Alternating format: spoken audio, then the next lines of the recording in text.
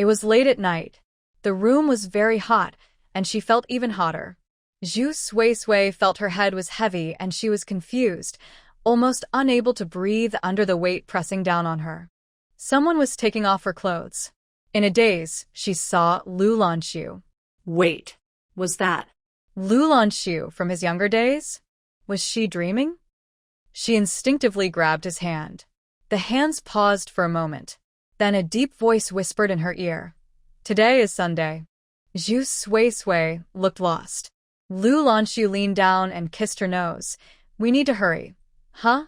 Zhu Sui was completely bewildered. She glanced around the room. Then she realized. She was lying on a heated bed, covered with a large double happiness blanket, and there was a half-peeled red character on the window. A light bulb swayed from the ceiling, and there was an old wooden vanity, wardrobe, and desk. This seemed to be the room she shared with her in-laws. How many years had it been? She had clearly moved out. It was indeed a dream. Zhu Sui felt genuinely hungry. She had decided to get a divorce, yet she was dreaming of such a distant past. And about this kind of thing.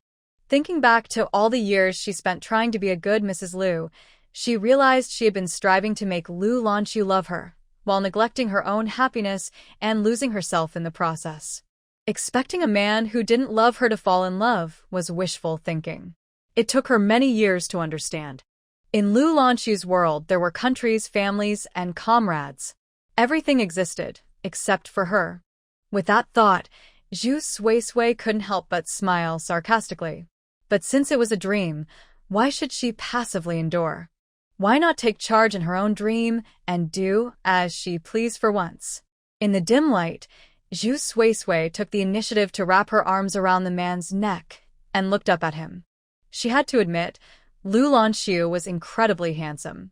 With slightly upturned phoenix eyes and thick, curled eyelashes, his lowered gaze cast a flirtatious shadow that didn't diminish Zhu Sui's admiration. His high nose and well-built body, broad shoulders and narrow waist, standing at 6'2", all highlighted his advantages. And his usually cool demeanor now showed a hint of impatience. His breathing was unsteady, fierce yet restrained. The man was in control. Zhu Sui took control and pinned the person down. Her long hair fell freely over her smooth, fair skin. She looked different, almost like a fairy, and lifted Lanxu's chin to take a closer look. Indeed, she looked even more beautiful this way. It had been a long time since Zhu Sui had seen such a young Lanxu. She thought to herself, no wonder she was so infatuated when she was younger. Just one glance at Lanxu made her want to marry him. The struggles of being attracted to looks. Unable to resist, she leaned in and gave him a quick kiss. Lanxu's throat moved, and his gaze deepened as he instinctively tried to regain control. Seeing this, Zhu Sui felt a bit annoyed. Is it your dream to take charge here? She thought. She firmly held Lanxu's hand and playfully slapped his face, pretending to be fierce. Be good, then. Zhu Sui happily did everything she wanted. Time passed, and Zhu Sui's beautiful face showed signs of satisfaction as she lay back on the bed, feeling completely relaxed. Lanxu's dark eyes, which had held a hint of desire, were now gradually clearing up. He reached out to pull his soft wife into his arms. Zhu Sui felt uncomfortable and kicked him with her foot, pouting a bit. I'm all sweaty and uncomfortable. Don't get too close. Although she thought she sounded fierce, her soft voice and delicate tone made it sound more like a playful complaint. In reality, she would never dare to speak to Lanxu this way, as he was seen as a perfect figure by everyone. Even watching him from afar felt like a form of disrespect. But this was a dream, after all. What did she have to be afraid of when it came to a fictional character? Hearing her, Lanxu looked down at her with eyes as cold as winter frost. Zhu Sui felt a bit intimidated and even a little guilty. But since it was her dream, she boldly pinched his chest and patted his face, saying, Why are you staring at me? If you hadn't done well this time, I wouldn't even let you on the bed, believe it? Actually, he had done more than just well. The The sensations in the dream felt incredibly real. Zhua Suisui thought this man was almost too much for her to handle. Lu Lanxu. He got out of bed. Huh. NPCs can feel unhappy too? Zhu Suisui muttered to herself. But soon, she stopped thinking about that. Because the next second, she saw the man's broad shoulders and his waist and further down.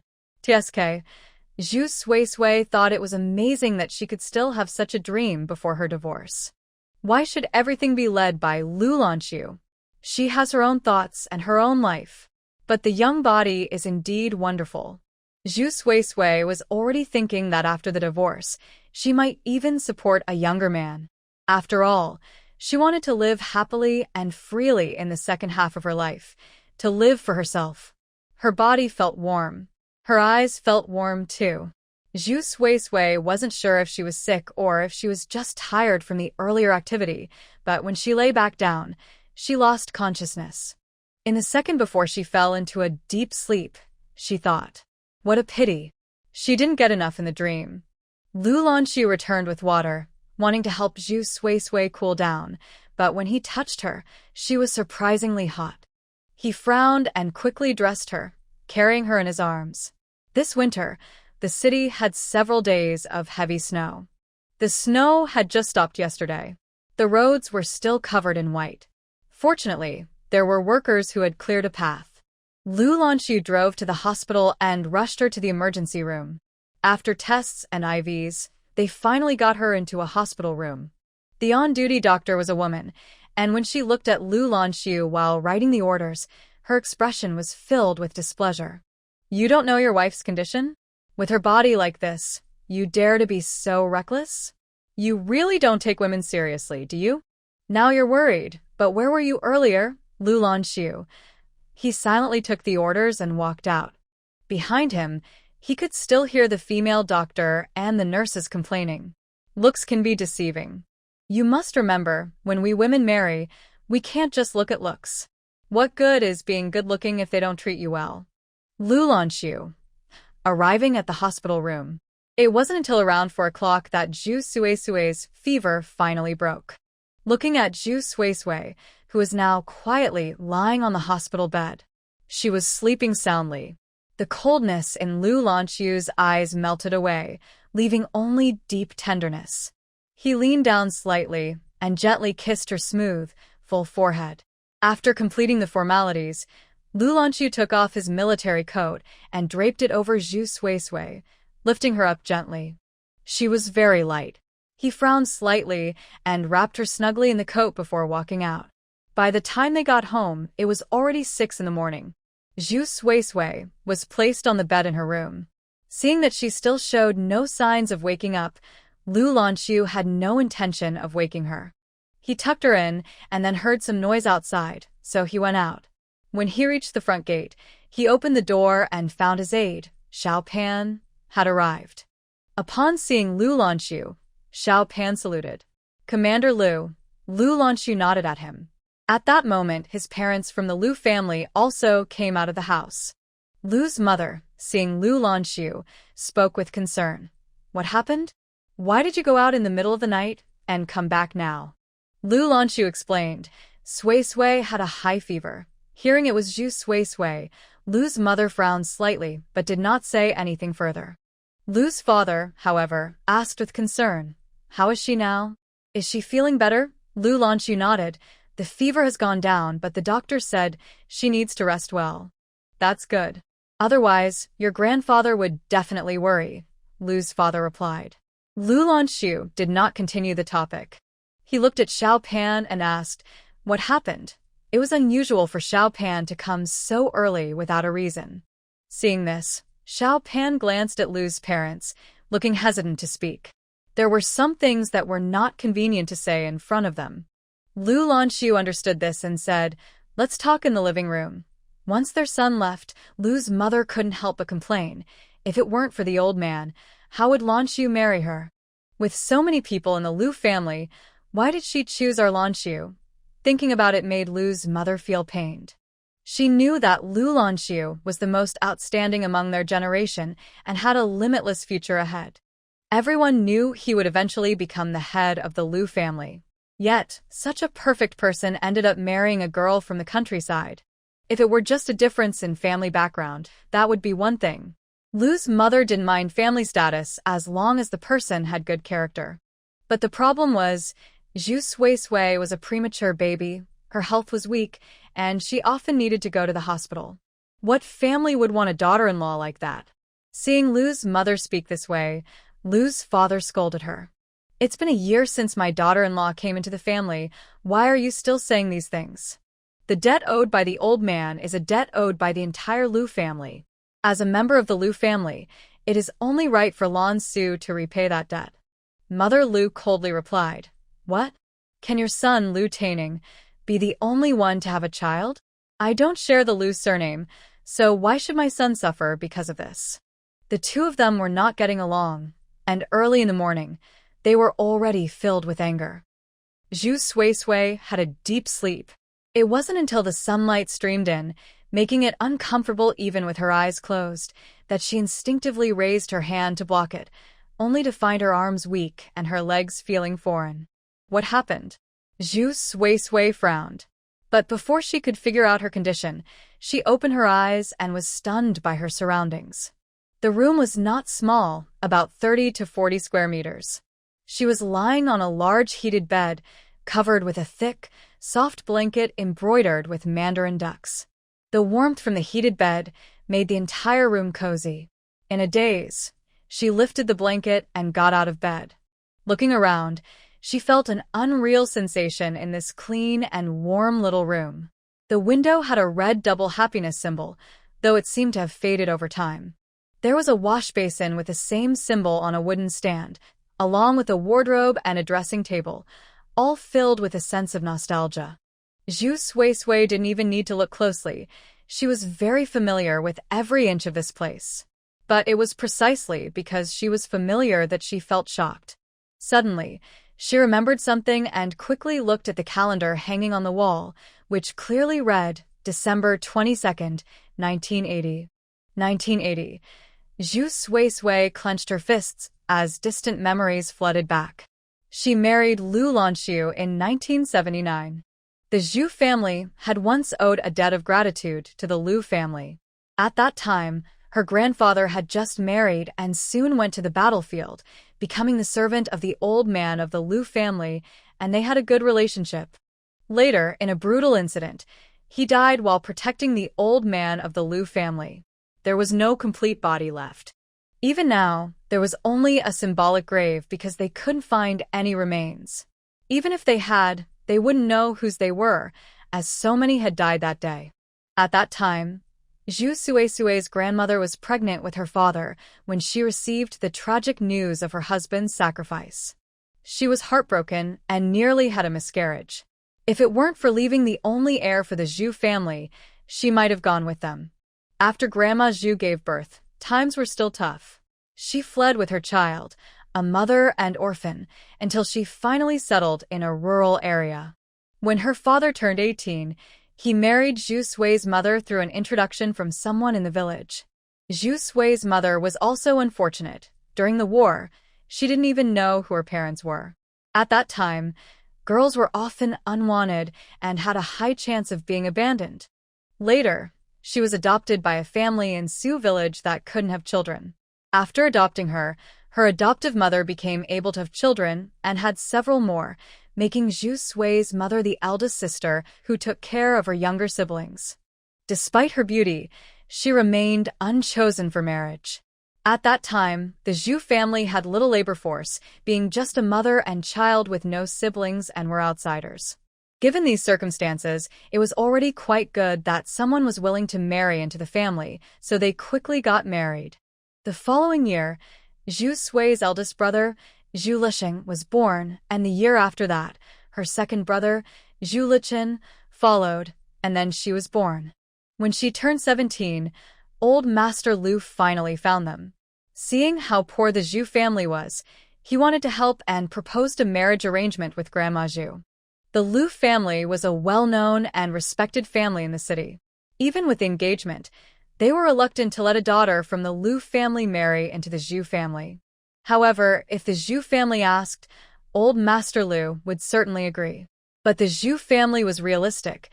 They couldn't afford such a precious family. If they insisted, the favor would turn into resentment. It was better to marry off the youngest daughter. Once this was decided, old Master Lu made it official. He allowed Zhu Sui to choose anyone from the Lu family she liked. As long as she agreed, she could marry whoever she wanted. That year, she met Lu Lanxu, who was like a flower on a high mountain. From that moment, she fell in love at first sight. Not surprisingly, Zhu Sui followed her heart. In the crowd, with a heart full of youthful dreams, she pointed to Lu Lanxu. When Zhu Sui reached the legal marriage age, Lu Lanxu took a leave and returned. They went to get their marriage certificate and held a wedding. Just like that, she became Mrs. Lu. In 1979, when the team was busiest, Lu Lanxu stayed home for 3 days before leaving, without taking her along. Zhu Sui was very fond of Lu Lanxu and actually hoped to join the military with her, but since Lu Lanxu didn't mention it, she didn't dare to say anything for fear of upsetting her husband. She was alone in the unfamiliar city of Beijing, feeling quite sad inside. This place was very different from the countryside, both in people and things. To be honest, Zhu Sui was not used to it at all. The Lu family was a big family with many rules, and she lived with her in-laws. Coming from a humble background, it was common for her to feel embarrassed. Zhu Sui could only tell herself to learn more and work hard, not to bring shame to the Lu family, especially not to Lu Lanxu. She knew her husband was excellent, holding an important position in the military at a young age, with a bright future ahead. If it weren't for her grandfather's kindness, she would never have been able to match someone as talented as Lu Lanxu. The huge difference in their social status, combined with her husband's frequent absences and the unfriendly treatment from those around her, including some members of the Lu family, made Zhu Sui feel insecure. She desperately wanted to fulfill her role as Mrs. Lu, to take good care of the family, and to never bring shame to the Lu family in Beijing. Even when people laughed at her, she would just grit her teeth and swallow her grievances. 20 years passed like this. Lu Lanxu rose quickly, becoming the youngest leader and taking over the Lu family, becoming its head. In Beijing, it was hard to find another person as remarkable as him. Unfortunately, as his wife, she had not given Lu Lanxu any children. Zhu Sui tried everything. At first, she discussed it with Lu Lanxu, but he always brushed her off, saying it wasn't the right time. Later, she secretly tried to use birth control methods, but still didn't get pregnant. After that, she sought various so-called miracle doctors, hoping to conceive through medication. But Lu Lanxu found out. One day, he handed her a document. It was a medical report stating he couldn't have children. The handsome man stood before her, his voice low. "Suasua, please stop taking those medicines. Let's just continue like this, okay?" At that moment, Zhu Sui believed him and felt sad that she couldn't have a child with the man she loved. But fearing to hurt Lu Lanxu, she didn't dare to bring up the topic of having children again. This news quickly spread from Lu Lanxu. The pressure from the Lu family to have children lessened, and they became friendlier towards Zhu Sui. However, much later, while packing her things, Zhu Sui accidentally discovered an old, yellowed document about a sterilization procedure. Zhu Sui finally understood that it wasn't that Lu Lanxu couldn't have children, it was that he didn't want to have them with her. He disliked her so much that he wouldn't even consider having a child with her. Perhaps she had pushed too hard back then. Over the years, living with Lu Lanxu, Zhu Sui had learned about his character. Although he was cold, he was a good person. Because of his excellence, the Lu family would eventually be handed over to him, so Lu Lanxu gradually began to represent the family, handling any matters that arose. In the military district, everyone who interacted with Lu Lanxu, whether they were comrades, colleagues, or people from other units, praised him. Such a person could marry her out of responsibility, even if he didn't love her. He just didn't want to have a child with her. But Zhu Sui loved him. From the moment she met Lu Lanxu at 17, she knew she was completely captivated. Her love for him had supported her through these years. The admiration she felt as a young girl had only grown stronger over time. Now that this dream was shattered, could she really continue to deceive herself and maintain this failed marriage? She couldn't do it. All her attempts to warm his heart had become mere fantasies. It was time to wake up from this dream. That's when the thought of divorce crossed her mind. Later, she felt a sudden sharp pain in her head and struggled to remember what happened next. She vaguely recalled that she had called Lanxu that night, planning to discuss divorce when he returned the next day. But unexpectedly, when she opened her eyes again, she found herself reborn. At that moment, a knock on the door interrupted her thoughts. Zhu Sui paused, wondering if it was Lanxu. The thought of him stirred her emotions again. She took a deep breath and sarcastically smiled. After a moment, she calmed down and said, "I'm coming." Now, she had accepted the reality of her rebirth. Perhaps heaven had taken pity on her and granted her a second chance. In this life, she decided to live differently, no longer putting all her heart into Lanxu. Forget about love. She didn't need it. Zhu Sui wanted a divorce now. She would confront Lanxu about it immediately. She is only 19 and has plenty of wonderful time ahead. Why should she tie herself down to one man? After the divorce, Zhu Sui can find a few young men to enjoy life to the fullest. Since she has decided to get a divorce, she doesn't want to drag things out. Perhaps this will also be a relief for Lanxu, allowing him to pursue his own happiness. Right now, he is at home. After all, she needs to bring up the divorce with Lanxu first. Once they both agree, the paperwork will be quick. Thinking this, she lifted her foot to move forward, ready to open the door. But as soon as she moved, she felt her legs ache as if they were filled with lead. Memories of last night flooded her mind. She immediately looked down at herself, noticing the marks that proved how intense last night had been. Zhu Sui thought, "So, I really did have a rebirth last night. It wasn't a dream." Taking a deep breath, she kept a blank expression. "It doesn't matter. As long as I don't acknowledge it, it never happened." If asked, she would just pretend to forget everything.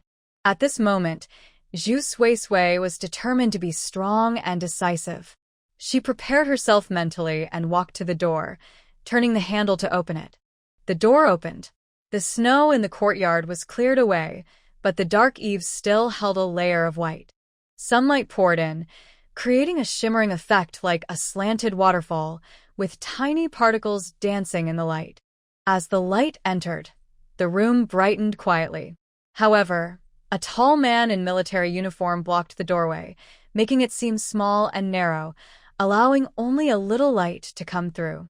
Under this cascade of light, Zhu Sui looked up at the familiar yet strange face before her.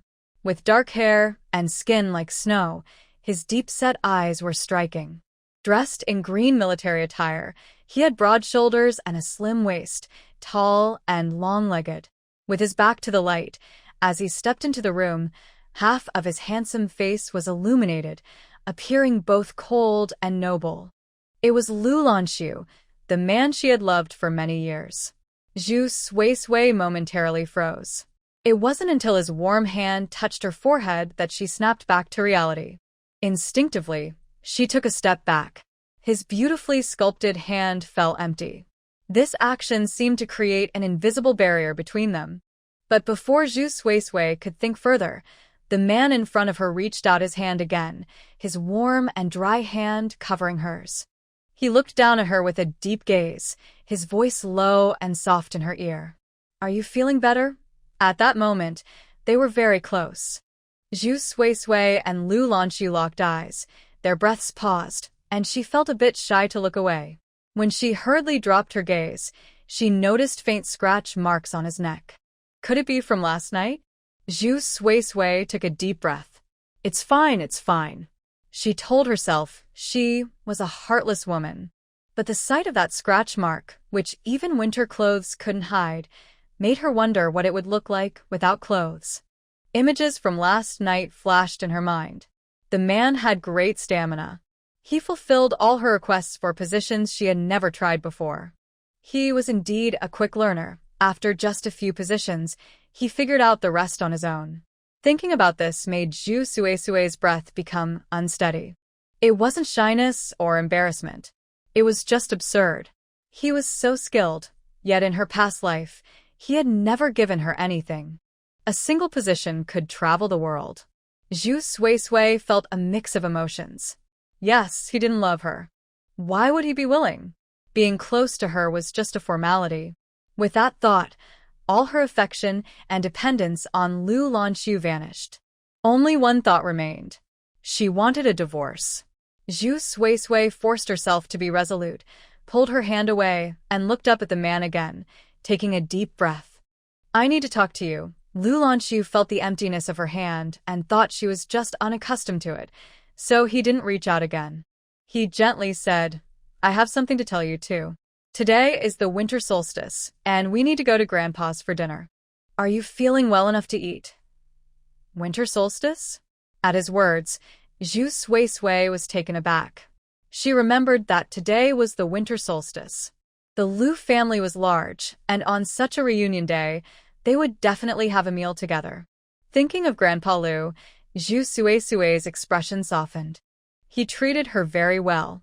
Perhaps out of a sense of obligation or genuine affection, Grandpa Lu always made sure to give her the best, worried that she might feel out of place in the family. He would often send her gifts, treating her like his own granddaughter. Although she had decided to divorce, this was a matter between her and Lu Lanxu, and she didn't want to sever her bond with Grandpa Lu. She still wanted to be filial to the old man. She originally wanted to talk about divorce, but felt it was not the right time. Any conversation between them would surely affect the dinner.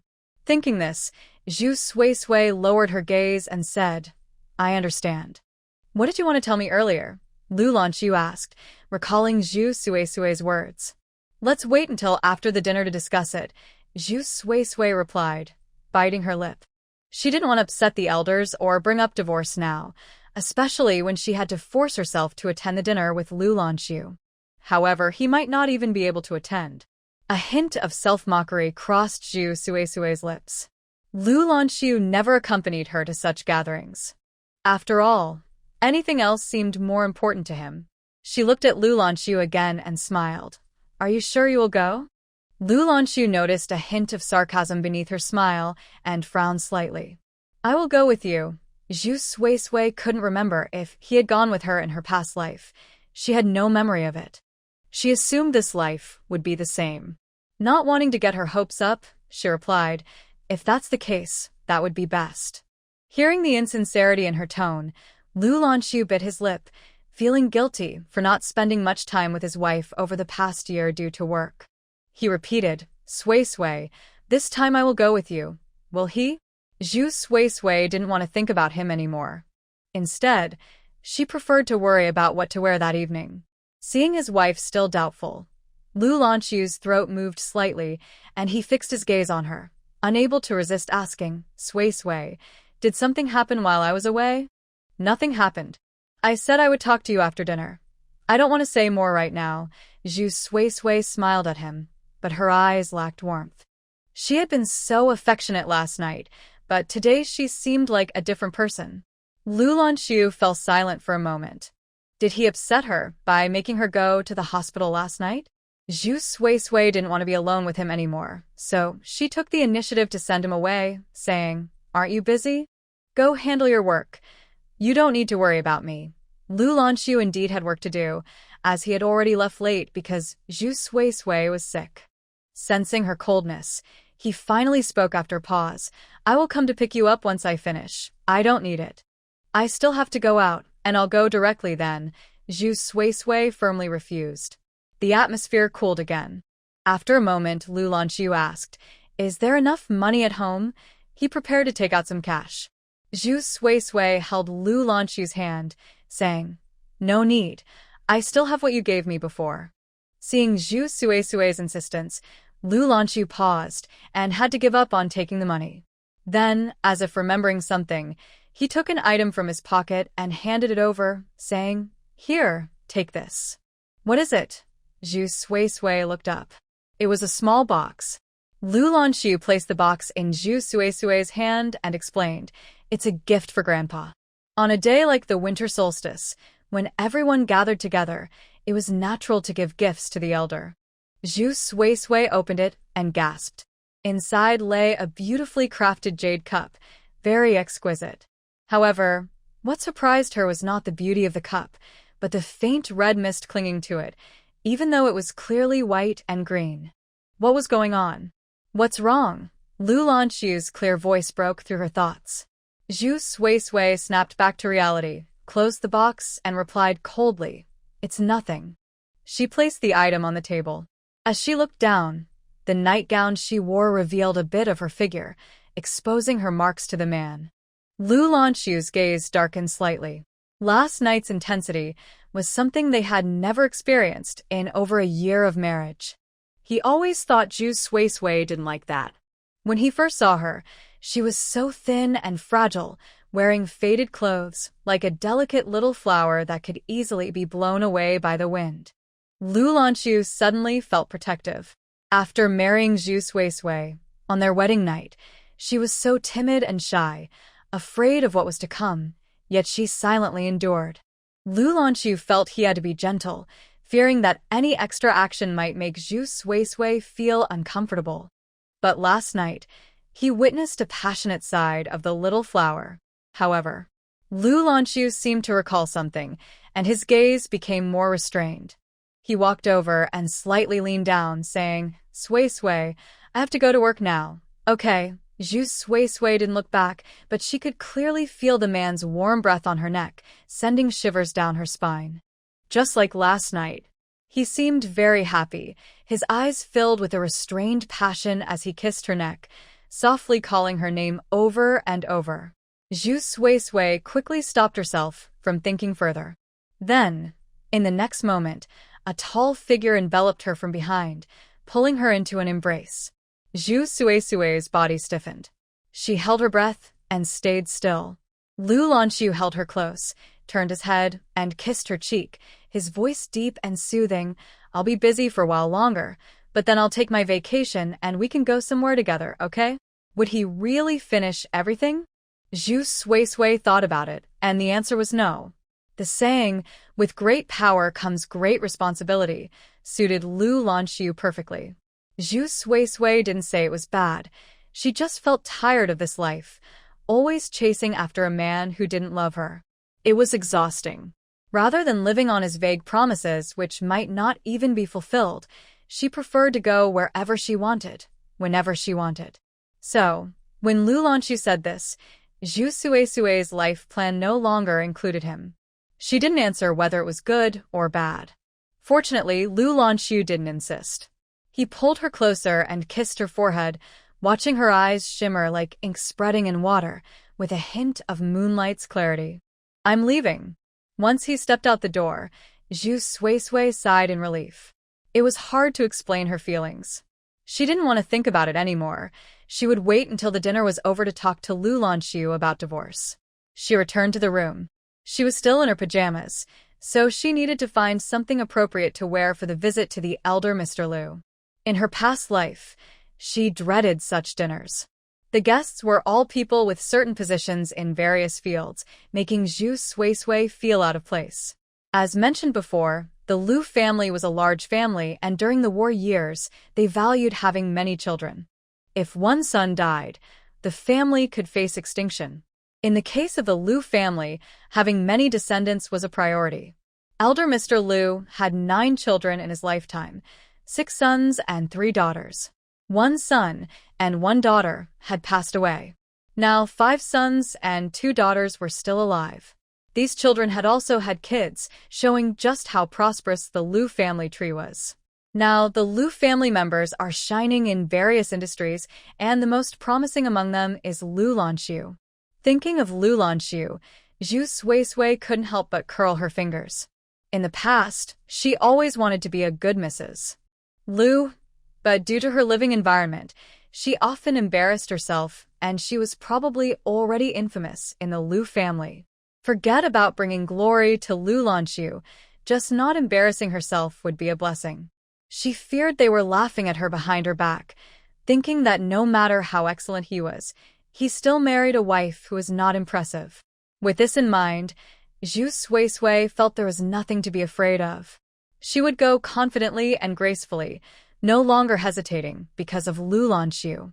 This time, she would live for herself, and anyone who tried to mock or ridicule her would be met with a strong response instead of silent endurance.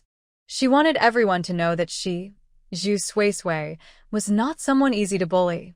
Following her memory, Zhu Suisui rummaged through her things and found a black fitted long dress that reached her ankles. She also discovered a burgundy velvet coat, which she seemed to have bought with Lanxu while shopping in a department store for their wedding. It must be said that Lanxu had great taste. The clothes he chose were not overly luxurious, but had perfect color combinations and elegant cuts. In her past life, she rarely wore such clothes, not because she didn't like them, but because she couldn't bear to wear them. This was the first outfit Lanxu had bought for her, and it held special meaning. She had kept it for 20 years, and when she took it out, it still looked brand new. Now, the clothes are just material items, and since the original owner no longer wanted them, she didn't care about the clothes' condition. Zhu Suisui quickly changed into the outfit and, looking in the mirror, realized she had changed quite a bit. Especially her eyes. Her eyes resembled her mother's, sparkling and enchanting. Now they were even clearer and brighter than in her past life, like exquisitely polished gems, radiating charm and brilliance that could captivate anyone at first glance. This was indeed surprising. Her appearance was enhanced by her eyes. The once sorrowful and self-pitying expression on her face relaxed, and paired with this outfit, she looked stunning, as if she had undergone a transformation. Thinking of this phrase, Zhu Suisui couldn't help but smile. Hadn't she just transformed? However, the change in her eyes suddenly reminded her of that red mist, and her expression became serious. Could it be that besides being reborn, she had been granted some special ability? This is indeed possible.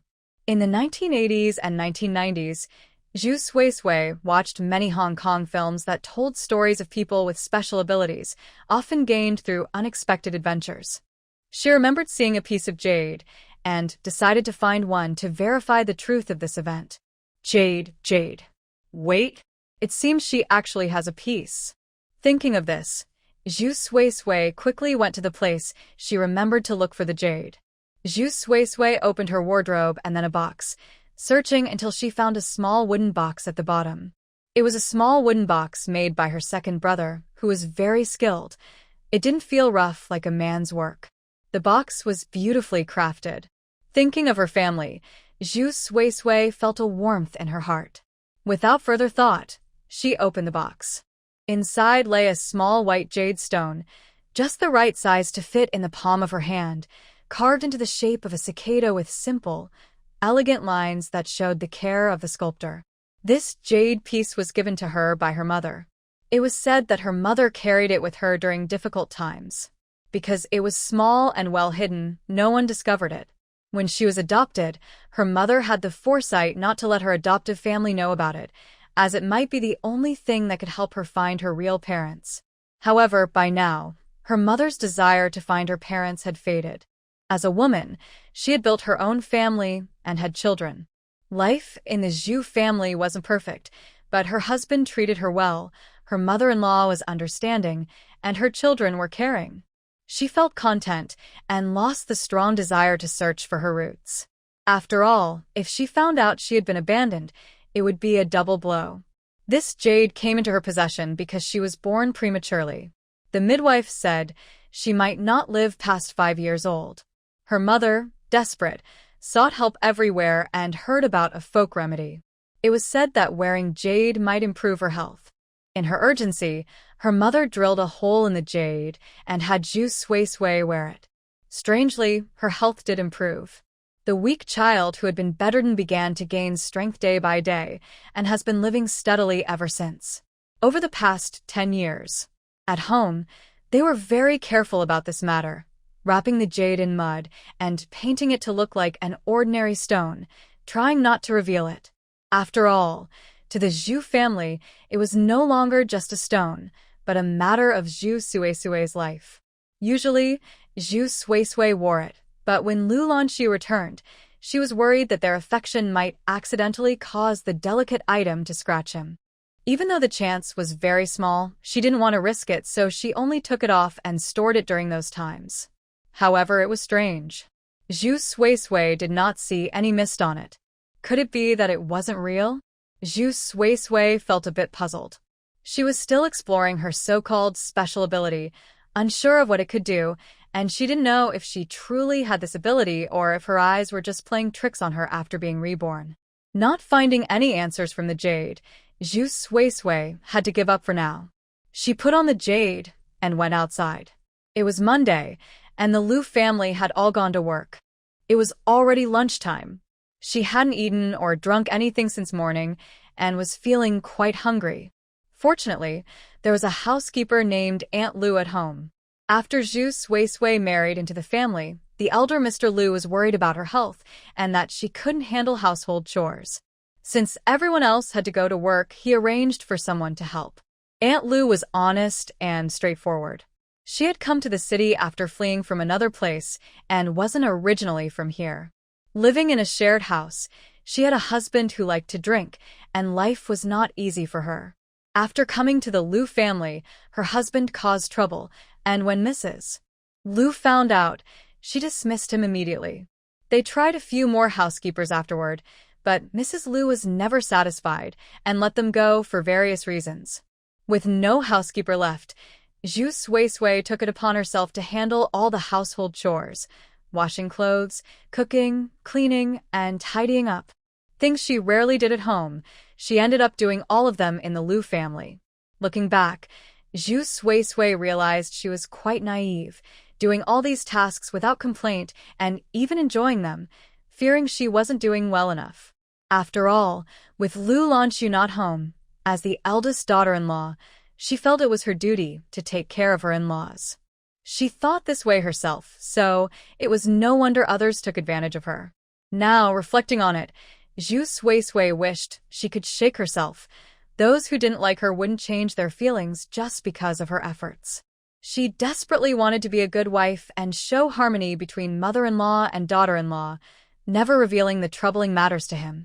As Lu's mother welcomed her son back, she intentionally took on household chores to show family harmony. I was really foolish back then, thinking my mother-in-law was nice. Now I realize she probably just didn't want Lu Lanxu to know. This situation continued until later, when Zhu Suisui moved out, and the couple lived alone, which improved things. In this life, Zhu Suisui won't be so naive. That old woman can do what she wants. I won't serve her anymore. I must divorce Lu Lanxu. As for Luma, she took good care of me while I lived in the Lu family. Perhaps because we were both from the countryside and spent so much time together, she was especially kind to me. In my past life, I couldn't help Luma. By the time I realized, she had already been let go and lost the Lu family's support. She couldn't escape her alcoholic husband and had to struggle to survive. In this life, if possible, I want Luma to break free from her marriage and choose to divorce that abusive man. So this job at the Lu family becomes very important. Without a job or income, a woman lacks confidence and loses the courage to divorce. Speaking of work, Zhu Suisui suddenly fell into deep thought. It seems she needs to find a job quickly. Otherwise, if she gets divorced and goes back to her family in the countryside, the gossip would be frightening, especially since divorce is a big deal these days. Her family might not say anything, but people can be cruel, and it could affect her brother's chances of finding partners. Zhu Suisui doesn't want to return to the countryside. Ideally, she would bring her family to the city. After all, she can't leave right away. She can first focus on finding a job. It's not that Zhu Suisui doesn't want to start a business. She simply has no experience. Living in the Lu family for years, she has only been a housewife and has never worked. Even with her rebirth, she can't set lofty goals right away. She needs to find a stable job first. In the living room, when Luma saw her awake, she wiped her hands on her apron and smiled. "You must be hungry." I've made some porridge and have bone soup warming up. Eat a little to settle your stomach. You just got over being sick, so it's best to avoid greasy food. Thank you, Luma, Zhu Suisui replied with a sincere smile. Then, as if remembering something, she cautiously said, Luma, I thought I saw someone lurking by the door earlier. Please be careful when you go out to buy groceries. Upon hearing this, Luma's body instantly stiffened. Luma wasn't very good at lying. Her body language was stiff. She brought out the porridge and soup and placed them in front of Zhu Suisui. When she spoke, she hesitated, her eyes darting around. It might just be someone passing by. Zhu Suisui smiled at her, and when the intensity of her gaze made Luma uncomfortable, she picked up the spoon and elegantly started eating the porridge. This action caught Luma's attention. Previously, when Zhu Suisui ate, she still showed some signs of being from the countryside. People from the countryside focus on getting full. Whatever food they eat is theirs, and they don't pay much attention to dining etiquette. But the Lu family was different. Everyone in the Lu family had a graceful way of eating, which Luma noticed right away. Only Zhu Suisui's eating style felt out of place. Sometimes she made sounds while eating, or even smacked her lips. This led to some funny moments. Once Luma saw her secretly crying, and after that, Zhu Suisui became more careful while eating. Even when others put down their bowls, she would too, even if she wasn't full. Luma noticed this and would secretly bring her food at night. But now things were different. Zhu Suisui's posture was natural and smooth, just like the Lu family members. Her beauty and composure added an extra touch of elegance, almost reminiscent of Lanxu. After finishing her meal, Zhu Suisui casually wiped her mouth with a napkin, her movements fluid. She then turned to Luma with a gentle tone. Luma, I know you care for me the most in the Lu family. If anything happens, please let me know. Maybe I can help. Hearing this, Luma instinctively felt tears welling up. She knew Zhu Suisui was serious. Over the past year, Zhu Suisui had been the kindest to her in the Lu family. But Luma thought that Zhu Suisui couldn't even take care of herself. Others saw her beautiful exterior and assumed she had a good marriage, but the struggles of marrying into a wealthy family were known only to her. Luma wiped her tears and smiled, saying, There's nothing to worry about. I'll get back to work now. Watching Luma clean up the dishes and get busy, Zhu Suisui sighed. She understood that Luma didn't want to trouble her, but Luma couldn't solve her husband's drinking problem. If this continued, once Luma found out, Luma would surely be dismissed. It seemed she needed to think of another way. After the meal, Zhu Suisui didn't plan to stay home for long. Since she had free time, she decided to go out for a stroll before heading directly to old Master Lu's place. Previously, she thought she would wait until the Lu family was all gathered before leaving with them, to show a united family. But now, she no longer planned to continue being a daughter-in-law of the Lu family, so there was no need to act together. She could do as she pleased. After telling Luma, Zhu Suisui took a gift for old Master Lu and put on a long cotton coat over her outfit, as it was still too cold after the snow melted. Since her health wasn't great, she didn't want to risk her well-being for the sake of appearance. She found a box in the cupboard, opened it, and saw a stack of cash along with some military supply vouchers. Every month, after covering her expenses, Lanxu sent the rest of his salary back to her. In this regard, the Lu family was quite decent. Lanxu's salary didn't have to be given to his parents, as they both earned their own money and didn't rely on him. So, Zhu Suisui actually had a good amount of money. Lanxu's salary was not low.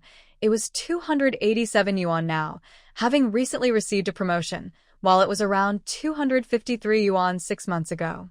Calculating, she had been married since September last year, so it had been a little over a year. Besides her own expenses, Lanxu had sent back about 150 yuan, totaling 1,873 yuan and 65 cents. That was quite a sum. This was just what she had saved in a year. Lanxu hadn't saved anything from his previous salary. When he was single, he spent most of his salary on the army, either helping injured soldiers or supporting the families of those who had sacrificed. After marrying Zhu Sui, things improved a bit. No matter how much he earned, he would at least ensure 150 yuan was sent to her for household expenses. As for the rest, whether he used it for himself or to help others, Zhu Sui didn't want to concern herself with that.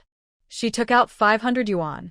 After all, this was community property, so Zhu Sui felt justified in taking it. Anyway, when she earned money in the future, she would pay Lanxu back with interest. It wasn't out of spite. She just didn't want to be accused of taking advantage of the Lu family after a divorce. She also didn't want to have any ties with Lanxu. She wanted to come clean and leave cleanly. This was Zhu Sui's pride. She planned to go for a walk around Panjia Alley. In Panjia Alley of the 49 city, people have been setting up stalls since the Qing dynasty, making it a legendary ghost market. Although it attracts a mix of people, it has a significant history. Here, the variety of items might even surpass those in a museum. In the 1990s, a museum even came here to buy items, only for experts to realize they had purchased fakes, which was quite embarrassing. This incident made Panjia Alley famous. Zhu Sui had seen this news before, but at the time, she thought it was just amusing since she didn't know much and would have been an easy target there. To find a good deal, one needs to have insight, experience, and the ability to discern. Zhu Sui knew nothing about this, but she wanted to try her abilities there.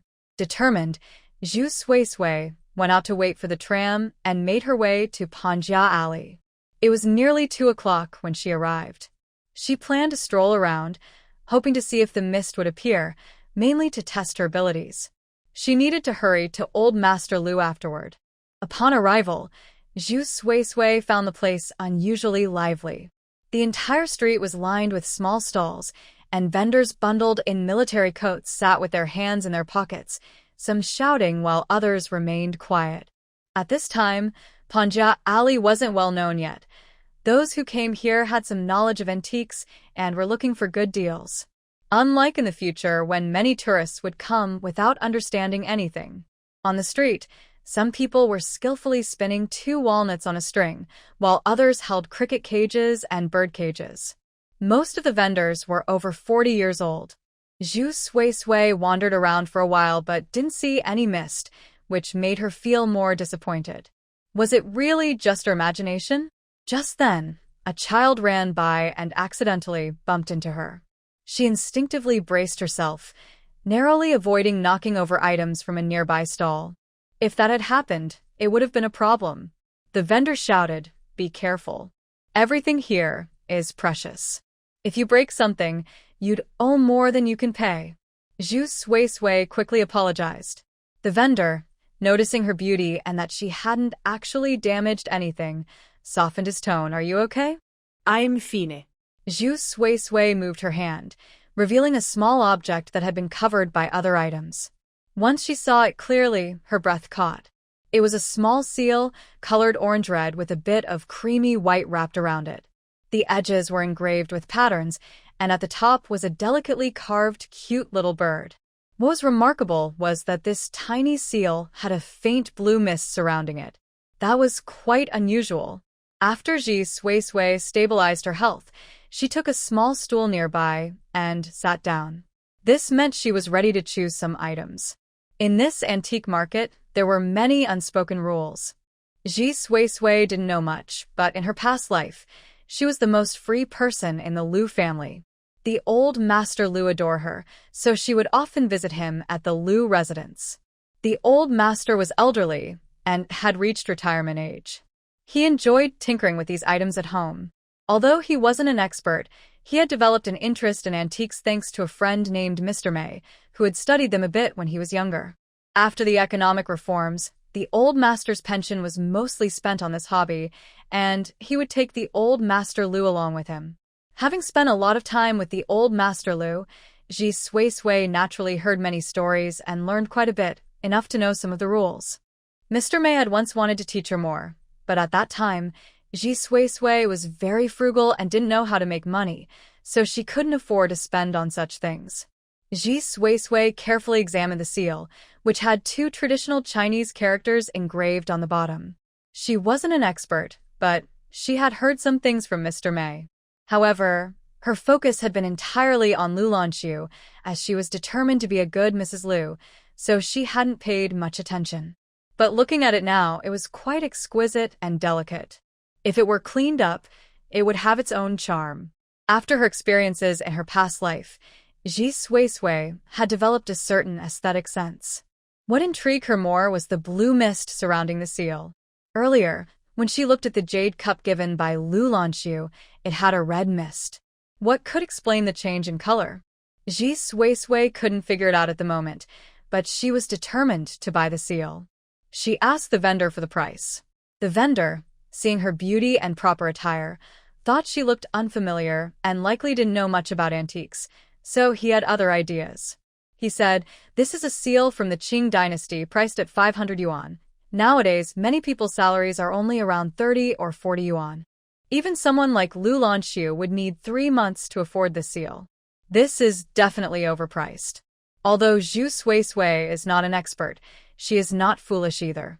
Besides, she only has 500 yuan in total. If she spends it all, she doesn't know when she will earn it back.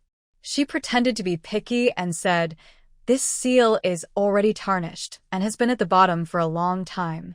I can only offer 200 yuan at most, otherwise I'll pass." Those who are picky are often the ones who buy. The vendor was delighted to hear this. Although this seal is indeed from the Qing dynasty, there are many like it. The more common an item is, the less valuable it becomes. Collectibles are valued based on their rarity. The more unique they are, the higher the price. If someone knowledgeable were to see this seal, they wouldn't even give it a second glance. Even if they wanted to buy it, they would only pay a few dozen yuan. However, the vendor thought this price was too low. After all, it is a Qing dynasty seal. Even if its origin is unknown, it is still an antique.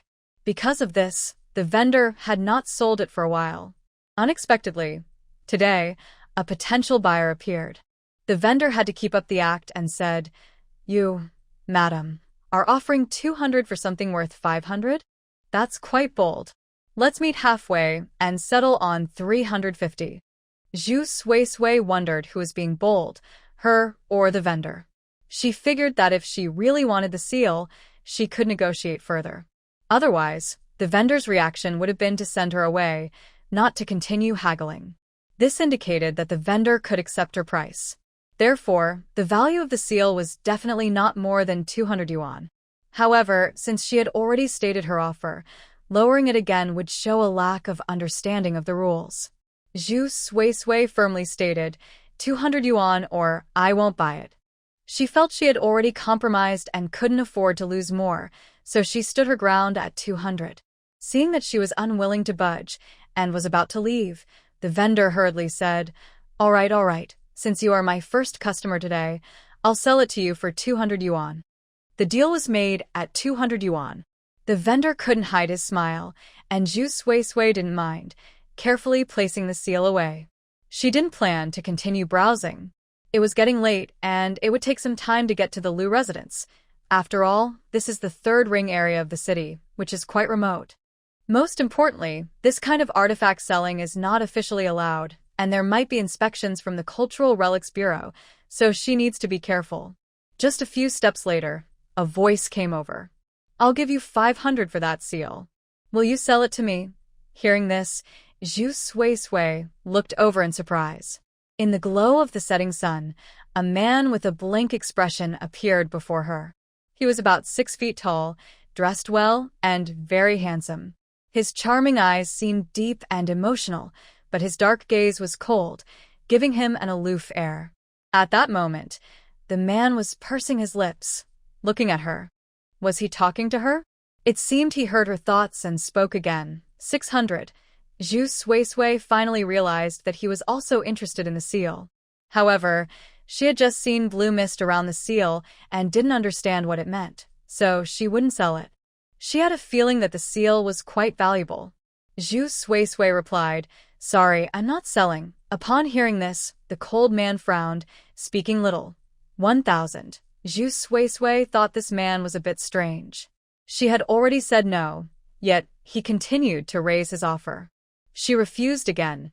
Even if you offer 10,000, I won't sell. I have things to do, so I'll be leaving now. After saying that, she ignored whatever the strange man said and walked away. As soon as Zhu Suisui left, a girl around 18 or 19 ran over, pouting at the man with disgust. Brother Ziqing, this place is so boring. Most of the things are from the late Qing dynasty and have no value. Let's go quickly. We still have to go to Uncle Lu's house for dinner tonight. After saying this, she noticed Yan Ziqing was looking into the distance and naturally, she followed his gaze but could only see a figure wrapped in a thick coat. Brother Ziqing, what are you looking at? Yan Ziqing withdrew his gaze and replied lightly, nothing. Hurrying along, Zhu Suisui finally arrived at the Lu residence before 5 o'clock. Old Mr. Lu lived in a house in a narrow alley on South Drum Lane, a property returned by the state.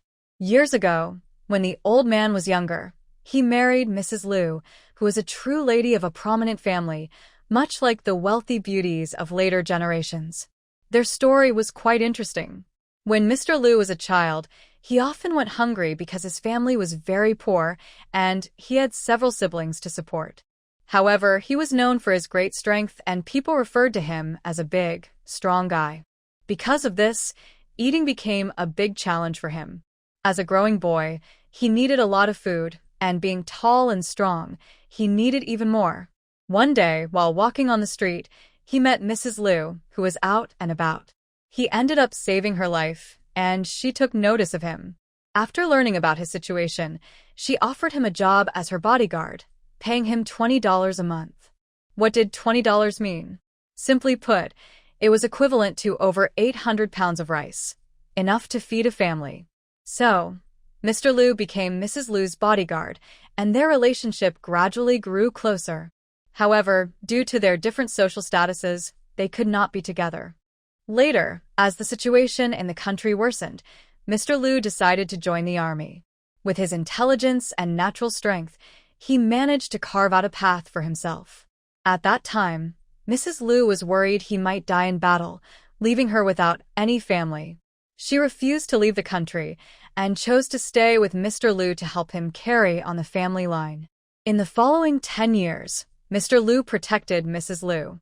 Otherwise, due to her background, she would have faced serious scrutiny. Unfortunately, before they could get through those 10 years, Mrs. Lu, suffering from the loss of her son and daughter and the changes in their environment, fell into deep depression and chose to join her children who had sacrificed for the country. Now, the house they lived in was once Mrs. Lu's family property. After settling matters, Mr. Lu traveled around and used various means to reclaim the house. Mrs. Lu's family was abroad, and they had not been in contact since then. Mr. Lu moved in, as it held memories of his wife's childhood. The old house was well-structured and thoughtfully built, as it had once belonged to a wealthy family.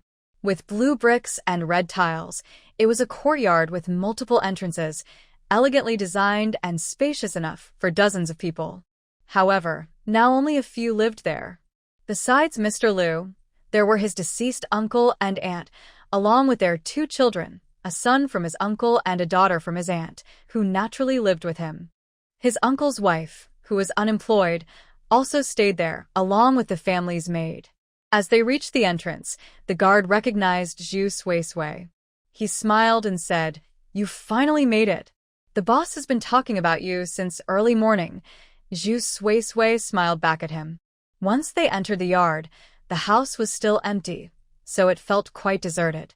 The old man was probably inside, busy with his writing and drawing, as no one was in sight. After hearing some noise, a woman came out from inside. Seeing Zhu Suisui, the woman quickly took her hand and warmly said, "Suisui, you finally arrived. The old man has been wondering when you would come. We've been waiting for you. Did something hold you up at home?" Then she looked behind Zhu Suisui, showing confusion. "Why did you come alone?" This was her second uncle's wife, Yurong. In her past life, Zhu Suisui thought Yurong was the kindest person in the Lu family, as she was always the most welcoming whenever Zhu Suisui visited. But little did she know, this second aunt had held a grudge against her for a long time. Back then, when old man Lu asked her to choose a husband, Yurong wanted her to pick her son. However, Zhu Suisui chose Lu Lanxu instead, which ruined Yurong's plans. As a result, Yurong's hopes were dashed. Yet, she maintained her kind and gentle image, so she couldn't openly turn against Zhu Suisui and instead made things difficult for her in subtle ways. When Zhu Suisui first married into the family, she didn't understand the rules, and Yurong was the first to be so warm to her, so Zhu Suisui listened to her and ended up making many mistakes. Luma already disapproved of her, and after that, she felt Zhu Suisui was an unworthy daughter-in-law and couldn't possibly like her. Not only that, but Yurong also gained many benefits from Old Man Lu by pretending to be nice to Zhu Suisui. Some things that Old Man Lu intended for her ended up in Yurong's hands, and Zhu Suisui was completely unaware. After Old Man Lu passed away, Yurong took over the house and secretly sold it to pay off her son's gambling debts. However, once involved in gambling, it's hard to quit. Yurong spoiled her son without limits and did many shocking things. Even worse, without Old Man Lu's supervision, Lu Qingji attempted to take advantage of Zhu Suisui. Fortunately, Lu Lanxu arrived just in time to prevent a disaster. At that time, Lu Lanxu was already the head of the Lu family, so he naturally had to get involved, especially since it concerned his wife. He directly handed the person over to the police for legal action. Yurong could not accept this. In front of Lu Lanxu, she scolded the entire Lu family and even brought up Zhu Suisui. She laughed coldly. There isn't a good person in the Lu family. The old man has so much retirement money, yet he still holds back from giving it all to my Qingji, claiming to care for him, but that's nonsense. My Qingji is such a good boy. It's this shameless woman, always flaunting herself in front of my Qingji, that led him to make mistakes. Do you think she only seduced Qingji? Who knows how many affairs she has outside? And you still support her, Lu Lanxu. Are you trying to make yourself look foolish? In Yurong's eyes, she would do anything to help her son get what he wanted. Qingji went astray only because Zhu Suisui didn't marry him. Now, wanting to force Zhu Suisui, she believed it was all because Zhu Suisui had seduced him first. Listening to these words, Zhu Suisui felt shocked. How could there be such a person?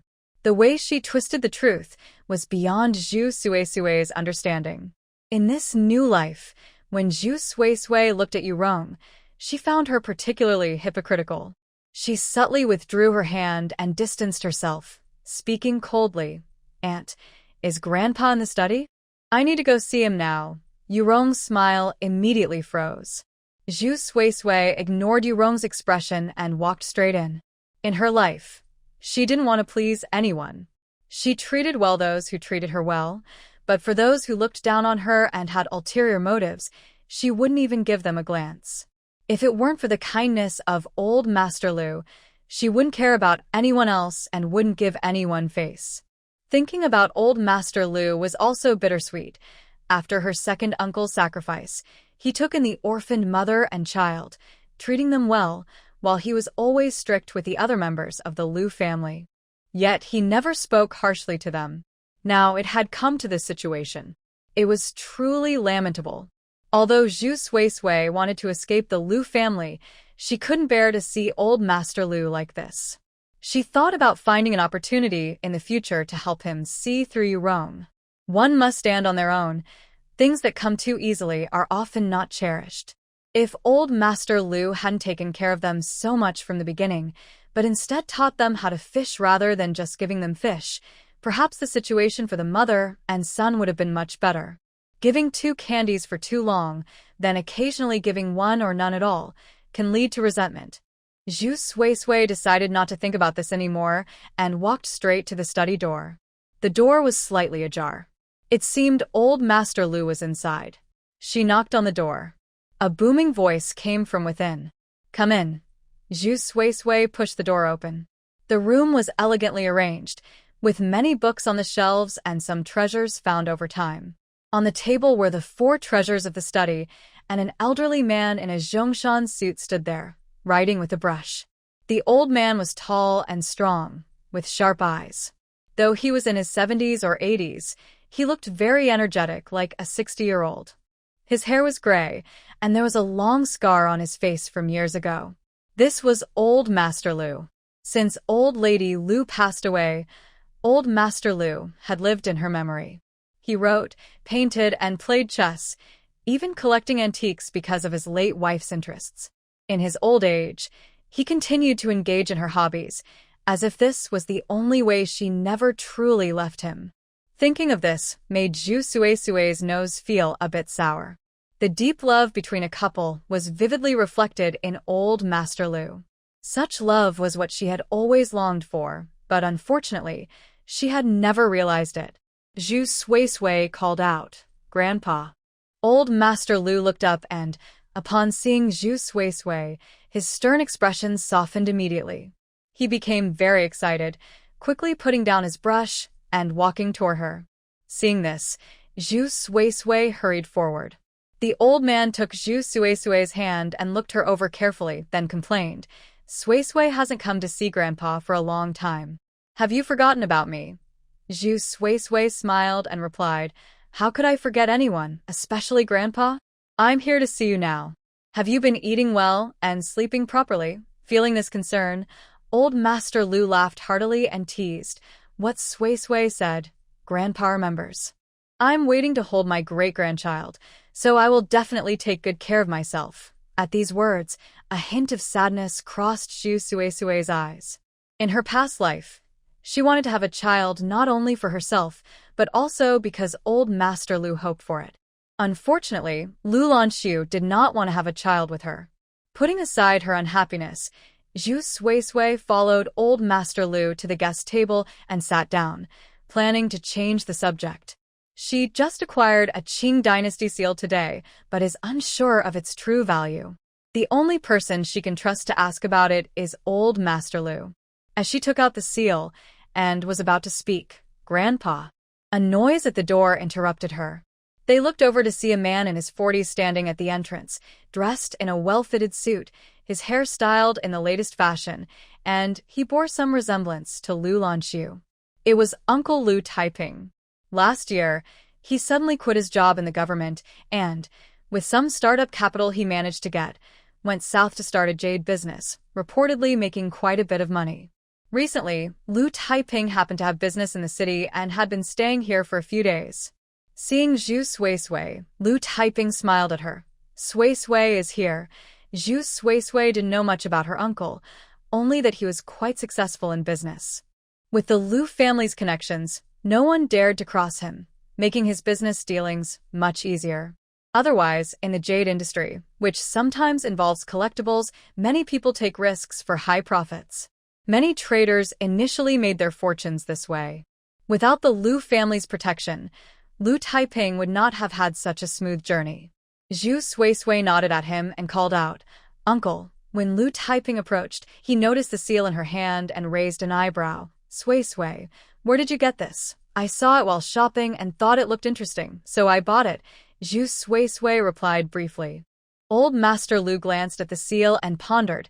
"This looks like a Qing dynasty seal." Zhu Suisui smiled. "Grandpa has a good eye." The seller did say it was a Qing dynasty seal, but I don't know much about it. "I just thought it looked nice and wanted to ask you." Before Old Master Lu could respond, Lu Taiping said, "It's not worth much, maybe a few dozen yuan." "How much did you pay for it?" Upon hearing this, Zhu Suisui was skeptical. Since she saw blue mist around the seal, it must have some value. Though she was new to her abilities and didn't know the difference between red and blue mist, she remembered that a stranger had offered her a price of 1,000, so she felt she hadn't made a mistake. Zhu Suisui replied, "I spent 200. Lu Taiping frowned, and after a while he reluctantly said, "As long as you like it, Suisui." Not knowing much but still wanting to buy these things, isn't that just waiting to be fooled? Zhu Suisui doesn't have a job, and this money is from the Lu family. She really is a country girl. Once she has money, she spends it recklessly, like a small person suddenly becoming rich. Old Mr. Lu saw this and defended Zhu Suisui, giving Lu Taiping a stern look. He then turned to Zhu Suisui and said, "It's just a small item. Grandpa will cover the 200. Zhu Suisui naturally didn't want that and quickly replied, "No need, Grandpa, I have money." "How can it be the same?" Our Sui Sui rarely finds something she likes. Grandpa is happy to spend this money. Old Mr. Lu looked at her with affection and smiled. At that moment, a clear female voice came through, tinged with a hint of jealousy. Grandpa, you are so generous. Earlier, when I liked a few outfits, it only cost a few hundred, and you scolded me for not understanding hard work. Now, my sister-in-law gets fooled outside and buys useless things, yet you willingly pay for her foolishness. How can you be so biased? Zhu Sui Sui looked over. The newcomer appeared to be in her 20s, the daughter of the fourth son of the Lu family, Lu Xueka. Being from the Lu family, she was naturally good-looking, standing about 1.6 meters tall and dressed very stylishly. As the only child of Uncle Lu and his wife, and a late-born daughter, she was spoiled, which had made her somewhat spoiled. In her past life, Lu Xueka disliked her because her presence took away everyone's attention, and the family head, old Mr. Lu, favored Zhu Sui Sui to an extreme. She couldn't understand why someone from the countryside deserved such treatment. What qualifications did she have? Driven by jealousy, Lu Xueka would always throw a few jabs at her whenever they met. In her past life, Zhu Sui Sui endured it and didn't want to argue with anyone from the Lu family, fearing their displeasure. This only encouraged them to think she was weak and easy to bully. But this time, she didn't need to endure anymore. If others don't offend me, I won't offend them. This was Lu Xueka's own doing. Thinking this, Zhu Sui Sui smiled at Lu Xueka, appearing confident. Xueka, how do you know I was fooled? Do you have some knowledge about this stamp? Then tell me, how was I fooled? This was the first time Lu Xueka saw the usually submissive Zhu Sui Sui actively fight back. She couldn't help but think that Zhu Sui Sui looked much more beautiful than before, radiating charm. Standing at 1.68 meters tall, she had a slim waist, long legs, and a lovely face that was small and delicate, with a complexion like jade and skin as white as snow. Her soft, rosy lips and eyes that sparkled like water added to her allure, making her breathtakingly beautiful. Such beauty was striking and bold, and it was hard to find anyone more beautiful than Zhu Sui Sui, even in the city. In terms of appearance, she matched Lu Lanxu perfectly, like a pair of beautiful gems. However, in the past, Zhu Sui Sui often spoke with her head down, her voice so soft that it was hard to hear. She lacked confidence and grace, which diminished her beauty. But now, she stood tall and confident, her previous shyness seemingly gone. There was a calmness in her expression, giving her an air of someone who had overcome many challenges, and for a moment, she even resembled Lu Lanxu. This realization surprised Lu Xueka. Coming back to her senses, she knew Zhu Sui Sui was contradicting her and sneered. Didn't you hear what Uncle said? This seal is worth at most a few $dozen. Even if I don't understand, surely Uncle does. He's in this business. If you got tricked, you got tricked. $200 isn't much for our family, but your attitude after being deceived is quite disappointing. After saying this, Lu Xueka turned to Lu Taiping, insisting he respond. Uncle, do you think this thing is worth that much? Lu Taiping rubbed his nose, wishing he hadn't gotten involved. One was his niece, and the other was the grandfather's favorite granddaughter-in-law. He didn't want to offend either. He chose to smooth things over, saying, How about this? I'll buy the seal for 500. Value is determined by people, right? Xueka, don't be too harsh. Sui Sui is your sister-in-law. On the surface, it seemed he was helping Zhu Sui Sui, but he actually thought she had overpaid for something not worth that price. Lu Xueka understood this and looked at Zhu Sui Sui with disdain, her tone sarcastic. Sister-in-law, you are really lucky to marry into our Lu family. Lanxu's salary is decent, so he can afford those little trinkets for you. Plus, you still have your uncle and grandpa to support you. I really have nothing more to say. Old Master Lu wanted to speak, but noticed that Zhu Sui Sui seemed to want to handle it herself. After thinking it over, he decided to stay silent. He knew Zhu Sui Sui was a good girl who he genuinely liked, but she had been raised in the countryside and was a bit too timid.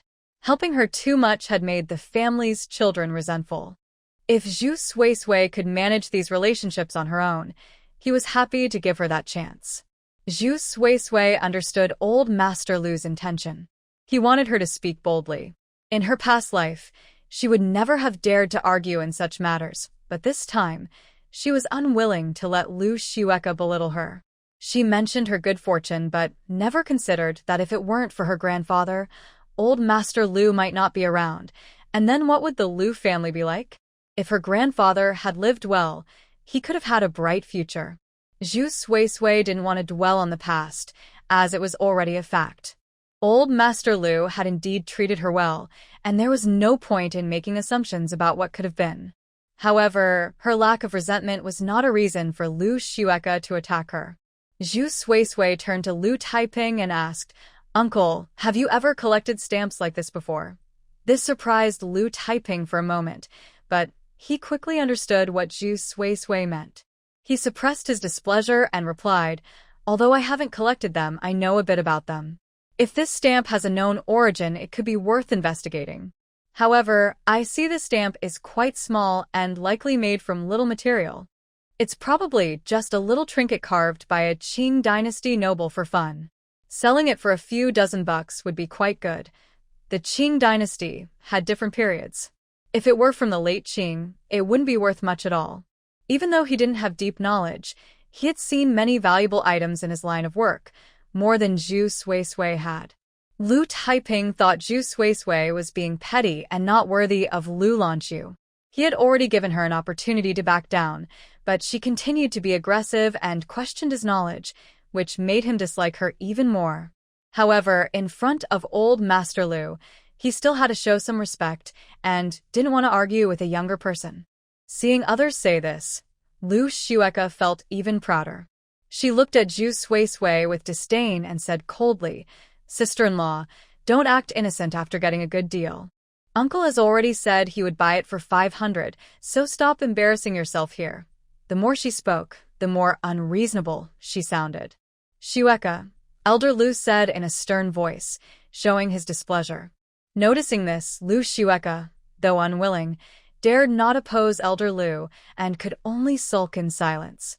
Zhu Suisui, however, ignored her and turned to Lu Taiping, saying, "Uncle, since you can't determine the origin of this seal, you can't assess its true value. Now that you say it's worthless, that makes no sense at all." Zhu Suisui had her reasons for saying this. She had just remembered that Lu Lanxu had asked her to give Elder Lu a jade cup, which in her past life, Elder Mei had seen and offered 500 for. In this life, she saw red mist around the jade cup, but blue mist around the seal.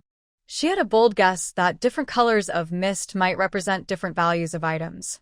Additionally, after buying the seal, a stranger had offered a high price of 1,000.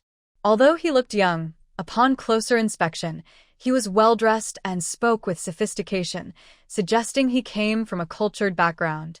Thus, she believed the seal was worth more than the jade cup. Even if it was worth less, it certainly wouldn't be as low as the few dozen dollars Lu Taiping claimed. With this reasoning, Zhu Suisui was even more convinced that she had found a hidden gem. Even experts can make mistakes, let alone someone like Lu Taiping, who isn't an expert. Antiques have values set by people. The price is determined by those who understand them. Finding a hidden gem means taking advantage of market fluctuations to profit from the price difference. Sometimes, it's about information disparity. Some know the value while others don't, allowing for low-price purchases. Other times, it's about public demand. For example, diamonds aren't inherently rare but have been marketed to create value. To sell diamonds at high prices, companies have even bought entire diamond mines to monopolize the market. Zhu Suisui may not understand antiques, but she understands human nature. What she said was hard for anyone to refute. And sure enough, it was true. Lu Taiping was not an expert in this area. After being challenged by Zhu Suisui, he felt increasingly dissatisfied and could only respond casually, "Well, if you like it, that's what matters." He had intended to help Zhu Suisui. Spending $500 on such a worthless item seemed unreasonable to him, even if he had the money. Now, Zhu Suisui did not appreciate his effort, so he felt no need to support her further. However, Lu Taiping suddenly had an idea and pretended to be kind as he looked at Zhu Suisui, saying, "But Suisui, since you believe this is a rare item, my nephew is coming over later. His family has studied antiques for generations, and he is quite knowledgeable. He could take a look for you." Before Zhu Suisui could respond, Lu Xueka jumped in and quickly agreed for her, "Sister-in-law, since you think this is valuable, why not see what a professional has to say? Arguing here won't help. We need an expert's opinion." After saying this, she shot a challenging glance at Zhu Suisui. Old Master Lu, who had been silent for a while, finally spoke up. He frowned and said, "Is it true or not? It's not as important as what Suisui likes. Why argue over such a small matter? Taiping, you seem quite idle." Lu Taiping sensed his father's displeasure. This meant he was to protect Zhu Suisui. He did not want to upset old Master Lu, who could be quite petty. Normally, he wouldn't argue with someone younger, but he wanted to show Zhu Suisui that she had questioned his abilities. With old Master Lu speaking, he could only say, "Father, you are right. I was just making a suggestion." Lu Xueka was surprised by her uncle's opportunism and felt even angrier. She didn't want to miss the chance to humiliate Zhu Suisui, so she deliberately provoked her. "Sister-in-law, I understand if you're afraid to let an expert evaluate it. After all, if they find it worthless, it would be embarrassing to show your face again." While Lu Taiping spoke, Zhu Suisui had a thought. She actually wanted someone to help her assess the item to understand her abilities better. Only by knowing its value could she determine what colors corresponded to different value ranges in the future. As Lu Taiping mentioned, families that study antiques for generations certainly have a lot of professional knowledge. If I need someone to help me evaluate, I might either be deceived by someone who intentionally lowers the price to buy it cheaply, or I would have to pay someone to assess its value. However, this is actually a rare good opportunity. Lu Xueka is clearly trying to provoke me. She knows that if I simply agree with her, I won't be very happy about it. Thinking this, Zhu Suisui pretended to be agitated and looked at Lu Xueka, saying, "What if I didn't make a mistake? You keep insisting I was fooled and that I should be embarrassed. You're not an expert and the situation isn't clear. You could be wrong. If you slander me like this, shouldn't you apologize?" Hearing this, Lu Xueka felt secretly pleased. This meant I had agreed to her challenge. She wasn't afraid of Zhu Suisui saying these things. She was more worried if she didn't respond. Now, this was great. She had the chance to turn the tables. Lu Xueka immediately replied, "All right, if I'm wrong, I'll apologize in front of everyone. Not only that, I'll cover the $200 for you. But if you made a mistake, you can't use the Lu family's money carelessly anymore, and you'll have to admit your mistake to me." An apology was inevitable, and covering the $200 was an unexpected bonus. Originally, she was going to pay it back with interest using Lu Lanxu's money, but now that Lu Xueka was willing to take the loss, she was more than happy. After all, making the proud little princess apologize would likely be very embarrassing for her, and the financial loss would probably make Lu Xueka remember this for a long time, waking up at night to regret it. Moreover, after this incident, the entire Lu family would know that she wasn't someone easy to bully. Whether she would lose or not wasn't something she was worried about. Zhu Suisui readily agreed. "Suisi," Grandpa Lu said with a slight frown. Seeing Grandpa Lu's reaction, Lu Xueka quickly said, "Grandpa, this is between me and my cousin. She has agreed, and she can't back out now." She was afraid Grandpa Lu would interfere and ruin everything. Zhu Suisui simply said gently, "Grandpa, I also want to know the true value of this seal." Seeing this, Grandpa Lu didn't say anything more. Lu Xueka sighed in relief. However, for some reason, seeing Zhu Suisui like this, Lu Xueka felt strangely like she had boarded a pirate ship. But then she thought, Zhu Suisui came from the countryside and had never seen anything valuable. Even Lu Taiping said it wasn't worth much, so how could she really have found a treasure? Thinking this way, Lu Xueka felt reassured. There was some noise outside. Yu Rong walked in, smiling, and said, "Why is everyone just sitting here? Most of the guests have arrived outside. Let's go to the living room. We'll be able to eat soon." Most of the guests had arrived? Zhu Sui suddenly remembered that before leaving, Lanxu had told her he would come with her this time. So, did Lanxu really come? Military district. After Lanxu finished handling everything, he glanced at the time. It was only 5 o'clock. Dinner usually started at 6. There was enough time to get there. Lanxu went downstairs and got into a red car. The driver asked for the address.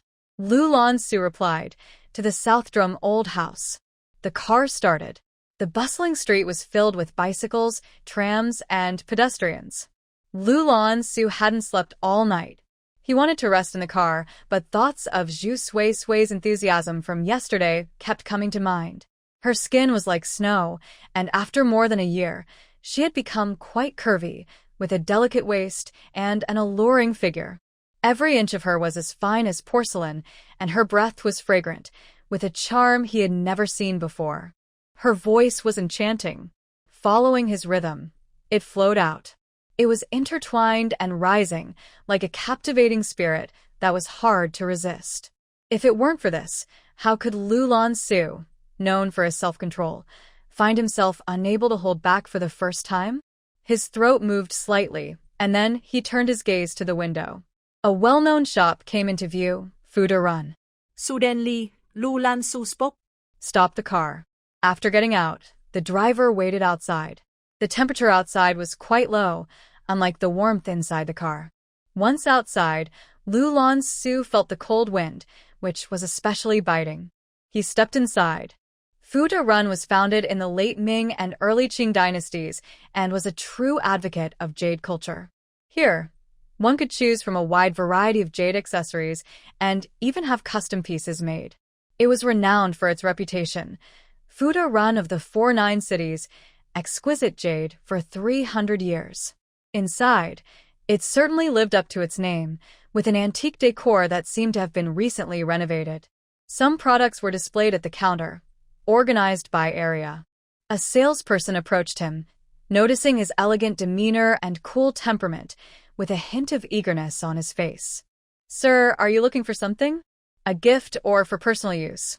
Lanxu's gaze fell on a pair of earrings made with purple gemstones.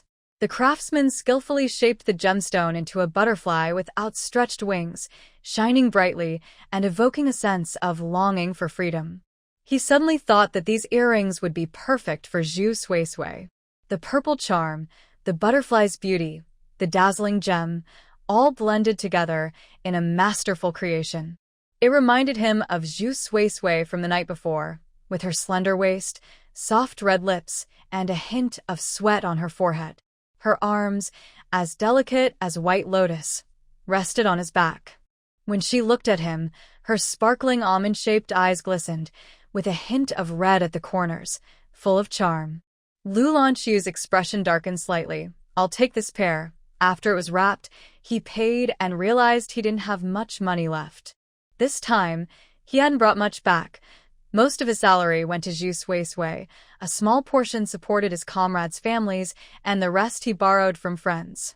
Who would have thought that the remarkable Commissioner Liu from the 4th Ninth City would find himself with so little money, making him both amused and frustrated. He had even emptied his pockets to buy a gift for his wife. The only thing Lanxu was grateful for was that he still had enough to purchase this gift. As he took the gift, he couldn't help but wonder. Would she show joy upon receiving it? Would she look at him with her sparkling eyes? Their long separation had made him more eager for their time together.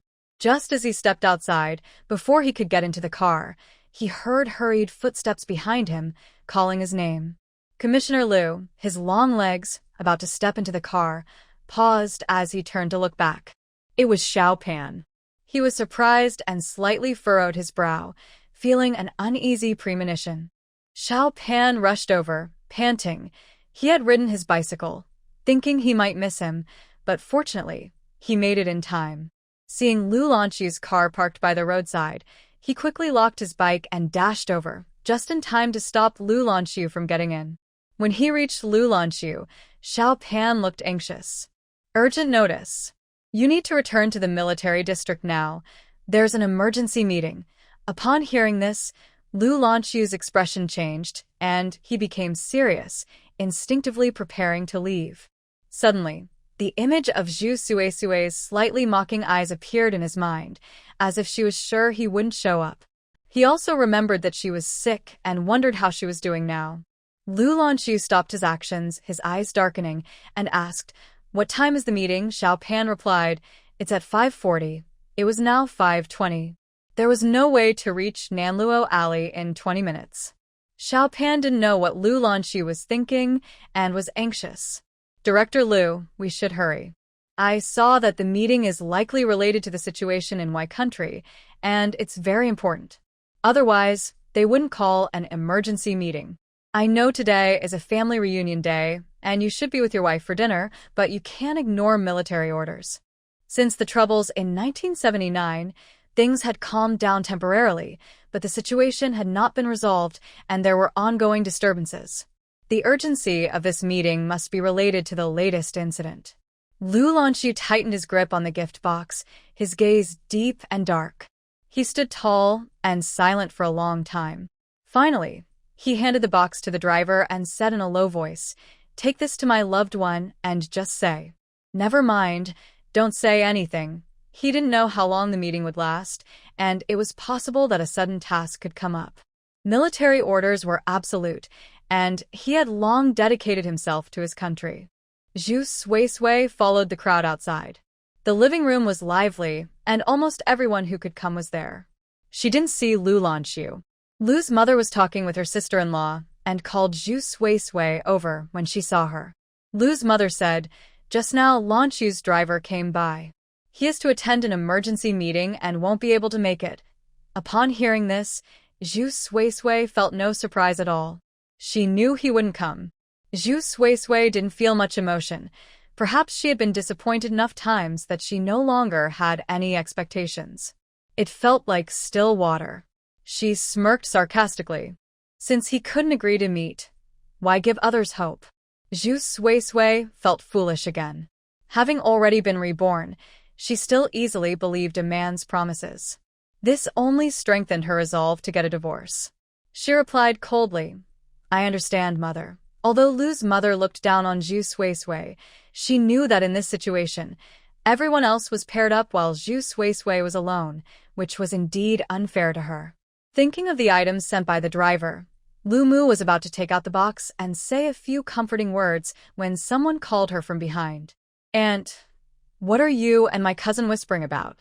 It was Lu Xueka. Lu Mu knew her personality well. As the only daughter of the fourth son, she was spoiled and a bit petty, and Lu Mu had never thought highly of her. She paused her movement with the box. If Lu Xueka found out, it would surely spread everywhere. This was not Lu Mu's style. She raised Lu Lanxu to be such a fine person, and she held high standards for both her children and herself.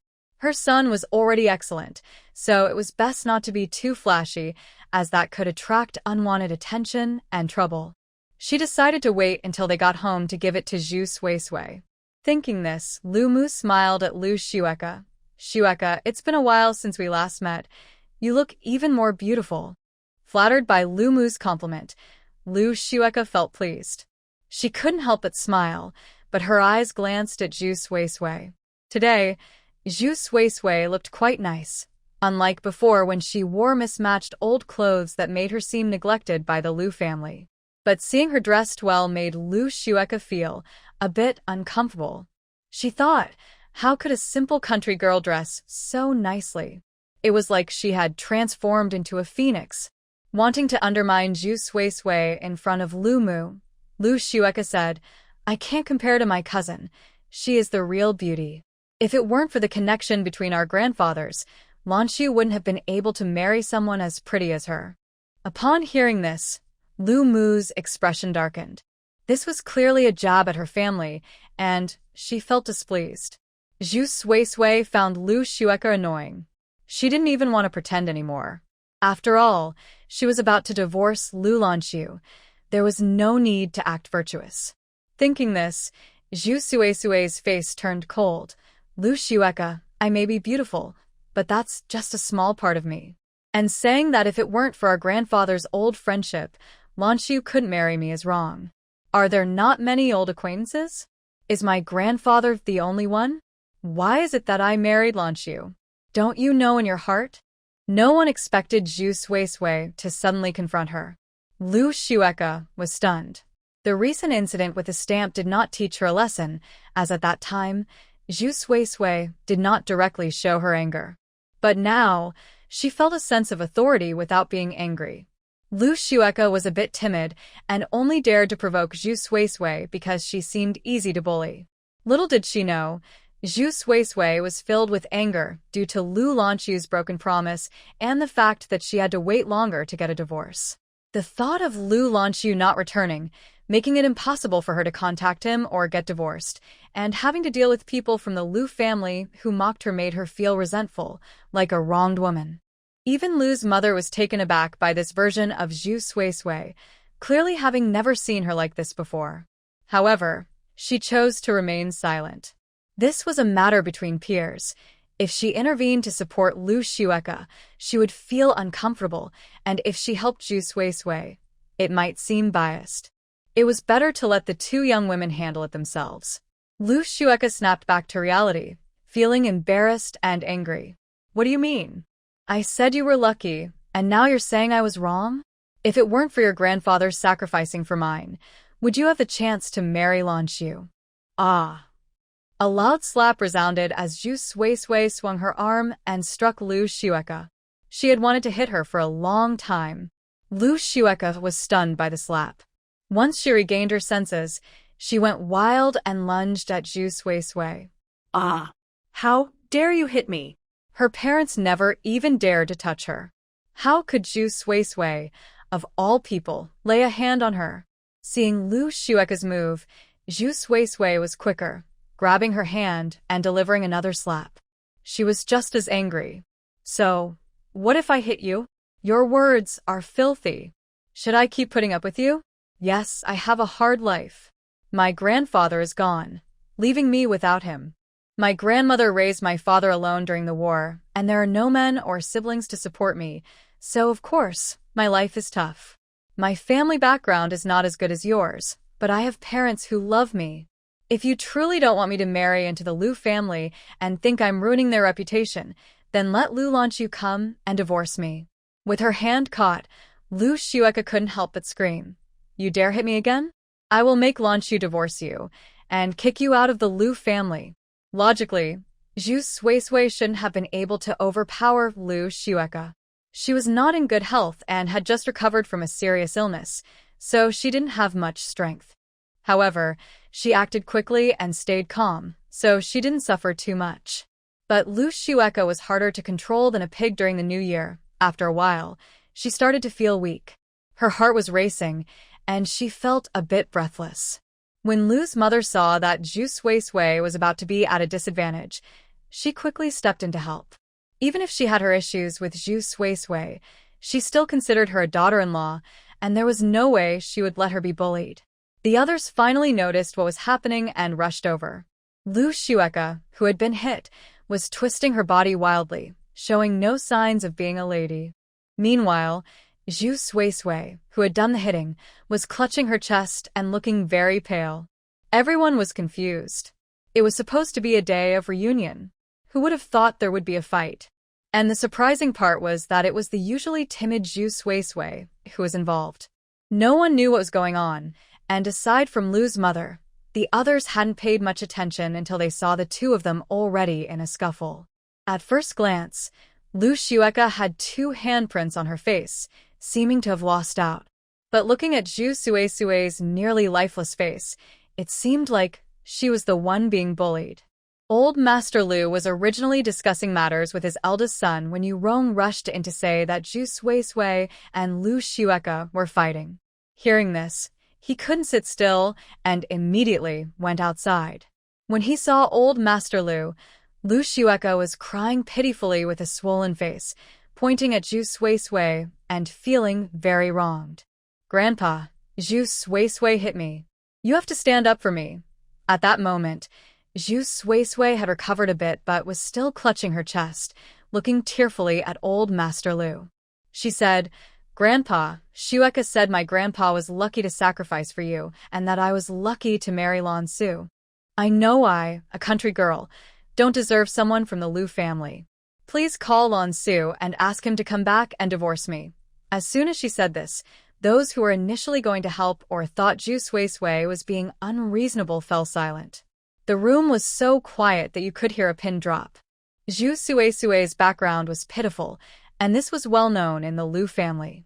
They owed her family, and to put it bluntly, if it weren't for Zhu Suisui's grandfather, the Lu family wouldn't be as prosperous as they were now. One should not be ungrateful. The family rules of the Lu family have always been this way. This is why, even after those turbulent 10 years, the status of the Lu family remained unshaken, despite the poor background of old Lady Lu. It is because the Lu family members are united and understand the ways of the world. A life-saving favor is a tremendous kindness. As long as the Zhu family does not ask the Lu family to do anything illegal or against the rules, any request they make is reasonable. Although many in the Lu family feel that Zhu Suisui is not worthy of Lu Lanxu, if anyone else were chosen, they wouldn't feel the same way. That would be what the Zhu family deserves. But Lu Lanxu is different. He has been smart and outstanding since childhood, showing amazing talent. He was nurtured to become a leader of the Lu family, and he is not disappointed. The Lu family is thriving, and Lu Lanxu is a standout among them. Whether the Lu family can rise to a higher level depends on how Lu Lanxu leads them. With such a person, everyone's expectations are naturally different, from his behavior to his marriage and career.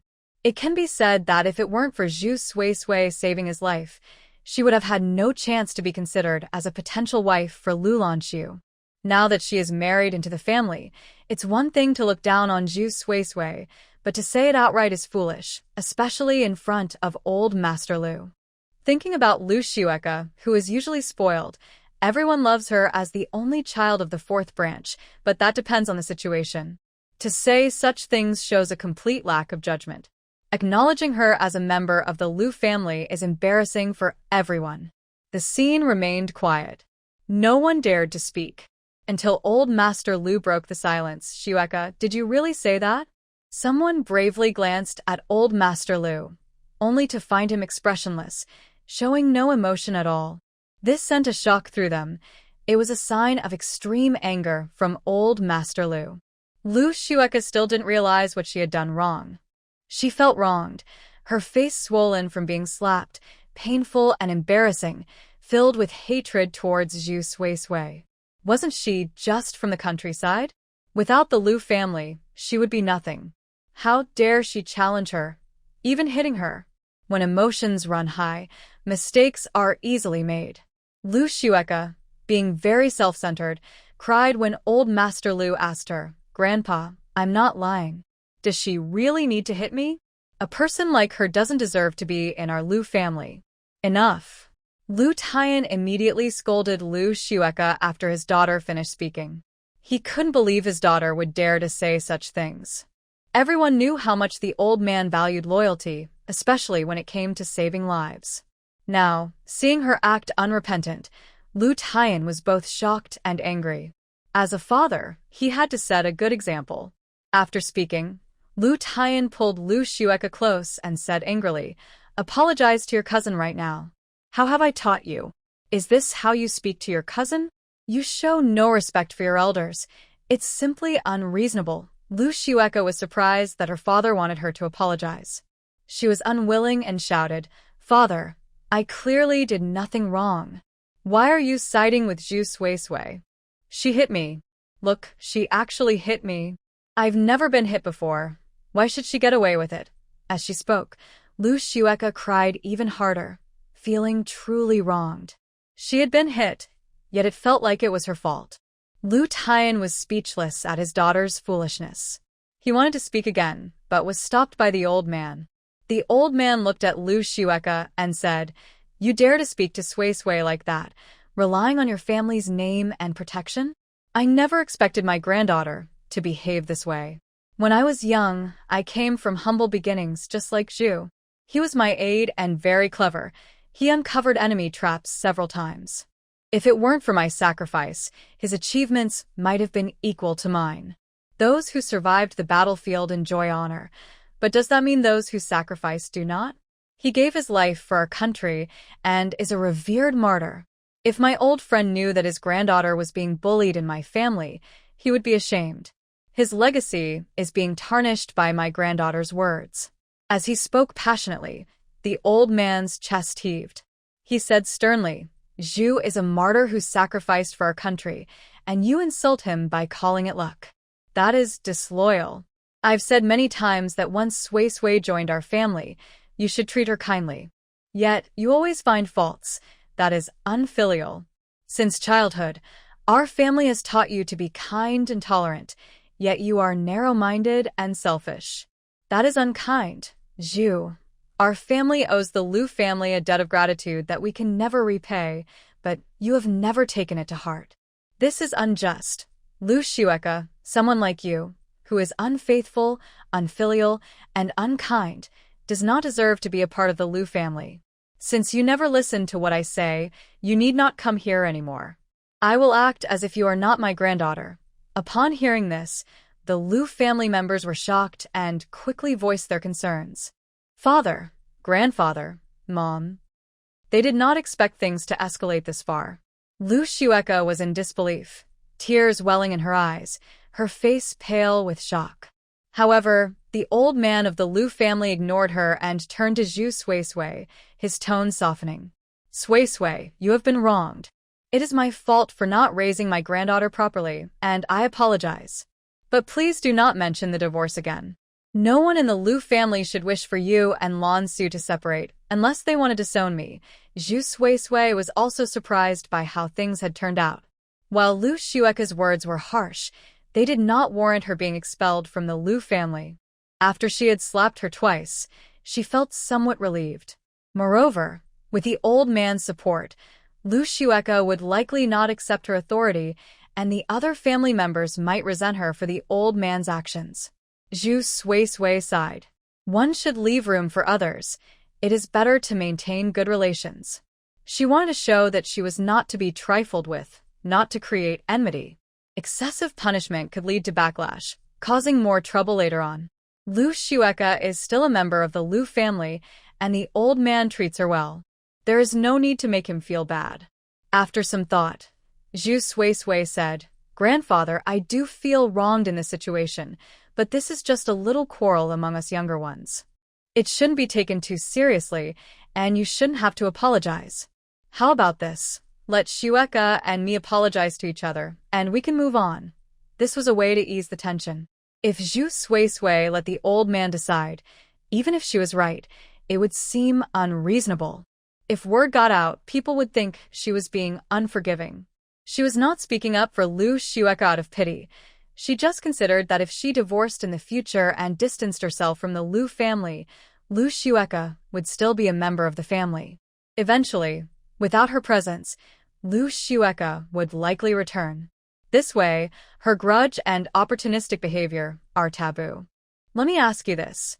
If at work, someone overreacts to a small issue and goes to the boss, would you want to be friends with that person or stay away from them?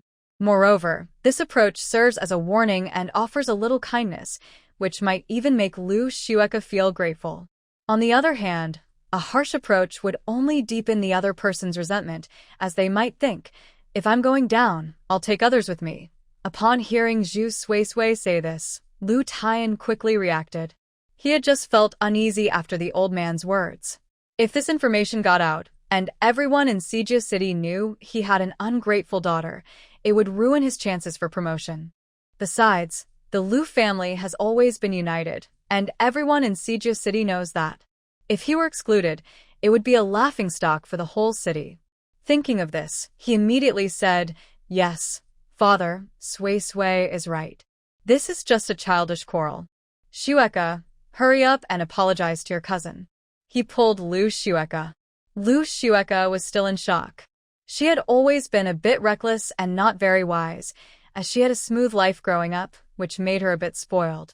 Now, She faced the most serious setback she had ever experienced. She couldn't afford to hate Zhu Sui anymore. If she were kicked out of the Lu family, how would she survive in Siju City? Feeling scared, Lu Xueka obediently apologized to Zhu Sui, despite her embarrassment. Cousin, I'm sorry. The others began to mediate.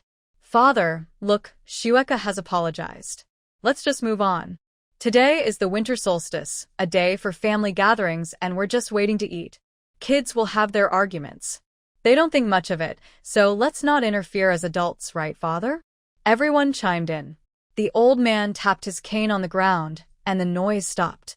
He then looked at Zhu Sui and asked Sui, do you accept this? Since Xueka has apologized sincerely, I naturally accept, Zhu Sui replied with a smile. The old man nodded and then scanned the crowd with sharp eyes, saying in a deep voice, since Sui accepts, we'll let it go this time. However, Xueka is now an adult and must take responsibility for her words and actions. This will not happen again. Lu Xueka quickly nodded in agreement. Old Master Lu continued, I will say this again. Sui is now a member of the Lu family.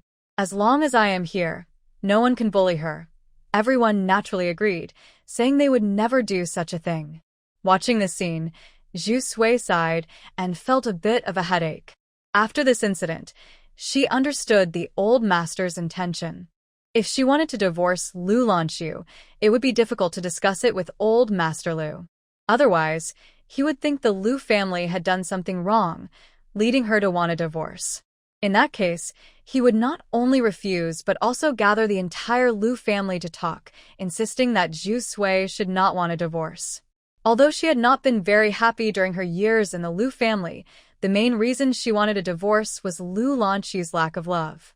This was something she could not tell old Master Lu. If she did, he might even call Lu Lanxu over for a harsh reprimand and then persuade him not to let her divorce. It seemed she could only discuss it with Lu Lanxu first and handle the divorce quietly, so that old Master Lu would have no way to intervene. The commotion seemed to be over. Lu Xueka was taken away by her mother, who gave her a hot towel for her face. With this incident, others were too cautious to have any ill intentions and treated Zhu Sui with more respect than before. Zhu Sui felt that after this uproar, she would at least have some peace for a while. Just then, someone called her name. Zhu Sui looked over to see a stylish young woman. She was about 5 feet 5 inches, with a curvy figure, wearing a white sweater and a lake blue coat, standing on thick-soled platform shoes. Her short hair was styled in soft, voluminous curls, and her lips were painted red, making her look even more vibrant. Zhu Sui recognized her as Lu Lanxu's sister, Lu Qingying. Lu Qingying ran over, warmly linked arms with her, and gave her a thumbs up, whispering, "Sister-in-law, you've really made a name for yourself. You dared to confront Lu Xueka. I've never liked her. She struts around thinking she's so important just because of our Lu family name. Actually, Lu Qingying was not usually so friendly with Zhu Sui and even looked down on her a bit, not because of Zhu Sui's background, but because of her submissive nature." Now that Zhu Sui had shown some strength, Lu Qingying's eyes sparkled with admiration, feeling that Zhu Sui had potential. It must be because she often advises her that her sister-in-law has become more assertive. Zhu Sui understands Lu Qingying's feelings. She didn't realize it before, but now she sees it from an outsider's perspective. She knows that Lu Qingying's hostility comes from wanting her to do better. At first, when she just got married, Lu Qingying was quite warm to her. It was only after she repeatedly tolerated others' unkindness that Lu Qingying's attitude changed. One must stand up for oneself. Otherwise, anyone can bully her. Zhu Sui glanced at her and said, "The past is over. Don't mock her anymore. After all, she is a girl and has a sensitive side. She has already faced consequences and will likely behave better for a while." Lu Qingying nodded instinctively, but then felt something was off. Why does her sister-in-law seem particularly mature and composed today? It's almost like her brother, Lu Lanxu? While they were chatting like this, on the other side, Lu Taining noticed that his wife seemed distracted. He thought she was still thinking about the earlier incident and quietly said, Shanyan, you did well just now by protecting Sui Sui and not letting Shueka bully her. You may talk a lot, but your heart is soft.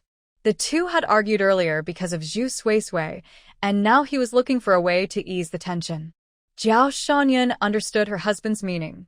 She shot him a glance and replied, that's one thing, but Shueka's behavior towards Sui Sui is disrespectful to our family. She has been spoiled by Xiuji, and it's only right that the old master gave her a lesson. She didn't like Zhu Sui Sui, mainly because of her physical appearance and her petty nature. She couldn't be a supportive partner and was always timid. When bullied, she only knew how to get upset. How could Jiao Shanyan like her? Yet, the old master spoiled her and immediately arranged for a nanny after she entered the house, as if afraid they would treat her harshly. This made Jiao Shanyan unhappy and naturally led her to look down on Zhu Sui Sui even more. After today's commotion, Jiao Shanyan found herself looking at Zhu Sui Sui more. Even if she was weak, she shouldn't let outsiders bully her. That would be truly shameful.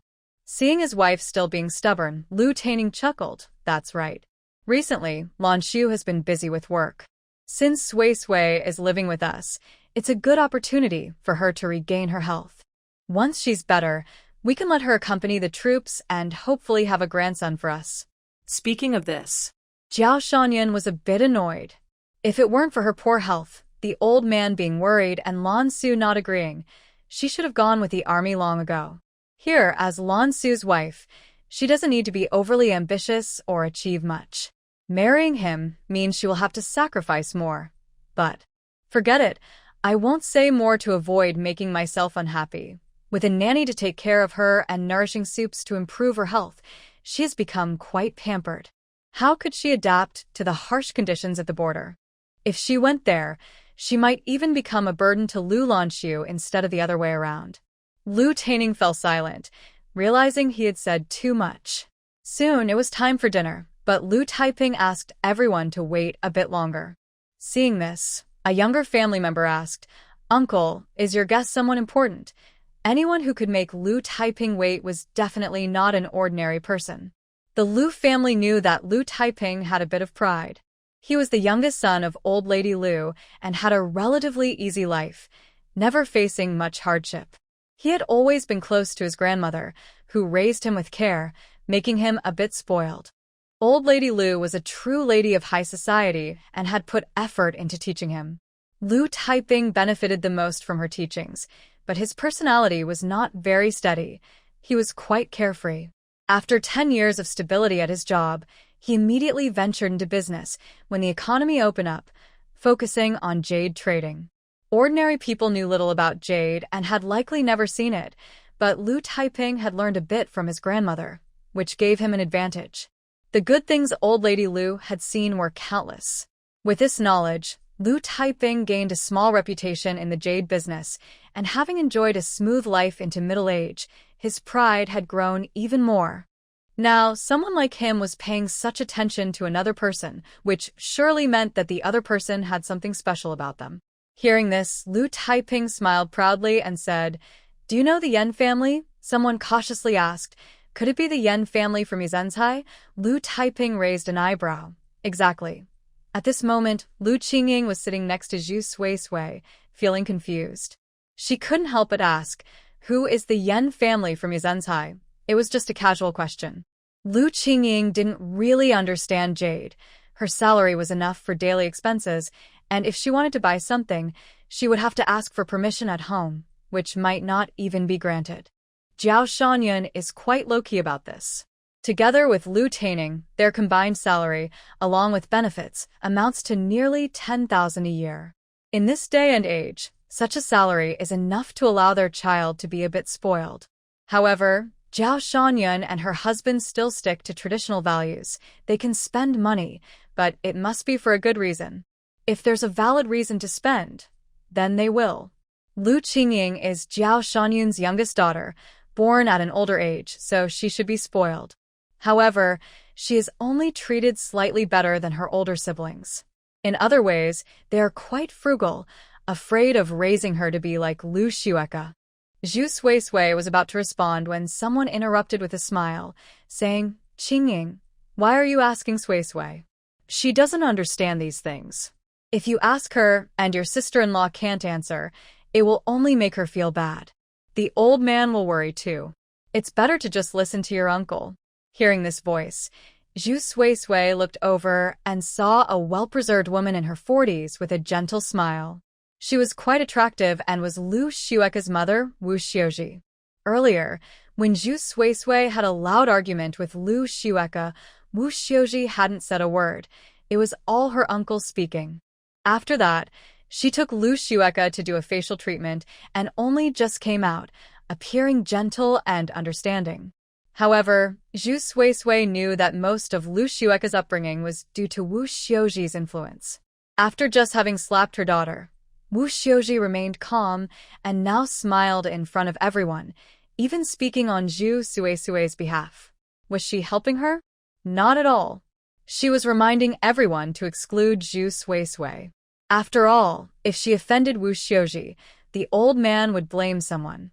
This was clearly setting her up. As expected, the way the others looked at Zhu Suisui changed slightly, and their smiles became more awkward and distant. This fourth aunt is quite impressive. At least her status is much higher than Lu Xueka's. Zhu Suisui wasn't angry. She had been through many difficult situations in her past life. Now, she seemed indifferent, perhaps because she no longer cared about pleasing anyone. She pretended not to hear and turned to Lu Qingying, replying, "The Yan family has a long history as antique appraisers dating back to the Republic of China. They are quite well known in the antique business. Back then, a member of the Yan family opened Yajin Studio in Lilikang, which still stands strong today and is one of the largest antique shops in our city. It is said that there are many treasures collected by Old Master Yan inside. If you're interested, we can go see it sometime." It was quite a coincidence that the old man May's words from his past life had actually stuck with her, so when she spoke, it came naturally. Seeing Zhu Suisui speak so confidently, everyone's gaze shifted to Lu Taiping, eager to know if it was true. Lu Taiping was somewhat surprised and was about to say something when footsteps approached. He looked over, and his expression immediately changed. He stepped forward warmly and said with a smile, "Ziqing, your nephew is just talking about you, and here you are." Zhu Suisui was momentarily stunned when she saw the newcomer. Wasn't this the person she met during the day, who seemed a bit odd?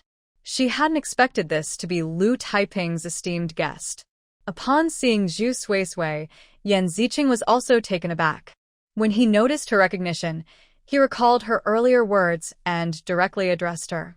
"You seem to know quite a bit about our Yan family." Initially, he thought this young girl was just lucky to have bought the seal he had his eye on before him. But now, hearing her speak confidently about her family's matters showed that she understood more than he had assumed. Otherwise, an outsider wouldn't care about things like antique experts. Even if someone was famous, it was just for the enjoyment of those in the circle. Zhu Suisui had never met Yan Ziqing in her past life. Otherwise, she would have recognized him. She felt puzzled and began to think about the details of her previous life. Why hadn't she met Yan Ziqing? Was it because she was too insecure to look at him, or had he simply not been there? If he hadn't come, why was he here now? The only change seemed to be the seal she had. Since it was a seal favored by the descendants of the Yan family, it surely wasn't an ordinary item. Thinking this way, Zhu Suisui's heart raced. It seemed she had truly stumbled upon a treasure. In her past life, without her interference, the seal would have ended up in Yan Ziqing's hands. And since Yan Ziqing had obtained the treasure, he naturally wouldn't have been interested in attending the banquet. This thought completed the circle perfectly. Zhu Suisui was quite practical. What she needed most now was money. With money, she could support her family after her divorce. Now she was even more certain that her rebirth had come with a special ability. This ability could help her make money. The thought flashed through her mind. Zhu Suisui didn't show her excitement. She slightly nodded and replied, "I've heard the elders in my family mention it." Yan Ziqing responded coolly, his demeanor quite distant. Initially, Those from the Lu family who had noticed him felt intrigued, but seeing his cold nature, they quickly lost interest. Lu Taiping led the group for introductions. Beside Yan Ziqing was a female companion with a round and cute face who seemed more likable than him. She smiled at Lu Taiping and said, "Uncle Lu, my brother Ziqing and I are late because we brought gifts for Grandpa Lu. Please don't blame us. Today is the winter solstice, and it's customary to visit and chat. Families like the Yans certainly know how to show respect." As she spoke, she took out a box from her bag. Everyone looked over and saw a finely carved Buddha statue made of jade inside, which was very exquisite. The jade was mainly white, but one part was slightly green, perfectly forming the Buddha's hand, creating a natural and harmonious look. Everyone could tell it was a valuable item. Zhu Sui glanced at it and noticed a faint red mist surrounding it. Old Mr. Lu looked at it and, after a moment, remarked, "That's thoughtful. This must be your grandfather's craftsmanship." Grandpa Lu has a good eye. Although Yan Ziqing was usually reserved, he understood the importance of manners, especially towards an elder like old Mr. Lu, who had lived a life of service. In fact, there was some history between the Lu and Yan families. Years ago, old Mrs. Lu had a betrothal agreement with old Mr. Yan, but due to the war, the two families chose different paths, and the engagement was called off. They hadn't been in contact for decades, and it was surprising that they would meet again through their younger generations. It seemed that old Mr. Lu had learned his grandson was coming to dinner, so he carved this Buddha statue as a gift, which was indeed thoughtful. Old Mr. Lu said, "Please take your seats." With the head of the family speaking, the family dinner finally began. Yan Ziqing's arrival stirred many memories for old Mr. Lu, and the conversation grew lively. "How is your father doing?" Yan Ziqing put down his chopsticks and replied, "He's still quite strong, but he often reminisces about his youth and laments that his friends are fewer." Old Mr. Lu sighed. "Yes, we are all getting old, and friends naturally leave one by one." He then asked, "And what about you? Are you following your grandfather in the family business?" Yan Ziqing replied, "My father doesn't enjoy this, but I've been with my grandfather since I was young, so I have an interest in it." The Yan family now runs a reputable antique shop, and with their reputation and insight, they are well known in the antique circle, where even ordinary items hold significant value. In the past 10 years, the Yan family had to live cautiously. Yan Ziqing's father was very afraid at that time and did not dare to get involved, but Yan Ziqing was bold and secretly learned from the elder. Now, Yan Ziqing can stand on his own, and the Yan family has a successor. The Lu family then realized that the elder and the Yan family knew each other. They looked at Lu Taiping, guessing that it was the old lady who had told him about the Yan family. Otherwise, how could he have such a good relationship with them? After dinner, the elder was still in high spirits. It was time for gift-giving, and everyone had prepared gifts for him. However, with Yan Ziqing's impressive gift, the others seemed less significant. When it was Zhu Sui's turn, everyone looked at her. She was not shy and handed a teacup to the elder. Lu Laozu looked at the teacup and was naturally pleased, saying, "Sui's gift always reaches Grandpa's heart." This was clear favoritism, but the Lu family was used to it. Given the events of the day, no one would bring up anything negative about Zhu Sui at that moment. Suddenly, Wu Xiuji looked at Lu Taiping and said, "Taiping, weren't you worried that Sui would be at a disadvantage with a worthless gift? Now that Ziqing is here, he can help evaluate it." She then turned to Yan Ziqing and smiled. "Feel free to judge. It doesn't matter if it's real or fake. Sui just wants to know its value." I'm afraid she's too shy to ask, so I spoke up. She appeared very enthusiastic, showing no signs of malice, only the concern of an elder. Everyone remembered that Zhu Sui had a bet with Lu Xueke, but after the commotion, they thought it wouldn't be mentioned again. So even if someone remembered, they wouldn't bring it up. Now that Wu Xiuji mentioned it, the matter was laid bare. Lu Xueke, with her head down, glanced at Wu Xiuji. After being slapped, she felt a bit intimidated by Zhu Sui and didn't want to mention the bet at all. She wished the evening would pass quickly so she could avoid the situation. Seeing her mother suddenly bring it up, Lu Xueke opened her mouth but decided to stay silent. However, a hint of schadenfreude arose in her heart. If an expert confirmed that Zhu Suisui had made a mistake, it would be a way to vent her frustration. Zhu Suisui was certainly not foolish. Wu Xiuji wanted to take revenge for her daughter and felt disgusted with herself. If she really spent 200 yuan on something worthless, it wouldn't matter much in the Lu family, but now that her in-laws were around, Jiao Shanyan would surely be unhappy with her. As expected, she glanced at Jiao Shanyan and saw her frowning slightly. Unfortunately, if this were her past life, where she had special abilities, she wouldn't be sure about the accuracy of the situation. To be safe, she wouldn't want Yan Ziqing to check, just in case it was false. If her mother-in-law ended up disliking her, that was not what she wanted at that time. But now it was different. She didn't care much about Jiao Shanyan's opinion. She wanted to embarrass Wu Xiuji. Thinking of this, Zhu Suisui pretended to be grateful and said, "Aunt, you are so kind to me. Earlier, Xueka said she would pay the 200 yuan for me, and I felt embarrassed. But now, it seems it's all thanks to your good teaching." Even though Wu Xiuji knew this was just flattery, she couldn't help but feel a bit proud when it came to her daughter's education. Xueka is a child I had later in life, so I must educate her carefully. She can be a bit spoiled, but her heart is definitely kind. Wu Xiuji wouldn't miss any opportunity to praise her daughter. Seeing her say this, Zhu Suisui smiled and then changed the subject. "Yes, I was thinking of refusing at first, but now I realize this is Xueka's good intention. Grandpa wanted to pay for me, but Xueka insisted on taking over. How could I refuse?" Wu Xiuji nodded instinctively. "What you said is." Just then, her sleeve was tugged hard by Lu Xueka. But it was too late.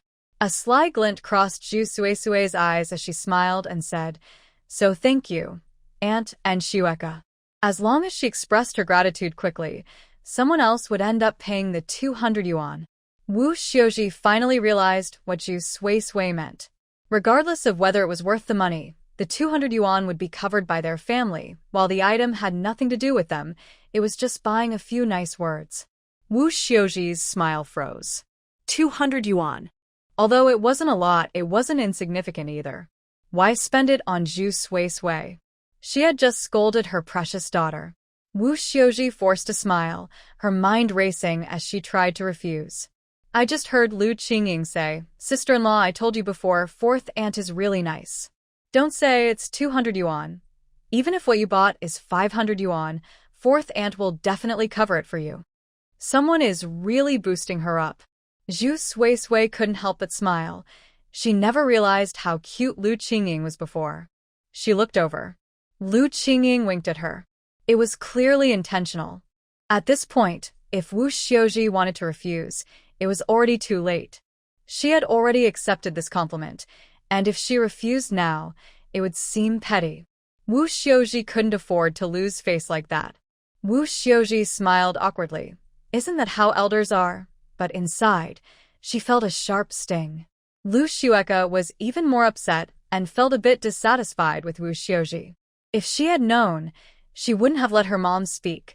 She was hoping to see Zhu Suisui make a fool of herself, but now it turned out that the bet was supposed to be that Zhu Suisui would win, and only then would she pay that 200 yuan.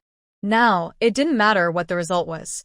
That 200 yuan would definitely come from their family. Their family was just being taken advantage of. Zhu Suisui didn't want to make it easy for them. Even though she genuinely wanted to ask Yan Ziqing for advice, it had nothing to do with them. If they wanted to see her fail, they could dream on. Now that both of them had stumbled, they didn't dare to mention what Zhu Suisui had bought anymore. They were afraid of accidentally losing out again. However, Yan Ziqing seemed quite interested. He focused his gaze on Zhu Suisui's face, his dark eyelashes slightly fluttering, and he quietly asked, "What is it?" Everyone's attention turned to her. Zhu Suisui slowly took out the stamp from her pocket. It wasn't cleaned yet. Just looking at it, it was small and unremarkable. It was nothing compared to the exquisite statue Yan Ziqing had given her. However, when he saw the stamp, Yan Ziqing's eyes didn't blink. His previous coldness seemed to melt away in that moment. Even though his expression remained emotionless, Zhu Suisui could see his love for cultural relics in his eyes. They say serious people are the most charming. That saying is definitely true. Lu Qingying couldn't help but lean closer to Zhu Suisui and whispered, "Yan Ziqing is quite good-looking, but he's still not as handsome as my brother." Mentioning Lu Lanxu made Zhu Suisui's heart flutter, and her emotions suddenly shifted. Indeed, if it weren't for Lu Lanxu's striking looks, how could she have fallen for him at first sight? After all, physical appearance plays a decisive role in love at first sight. Just as Zhu Suisui was lost in thought, Yan Ziqing's cold voice came through.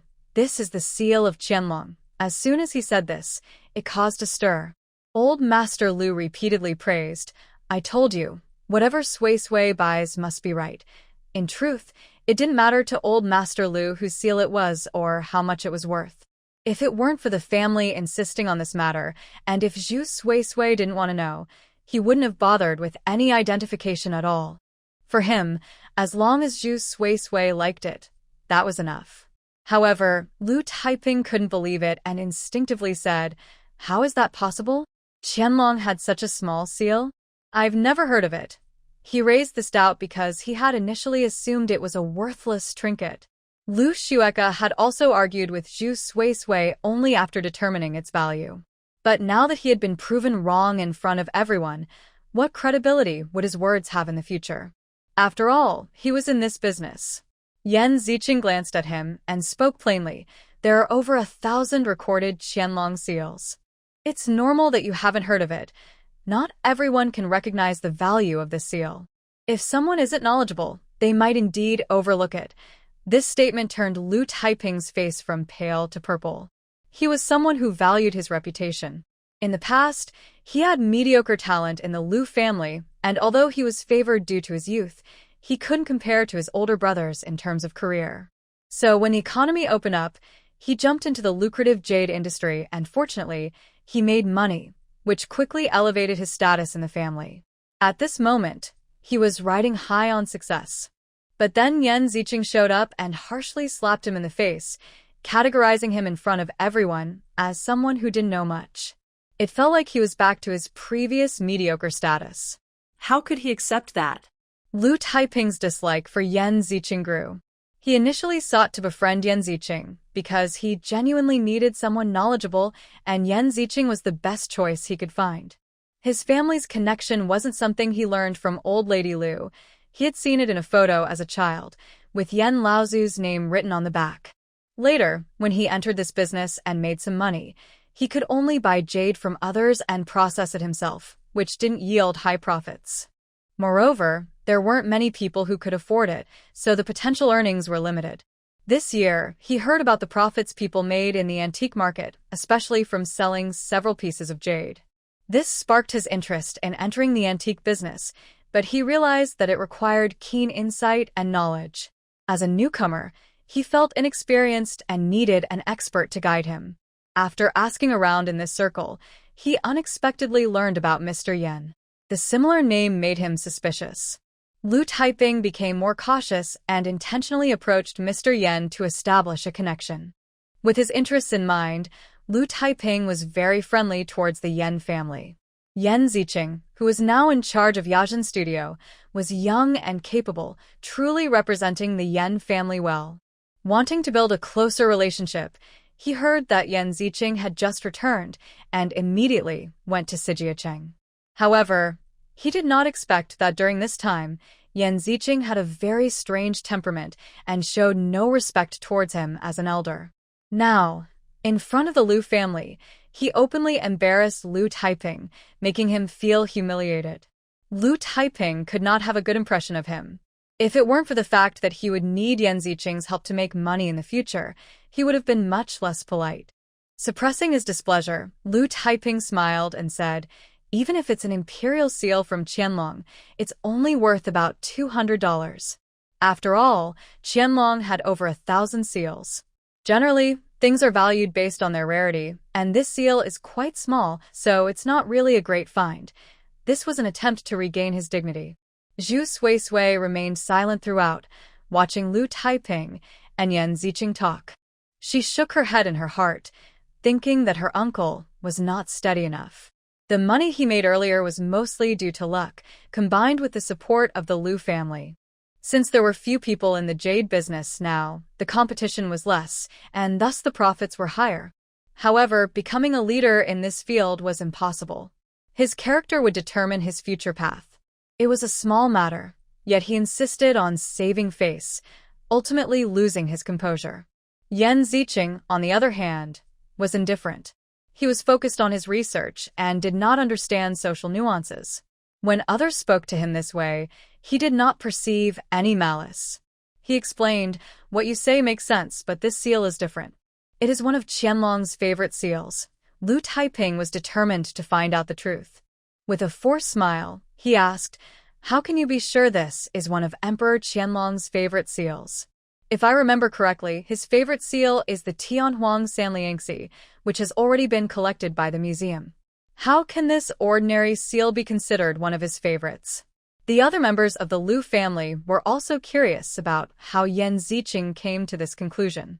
At that moment, Yan Ziqing expressionlessly showed the bottom of the seal to everyone and said, "Look, it is engraved with the words Tsongyun. I have seen these characters on Wang Shiji's famous Lanxu in the museum. From this, we can conclude that this is indeed Qianlong's seal.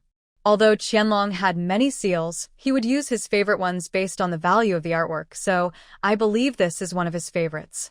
The material of this seal is Chansi Nanhong, and its exquisite carving shows that Emperor Qianlong made this seal small and delicate, so he could use it any time." Yan Ziqing was quite speechless about Qianlong's actions. Randomly stamping on famous paintings was a waste, much like carving "I was here" on the Great Wall. However, it was through these clues that the origin of the seal was verified. Zhu Suisui felt she had learned a lesson. When she saw Yan Ziqing speak so confidently, it was clear he had a wealth of knowledge. If she hadn't taken the opportunity to seize this chance, he might have taken the seal for himself. Zhu Suisui felt no guilt about this. She was certain that the blue mist was definitely above the red mist, making it easier for her to distinguish in the future. However, she also had a new idea.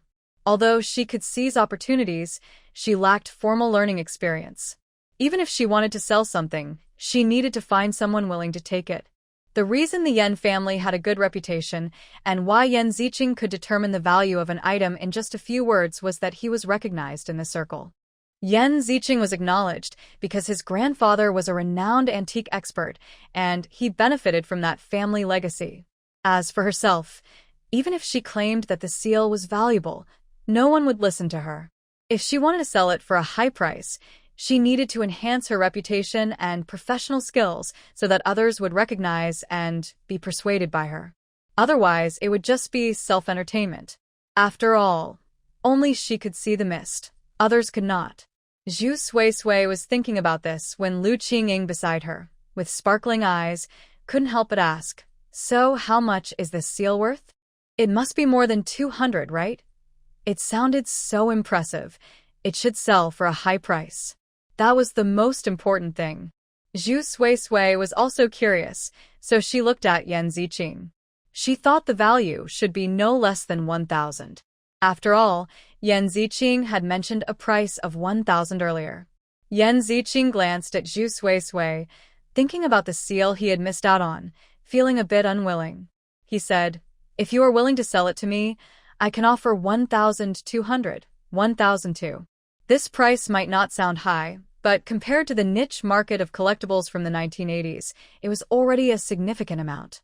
It was equivalent to the total wages of an ordinary family, not eating or drinking. No wonder people say that if you find a good deal in the collectibles market, you could relax for years." Lu Shueko, who had been silent the whole time, felt her heart sink completely. Her face turned pale. She didn't expect Zhu Suisui to find such a good deal. Did that mean she would have to apologize to her? Not only that, but everything she had done today made her look like a complete fool. It was truly embarrassing. After Yan Ziqing's words, Lu Taiping had nothing more to say, no matter how unwilling he was. His knowledge and experience were naturally not comparable to that of the Yan family's descendants. He never expected that the seal he overlooked could fetch a price of 1,002 from Yan Ziqing. But thinking carefully, this seal was made during the reign of Emperor Qianlong, one of his favorites, crafted from expensive materials, and the carving was lifelike. If it were given more time, it might sell for an even higher price. With this thought, Lu Taiping felt a bit regretful. If he had known, he wouldn't have let Yan Ziqing appraise it. He could have bought it from Zhu Suisui for 500 and gained a reputation for being a caring uncle to his niece-in-law, while also making some extra money. Wouldn't that have been better? Now that Zhu Suisui knew the seal's value, it was impossible for him to buy it for 500. That was a bargain, and he couldn't justify that to the old Master Lu. But letting go of this seal was something Lu Taiping found very hard to do. Lu Taiping felt uneasy and then said, Suisui is my niece-in-law. I didn't realize the true value of this seal before, and it caused her to be mocked. As her uncle, I should apologize. How about this? I will offer 1,500 for the seal. This was 300 more than what Yan Ziqing offered. His words sounded grand, but if only his greed wasn't so obvious. Those who heard this understood his intentions. Lu Taiping's brothers frowned, thinking their younger brother was too eager for quick gains, feeling something was off but unable to pinpoint it. This decision wasn't theirs to make. It depended on Zhu Suisui's thoughts. If she wanted to sell it for a higher price, their comments might cause unnecessary trouble. Zhu Suisui didn't find much use for the seal. Even if it was valuable, it felt like a stone in her hand. Initially, she didn't want to sell it to Yan Ziqing to determine its worth, but now that she understood her abilities, she could sell it. With that money, she could buy a small house and bring her family over. However, despite her love for money, Zhu Suisui didn't want to sell it to Lu Taiping. She feigned surprise and looked at Lu Taiping, saying, Uncle, how can you do this? Her words left Lu Taiping confused. Being criticized like this made him unhappy, but he was still focused on Zhu Suisui's seal, so he suppressed his displeasure and asked with a smile, What do you mean, Suisui? What did I do? Uncle, aren't you in this business? How do you not know the rules of the collectibles world? Zhu Suisui pointed at Yan Ziqing, who was still holding her seal, and continued, Comrade, Yan is discussing the price while still holding the item. He got here first. In this trade, I heard from Grandpa May that you should never raise the price in this situation. That's called taking something from someone else and breaks the rules. Only someone who doesn't understand would do that. You shouldn't do this, Uncle. Yan Ziqing raised an eyebrow, surprised that Zhu Suisui, despite her youth, understood this. At that moment, old Master Lu nodded and said, Suisui is right. There are such rules, and everyone knows them. Taiping, by raising the price like this, aren't you making a fool of yourself? Hearing this, Lu Taiping felt embarrassed. He naturally knew the rules, but this was his own home. He thought about using his elder status to connect with Zhu Suisui and even added some money for her. Normally, a reasonable person wouldn't admit their mistakes, especially since everyone present didn't understand the situation. Looking at Yan Ziqing coming to the Lu family's dinner, he was still an outsider, so he couldn't act too proud, or it would cause trouble for himself. In the end, it turned out well. Yan Ziqing didn't speak, but Zhu Suisui started discussing the rules. Now that the old man Lu had said this, Lu Taiping couldn't say anything. He could only grit his teeth and force a smile, saying, It's my fault. I was just trying to make it up to Suisui, so I momentarily forgot the rules. Zhu Suisui didn't press the issue and nodded, saying, Uncle really cares for me. Earlier, he even tried to pay for me before Shueka and Aunt Si took over. This statement made Wu Xiuji and her daughter feel like they could burst from frustration. However, they couldn't say anything and had to keep smiling. Zhu Suisui realized that dealing with respectable people was quite simple. To make them feel at a loss, she just needed to say flattering things about them. After all, they cared about their reputation and couldn't argue back, which was just a case of wanting to save face and suffering for it. In any case, she was the one benefiting. A few kind words wouldn't cost her anything. Since she couldn't sell it to Lu Taiping, Zhu Suisui thought finding another buyer would be troublesome. Now that she learned the origin of the seal from Yan Ziqing, keeping it would be a hassle. It was better to exchange it for some money. This way, she could also do Yan Ziqing a favor, and who knows, she might need his help in the future. Thinking this, Zhu Suisui looked at Yan Ziqing and smiled. I'm just an outsider and don't understand things like seals. I originally thought the little bird carving on it was beautiful, but I didn't expect it to have such a background. Since you like it, I won't take it from you. Initially, Yan Ziqing thought Zhu Suisui wouldn't sell it to him, especially since she had previously stated firmly that she wouldn't sell it even for 10,000.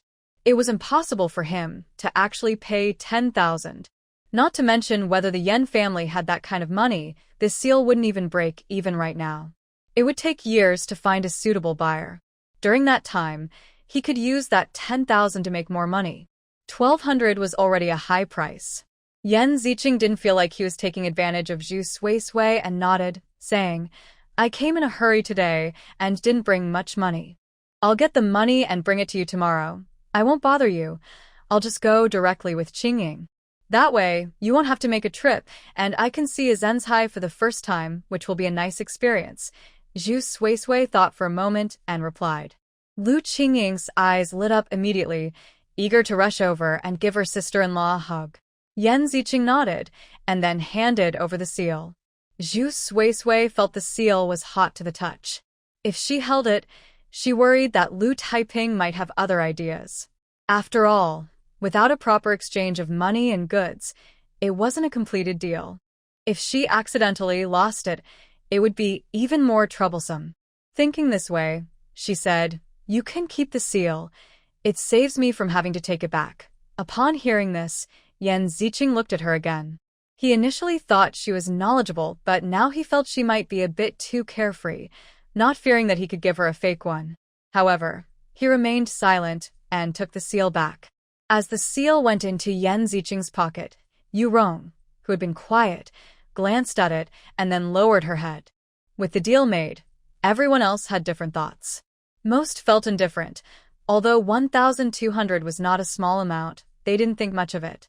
Besides, it was Zhu Suisui who benefited, and since the old man was happy, they were happy too.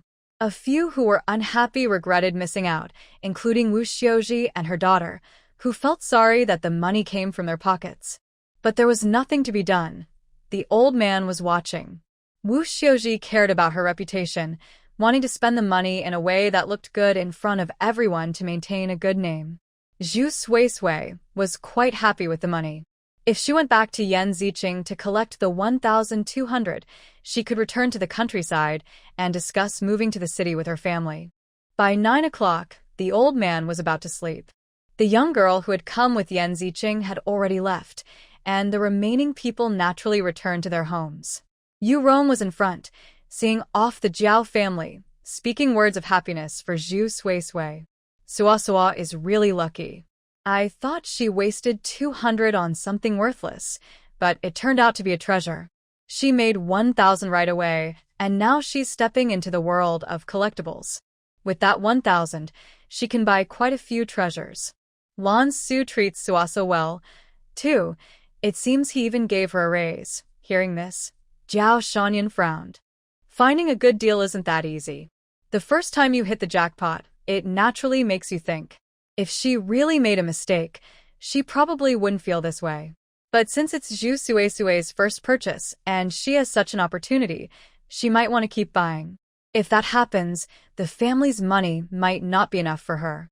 It's not even Zhu Suisui's own money. It's what her son earned through hard work. If it gets spent all up, as a mother, she would certainly feel bad. Jiao Shanyan felt uneasy, but didn't say much. She simply said, It's just luck. It's not like she's deeply involved in the collectibles world. Suisui is still young, and Lanxu is much older than her, so it's normal for him to spoil her. Besides, her father cares for Suisui too. Lanxu listens to his grandfather, and I usually don't interfere in their matters. Anyway, my untining salaries are enough. Yu Rong replied, That's true, but she felt even more uncomfortable. Yes, the old man dotes on Zhu Suisui, and he might be secretly giving her more support. If Zhu Suisui had chosen her son, the old man would definitely pay more attention, as he wouldn't want her to feel wronged in her marriage. But now, Zhu Suisui is marrying the already prestigious Lanxu, whose parents hold important positions. With the old man's help, her life will likely be more splendid than that of a princess. It's nothing like her and Chengji. If resources had been distributed fairly, Zhu Suisui would have married her son, and Lanxu would have been matched with her niece. Then she would have been quite impressive in the Lu family. The two of them were feeling unhappy in their own ways. Zhu Suisui and Lu Qingying were walking behind. Lu Qingying said, "Sister-in-law, you really surprised me today. When we go to get the money, will you let me come with you?" Actually, Lu Qingying was several years older than Zhu Suisui. But she was simple-minded and expressed her emotions openly, so she felt much closer to Zhu Suisui now. Seeing that she was genuinely interested, Zhu Suisui smiled and said, "Sure. Whenever you have time, we can go and broaden our horizons." Lu Qingying was thrilled. Great. When they reached the entrance, it was already quite dark. Lu Taining had driven over, and the couple was already in the car. Zhu Suisui and Lu Qingying were chatting and laughing as they came out, just about to get in the car. But something caught Zhu Suisui's eye and made her stop. Not far away, there was a Hongqi sedan parked. This type of car is rarely seen, especially in this era, as it signifies status and prestige. Only people of a certain level could possibly be in such a vehicle. And coincidentally, Zhu Suisui recognized the specific owner of the car. Clearly, Lu Qingying also saw it and exclaimed, "Why is my brother here? Isn't he busy with work?" Indeed. Wasn't Lu Lanxu busy with work? In her past life, she didn't remember Lu Lanxu coming, but this time he was here. Maybe he had other matters to attend to. Zhu Suisui didn't think Lu Lanxu was there to pick her up. She replied calmly, "I don't know. Let's get in the car." Lu Qingying looked at Zhu Suisui in confusion. If it were before, her sister-in-law would have shyly run over by now. Even though Lu Qingying had never been in a relationship, she knew that Zhu Suisui liked Lu Lanxu very much. So, why was she so calm and indifferent now that Lu Lanxu was here? Lu Qingying couldn't figure it out, so she decided to stop thinking about it. After getting in the car, she made space for Zhu Suisui. Just as Zhu Suisui was about to step in, the car window rolled down, and amidst the shadows, an incredibly handsome face appeared. Their eyes met. Before Zhu Suisui could react, Lu Taining, sitting in the front seat, spoke up. "Lanxu is here. Suisui, you should sit in his car."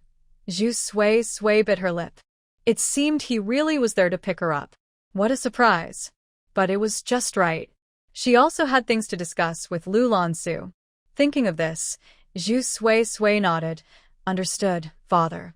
As she walked toward that car, Lu Qingying was still puzzled. "Mother, why did my brother suddenly come?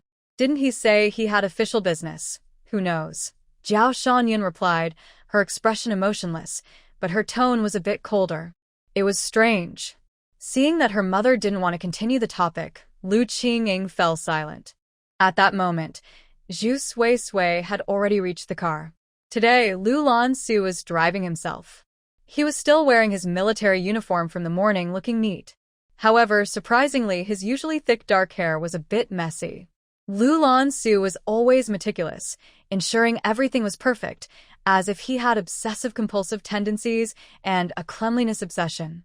For instance, his clothes were always buttoned correctly, and he never took more food than he wanted, as if he had no preferences. He had always been a person who valued rules deeply. A gentleman, polite, and self-restrained. That was Zhu Suisui's impression of Lu Lanxu, and it was how everyone viewed him. Now, seeing his slightly disheveled hair surprised Zhu Suisui. But it only lasted a second. Anyway, the person who caused the change in Lu Lanxu is not her, so why should she care? Besides, whatever happens to him in the future has nothing to do with her. Thinking this, Zhu Suisui moved her hand from the passenger door to the back seat door, opened it smoothly, and got into the car. Seeing this, Lu Lanxu's expression darkened a bit, but he didn't say anything. The car started. In the cramped space, Zhu Suisui leaned back in her seat, watching the man's profile in the shifting light. His dark features made him look even more striking, and his well-defined bone structure seemed almost unreal. His hands on the steering wheel were pale and long, neatly trimmed, with distinct knuckles that captivated her.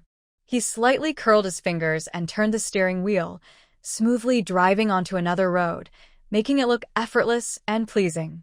Zhu Suisui couldn't help but wonder if he knew she was going to divorce him. Would he still be so composed? Would he be thrown into chaos for once? But then she found her thoughts amusing. She seemed to be taking herself too seriously. The view inside the car was dim and hazy. In the quiet, they could hear each other's breathing and heartbeat. Lu Lanxu didn't speak, while Zhu Suisui was thinking about how to start the conversation. She had thought that bringing up the divorce would be simple. But facing the man she had loved for so many years, she realized that it required mental preparation. Silence lingered for a moment. When Zhu Suisui finally felt ready, she said, "Lanxu." Suisui. They spoke at the same time. Zhu Suisui was momentarily taken aback, then slowly glanced at the man in front of her, biting her lip and saying, "You go ahead." She figured that soon she wouldn't have the heart to speak. Lu Lanxu could only see Zhu Suisui's face through the rearview mirror. He wasn't sure if it was just his impression, but today she seemed a bit unfamiliar to him, as if an invisible barrier had risen between them. Lu Lanxu shifted his gaze back to the road ahead. "I'm sorry, I went back on my word today." No need to explain, I understand," Zhu Suisui interrupted him. She was not an unreasonable wife. She knew Lu Lanxu's responsibilities and understood that when standing at his level, freedom was the least significant concern. Without people like Lu Lanxu, this country wouldn't have emerged from its struggles. Zhu Suisui had never blamed Lu Lanxu for this, not in the past, and certainly not in this new life. She is someone who values love above all else. When she has hope, any pain seems insignificant. She doesn't pay attention to or dwell on it. But when she decides to withdraw, the little moments after their marriage become the last straw. It's not about blame. It's about exhaustion. On a winter night, the roads are lined with piles of white snow, quietly melting away. Just like her heart, which has long been covered by ice and snow, turning completely cold. Lu Lanxu falls silent again. After a while, he says, "Even if you don't blame me, this is still my fault."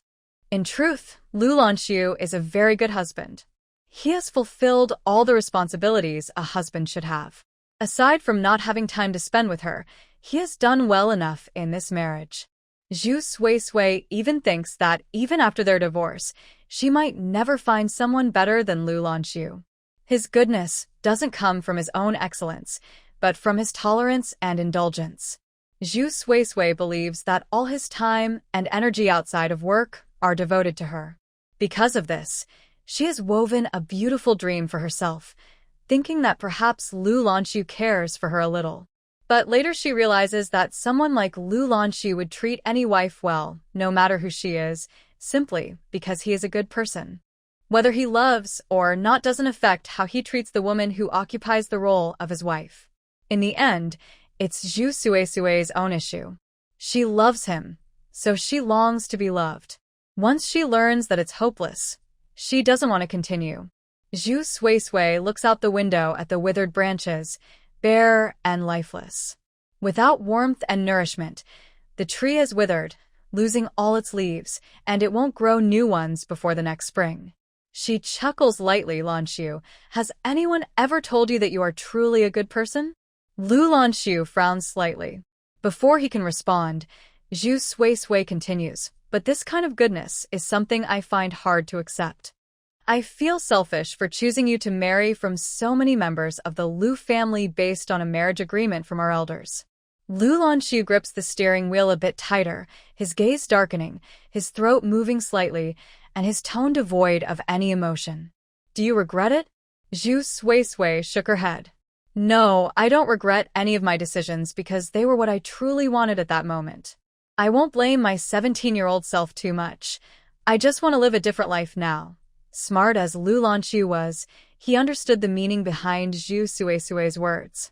He suddenly slammed on the brakes. Zhu Suisui instinctively leaned forward, and when she steadied herself, she heard the man's calm voice. So, what kind of life do you want to live now? Zhu Suisui curled her fingers and let out a bitter smile. He had guessed it but wanted her to say it out loud. But now that they had come this far, she knew she could only move forward. She looked ahead, feeling as if her body had already died. She tried to forcibly separate her soul from the deep love that had become part of her, leaving her feeling like a mere shell. Numb. Cold. Hollow. Zhu Suisui felt a sharp pain in her heart, the struggle of leaving a loved one. Yet, she still heard her own voice, strange and unfamiliar. She said, Lanxu, let's get a divorce. Divorce. It would be her true new beginning. No longer clinging to a love that had never returned her feelings. Otherwise, even if she were reborn, she would still endure because of this marriage.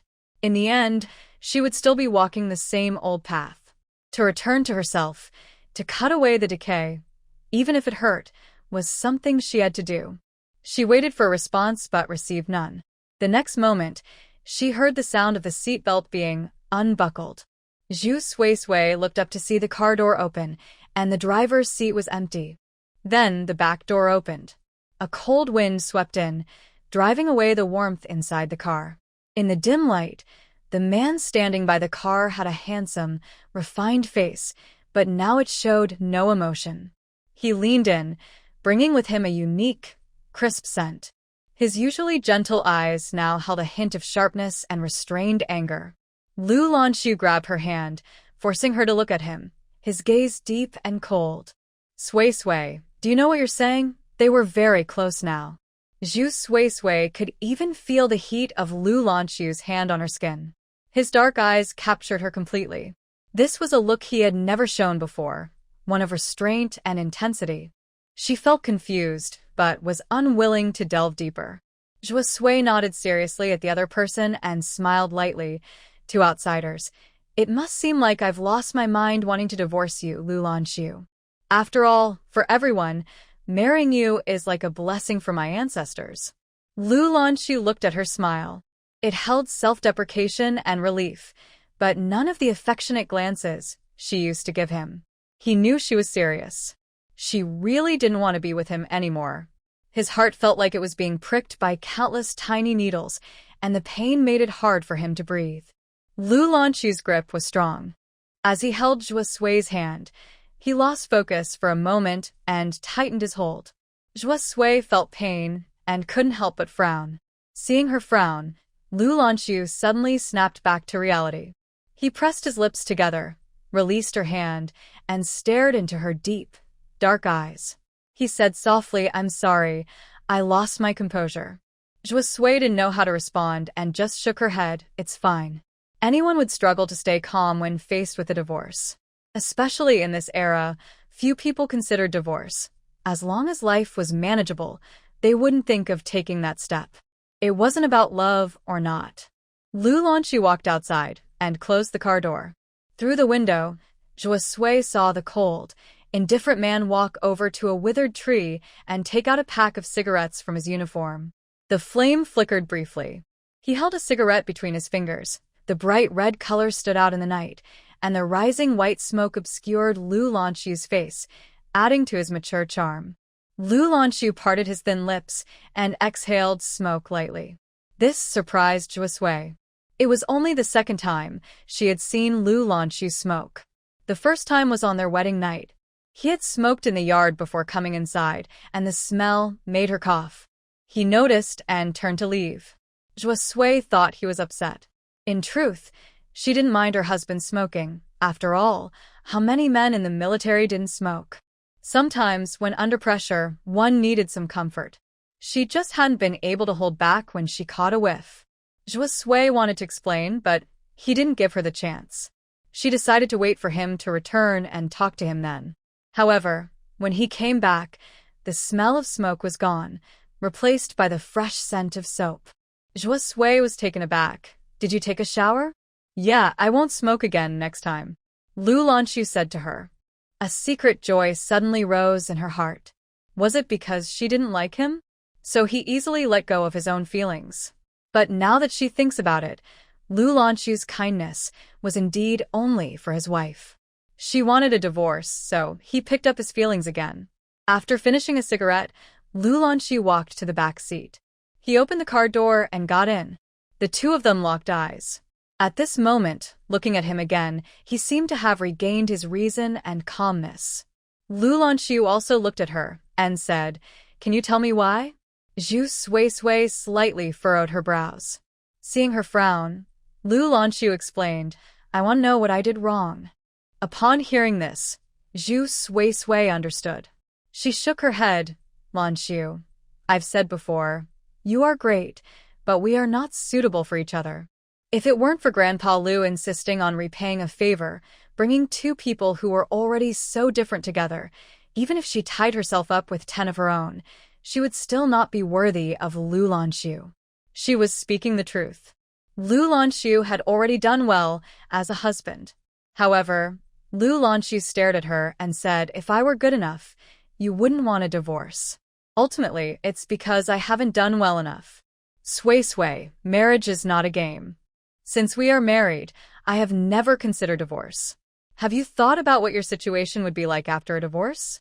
Zhou Sui clenched her fingers. I know that a divorced woman in today's society will face scorn and disdain, but so what? I can handle it. Lu Lanxu frowned. That's not what I mean. I just think we haven't reached the point of divorce yet. If you have any dissatisfaction, you can tell me. I know I haven't spent enough time with you this past year, and that's my fault.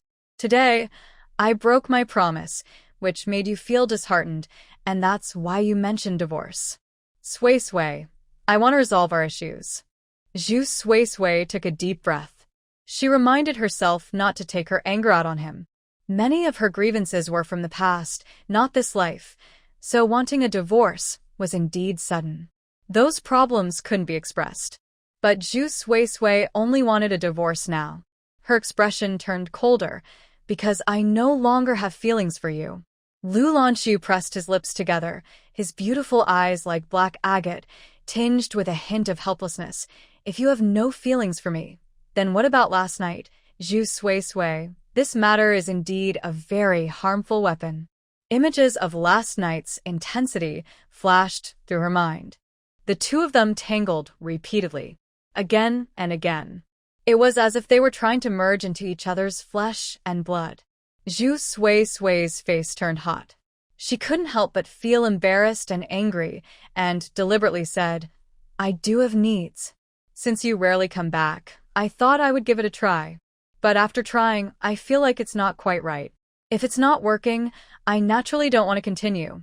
If it were the old Zhou Sui, she would never dare to say such rebellious words. After all, it was too shameful. And to speak such untruths with her eyes wide open. But at this moment, Zhou Sui was somewhat shameless. She turned the truth upside down. Surely no man would want to hear that he wasn't good enough. As expected, Lu Lanxu fell silent. He seemed a bit helpless, lowering his gaze to look at her, and after some thought, he finally spoke. If it's about this, I think I can practice more and learn, but I don't think it should lead to divorce. Zhou Sui gritted her teeth, forcing herself to lie. Lanxu, you're older than me by 8 years. In terms of physical ability, you can't compare to the young ones. Some things, no matter how hard you try, you just can't do. Even if you could, how many days can you spend with me? Even when you come back, you're busy with various things. It's not just the two of us at home. Our time together is limited. Lanxu, do you really think we act like a normal couple? I'm only 19. I still have a beautiful life ahead. You can't expect me to live like a widow forever. Lu Lanxu looked at her. Is there anything else you're dissatisfied with? Zhou Sui. Isn't this enough? Many married women care about this, yet you can't even manage that. Lu Lanxu's gaze deepened and he smiled slightly. We can try again tonight. Zhou Sui took a deep breath. I said, we tried yesterday and I think it didn't work. Lu Lanxu replied calmly. I didn't understand your needs yesterday, so I held back. Today, I think I can change your mind. Zhu Sui Sui. Zhu Sui Sui didn't understand why. They were talking about divorce, and somehow ended up discussing this matter. Clearly, Lanxu took the issue of his abilities very seriously. Zhu Sui Sui suddenly felt that men are actually all the same. Even someone as perfect as Lanxu cannot accept his wife saying he is not good enough. Zhu Sui Sui said in frustration, "If you say that, we can't talk anymore, then let's not talk. It's getting late, and if we delay too long on the road, I'm afraid my parents will worry," Lanxu replied, directly following her lead. Zhu Sui Sui frowned. She stared at him and said, "What about divorce?" "I'm serious. I'm not joking." "Yes, I know." Seeing her beautiful brows furrowed, Lanxu couldn't help but reach out to smooth them. His fingertips were warm and had a faint scent of tobacco, which wasn't unpleasant. Zhu Sui Sui was momentarily taken aback. Lanxu explained, "You look beautiful today, so please don't frown.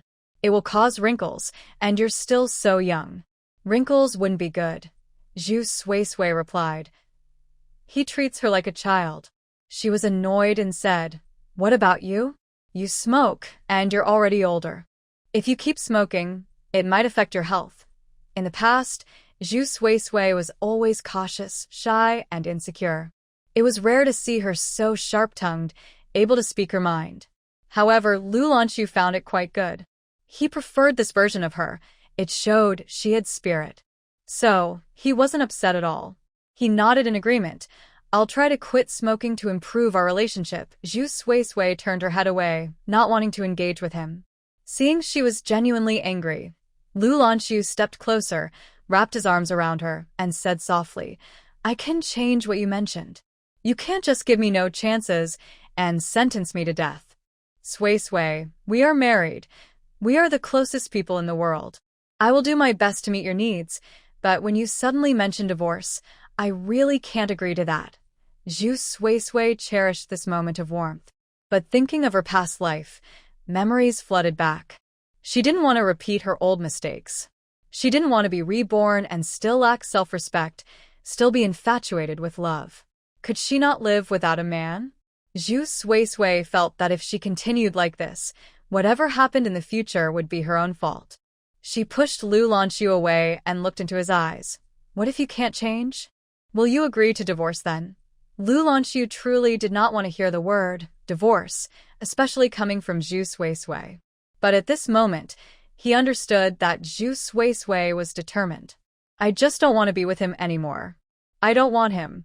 If I don't agree with her now, Lanxu feels that Zhu Sui Sui won't give up on this idea. She might even be more disappointed in him. "For now, I can only buy some time." Thinking this, Lanxu nodded. "I will definitely improve." Zhu Sui Sui scoffed. "That's not certain."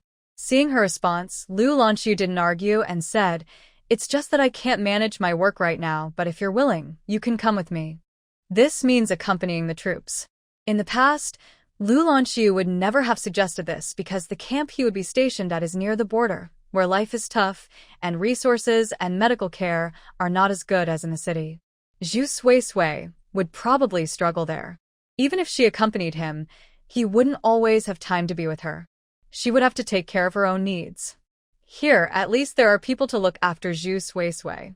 With so many people in the Lu family, whether for his sake or for the old man's sake, they wouldn't let Zhu Sui Sui suffer. If it were in her past life, Zhu Sui Sui would have been overjoyed to hear this. No matter where they went, as long as she could be with Lanxu, she would be more than willing. But now, Zhu Sui Sui is unwilling. She has just been reborn, possessing foresight about the future and gaining special abilities, and she is thinking about how to make the most of them. If she just follows Lanxu into the army, wouldn't she lose her sense of self again? Having lived another life, she understands much more. There are many things in this world waiting for her to do. The reason so many people feel unworthy of Lanxu is that she lacks any standout qualities. She doesn't even have a sense of self. She only wants to be a good Mrs. Lu. Relying on a man leads to no good outcome. She considers herself lucky. Even though Lanxu doesn't love her, he is still responsible for her. But that doesn't mean her desire to be Mrs. Liu is right. A woman without a career, only depending on a man, is worthless. Zhu Suisui doesn't want to be a love-struck fool anymore. She said softly, I don't need you to change anything about work. I understand that you are serving the country, so you don't have to worry about me wanting to follow you into the army. Lu Lanxu frowned slightly, finding her words harsh. But he didn't want to argue over the details, so he said, in other areas, if you think I haven't done well, I will improve. Zhu Suisui glanced at him and said, it's up to you. Divorce requires the agreement of both parties, and Zhu Suisui couldn't convince Lu Lanxu, so she had to leave it for now. Moreover, she felt that Lu Lanxu couldn't change. Even if he could manage for a short time, he wouldn't be able to keep it up in the long run, Zhu Suisui thought. Later on, if Lu Lanxu realized that her demands were becoming too much, he might just bring up the divorce himself. Lu Lanxu didn't say anything more but raised his wrist to check the time. It's getting late. Let's go home, Zhu Suisui casually replied. Lu Lanxu got out of the back seat and returned to the driver's seat. The car was back on the road. When they arrived at the Lu family's place, Zhu Suisui got out of the car and went inside. The walk from the car was especially cold. Zhu Suisui tightened her coat. It was almost 11 o'clock, and only one light was left on in the yard. Jiao Shanyun and the others had already gone home and were now asleep.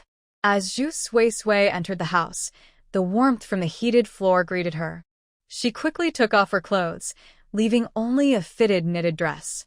Just as she finished, Lu Lanxu parked the car and walked in, catching sight of her. This knitted dress was one he had chosen for Zhu Suisui before their marriage, and she hadn't worn it in a long time. Seeing her in it now felt completely different from last year. If last year's Zhu Suisui still had a hint of innocence, like an unripe persimmon, then now she had quietly transformed into a mature woman with curves, exuding charm in every movement. She maintained a natural purity, perfectly blending the feelings of a girl and a young woman, like a sweet, juicy peach, rich and fragrant. Then he recalled Zhu Suisui saying he was getting older and not as capable. Lu Lanxu's gaze suddenly darkened a bit. Zhu Suisui heard footsteps and turned around to see Lu Lanxu. She bit her lip. Since they weren't divorced yet, it was impossible to sleep in separate rooms. If that happened, old Master Lu would surely come looking for her.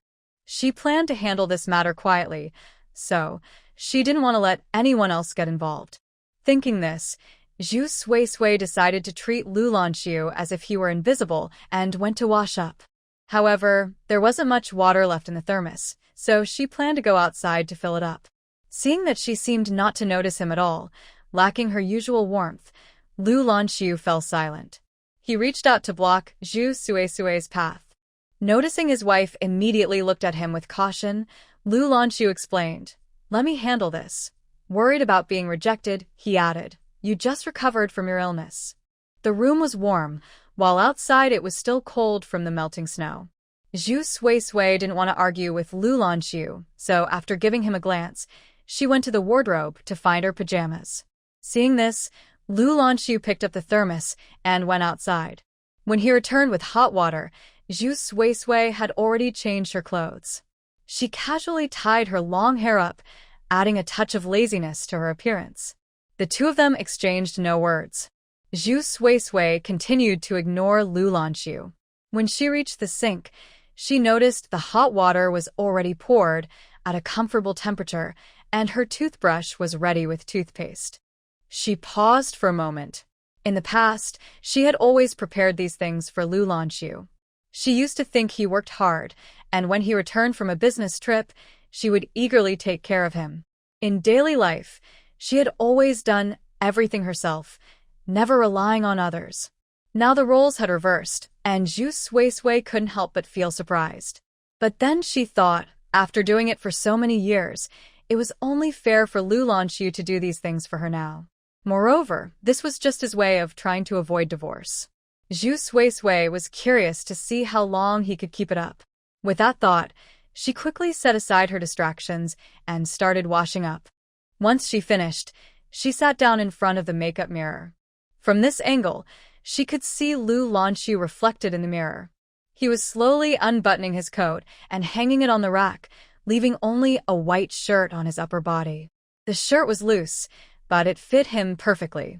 The collar was crisp, and under the warm light, Zhu Suisui could clearly see his broad shoulders and narrow waist, paired with military green pants that were neatly pressed and ankle-high military boots that made him look tall. The light on his face highlighted his strong features, making him appear almost otherworldly. Lu Lanxu seemed like a masterpiece of creation, too perfect to be real. Everything around him felt small in comparison because he was so strong. Thinking of such a person who had once sweated and worked hard for her, Zhu Suisui felt it was surreal. Following her memory, she took out a jar of cream from the drawer. In this day and age, there are few skincare products available. The market only offers a limited selection, unlike in the future where various brands flourish and beauty salons emerge. In her past life, despite living a life of comfort, Zhu Suisui always felt uncertain. She knew she had a beautiful face, and to gain Lu Lanxu's affection, even if it was just for her looks, she didn't mind. She invested a lot of effort into her appearance, almost to the point of relying on it for attention. Looking back, it seems quite laughable. She once secretly delighted in the thought that this man would become her husband, fantasizing that he would fall in love with her and show her his passionate side. But in the end, it was all just an illusion. He might love someone, but it would never be her. She spent 20 years proving this truth. Zhu Suisui is a particularly stubborn person. She doesn't give up easily. However, after facing too much pain on the path of being Mrs. Lu, she became frightened and made up her mind to leave Lu Lanxu without looking back. Now, time has passed. Zhu Suisui has returned to her 19-year-old self, young and beautiful, needing no skincare or makeup. Her beauty is natural and unrefined. With the soul of her future self, her features carry a sense of calm and grace, making her even more stunning. At this moment, she is effortlessly beautiful, enough to amaze everyone. In this life, Zhu Suisui will care about her looks, but only to please herself, not Lu Lanxu. After finishing her tasks, Zhu Suisui lay down on the bed. She heard soft rustling sounds behind her, followed by the click of the light being turned off. The room instantly became dark, with no light at all, and the surroundings were silent. Lying on the bed, she could clearly sense the movements beside her, followed by the sound of his breathing, very close. She closed her eyes, turning away from Lu Lanxu. In the darkness, the breathing grew nearer, and a warm chest pressed against her back. The man took her hand, suggesting something more. Perhaps her earlier words had provoked Lu Lanxu, prompting him to try again? Zhu Suisui's body stiffened, and she held her breath, thinking about how to refuse him. After all, she didn't want that at all. Lu Lanxu sensed her rejection and said, "You're feeling well. I won't touch you." Zhu Suisui remained silent, aware of a certain change in Lu Lanxu that was pressing against her. He was tall, with long legs and a broad, strong chest. This action almost wrapped Zhu Suisui entirely in his embrace, filling her senses with Lu Lanxu's scent. In the darkness, their heartbeats collided with each other, until the man propped himself up slightly, kissed her forehead, and softly said, "Sleep now." Upon hearing this, Zhu Suisui finally felt at ease. She thought tonight would be a sleepless night, but as fatigue washed over her, she unknowingly fell asleep. Feeling his wife's long breaths beside him, Lu Lanxu opened his eyes and held her a little tighter in the night. It seemed that only this way could he feel a bit more at ease. In the morning, when Lu Lanxu woke up, Zhu Suisui was still lost in her dreams. He carefully got out of bed without waking her. After washing up, he went out for a morning run. When he returned from his run, he happened to bump into Lu Qingying, who had just woken up. Seeing that he had already finished exercising, Lu Qingying yawned, still a bit sleepy, and asked, "Brother, did you go for a run?" It was rare. Although Lu Lanxu used to have a habit of exercising in the morning, since marrying Zhu Suisui, he had not done so, always waking and sleeping at the same time as her. Lu Lanxu maintained a calm expression and replied lightly, Then, as if he thought of something, he called out to Lu Qingying. Qingying, I have a question for you. Lu Qingying looked at him in confusion. Lu Lanxu, with no particular expression, asked softly, Do you think I look old? Lu Qingying replied, Huh. Although she didn't know why Lu Lanxu asked this, in the Lu family, he always had his reasons for doing or saying anything. Lu Qingying thought for a moment and honestly said, Brother, you don't just look old, you are actually older. At 27, given his position, Lu Lanxu could be considered young and accomplished. For many years to come, it would be hard to find such a young and outstanding political officer. However, in terms of age, 27 was indeed considered old in this era. He was 6 years older than her. Not to mention, Lu Lanxu had never shown the recklessness or naivety of youth. Since Lu Qingying could remember, her brother had always been like a little adult. She was afraid of many things, but not of anyone as much as she was of Lu Lanxu. In this regard, she felt that Lu Lanxu seemed quite mature, more so than her peers, with a deep and mysterious demeanor. Upon hearing this, Lu Lanxu remained expressionless and was about to leave. Seeing that he had finished asking his question and was ignoring her, Lu Qingying was puzzled and hurried after him, asking curiously, Brother, why did you ask about this? Is sister-in-law upset about your age? This question seemed too straightforward, not something her brother would typically ask. Lu Lanxu glanced at her with a calm expression and said, It seems you are doing well at work, Qingying. I'll ask your boss if they need to give you more responsibilities to help you grow. Lu Qingying immediately became flustered. No. Please don't talk to our boss. He can be really annoying. Brother, I'm begging you. You're usually not home, and I need to spend more time with sister-in-law. I'm going with her to Yazenzhai tomorrow. If you talk to my boss, he'll definitely make me work late and not let me leave early. Yazenzhai? Lu Lanxu caught the key word, and his expression darkened slightly as he said calmly, I can accompany your sister-in-law to Yazenzhai. That won't work. Sister-in-law promised to take me to see new things. You didn't go with her to the gathering last night, and she was bullied by Sister Shueka. If it weren't for my advice, she might have faced serious trouble. So, this is my chance, and it's best if I go with her.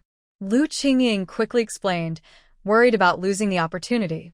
She watched Lu Lanxu's expression while quietly adding, Besides, you didn't come last night, so sister-in-law might be feeling sad. Since you're so busy now, it's better not to promise her anything, or you might not keep your word. Lu Lanxu paused slightly, a hint of coolness in his eyes. So that's how it is? She often faced such grievances, and he had never been by her side, which made her disappointed in him. Lu Lanxu's eyes were dark and unreadable. Qingying, tell me in detail about what happened last night. Lu Qingying replied, Huh? She thought Lu Lanxu already knew. Did Zhu Sui not tell her brother? This couple seems a bit strange. Lu Qingying thought this but didn't dare to ask, as she was still quite afraid of Lu Lanxu. She could only recount the events of last night in detail. The heating in the house was so warm that she was almost sweating, yet she felt a chill rising from her feet. She couldn't help but shiver. After she finished speaking, Lu Lanxu didn't say anything and simply replied, Let's go in and eat. Then he walked straight inside. It was strange. Lu Qingying pouted. She was always at the bottom of the family food chain, and there were too many smart people in the house for her to understand. It was better not to try to guess. Once they entered the dining room, Lu's parents were already there. Seeing Lu Lanxu, Lu Taining asked, Where's Sui? I let her sleep a bit longer since she stayed up too late last night, Lu Lanxu replied. Lu Taining nodded and didn't say anything more. However, Zhao Shanyan frowned slightly. But since Lu Lanxu was present, she didn't want to say much. The meal was very quiet. After they finished eating, Zhao Shanyan got into Lu Taining's car. Once it was just the couple left, she said, Sui is being a bit unreasonable. With her weak health, she should go to bed early, not stay up so late with Lanxu. Lu Taining didn't think it was a big deal. It's normal for newlyweds to stay up late. Sui doesn't have to work, so waking up early isn't a problem. That's not the point. Zhao Shanyan disagreed. If Sui were healthy, I wouldn't say anything, but with her condition, she needs to take care of herself to help our family grow. Lu Taining didn't want to argue with Jiao Shanyan about this. He knew she was uncomfortable with Sui Sui's weak health, and as Lu Lanxi's wife, it felt like a burden. He changed the subject. Did you find the gift Lanxu asked you to give Sui Sui yesterday? Jiao Shanyan sighed. I think I left it at my father's house. I'll check when I go over at noon. Lu Taining nodded. She had a deep sleep. When Zhu Sui Sui woke up, Lu Lanxu was no longer beside her. She sat on the bed for a while, then slowly got up, washed up, and went outside. There wasn't much to do today. In fact, she felt like she had nothing to do every day. After all, her goal in her previous life was to be the perfect Mrs. Lu, and now that she suddenly lost that goal, she felt a bit aimless. When she reached the front room, the Lu family had already left. Aunt Lu brought her breakfast and placed it on the table. However, Zhu Sui Sui noticed that Aunt Lu's movements were a bit slow and saw her frowning, as if she was holding back something. She sensed that something was off. Luma was dressed warmly today, even wearing a turtleneck sweater. Usually, she rolled up her sleeves to work, but today she was bundled up tightly. Zhu Sui Sui had a sudden thought and reached out to grab Luma's arm. The action was unexpected. Luma didn't react at first. Her instinctive response was telling. She cried out in pain, and then, as if realizing something, quickly pulled her hand back and clenched her teeth. Zhu Sui Sui's grip wasn't strong enough to cause pain, so there was only one possibility. Her gaze turned cool.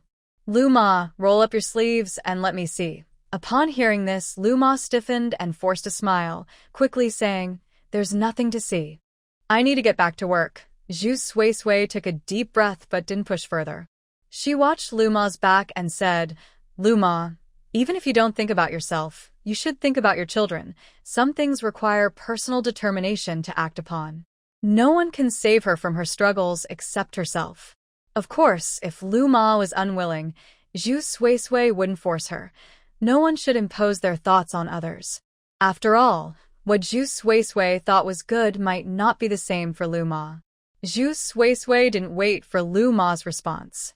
She found it difficult enough to get a divorce herself, having learned from her own painful experience. Luma, being from this era, didn't have the same extraordinary experiences, and whether she could understand would depend on fate. Not everyone can take that step. Most people tell themselves to endure for the sake of their children. At their age, getting a divorce seems unreasonable, and they worry about what others might think. Everyone else has managed, so why can't you? These beliefs are deeply rooted in their lives. It's no wonder women suffer. The environment has never been kind to them. After breakfast, Zhu Sui Sui tidied up her things and planned to go out. She had discovered that her abilities could earn money and help her find opportunities. During this time, she could collaborate with Yan Ziqing, who seemed reliable, allowing her to quickly accumulate some wealth. However, she estimated that she wouldn't make a lot of money, as she still needed to rely on others for collection. At most, she might earn a bit more than those doing the heavy lifting. Zhu Sui Sui, having been reborn, didn't want to play small. She was holding her breath, wanting the Lu family to respect her. Another reason was that if she could live well, Grandpa Lu would likely stop preventing her from getting a divorce. This made her desire to earn money even stronger. Lu Lanxu had said nice things last night, but Zhu Sui Sui wouldn't believe him anymore. His trustworthiness was zero in her eyes, so she remained indifferent. It was only a matter of time before he would agree to the divorce. But for now, the priority was to get back the 1,200 yuan from Yan Ziqing. That money could possibly buy a house, allowing her to bring her family to the city. With that in mind, Zhu Sui Sui tidied up and left. On the way, she bought an 8-pound fish and a bag of date cakes, heading straight for the alley in Beixin Bridge. Finding the alley took her some time. She had some trouble remembering the directions and was worried about getting lost. This area was known for its winding paths and numerous alleys. Luckily, it was well connected, or she would have had a hard time. When she finally found the door number she was looking for, the main door was open. A figure with their back to her was heating water. They were using coal, which was essential for winter. Otherwise, the cold in the city was unbearable. Seeing the familiar silhouette, Zhu Suisui happily called out, "Ningyu." The figure paused, turned around, and upon seeing Zhu Suisui, was momentarily stunned before a smile spread across her face. Bai Ningyu excitedly ran over. "Oh my Suisui, it's really you." It had been a long time since they last met. Seeing Bai Ningyu brought a wave of emotions to Zhu Suisui. They had met when Bai Ningyu came to her village as a youth worker, and they quickly became close friends. Later, Bai Ningyu returned to the city, and Zhu Suisui married and moved to the city as well. In her previous life, they remained good friends until the end. When Zhu Suisui decided to get a divorce, Bai Ningyu had told her she already knew Zhu Suisui and Lanxu were not a good match. It wasn't that Lanxu was bad, but he wasn't right for her. Zhu Suisui had grown up in a loving environment. Her parents had a great relationship, truly embodying love after marriage, which was what she had always dreamed of. However, anyone could achieve that, except for Lanxu. He had dedicated himself to the country. She said, back then, if you had chosen anyone from the Lu family, it would have been better than choosing Lanxu. Even if the others weren't her favorites, she wouldn't have faced such a devastating blow because she didn't love them. Thinking back, Bai Ningyu was right. Some things really can't be forced. Lanxu is not someone she can control. She doesn't have that ability. But now that she has been reborn, she has plenty of opportunities to choose again. The two of them happily embraced each other. Bai Ningyu said, "I haven't seen you in a long time. I didn't dare to look for you. Afraid your in-laws wouldn't like it. I'm busy lately, but now that I have some free time, I came to find you," Zhu Suisui replied with a smile. Bai Ningyu then noticed what she was holding and frowned. "Why are you bringing me gifts? Don't you consider me a friend?" Zhu Suisui laughed. "It's not polite to come empty-handed. Besides, I need your help with something." This was an interesting statement. Bai Ningyu glanced at Zhu Suisui, thought for a moment, and chose to remain silent. She wondered why the large Lu family couldn't help Zhu Suisui and why she needed help from a small family like hers. But she was afraid to ask directly and make Zhu Suisui uncomfortable, so she decided not to inquire further. Zhu Suisui noticed the look in her eyes and felt touched. When she was with Bai Ningyu, she always considered her feelings. Just then, someone came out from inside. It was Bai Ningyu's mother. Upon seeing Zhu Suisui, who she recognized, she quickly called out, "Xiuyu, why haven't you let Suisui in? It's so cold outside." The Bai family lived in a unit provided by their workplace, where everyone was from the same company. Unlike the Lu family's private homes, there were 4 or 5 households living here. The conditions weren't the best, but they were decent for a shared courtyard. The family of 4 had 2 rooms assigned to them. One room was divided with a curtain for Bai Ningyu and her brother, Bai Ningqing. This was considered a spacious family setup. If there were more children with 5 or 6 people in the house, it would be cramped. Only the mother and daughter were in the living room. Zhu Suisui handed over the fish and pastries she brought, and Bai Ningyu's mother said, "Stay for lunch, and we can cook this fish." She also urged Bai Ningyu to pour some tea. The pastries were eventually placed on the table for Zhu Suisui to enjoy. Since returning to the city, the two hadn't spent much time together. The last time was during Zhu Suisui's wedding last year, when Bai Ningyu visited. Naturally, they had a lot to talk about, and they chatted for a while before getting to Zhu Suisui's situation. Bai Ningyu was surprised.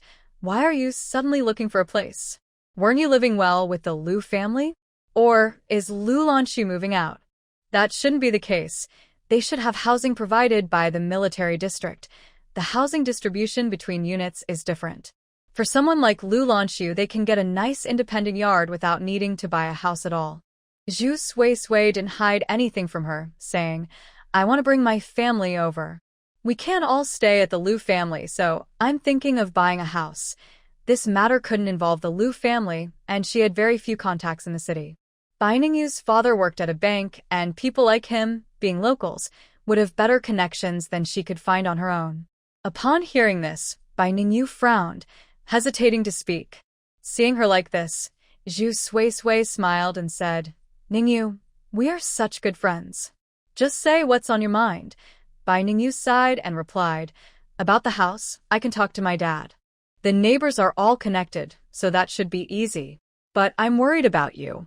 Why are you thinking about buying a house? Does the Lu family know? If they did, they would find a suitable place much easier than my family could.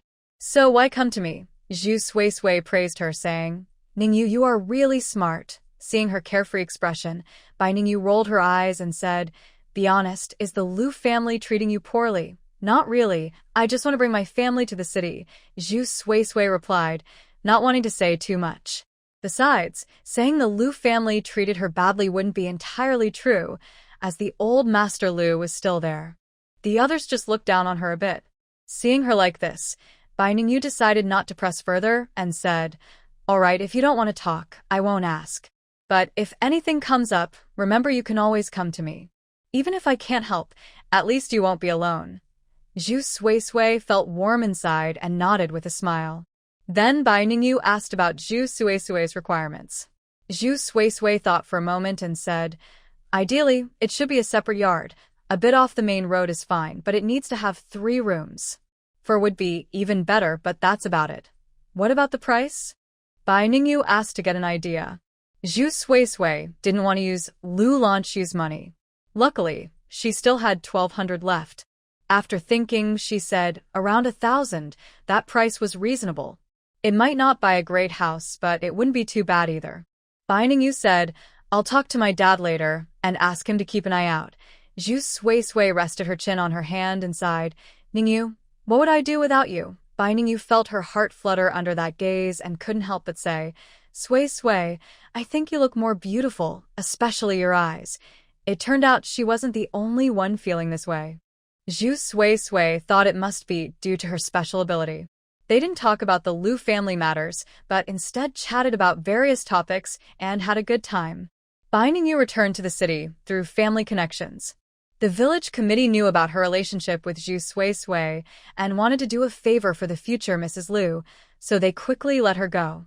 She came back around 7 or 8 years ago, but there were no job placements in the city since many educated youth were returning. It was all about connections, and after some effort, her family managed to get her a job at a factory. However, Bai Ningyu had new plans now. Working as a factory worker wasn't enough for her. After all, she graduated from high school and wanted to go to college. She thought about taking the college entrance exam next year. Although she felt uncertain, she wanted to give it a try. If she succeeded, her future would be more secure. Zhu Suisui understood this and even knew she would pass the exam. "I think that's great. I support you," she said. Bai Ningyu smiled and added, "My parents support me too. For them, my brother is not an option anymore, so they are counting on me. If I become a college student, they might even bring in a son-in-law to treat me like a son." Actually, Bai Ningyu's family was quite good. At least they weren't very traditional. Bai Ningyu was 4 years older than Zhu Suisui and was now 23. In other families, they would have long since tried to marry her off instead of keeping a room for her. After that, Bai Ningyu looked at Zhu Suisui and asked, "What about you? What are your plans for the future? Will you join the army?" Zhu Suisui shook her head. "I will stay in the city. I won't join the army." Bai Ningyu hesitated for a moment, but decided to share her thoughts. "Suisui, I think you should consider taking the college entrance exam with me. If that doesn't work out, the Lu family can help you find a proper job. There are some things I've kept to myself because I didn't want to affect your mood, but as a friend, I feel I should be honest with you. You married into the Lu family, and I can see that Mr. Lu truly likes you. However, the others in the Lu family might not share the same feelings. You married someone like Lu Lanxu, and I worry that you might not progress. Watching him become more successful while you stay at home could lead to a lack of common interests between you two. Although I don't understand marriage well, I believe women should have their own pursuits. You're still young and have a bright future ahead." These words were never spoken to Bai Ningyu in her past life. It wasn't that she didn't want to say them, but every time they met, Zhu Suisui only talked about Lu Lanxu. Bai Ningyu knew how much she liked Lu Lanxu, so it was hard to say anything negative about the Lu family. Plus, after Bai Ningyu got into college, she became busier and had little time for Zhu Suisui, who was stuck in her own troubles. Many of Zhu Suisui's ideas came from Bai Ningyu. She was like a caring older sister. Even though she was disappointed in Zhu Suisui's romantic notions, she could still comfort her. In their past life, Bai Ningyu clearly invested more in their relationship. Zhu Suisui initially thought about finding a job and hadn't considered college. She had never taken the entrance exam and wasn't sure if she could succeed. Naturally, people feel insecure about things they are uncertain about. Now that Bai Ningyu mentioned it, Zhu Suisui felt inspired. She asked, "But I got married before finishing high school. Can I still go to college?" "That's easy. You can ask the Liu family for help to get you into a high school. You can attend as a day student. It might be too rushed for next year, but the year after should work," Bai Ningyu replied.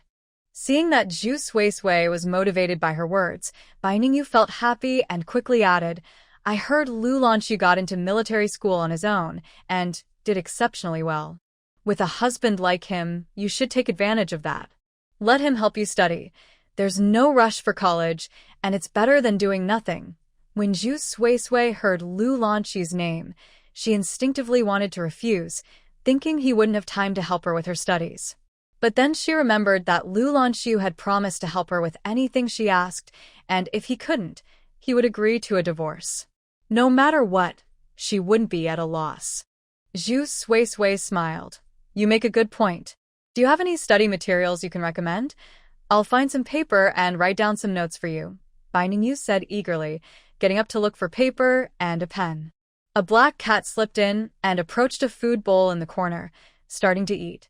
Seeing this, Zhu Suisui couldn't help but take another look. The bowl was covered in years of dirt. Its original color was unrecognizable, but strangely, Zhu Suisui noticed a faint green mist surrounding it. This indicated that the bowl must have some value. How much it was worth, she wasn't sure. After all, it was a new color, and she didn't know if it was beneath red or blue, or maybe even above blue. However, she could tell that the bowl would definitely sell for something.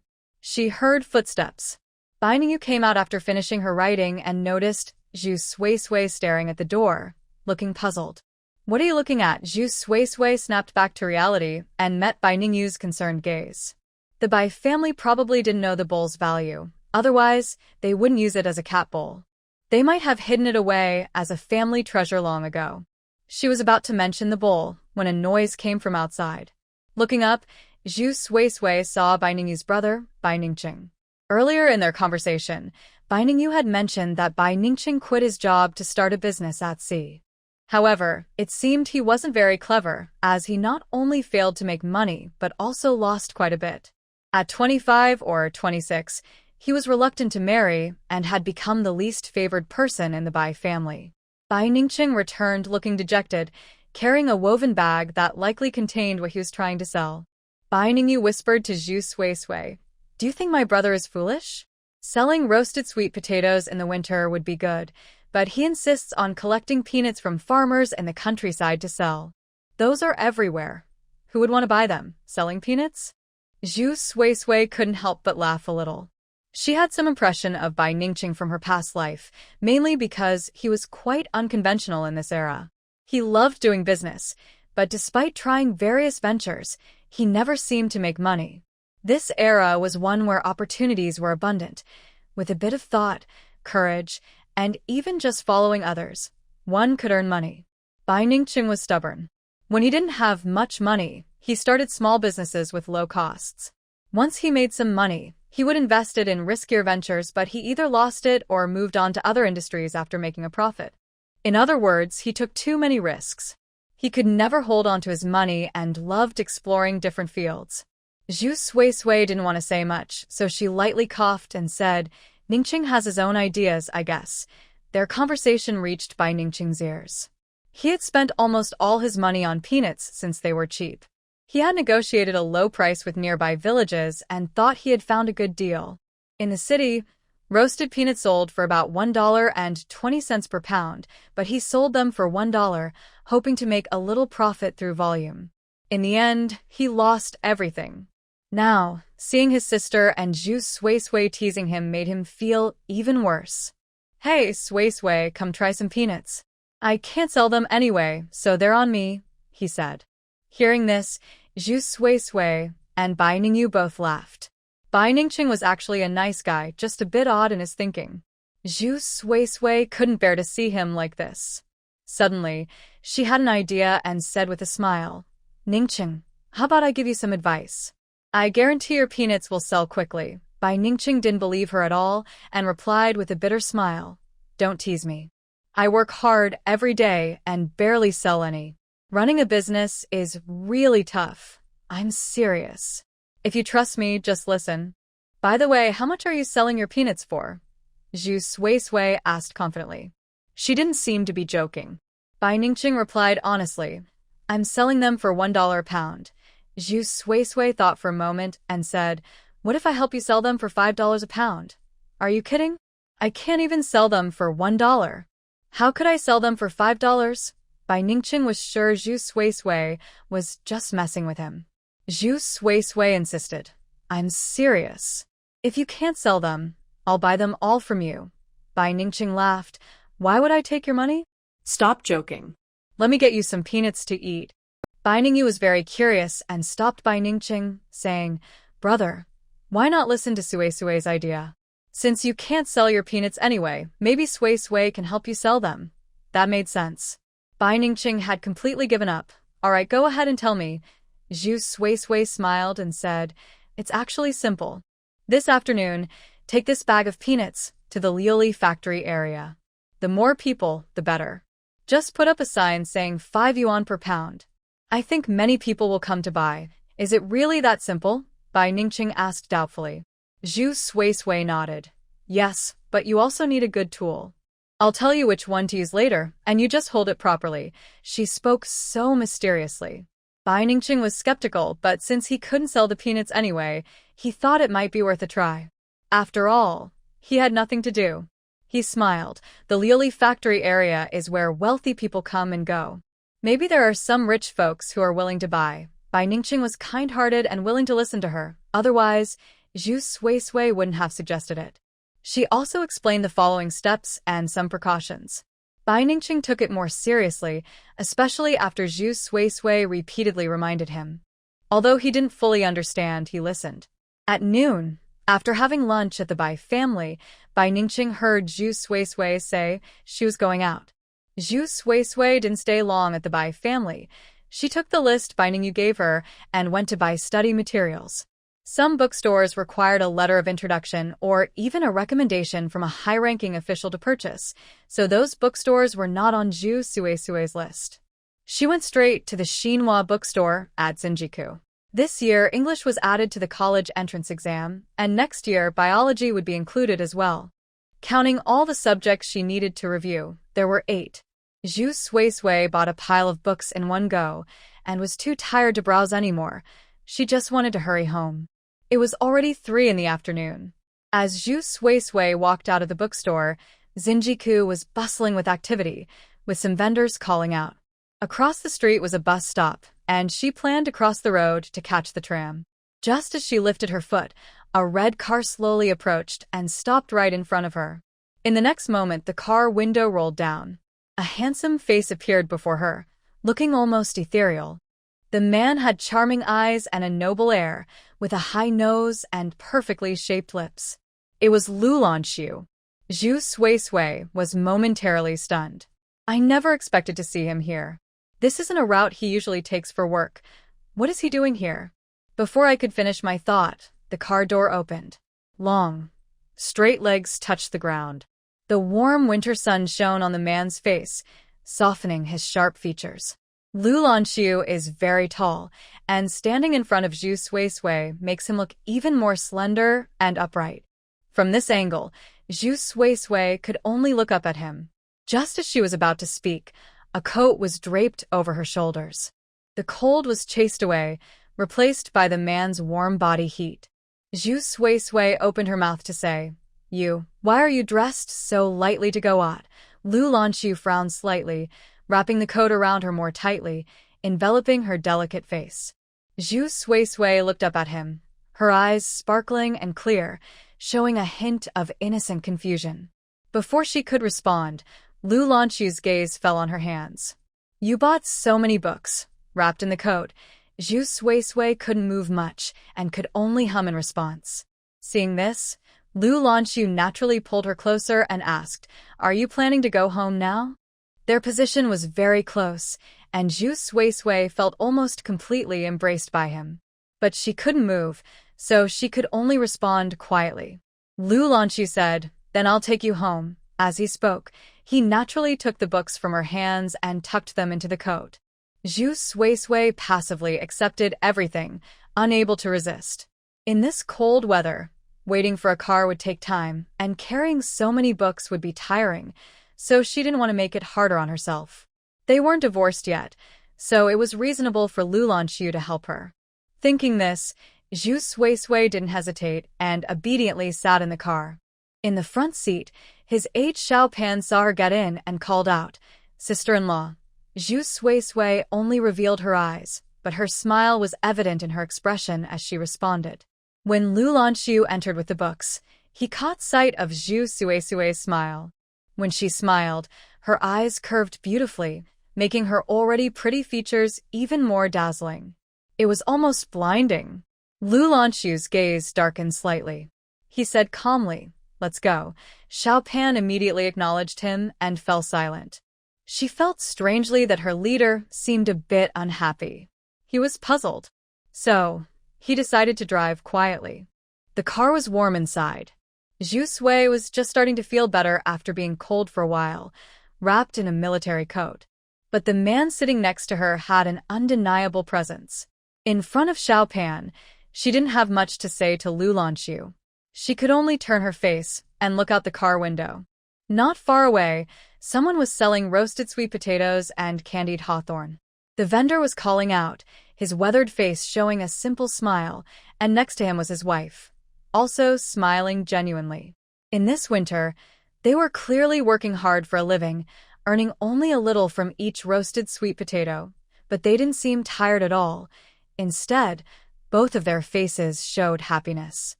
She was momentarily lost in thought until she heard Lu Lanxu's voice. Sui, are you planning to take the college entrance exam? Zhu Sui was taken aback and came back to her senses. She turned to see his handsome face looking at her, with a stack of heavy books on his lap, showing signs of being read. He was always smart, and Zhu Sui didn't plan to hide that from him. Her voice softened as she looked at him. Do you think it's not a good idea? The question was clear, but her tone was firm. Lu Lanxu's expression darkened slightly. It was obvious that his wife's coldness bothered him. She could smile at Xiaopan but was indifferent to him. He pressed his lips together and said, It's good that you want to study. Zhu Sui responded with a simple, Oh, and didn't want to engage with him further. She looked back out the window. At that moment, another warm hand covered her hand resting on the seat. Zhu Sui's eyelashes fluttered. Lu Lanxu's voice came again. Don't overthink it. Next time something like this happens, just tell me directly. You went out of your way to buy so many books. It must have been hard. After a pause, he continued, I just looked, and these books might not be enough. I'll find a few more later. Hearing this, Zhu Sui glanced at him and slowly asked, Isn't it a hassle? Although she asked this, she had no guilt about wanting to trouble him. It was just a pretense. Lu Lanxu could tell and couldn't help but find it amusing. He shook his head and reached out to pat her head, asking, Are you planning to take the exam next year or the year after? This attitude surprised Zhu Sui a bit. She glanced at Lu Lanxu and asked, What if I can't pass the exam? If you can't pass, just try again. Don't you want to take the exam? Lu Lanxu didn't think it was a big deal. He seemed to want her to have something to do, so she wouldn't bother him too much. Zhu Sui suddenly remembered her past life. When Lu Lanxu was free at home, he would teach her many things. She was influenced by Ningyu mainly because she hadn't completely forgotten her school lessons. However, in her past life, Lu Lanxu never encouraged her to take the university entrance exam or even let her work a single day. It was like he was raising a pet. When Ningyu suggested that Lu Lanxu teach her, her instinctive reaction was that Lu Lanxu wouldn't agree to her going to university. But unexpectedly, right after buying the books, she ran into Lu Lanxu. He guessed she wanted to take the exam and showed no opposition at all. Zhu Sui looked at him suspiciously, unable to figure out Lu Lanxu's thoughts. She said, "But my foundation is really weak. I didn't finish high school, so I'm not sure if I can take the exam." Lu Lanxu thought for a moment and replied, "I have a childhood friend in the Ministry of Education's Development Planning Department. I'll ask him later. There must be a way. You don't need to worry about that." After saying this, he looked at Zhu Sui and added, "If you're not in a hurry, you can take the exam in 2 years. That way, you'll have plenty of time to prepare." This was similar to what Bai Ningyu had said. It seemed Lu Lanxu really agreed with her going to university. Zhu Sui lost her desire to ask more questions, simply responding with an "oh," and falling silent. At that moment, she felt the rough pads of his fingers brush against her palm, sending an indescribable tingle through her. Zhu Sui froze for a moment, and before she could react, the large hand that had been holding hers quietly slipped between her fingers, intertwining their hands. Zhu Sui instinctively looked over. She could only see Lu Lanxu's profile. He still had a calm and distant expression, but sitting there quietly, he seemed relaxed. This small gesture felt almost out of character for him. Yet, Zhu Sui could feel how warm the hands holding hers were. She felt a bit dazed. The car soon came to a stop. They had arrived at the Lu family home. When Zhu Sui got out of the car, she noticed the other door opened as well. Lu Lanxu stepped out, still holding the books. Seeing someone looking at him, he explained, "These books are too heavy. I'll carry them inside." With someone willing to help her, Zhu Sui naturally didn't refuse. Once inside the house, warmth enveloped her. Zhu Sui took off her coat and felt relaxed. She let her long hair down, letting it fall loosely. Lu Lanxu entered and placed his books on the desk. The desk was filled with his belongings, and there was nothing of Zhu Sui's on it. Lu Lanxu, with a deep gaze, silently put away his things and only left Zhu Sui's book on the desk. He said, "Sui, I have to leave for a while. If you need anything, we can talk when I come back tonight." Zhu Sui replied with a simple, "Oh." She didn't have much to discuss with Lu Lanxu, mostly just about the college entrance exam. Before their divorce, she wanted to make the most of their situation and have Lu Lanxu help her. As for anything else, there was nothing. Seeing Zhu Sui's continued indifference, Lu Lanxu looked at her calmly and finally said, "If something is bothering you, just tell me directly. I'll be in the city for a while." Zhu Sui glanced at him, feeling somewhat confused. The thing bothering her the most was their marriage. Talking about it wouldn't help. It was better to stay silent. Thinking of what Bai Ningyu had told her, that Lu Lanxu was a top student and she shouldn't waste her chance to go to college, she said, "I want to take the college entrance exam. You know my foundation isn't good, and I don't want to go to school with a group of people. I just want to study at home. Since you said you could help me, then help me get into college." Hearing this, Lu Lanxu pursed his lips. "Is that all? Let's see if you can do it first. This is your trial period, and if you don't do well, we can always, Zhu Sui replied casually, but before she could finish, Lu Lanxu covered her mouth. Lu Lanxu looked at her with a serious expression. "You don't need to say that often." Seeing his demeanor, Zhu Sui thought that Lu Lanxu had always been the perfect child, someone who had everything go smoothly in life. Even if he didn't show it, he must have some pride. Yet here he was, facing a request for divorce from her, a girl from the countryside. Zhu Sui considered this and nodded.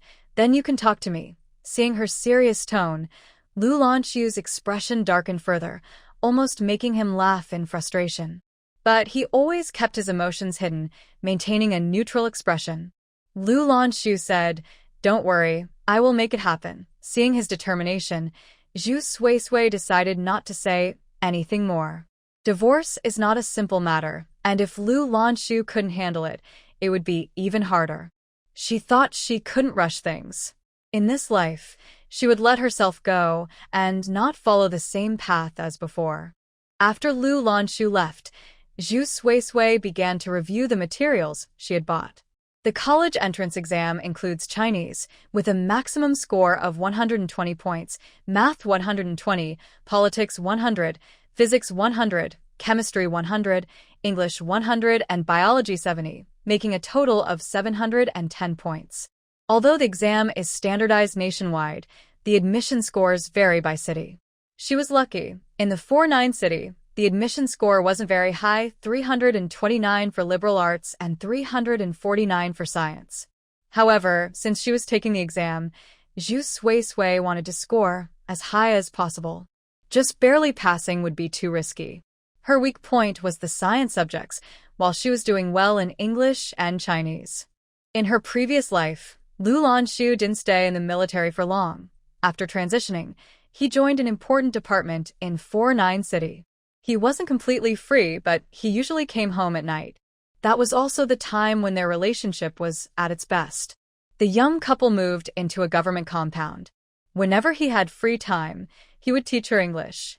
Zhu Sui initially knew nothing about music, chess, calligraphy, or painting, but she learned a lot just by being around him. Those days made Zhu Sui question whether they were real. He seemed like a perfect husband, but why was he unwilling to have a child with her? Moreover, he didn't want to be too intimate with her, choosing to hold back rather than touch her more. It was confusing. Zhu Sui took a deep breath, pushed aside her distracting thoughts, and decided not to dwell on it. Calming her mind, she focused on her studies. After a while, Zhu Sui was surprised to find that her memories seemed much better than in her previous life. She could remember things almost instantly, as if knowledge was entering her mind effortlessly. This meant she could grasp many concepts in half the time it would take others. Although there were still some things she didn't fully understand, especially in the sciences, she was making good progress overall. She aimed to score as high as possible first. This realization boosted Zhu Sui's morale. Today, her goal is to familiarize herself with each subject first, and then identify the key points later. As for how to determine those key points, she will ask Bai Ningyu later. She surely knows. From daylight until dark, she was immersed in her studies. It wasn't until someone knocked on the door that Zhu Sui finally came out of the sea of knowledge. She ran over to open the door and saw it was Lu Qingying. She smiled and asked, "Qingying, do you need something?" "Sister-in-law, I have some exciting news to share," Lu Qingying said with a hint of excitement in her eyes, making it amusing to watch. She must have heard some gossip, and came to tell Zhu Sui about it. Zhu Sui didn't dislike Lu Qingying, and since her sister-in-law seemed eager to be friends after yesterday's incident, she welcomed her in. Once Lu Qingying entered, Zhu Sui asked, "What is it?" Suppressing her joy, Lu Qingying couldn't help but laugh. "I have to tell you, Lu Xueka has been transferred out of Sijiacheng. I heard she's going to gain some experience and has been sent to Jin City. Although it's not too far, she'll probably only come back during holidays, so we won't see her often." This news surprised Zhu Sui. It wasn't part of her previous life. Why would she suddenly go to Jin City? Zhu Sui felt surprised. Could her rebirth have caused a butterfly effect? But this is a good thing. Lu Xueka has caused a lot of trouble due to her jealousy, and Zhu Sui didn't want to worry about her all the time. Now that she's no longer in Sijiacheng, the chances of running into her will be even less. By the time she returns, Zhu Sui might have already left the Lu family. For her, this is indeed a good thing. After discussing this, Lu Qingying mentioned their plan to go to Yazenzhai tomorrow. "I'll sneak out early, come find you first, and then we can go to Yazenzhai together, or should we meet there?" Seeing Lu Qingying's excitement, Zhu Sui smiled. "Let's meet there to save you the trip back." Lu Qingying thought for a moment. "That works." Then she seemed to remember something and pulled out 2 frozen persimmons, her eyes sparkling. "Sister-in-law, do you want some?" She had brought them from work and hadn't had a chance to eat them yet. Seeing the frozen persimmons made Zhu Sui a bit tempted. She had a weakness for them. Eating frozen persimmons in a warm room during winter was delightful.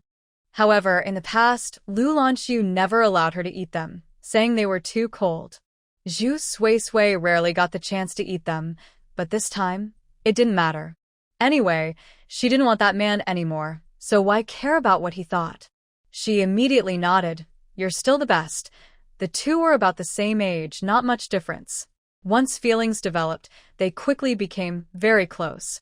Lu Qingying used to think that Zhu Suisui was boring and had a bad temper. She didn't like being around people. But these past few days, for some reason, she felt like her sister-in-law had come back to life, being confident and charming. Living under the same roof and being of similar age naturally improved their relationship. Each held a frozen persimmon, which was quite large. This fruit was different from frozen pears. It didn't need hot water, just bite into it, and it felt like eating ice cream. If you wanted to drink the juice, you could rinse it with cold water to thaw it a bit before eating. Zhu Suisui took a bite. It was already icy and crunchy, melting in her mouth with a sweet taste, cool on her tongue, and so satisfying. This time, she wanted to finish the whole thing. The two were eating in the room, when suddenly the door opened. Lu Qingying jumped in surprise. Zhu Suisui looked up and saw Lu Lanxu standing there. He probably just got back, his coat still cold, blocking most of the light at the door. Lu Lanxu's gaze quickly fell on the frozen persimmon in Zhu Suisui's hand, and his expression darkened a bit. Seeing him like this, Zhu Suisui felt a strange sense of being caught doing something wrong. She froze for a moment, instinctively taking a sip of the sweet frozen persimmon juice, the flavor filling her mouth. This sweetness brought her back to reality. Why should she feel guilty about such a delicious frozen persimmon? It was meant to be enjoyed in winter, and even if the king himself came, he couldn't stop her from eating it. Zhu Suisui stared at Lu Lanxu, her mouth busy taking more bites of the persimmon. Seeing this scene, Lu Lanxu's expression shifted. He returned to find his wife and sister happily chatting in the room, enjoying the cold treat, but as soon as he appeared, their smiles disappeared, as if he shouldn't be there. Lu Lanxu looked at Lu Qingying and said lightly, "Why are you eating frozen persimmons?" His sudden question made her sense an odd atmosphere. Feeling a need to escape, Lu Qingying quickly finished her frozen persimmon and jumped up, saying, "Just having it occasionally. I have things to do, so I'll head out now." With that, she ran away. In the Lu family, few were not afraid of Lu Lanxu. Although they are of the same generation, Lu Lanxu feels more like an elder, and his status in the Lu family is clearly different. When attending family gatherings, Lu Lanxu usually chats with the older relatives. Over time, his younger siblings, even his older brothers and sisters, have not seen him as a peer and feel a bit inferior. Zhu Suisui is especially afraid of Lu Lanxu and even locked the door before going out. Soon, only the couple was left in the room. Zhu Suisui initially felt a bit anxious, probably due to habits from her past life. Lu Lanxu also liked to take charge, as there is an 8-year age gap between them, and she admired him. This made their interactions feel like he was always in control. Whatever he said, Zhu Suisui would listen. But in this new life, Zhu Suisui's rebellious side emerged. When Lu Lanxu entered, she acted as if she didn't see him and continued eating frozen persimmons. She thought she should eat more of these frozen persimmons. In her past life, she was too foolish to enjoy such delicious treats. Zhu Suisui felt a bit of revenge through her eating. However, when Lu Lanxu got closer, she caught a whiff of another sweet aroma. Her nose twitched. It smelled like roasted sweet potatoes. Did Lu Lanxu buy roasted sweet potatoes?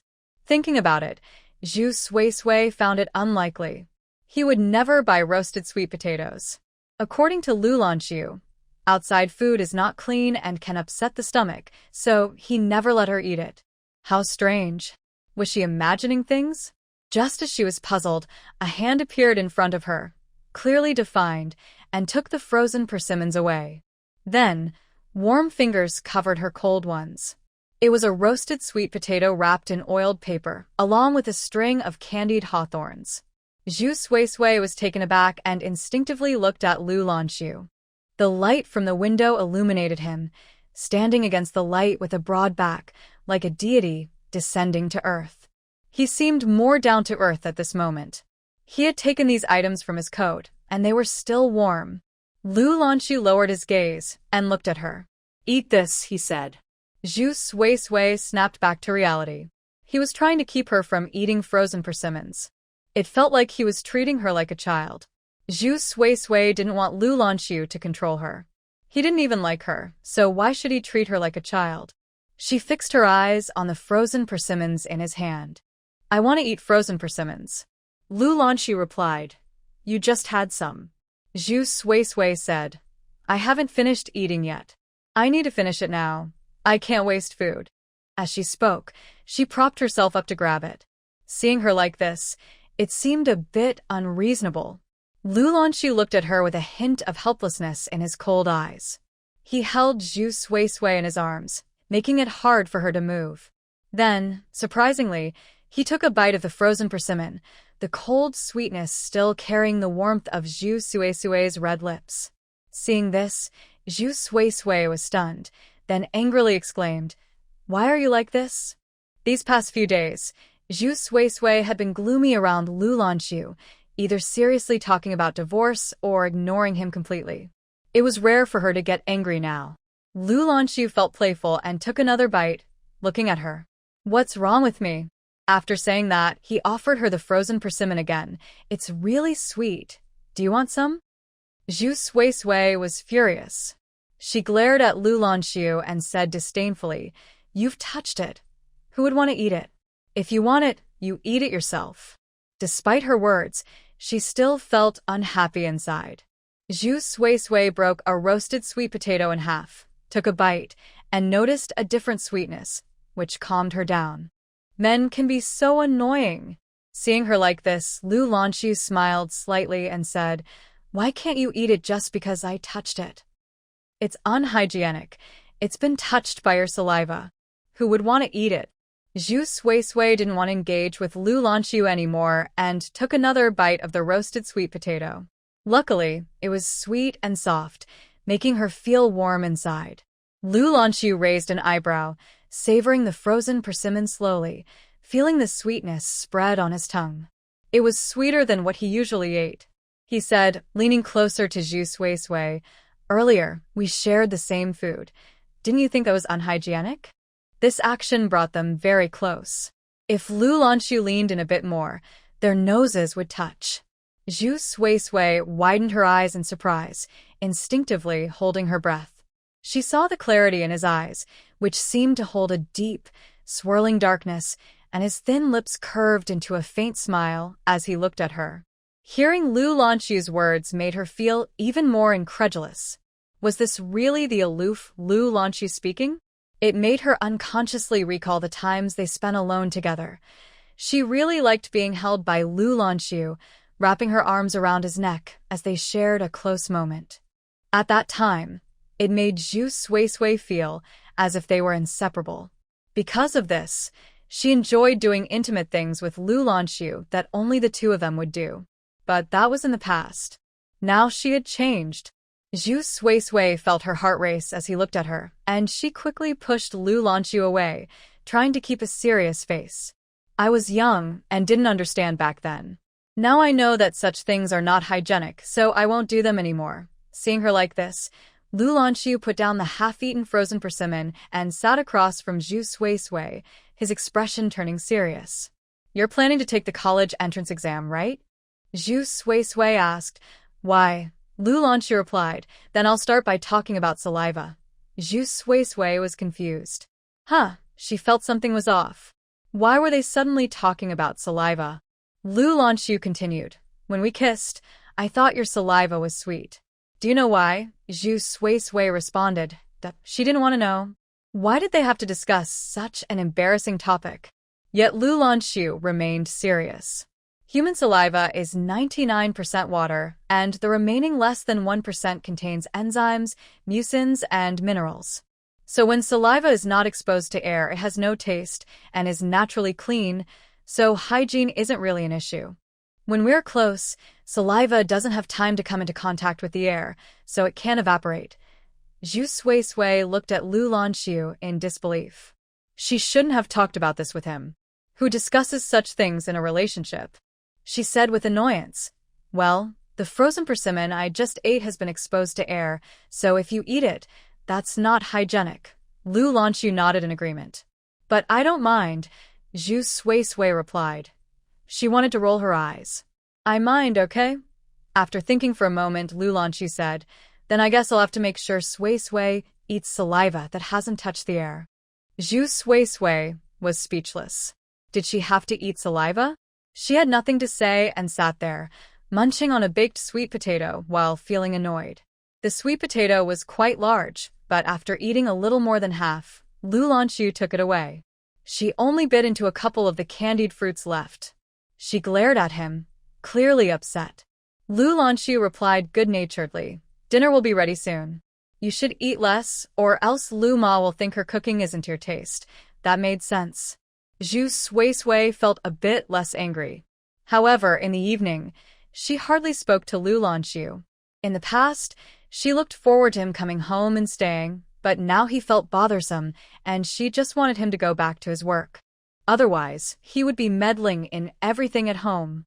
She recalled her previous life, remembering that Lu Lanxu was very busy that year. He spent only about 10 days at home all year. He must be getting ready for a mission soon. Just hold on a little longer.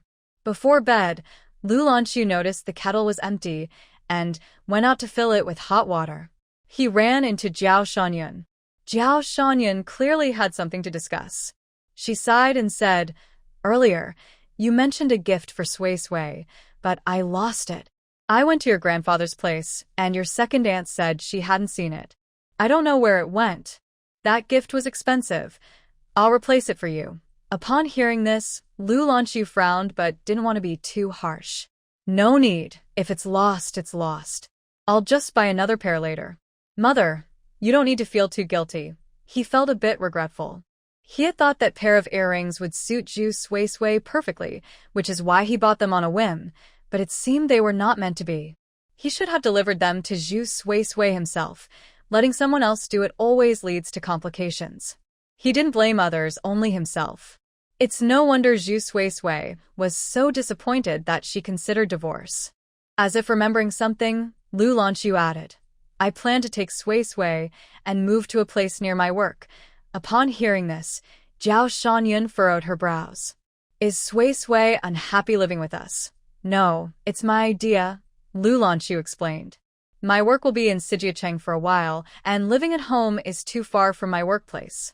If I don't take Sui with me, there will be gossip. Once she understood, Jiao Shanyan relaxed. She pursed her lips and said, then let's go with your plan. Lu Lanxu nodded. He returned to the room with the kettle. After they washed up, Zhu Sui lay down first. Lu Lanxu seemed to have work to handle, so she didn't bother him and fell asleep on her own. After a while, she felt someone lie down beside her. After a moment, they wrapped their arms around her. The embrace was very warm. Zhu Sui snuggled closer and slept very soundly. The next morning, Zhu Sui slept peacefully last night, and when she woke up, she found herself alone in the room. She had been waking up late these past few days, and by the time she had breakfast, the Lu family had already left. Thinking about her time with the Lu family, she realized she only interacted with them during dinner, which felt quite comfortable. However, she sensed that Jiao Shanyan might have some opinions about her, but it was not easy for her to express them because of Lu Lanxu's presence. In the past, Zhu Sui would have been anxious and woken up early. This time, without any rules, she felt freer. After all, she didn't want to deal with the complexities of social interactions. Zhu Sui was a slow-to-warm-up person, having grown up in the countryside and being cared for by her parents and siblings due to her frail health. Everyone was more tolerant of her. It was only after marrying into this wealthy family that she felt like she was walking on thin ice. Now, not caring about anyone or anything made her feel much more relaxed and comfortable. After washing up, Zhu Sui had breakfast and returned to her room to continue reading. She had only read half of her book yesterday and hadn't finished the rest, so she needed to focus now. To her surprise, when she opened the book, she found some markings on the pages, with key points circled. The handwriting was strong and sharp. Zhu Sui paused for a moment, instantly recognizing the handwriting. Last night, she had gone to bed first, while Lu Lanxu had been busy until midnight, not with work, but helping her highlight important points. Looking at the circled sections, she noticed annotations that included knowledge points from previous years and some of his own predictions. This surprised Zhu Sui even more. Could it be that Lanxu had been studying the content of past exams all along? She couldn't figure it out at the moment, but her mind began to race. The more outstanding Lanxu was, the more pressure she felt. Someone like him seemed out of her league. Yet, she was drawn to strong individuals. For a moment, she even wavered in her desire for a divorce. Zhu Sui took a deep breath, forcing herself to calm down. Lanxu was doing all this simply because he didn't want a divorce. The issues between them couldn't always be maintained by her giving in. With that thought, Zhu Sui found a blank piece of paper and wrote, "Having expectations of a man will only bring me trouble." Looking at this sentence helped her regain her composure. Was Lanxu really the only exceptional person in the world? She has loved Lanxu for 21 years and feels that she has loved enough. She has already experienced what it's like to be with him. Living this way again would be foolish for her. She is still so young and believes she can earn money. With her abilities and hard work, she might make a lot of money. When a woman becomes successful, good men will naturally come around. Then, if she wants to have a relationship where she is in control, she can choose anyone she likes. If not, she can continue to focus on her career. What a wonderful life that would be. After Zhu Sui stabilized the morale, she finally calmed down and read through her books. With Lanxu's highlighted notes, her studying efficiency doubled. She plans to take these books to Bai Ningyu and ask her about the key points. If they work, she will ask Bai Ningyu to remember them too. Bai Ningyu attended a regular school in her past life, but she did get into college. College students are still valuable, and even if they are from an ordinary university, job placements are secure. If she does even better, she won't have to worry in the future. After studying for half the morning and having lunch, Zhu Sui read for a while longer before putting her books away. She planned to go out. There was no one at home. Luma must have gone out to buy groceries. She decided to go around the alley to catch the tram. Just as she was about to turn the corner, she heard hushed arguing. One voice sounded familiar. It seemed to be Luma. She frowned slightly and hid in the corner, peeking around the bend. Luma was holding a basket of vegetables, looking both scared and shocked at the man in front of her. The man, about Luma's age, reeked of alcohol, had messy hair, dark circles under his eyes, and a fierce expression. "You're living well here, but when I ask you for money, you make excuses. What's this? Now that you have someone backing you, you dare to ignore your husband?" Luma trembled, protecting the vegetables in her basket, her face full of pleading. "I really don't have much money left. Didn't I give you some a few days ago?" The middle-aged man glared. "That amount was nothing. I spend it all on drinks and playing cards with my buddies. Don't try to outsmart me. You better give me the money quickly, or I'll go to the factory and ask our daughter for it." Hearing this made her anxious. Luma was anxious. "It's not easy for my daughter to find a job. She doesn't have much money. If you go to the factory to ask her for money, won't that push her to her limits? She still needs to get married. Just tell me how much you need, and I'll find a way to give it to you. Please don't go to my daughter." The middle-aged man was finally satisfied and smiled proudly. "That's better. I want 20 yuan. Hurry up and give it to me. Everyone knows you work as a nanny for a wealthy family. The Lu family lives so well. If I were you, I would be smarter and take a few things from their house to sell. Then we would be rich. You're really not very bright." Luma felt angry but couldn't say anything. Inside, she was starting to accept her fate. Her monthly salary was only 30 yuan, which was enough to feed her compared to those in the crowded courtyard who didn't work. Plus, her daughter had started working. She was sensible and saved her money, so things were looking up. But she had unfortunately married a man who drank and gambled. He was lazy and only cared about pleasure. When he ran out of money, he would come home to demand more. If she didn't give it to him, he would hit her. Even when she did give him money, he would only behave for a few days before asking for more again. There were no boundaries. What could she do? She could only blame her bad luck for marrying such a man. Luma trembled as she reached into her pocket to take out the little money she had saved. It was meant for winter clothes and shoes for her daughter, to have a good new year. Before she could take out the money, a slender hand appeared in front of her and grabbed her wrist. Luma looked up to see Zhu Sui standing before her with a cold expression. She was stunned for a moment, then felt a surge of fear. The family secrets she had hidden were discovered by Zhu Sui. If the Lu family knew about her husband, they would surely fire her. Zhu Sui looked at Luma. She felt some anger at her for not standing up for herself. When she realized her situation, she couldn't understand why women would endure so much suffering just to accept their fate. Even though Zhu Sui knew how taboo divorce was in this era, she saw how the environment affected women's views on marriage, especially for those with children. At first, Zhu Sui only offered verbal advice and didn't push further. But now, seeing Luma compromise again for her child, willing to be controlled by this man, she couldn't hold back any longer. Just help this once. She remembered all the kindness Luma had shown her in her past life, and she couldn't bear to see her continue living like this, so Zhu Sui decided to help her. When she intervened, Luma naturally didn't dare to take out any money. But the man started shouting, "You little brat, who do you think you are? This is our family matter, let go of me." He was eager to get the money to gamble. Now that Zhu Sui had ruined his plans, he was in a bad mood.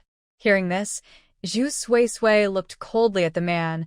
"Luma works for my family, and it's during work hours. I don't care who you are, you need to leave now, or I will call for help." It turned out he was from the Lu family. Luma's husband was a lower-class worker, and seeing someone from the Lu family, he felt the need to please them, fearing their retaliation. He quickly said, "Oh, it's Miss Lu. This is all a misunderstanding. I'm Xiao Lu's husband, and we need money at home, so I asked her for some." "It's all a misunderstanding." He looked shifty and untrustworthy. Zhu Sui expressed her disdain. "I don't care about your family matters. This is work time and I pay her. If Luma doesn't want to work, she can say so, but her wages will be deducted." Upon hearing about the wage deduction, Luma's husband jumped up and quickly said, "I'll leave, just please don't deduct Lu's wages." He was clearly someone who feared the strong and bullied the weak. Luma's husband wasn't foolish. He knew that only if Luma worked for the Lu family would there be a salary. Otherwise, he would be dreaming of money. Now that Luma was willing to give money, he could wait a little longer until she returned home to ask her for it. There was no need to offend the Lu family now. If he lost his job, it would be a waste. In just a few words, Zhu Sui managed to send him away. Luma didn't say a word. Zhu Sui had originally planned to go to Bai Ningyu's house, but after this commotion, she knew she couldn't go anymore, so she took Luma back to the Lu family. This time, it was her who encountered the situation, so she could keep her job. But what if someone else faced it next time? Once inside, Luma put things away, keeping her head down as if she had done something wrong. Seeing her like this, Zhu Sui didn't want to say anything harsh, so she simply said, "Luma, I can keep this to myself this time, but what about next time? Have you thought about your future or your daughter's future? Do you really want to be with this unworthy man for the rest of your life?"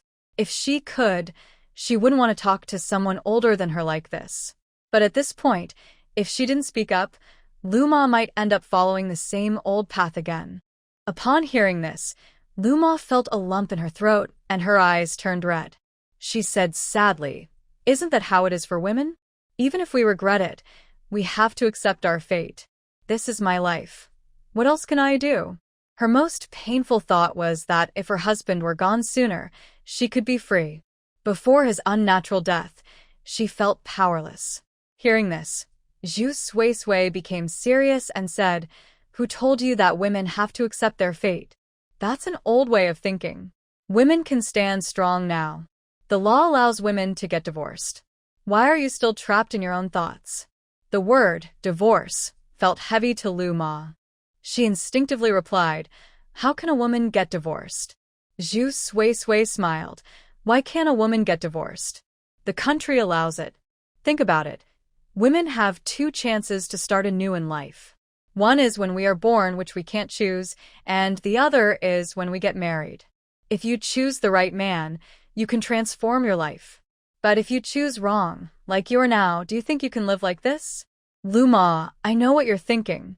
You're worried about how it will affect your daughter, right? But have you asked her what she thinks? With a father like that, who would want her in the future? Do you really want her daughter to be controlled by him for her whole life? These words shocked Luma. She wiped her tears and didn't say a word. But Zhu Sui knew she was listening. Zhu Sui didn't want to force her to make a choice right now. She just wanted to clarify the situation. You can endure this now, but what about later? Any employer would find this unacceptable. If you lose your job, how will you live? If you can't provide for yourself, they might turn to your daughter for support, and then her workplace might not want her either. When it came to herself, Luma could bear it. But when it came to her daughter, she couldn't bear to think about it. If that man truly harmed her daughter, she would fight him with everything she had. Her stomach was uncooperative. After giving birth to a daughter, she couldn't have any more children. Because of this, her husband started to hit her. Luma accepted her fate, knowing she was unfortunate to marry such a man. But she truly loved her daughter, the flesh of her flesh, and couldn't bear to see her suffer. After being spoken to by Zhu Sui, Luma seemed to gain some courage. She even dared to think about something she had never considered before. Divorce. Could she really get a divorce? Luma felt confused yet hopeful. Seeing her like this, Zhu Sui said seriously, "If you want a divorce, there are many ways to do it. You should go to the Women's Federation in your neighborhood and explain your situation. Show them your injuries and tell them if he is still hitting you. We need to stop him from hurting you further. There are neighbors in the courtyard. I don't believe they would just stand by and do nothing. When the time comes, you can speak firmly in front of them. If this matter escalates, no one will dare to advise you against it. After all, to advise you is to lead you to harm, and no one is that cruel." At this point, Zhu Sui thought for a moment and added, "How about this? I'll go with you." This matter needed to be addressed promptly. This time, Zhu Sui was meddling in someone else's affairs, but without Luma, she wouldn't have bothered. Luma hadn't spoken for a long time. Zhu Sui understood that this required courage, just like her own situation where she felt pushed to the edge when considering divorce. Normally, no one gets married intending to get divorced. But then Zhu Sui seemed to remember something. She looked at Luma and asked, "Luma, did you get a marriage certificate?" "What?" Luma thought for a moment before realizing, "You mean a marriage certificate?" Zhu Sui nodded. Luma shook her head. "Back then, we didn't get certificates. If we lived together, we were considered married." Upon hearing this, Zhu Sui's eyes lit up. This was good news. At least it meant she didn't have to go through extra procedures. Unlike herself, who had a certificate with Lanxu and needed to discuss divorce with him. Zhu Sui immediately said, "Since you didn't get a certificate, legally you aren't married. As long as this becomes known in the neighborhood, you can force him to write a guarantee letter, and then you two won't be connected anymore." This was also a way to help Luma change her mindset. Although Zhu Sui sometimes feels frustrated with Luma for not being more assertive, she realizes that everyone around her is the same. After 20 years of being influenced by different ideas and having supportive parents and a good family atmosphere, she has no worries holding her back. But women like Luma are different. They've been taught since childhood to be good women. What does it mean to be a good woman? It means selflessly giving to others without expecting anything in return and feeling satisfied if someone says something nice about them before they die. No one ever taught them to live for themselves. Now, Zhu Sui is challenging Luma's old beliefs with a new way of thinking. Luma looks at Zhu Sui, feeling lost and scared, unsure of what the right choice is. But she knows one thing: Zhu Sui won't harm herself. After all, she could easily ignore this situation. Luma lacks confidence and has many thoughts when someone offers her advice, but she struggles to express them. This is typical of someone who seeks to please others. She doesn't want to disappoint Zhu Sui, yet she is unsure if she can handle the consequences of divorce. At this moment, it feels like she is being pushed into a situation she is not ready for. Seeing her like this, Zhu Suisui sighed, took Luma's hand, and softened her tone. Luma, we women need to live for ourselves at least once. Think about your daughter. Do you really want her to live the same life you did? Even if she gets married, she'll still have to carry the burden of a father like yours. What if her future husband behaves the same way? How will she live then? Hearing this, Luma felt a turmoil in her heart. She would do anything to prevent her daughter from living the same life she did. With this thought, her heart leaned toward divorce. I'll do it. I'll get a divorce. Great. Let's go to the Women's Federation and get everything sorted. Zhu Suisui sighed in relief, glad that Luma was receptive. Luma hesitated for a moment. What about home? Don't worry. We'll handle your situation first, and I'll take care of the rest, Zhu Suisui reassured her. Perhaps Zhu Suisui's determined gaze made Luma feel that divorce wasn't such a big deal after all. She nodded. Seeing this, Zhu Suisui let her out. The Women's Federation wasn't far. Zhu Suisui asked someone for directions and soon found it. After a few twists and turns, she guided Luma to the office of the Street Women's Federation. Zhu Suisui explained the situation clearly to the security guard, wrote down the registration details, and led the way inside.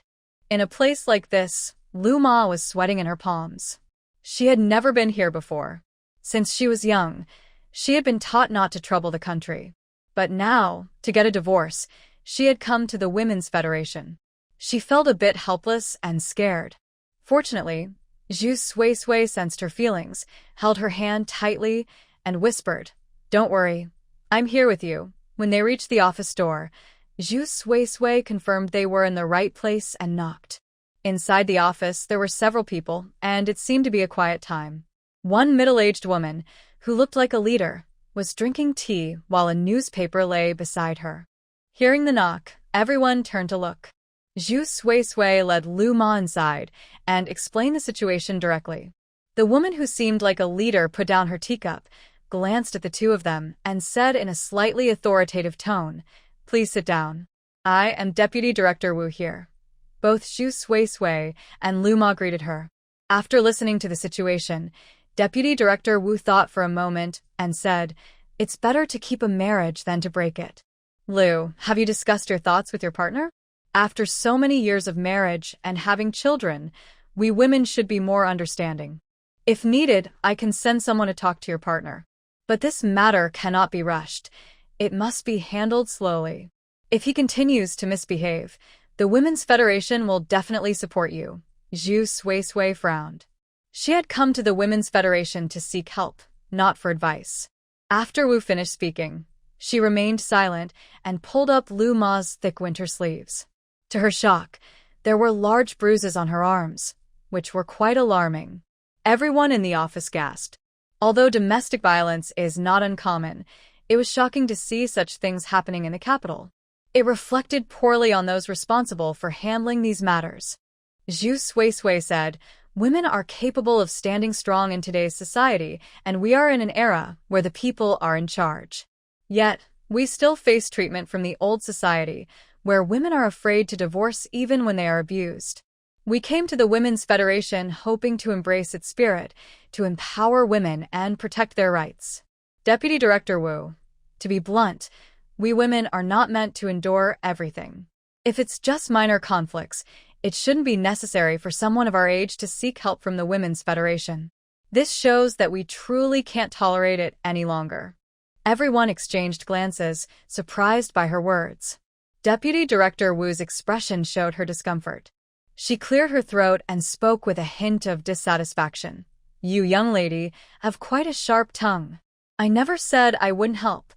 I was just asking about the situation. If life becomes unbearable, we will certainly assist you. Luma felt a bit anxious, worried that Zhu Suisui might offend Deputy Director Wu. She wanted to explain but was stopped by Zhu Suisui. Zhu Suisui looked at Deputy Director Wu and smiled. I mentioned that life is really tough right now. We are seeking your help, Deputy Director Wu. If my aunt doesn't get a divorce, she might lose her life. Deputy Director Wu frowned, What do you mean by that? My aunt is in a terrible situation. If she isn't beaten to death by that man, she might be driven to suicide. Isn't that the same as losing her life? Zhu Sui took her words to the extreme. Then she glanced at the people in front of her, her tone growing colder. If it comes to that, I will not let my aunt die in vain. I will go to the newspaper and explain everything clearly, stating that we live in a new society where the law allows divorce, yet the Women's Federation does not permit it. My aunt sought help but found none, and then was driven to her death. This shifts the responsibility onto the Women's Federation. Deputy Director Wu's face changed upon hearing this. If such a situation arose, it would be a serious problem. To say the least, her position would definitely be at risk. Even if she managed to keep her job, her chances for promotion would be gone. Recently, they were selecting a new director. She had the qualifications and had made connections, so the director position seemed secure. Because of this, Deputy Director Wu was reluctant to deal with any issues that came her way. If she handled it well, that was good, but if not, it would reflect poorly on her abilities. If the other party caused a stir, her chances of being selected would diminish. Deputy Director Wu furrowed her brow and looked at the calm Zhu Sui, unable to resist lecturing her. You, young lady, are quite young to be talking about divorce. Do you know that marriage is not easy? If everyone thought like you, wouldn't that lead to chaos? Once you marry, it's meant to be for a lifetime. While Lu's partner is not ideal, we will certainly address that. However, whether we need to reach the point of divorce is still up for discussion.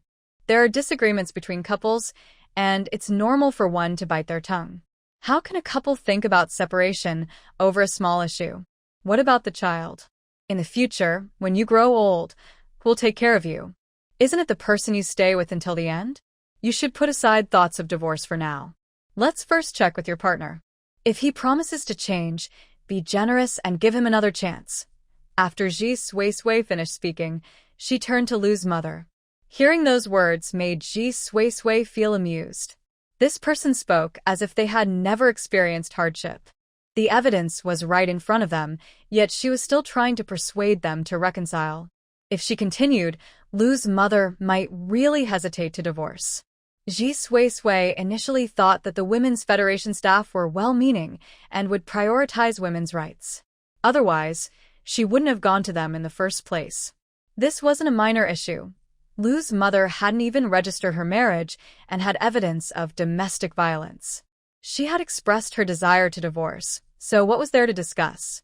Zhi Sui's expression turned cold as she pulled Lu's mother to her feet, her tone distant. It seems that Deputy Director Wu doesn't intend to help us with our request. I won't force it.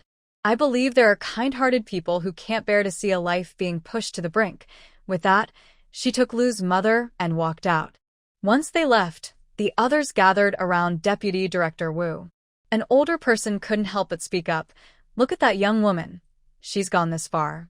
Deputy Director Wu, shouldn't we help? That girl has been beaten badly. It makes my skin crawl just thinking about it. Yes, I've heard about their situation. Her partner is truly not a good person. He gambles, hits her, and is always drunk. It's no wonder she can't continue living with him, another added. Deputy Director Wu replied coolly, it's hard for outsiders to resolve family matters. How they choose to live is their business. I said we could advise them slowly. But that young girl is deliberately harsh with her words, trying to threaten us. Do you really believe she has that power? Who would listen to her if she contacted the press? She thought this was not a big deal. Yes, there was violence, but it was common for men to hit women. We can't expect a single incident to lead to divorce. Looking at Lu's mother, she seemed capable of moving around. It was just a minor altercation. Nothing was more important than her own position. Besides, this wasn't a major issue. When the time comes, we can send someone to ask about Luma's husband's situation and offer some advice. What else can we do? Hearing Deputy Director Wu say this, the others felt a bit guilty, but didn't dare to go against her due to their positions. They feared the consequences of upsetting her. After leaving the office, Luma's desire for a divorce faded a bit. She was worried about causing trouble for Zhu Sui and quietly said, maybe. Let's forget it. She knew how difficult divorce could be. If such a high-ranking official wouldn't allow her to divorce, did that mean her desire to leave was wrong? Luma felt confused again. But she really didn't want to trouble Zhu Suisui anymore. Upon hearing this, Zhu Suisui understood her thoughts and explained, Deputy Director Wu isn't the highest authority. I don't think she deserves to work in the Women's Federation. Don't worry, this issue isn't that hard to solve. If you want a divorce, I will help you.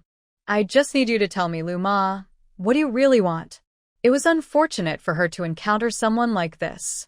However, Zhu Suisui still believed in the government. Having come this far, Luma didn't want to give up. Looking into Zhu Suisui's determined and supportive eyes, she thought of her daughter and gritted her teeth, saying, I want a divorce.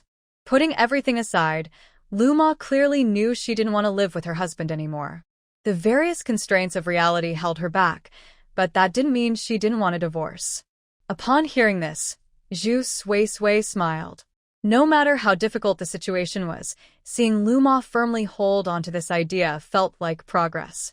It was clear that Deputy Director Wu never intended to help from the beginning. She spoke grandly, but didn't genuinely care. Thinking of this, Zhu Suisui pursed her lips and said, if the Street Women's Federation doesn't protect women's rights, we will write a complaint letter. Luma opened her mouth. A complaint letter? She felt a bit scared. Can that really work? She never dared to think about complaining against someone in a position of authority. Zhu Suisui replied, why not? If she doesn't do her job, we can complain. I don't believe she can ignore us. In this day and age, most people don't realize they can file complaints. Even if they do know, many can't write, and out of respect or fear for such positions, they wouldn't take action. However, Zhu Suisui didn't care about that. As long as she could make a big fuss, someone would step in to help. People who care about their reputation are like that. They fear being affected and losing face. Zhu Suisui understood this well.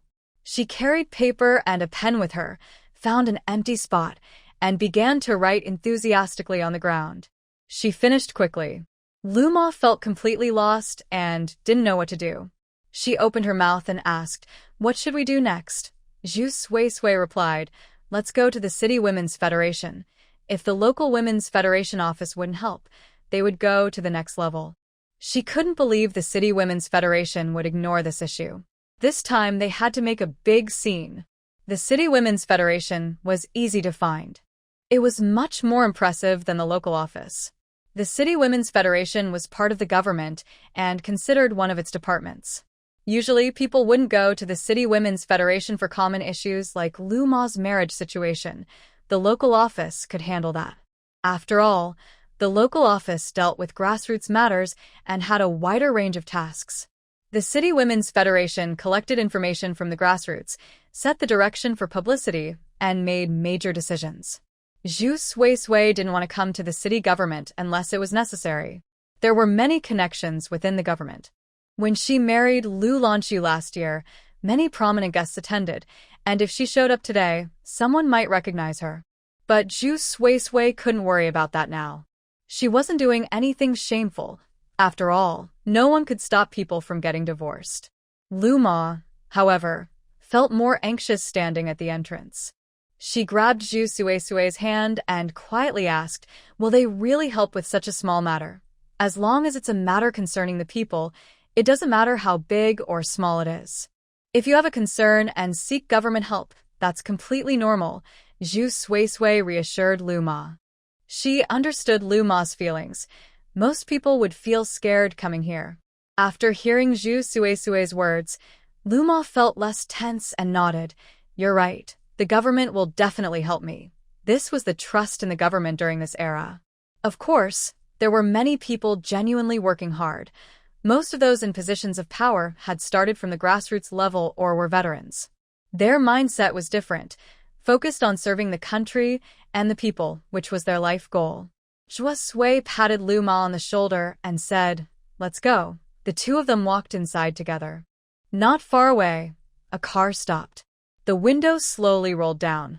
Inside the car, a man with deep-set eyes looked toward the entrance. A voice came from beside him. Lanxu, what are you looking at?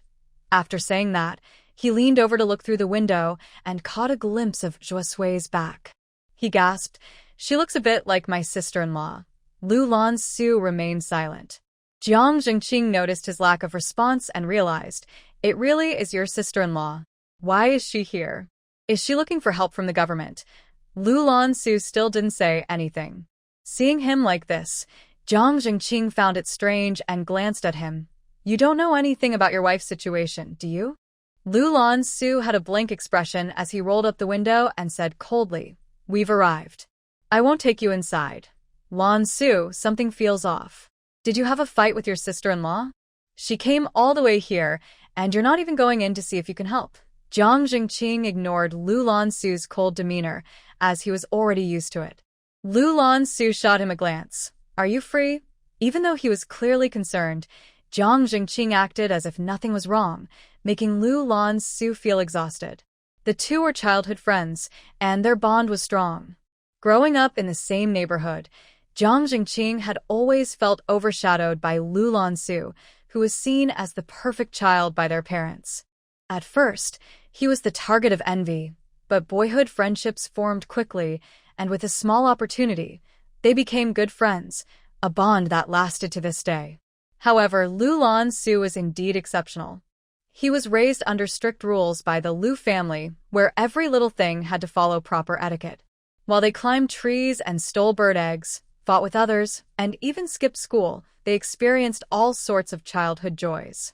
Jiang Zhengqing, at just over 10 years old, was already dating, knowing that his future was secure with his family paving the way for him. But Lanxu was different. While they climbed trees, he was at home studying. When they stole bird eggs, he was learning various etiquette. While they fought, he was already shining, so much so that military schools came to recruit him. By the time they were skipping school, Lanxu had already earned military honors and was promoted several ranks. As for dating, that was not allowed in Lanxu's world. He was so exceptional that he seemed like a puppet, crafted into the perfect image in the eyes of the elders. In the future, everyone is clear about the achievements they can reach. However, what surprises everyone is that Lanxu got married young and chose a wife from the countryside. This truly shocked everyone's expectations. Even Jiang Zhengqing and his childhood friends were taken aback, not because he married a rural girl, but because he actually agreed to it. Lanxu's personality is well known among his friends. He wasn't without a rebellious phase. Rather, he learned to be patient and restrained from a young age. The idea of carrying the Lu family's legacy was instilled in him since he was a child. Back when they were together, Lanxu had mentioned that when it came to marriage, he would only marry someone he loved and would never let others choose for him. Yet, he ended up marrying a girl chosen by his family. Now, she was asking him for help and needed a lot of study materials for her upcoming exams. Jiang Zhengqing, noticing Lanxu's reserved demeanor, couldn't help but say, "If your wife is preparing for college entrance exams, then she won't be able to accompany you on your travels. It doesn't make sense for a couple to be apart for so long. Honestly, it might be better for her not to take the exams and just travel with you. With your career, she would have a better life as Mrs. Lu than struggling through college." "She doesn't want that," Lanxu replied, looking out the window at the remnants of snow on the withered branches. His tone remained indifferent. The world outside is vast, but being confined to home life would be cruel to her. He used to think that Zhu Sui liked the idea, so he never brought it up. But now that he understood her thoughts, he wouldn't let anyone or anything stand in her way. He felt trapped in his own limitations, but if Zhu Sui wanted to soar, he wouldn't object. He would quietly support her in whatever she wanted to do. Thinking of this, Lanxu said, "Go in and see if she's facing any difficulties. If you can help, then do so." After a pause, he added, "But don't make it too obvious." "Got it. You want to do good deeds without being recognized, right? It's funny how you married someone and still have to be sneaky about it." Jiang Zhengqing rolled his eyes. Luckily, he hadn't thought about marriage. Being single was so much fun. One person eats well, and the whole family doesn't worry. Seeing Lanxu looking at him, Jiang Zhengqing quickly raised his hands in surrender. All right, I'll go check on her now." Zhu Suisui, of course, was unaware of all this. She led Luma to the office of the Women's Federation. I didn't see anyone in charge. There was a staff member sitting there who looked up lazily when two strangers came in and asked, "What do you need?" Zhu Suisui said she wanted to see the director. The female staff member responded with an "oh," took out a visitor list and slowly said, "Please fill out this form and follow the appointment process. Come back tomorrow." She couldn't just help anyone who said they wanted to see the director. If it was a trivial matter, she might get in trouble. However, she was somewhat kind-hearted and added, "If it's urgent, you can go to the Women's Federation in the neighborhood. Their process is faster than ours." Seeing this, Luma looked nervously at Zhu Suisui. Zhu Suisui didn't want to make things difficult for the staff member. She took out the complaint letter she had written and said, "Then I'll file a complaint." "Complaint? Who are you complaining about?" The staff member was taken aback, wondering if it was about her. Zhu Suisui smiled. "I'm complaining about the Neighborhood Women's Federation for not doing their job. My aunt is in serious trouble, and Deputy Director Wu there is completely unhelpful. We had no choice but to come to the City Women's Federation. Since you want to follow the process, I won't make it hard for you. My aunt, and I won't leave today. We'll wait for the director to return. Otherwise, I'm worried my aunt won't make it back alive." Although Zhu Suisui spoke with a smile, her presence was strong. She looked very beautiful, and even though she seemed fragile, there was an undeniable strength in her demeanor. The female staff member had never encountered such a situation before. She had just started working and was assigned to reception, so she was taken aback by this unexpected turn of events. She glanced at Luma, who looked quite pitiful. Zhu Suisui rolled up Luma's sleeve to show her scars. The staff member, filled with passion but inexperienced, was furious upon seeing this for the first time. "Is this even human? I'll run an errand for you."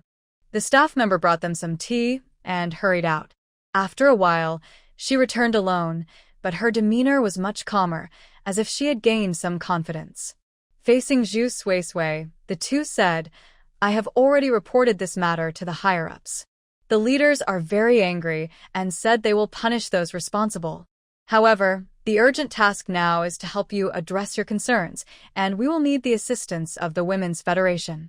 I will go with you, and you can tell me all the details and your thoughts." Hearing this, Zhu Suisui felt it was a bit strange. "Is it just you coming with us? What about the director?" "Don't worry, the higher-ups have spoken, and I will definitely help you with this. Trust me, I can handle it alone." The female staff member confidently patted her chest and blinked her bright eyes, trying to gain Zhu Suisui's trust. She didn't really need to do that, but for some reason, it felt natural to her. Perhaps it was because she was attractive? Seeing her enthusiasm, Zhu Suisui thought about the urgent need to resolve the divorce issue. Since the staff member was willing to take responsibility, she must have received instructions from above. As she said, it was best for the street office to handle this matter. If the director of the City Women's Federation intervened, would everyone then go directly to city leaders instead of the street office? That wouldn't be appropriate. Additionally, Zhu Suisui didn't want the Lu family or anyone associated with them to find out she was there. Although having connections in the government could be helpful, she was worried that if Jiao Shangyun or Lu Lanxu found out, it would cause her trouble. She also feared that if Lu Ma's situation was exposed, Jiao Shangyun might dismiss her. Thinking this over, Zhu Suisui reluctantly agreed. The three of them left the City Women's Federation and headed to the street office. On the way, Zhu Suisui learned that the female staff member's name was Zhao Mei, and she had only been working there for a few months. However, her enthusiasm had its advantages. She was particularly passionate and became very animated when discussing important issues. Zhao Mei raised her fist and said to Luma, "Divorce is a must. You have a job now and your daughter is grown. There's no need to spend your life tied to someone like that. Don't you agree?" She was very righteous. This is a new society, a new era. We women need to rise up and prove that we are just as capable as men. Divorce is nothing to be ashamed of. When women's rights are violated, we must use the law to protect ourselves. We are all women, and we should support each other. Auntie, I will take charge of this matter. To say that I originally helped for other reasons is true. This time, it is purely for justice. Hearing Zhao Mei's words, Luma's eyes turned red. Some things need to be said by someone from the Women's Federation because they have authority, making the impact even greater. Zhu Suisui looked at Zhao Mei and smiled in agreement, saying, "With more women like you working, we will have a better position in society and won't be easily bullied. The reform of women's status relies on pioneers like you." These words made Zhao Mei feel understood. She continued, "When I joined the Women's Federation, I came with this idea, but who knew I would sit idle for months? It was really frustrating. Luckily, when you came, things started to change." Zhao Mei seemed to remember something and suddenly stopped. She cleared her throat and said, "Anyway, I will definitely follow through on this matter." Seeing Zhao Mei's reaction and her words was a bit strange. Zhu Suisui looked at her again, feeling puzzled, but didn't press for more details. When the three of them arrived at the community office again, Deputy Director Wu was leisurely drinking tea. Hearing the noise, she casually looked up and saw Zhu Suisui and the others, thinking they had returned empty-handed, which made her feel pleased.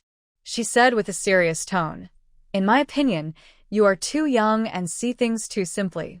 Divorce is not that easy. Talking about life and death, and even threatening our Women's Federation?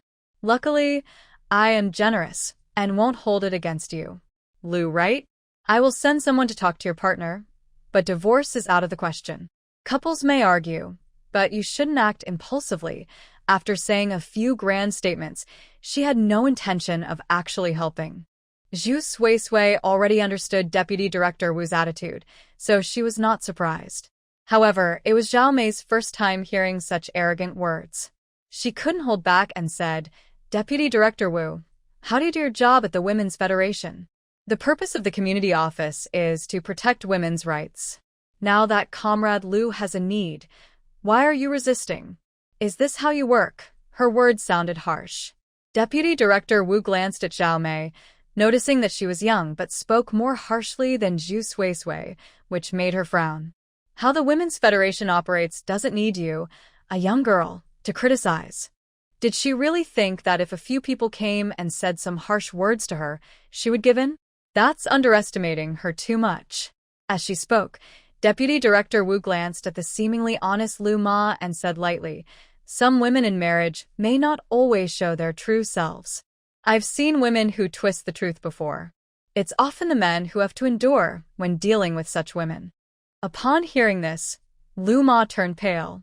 Even she could tell it was directed at her. Zhu Suisui frowned, her tone growing colder. "The facts are what we look at, based on evidence, not assumptions made without investigation. Moreover, the Women's Federation is meant to support women, which does not include men. Why are we empathizing with men here?" Deputy Director Wu replied, "You." She was tired of wasting words and directly issued an eviction order. "You can leave. I am not capable of handling this matter. If you all have your own ideas, why bother coming to the Women's Federation? If you have the ability to create a scene, you can solve it yourselves." Her words were quite unreasonable. Zhu Suisui scoffed.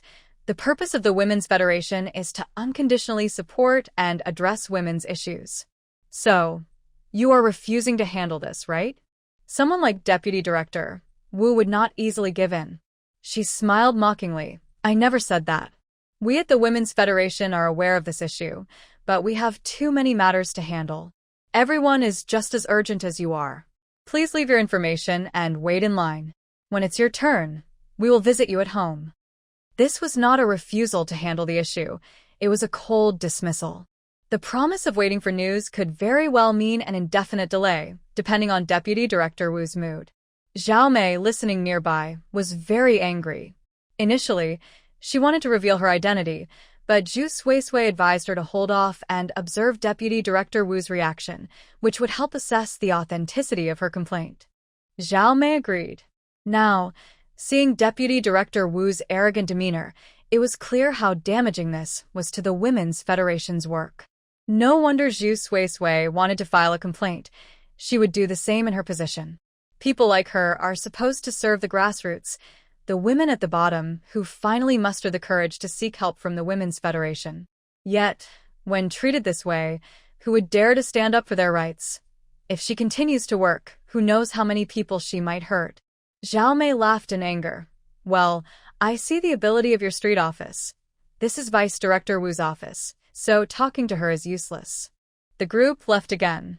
Seeing them like this, Vice Director Wu felt quite pleased, sipping her tea with a smirk. Compete with her? They're still too inexperienced. Unaware that trouble is coming their way, Zhao Mei casually approached a staff member, showed her ID and said, I need to see your director right now. Please bring her here. Upon seeing that she was from the Women's Federation, the staff member took her seriously and led the three to the reception room, immediately going to find the director. Zhao Mei was worried that Luma and the others might be scared, so she reassured them, there is law in Sijiacheng. Just because someone doesn't do their job doesn't mean everyone in the government is the same.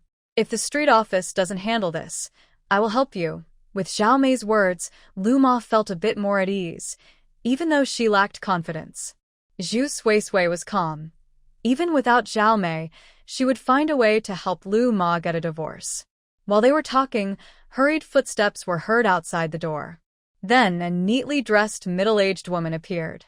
She wore a red armband, indicating she had just finished her duties and was called over. Upon seeing Zhao Mei, she quickly approached and shook hands, saying, Zhao, is there something from the Women's Federation that needs to be discussed? Why did you come all this way? This was Director Xiao, the women's director of the street office. During meetings with the Women's Federation, the directors from various areas can attend, and Director Xiao had met Zhao Mei a few days ago. It's impressive for someone so young to be part of the Women's Federation. Though she is just a staff member, her family background is significant. Director Xiao was about to leave for the Women's Federation, so when she heard Zhao Mei had arrived, she hurried over. Zhao Mei, frustrated with Vice Director Wu, suppressed her anger and explained the situation to Director Xiao. The more Director Xiao listened, the more serious her expression became. Vice Director Wu was truly unprofessional. What started as a small issue, with a request made, should have been handled, but instead, she made the person leave and went directly to the Women's Federation. Director Xiao glanced at Zhu Suisui and Luma. Since they could persuade Zhao Mei to come in person, they likely had some connections. She couldn't afford to delay this matter. If it wasn't handled well, her promotion might be in jeopardy. Thinking this, she couldn't help but scold Deputy Director Wu in her mind. You're more trouble than you're worth. Director Xiao quickly said, since this is the case, tell me your demands. I will go with you right now to discuss this with Comrade Liu and her partner. Zhu Suisui had been silent until Director Xiao spoke.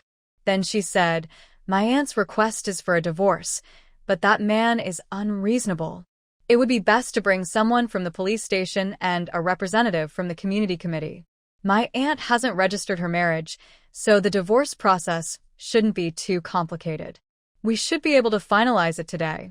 We need that man to write a guarantee to avoid any future contact. Also, regarding the property, my aunt won't give up a single cent. That man is a gambler, and we need to ensure he doesn't cause any trouble later. Director Xiao thought to herself that this woman had a clear plan and had considered everything, even involving others who could help. It seemed that Comrade Liu was truly determined to go through with the divorce, so she needed to take this seriously. This wasn't a difficult task. It just required a trip to negotiate. She agreed without hesitation. Director Xiao was very efficient in her work, unlike Deputy Director Wu. Although Zhu Suisui hadn't known Director Xiao for long, she was sure of one thing. Director Xiao was smarter than Deputy Director Wu, understood the situation better, and knew her responsibilities well. The difference between the two, despite only one being a deputy, was significant. Zhu Suisui didn't intentionally undermine Deputy Director Wu in front of Director Xiao. She figured that if anything went wrong, it would be due to Wu's actions. Zhu Suisui felt that Wu deserved it. If you can't handle your responsibilities after so many years, you will eventually face consequences.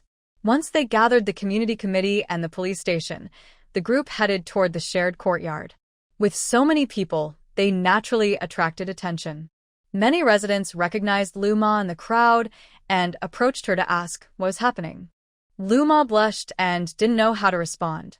Zhu Suisui explained, Comrade Lu wants a divorce. Otherwise, she feels like she might be driven to despair. Upon hearing this, the neighbors gasped. Divorce? It was shocking news. Zhu Suisui carefully recounted the situation and showed everyone Luma's injuries. She then addressed the Women's Federation members, saying, in New China, it's great that women facing unfair treatment can get support. As soon as officials hear about this, they promise to handle it seriously. Look, so many leaders are here to help with family matters. Hearing this, Director Xiao and others felt warm inside. This was also about restoring their dignity. The atmosphere in the city was not too harsh, and the liberation of women's consciousness was broader, thanks to the community committee's long-term efforts in distributing flyers and holding meetings. Once they realized the government was involved, everyone naturally supported Luma. Those who knew the details began to speak out against Luma's husband. He's not a good person, always loafing around and hitting his wife. How can she live like this? He causes so much trouble that we can't even sleep. He even stole my chickens. I wonder if he'll pay for them. He's a gambler. Who knows if he'll commit a crime? Police, you should arrest him. Yes, he never takes care of the family. I heard he even has a mistress. But that's just what I've heard. She should definitely get a divorce. Everyone sympathized with Luma's struggles and was eager to speak up for her, as it was the truth. Director Xiao took note of everything. Seeing so many people standing up for her made Luma emotional, and she couldn't help but tear up. Zhu Suisui held her hand, supporting her. She whispered, see, divorce isn't a big deal. Everyone here is on your side. Luma had previously been limited by her own thoughts, but now she realized that the neighbors were all on her side. She nodded silently, tears in her eyes. At that moment, the door to Luma's house opened. Guo Biao stepped out. He was Luma's husband, a typical tall northern man. Years of drinking and eating meat had made him look even stronger, like a mountain. He had probably just woken up and, hearing the noise outside, grumbled. Can you all be quiet? I'm trying to sleep, and there are so many people talking. Then, he casually glanced over and saw Luma. He frowned and said, Lu Chui, why are you back? Aren't you supposed to be at work? But since you're here, hurry up and give me 20 yuan. As for the sudden presence of so many strangers in the yard, Guo Biao didn't pay any attention. Seeing Guo Biao, Lu Chui couldn't help but tremble. His size looked very intimidating. Zhu Suisui held her hand tightly. Lu Chui seemed to find courage from that grip, and with so many people watching her, she couldn't help but speak up. I came to divorce you, she said it out loud. She was shocked that she actually said it. After saying it, the heavy pressure in her heart suddenly lifted by more than half, and she felt light, as if she was freed. Zhu Suisui felt relieved. She knew very well how much courage it took to say those words. Lu Chui needed even more courage than Zhu Suisui did when she first arrived. Guo Biao was stunned for a moment. Then he realized what the woman had just said. Maybe that's why he didn't hit her. With so many people watching, Guo Biao felt humiliated and became furious. Say that again? You want a divorce? I never complained about you giving me a burden, and now you want to divorce me? Fine. I'll make you too scared to speak again. As he spoke, Guo Biao raised his fist and walked menacingly toward Lu Chui. Seeing this, Lu Chui was so scared that she felt numb, and Zhu Suisui naturally stepped in front of her. Zhao Mei instinctively protected her too, shocked that such a despicable man existed in the world. What happened next was even more moving. The neighbors, who usually turned a blind eye, stood in front of Lu Chui this time. The police officers were quick to act, and several of them pinned Guo Biao down. Guo Biao shouted angrily, "Let go of me. Why are you arresting me? I hit my wife. What business is it of yours?" Seeing this, Director Xiao understood why Lu Chui wanted a divorce so badly. How could she stay in such a situation? An elderly woman from the courtyard spat at Guo Biao and said, "Bah! A man who hits his wife is not a man. This is not the old society. This is Beijing. Your wife is not your servant. Do you want to act like a landlord? You deserve to be arrested by the police, you shameless thing. After speaking, she looked at Lu Chui and said, "Chuier, don't be afraid. We are all here for you. We didn't know you wanted a divorce before, and we were worried you wouldn't listen. Now that we understand your feelings, we all support you. Yes, we support you." Everyone else echoed in agreement. Lu Chui felt deeply moved. Her previous fear faded away, leaving only the courage to divorce Guobiao. Director Xiao then spoke, looking at Guobiao. "You hit your wife, and we, the Women's Federation, will definitely intervene. Now that Comrade Lu wants a divorce, you have no say in this. We have seen your actions, and I will write the documents to annul your marriage." Guobiao, hearing that these were all government officials, gritted his teeth in anger. "Why should I? I won't divorce. The government can't force me to. Lu Chui is part of the Guo family. Unless I abandon her, she will never escape from me." Director Xiao sneered. "This is something we will manage. You think marrying a wife makes her your property?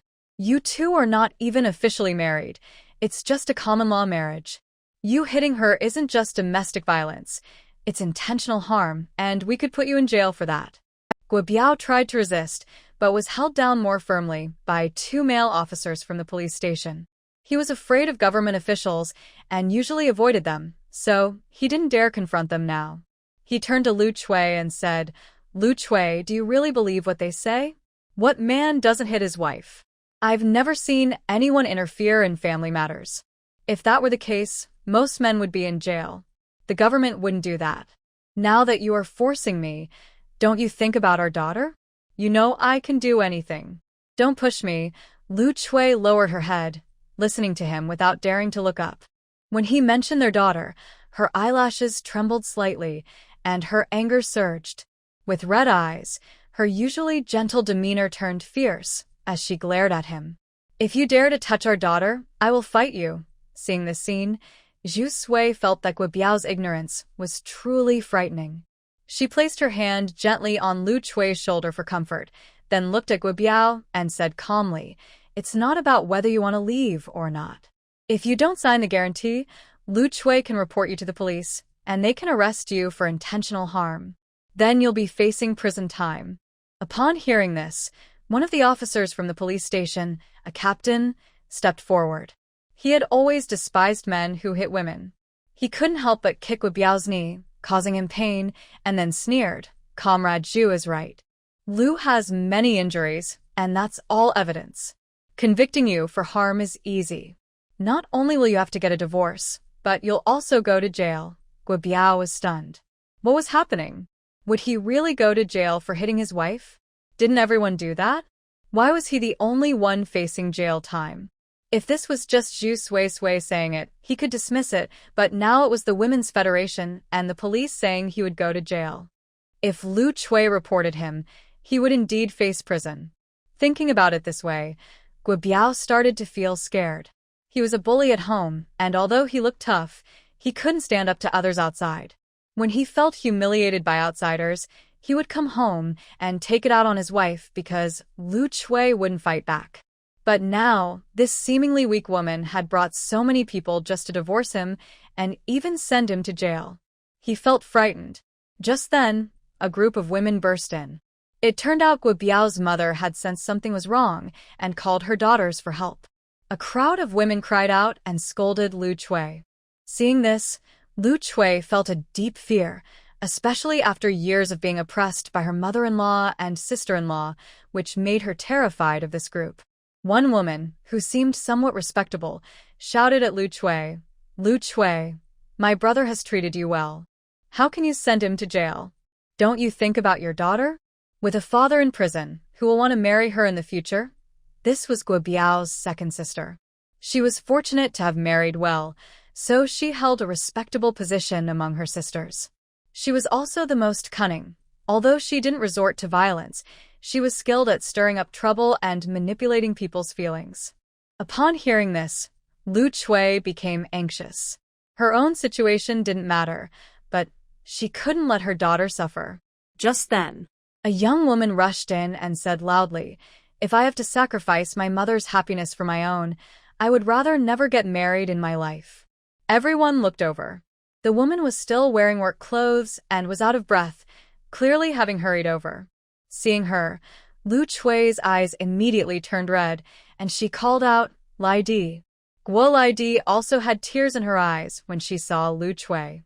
She ran over and hugged her tightly, tears streaming down her face. Mom, do you know how happy I am that you are willing to get a divorce? The daughter loved her mother. Since childhood, they had relied on each other. Others thought she was a burden, but Lu Chui always protected her, no matter how hard things got. Lu Chui hesitated. Are you really happy? Guo Lai Di nodded vigorously, Mom. This is a new society. Divorce is not a big deal. We can rely on each other and live well. Don't let them threaten you. I don't care what happens to me. I just want you to be happy, Mom. To outsiders, encouraging her mother to divorce might seem wrong. But Guo Lai Di truly despised the Guo family. At first, Lu Chui was pushed toward divorce and felt confused. But now, seeing her daughter, she felt a surge of strength. She wiped away her tears and looked at the people who had bullied her for so long. She couldn't help but feel anger. Even now, they still wanted to take advantage of her, using her daughter to threaten her. Children are a mother's strongest shield. Even the weakest person can find the courage to fight for their child. Lu Chui was no exception. She had been silent, relying on others for support.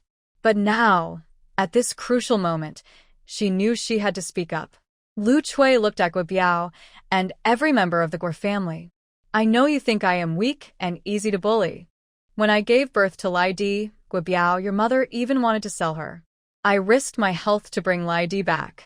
Later, when it came to naming her, you all ignored my wishes and gave my precious daughter a terrible name. I always thought this was my fate, my suffering, so I accepted it.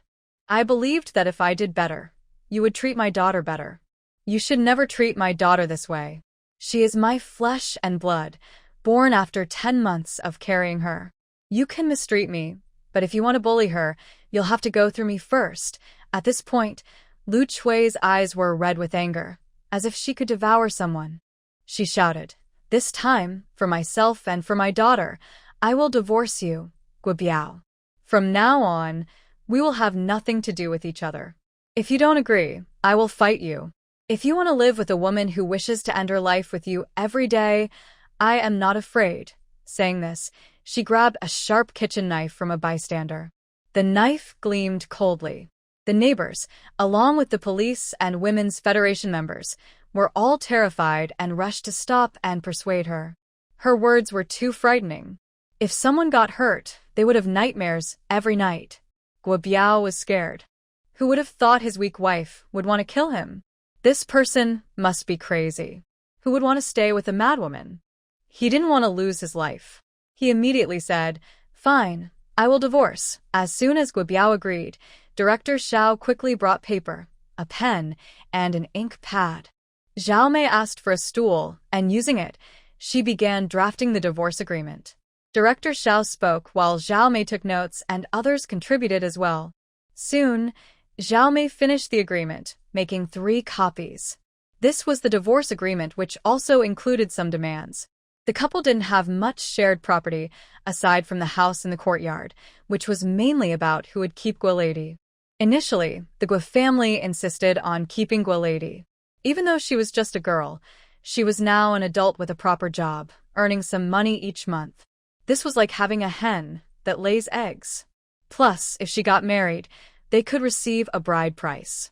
With Guo Lady, even if Lu Chui divorced, she wouldn't be able to cut ties completely and would still have to listen to them. Their calculations were quite clever. However, since Guo Lady was already an adult and wanted to stay with Lu Chui, the Guo family had no choice. After some back and forth, Guo Lady even brought a knife, which scared the Guo family into silence. Both mother and daughter were fierce. So, they could only argue over the house in the courtyard. The house was originally funded by the Guo family, and Lu Chui just wanted a divorce. Even if it meant losing a bit, she didn't want to continue fighting with the Guo family. If she kept insisting on the house, the divorce might not happen. Compared to continuing contact with the Guo family, Lu Chui and Guo Lady would rather give up the house. However, Zhu Suisui did not let them express this idea openly.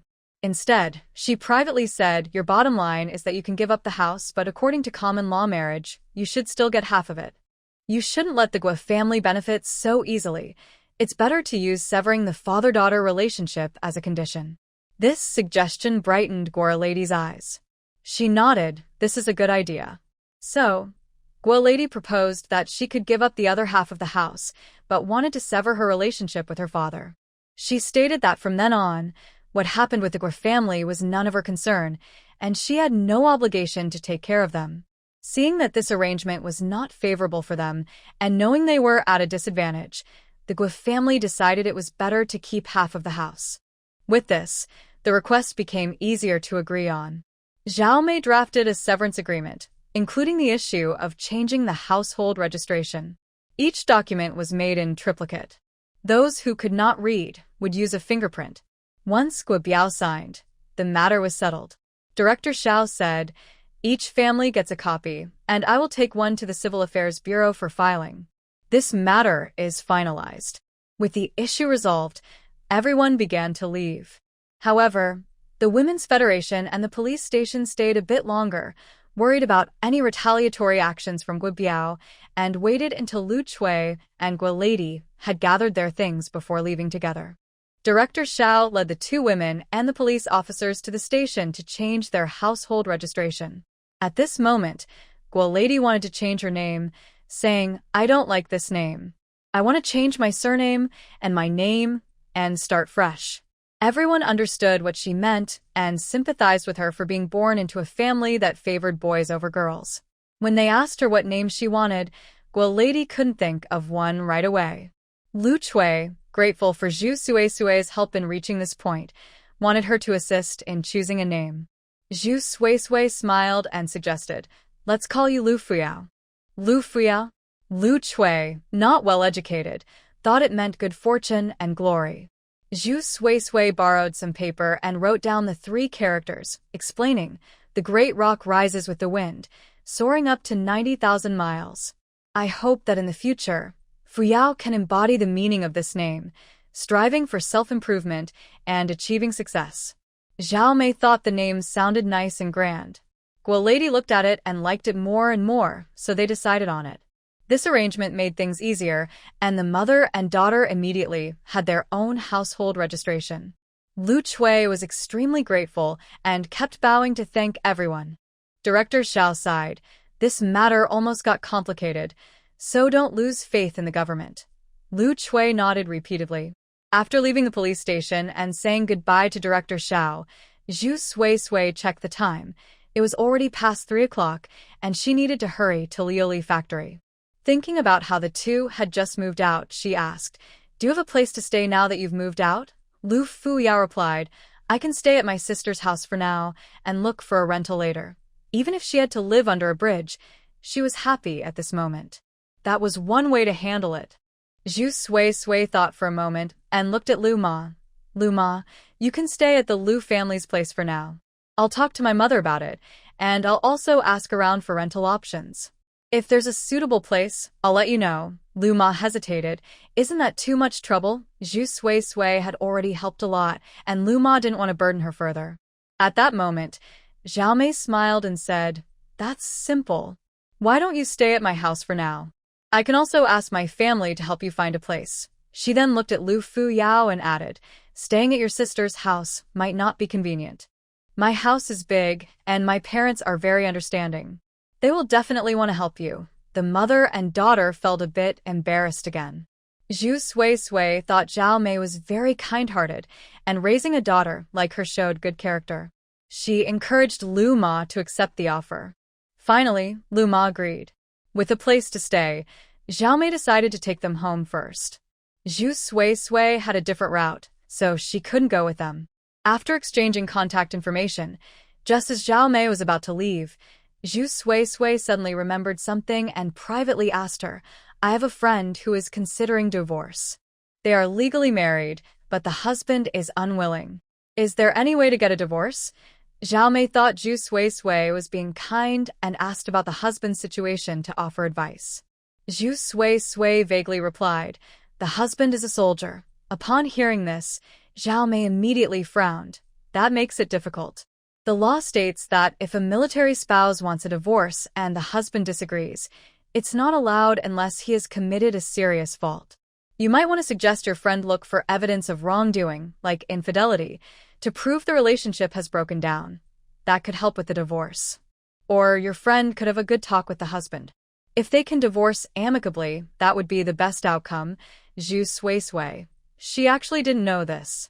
In her previous life, Zhu Suisui never thought about divorce, so she had no idea that a soldier's marriage had this kind of protection.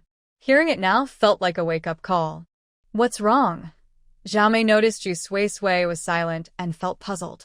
She was still innocent and didn't know that some friendships were fake, so she truly believed this was Zhu Suisui's friend. Seeing Zhao Mei's concerned expression, Zhu Suisui didn't want her to worry any longer, so she said, "It's nothing. I'll talk to my friend later about how to handle the divorce. Thank you for today. That's nothing.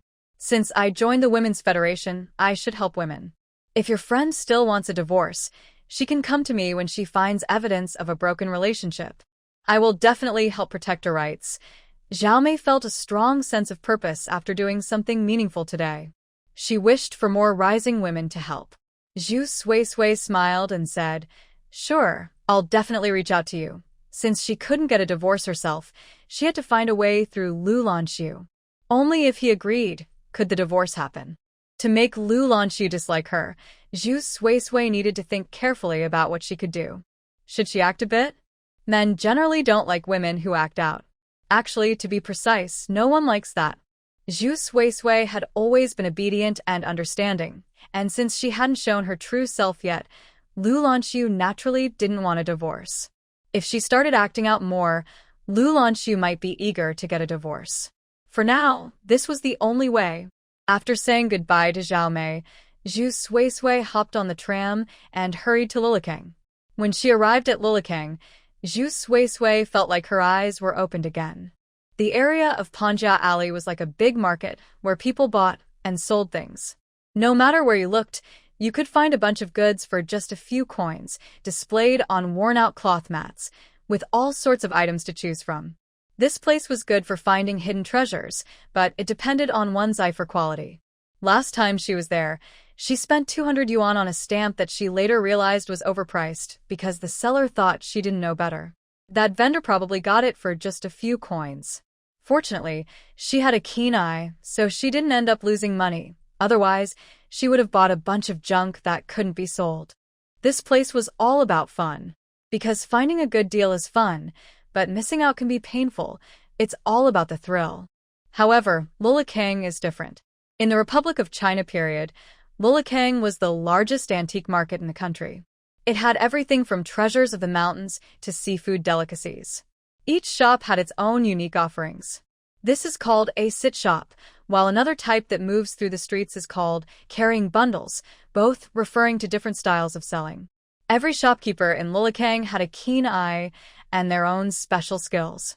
Some were experts in ancient jade, while others specialized in Song and Ming porcelain. Whatever you could think of, they had it here. When Zhu Suisui walked in from the east entrance, she found herself blocked by a crowd. A group of people surrounded something, and she couldn't see what was happening. With so many people at the entrance, she couldn't get in. Just as Zhu Suisui was thinking about how to squeeze through, someone called her name. She looked over and saw Yan Ziqing. Yan Ziqing managed to push through the crowd and finally reached Zhu Suisui. Noticing she was alone, he asked, "Is it just you?" Zhu Suisui explained, "Qingying should be on her way." Yan Ziqing nodded. "Then let's wait outside. Once she arrives, we can enter through another path." Curious about the situation, Zhu Suisui asked, "What's going on? Why are there so many people? We can't even get through the entrance." Yan Ziqing pursed his lips and replied vaguely, "There's a peanut seller who came yesterday, and business is really good." Most people would naturally be curious about how peanuts could sell so well, especially when there are peanuts everywhere. But Zhu Suisui understood right away. This idea was hers. It seemed to be working well. Zhu Suisui nodded. "Then let's wait here." Hearing this, Yan Ziqing glanced at her, hesitating to say more, probably wondering why she wasn't more curious. He had no idea that the idea was Zhu Suisui's. Before long, Lu Qingying arrived, panting. Upon seeing Zhu Suisui, she waved and quickly made her way over, chattering away. Sister-in-law, my boss is really too much. I wanted to leave earlier, but he insisted I keep working, which made me late. It's so frustrating. By the way, what's happening up ahead? Why are there so many people? Is there something special? Lu Qingying was initially complaining when she glanced ahead and saw a huge crowd. She then remembered to ask. Zhu Suisui explained the situation. Upon hearing this, Lu Qingying was shocked. Is there really no food at Lulakang? So many people are buying peanuts? Are they made of gold? At that moment, Yan Ziqing casually remarked, they're worth their weight in gold. Lu Qingying looked confused. Are you talking about the peanuts? Are they so delicious that they're more expensive than gold? Now she was curious about how good these peanuts could be. With her straightforward personality, she immediately squeezed into the crowd. Sister-in-law, wait for me outside. I'm going to buy peanuts. Zhu Suisui was left speechless. She wanted to stop Lu Qingying, but she had already slipped away like an eel, leaving no chance to intervene. Zhu Suisui could only watch as Lu Qingying joined the excitement. Yan Ziqing, with his hands in his pockets, glanced at her and said, you don't seem curious at all. And what about you? Aren't you curious? Zhu Suisui raised an eyebrow. She wasn't curious because she knew what was going on, but Yan Ziqing's indifference made her curious about him. With a blank expression, Yan Ziqing replied, curiosity is pointless. He looked at the crowded people. They're just wasting their time. Zhu Suisui laughed. Everyone has desires and often thinks they'll be the exception, right? Hearing this, Yan Ziqing narrowed his eyes and stared at Zhu Suisui as if examining her. After a while, he said, I'm starting to be a bit curious about you. Zhu Suisui replied, it's not good to be curious about a married woman. Yan Ziqing was silent. At that moment, Lu Qingying squeezed her way out, her clothes askew and hair messy, holding a pound of peanuts. She rushed over, insisting that Zhu Suisui try them. She kept grabbing peanuts and popping them into her mouth. After finishing, she was astonished. These are just ordinary salted peanuts. The ones sold at Dashilan are much tastier, and these cost 5 yuan? Are they crazy?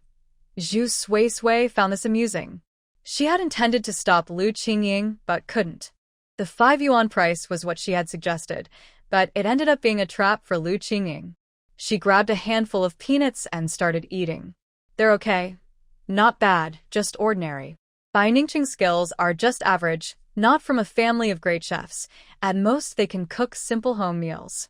Lu Qingying is still upset about her 5 yuan, saying, this really is a waste of money. Seeing this, Zhu Suisui smiled and comforted her.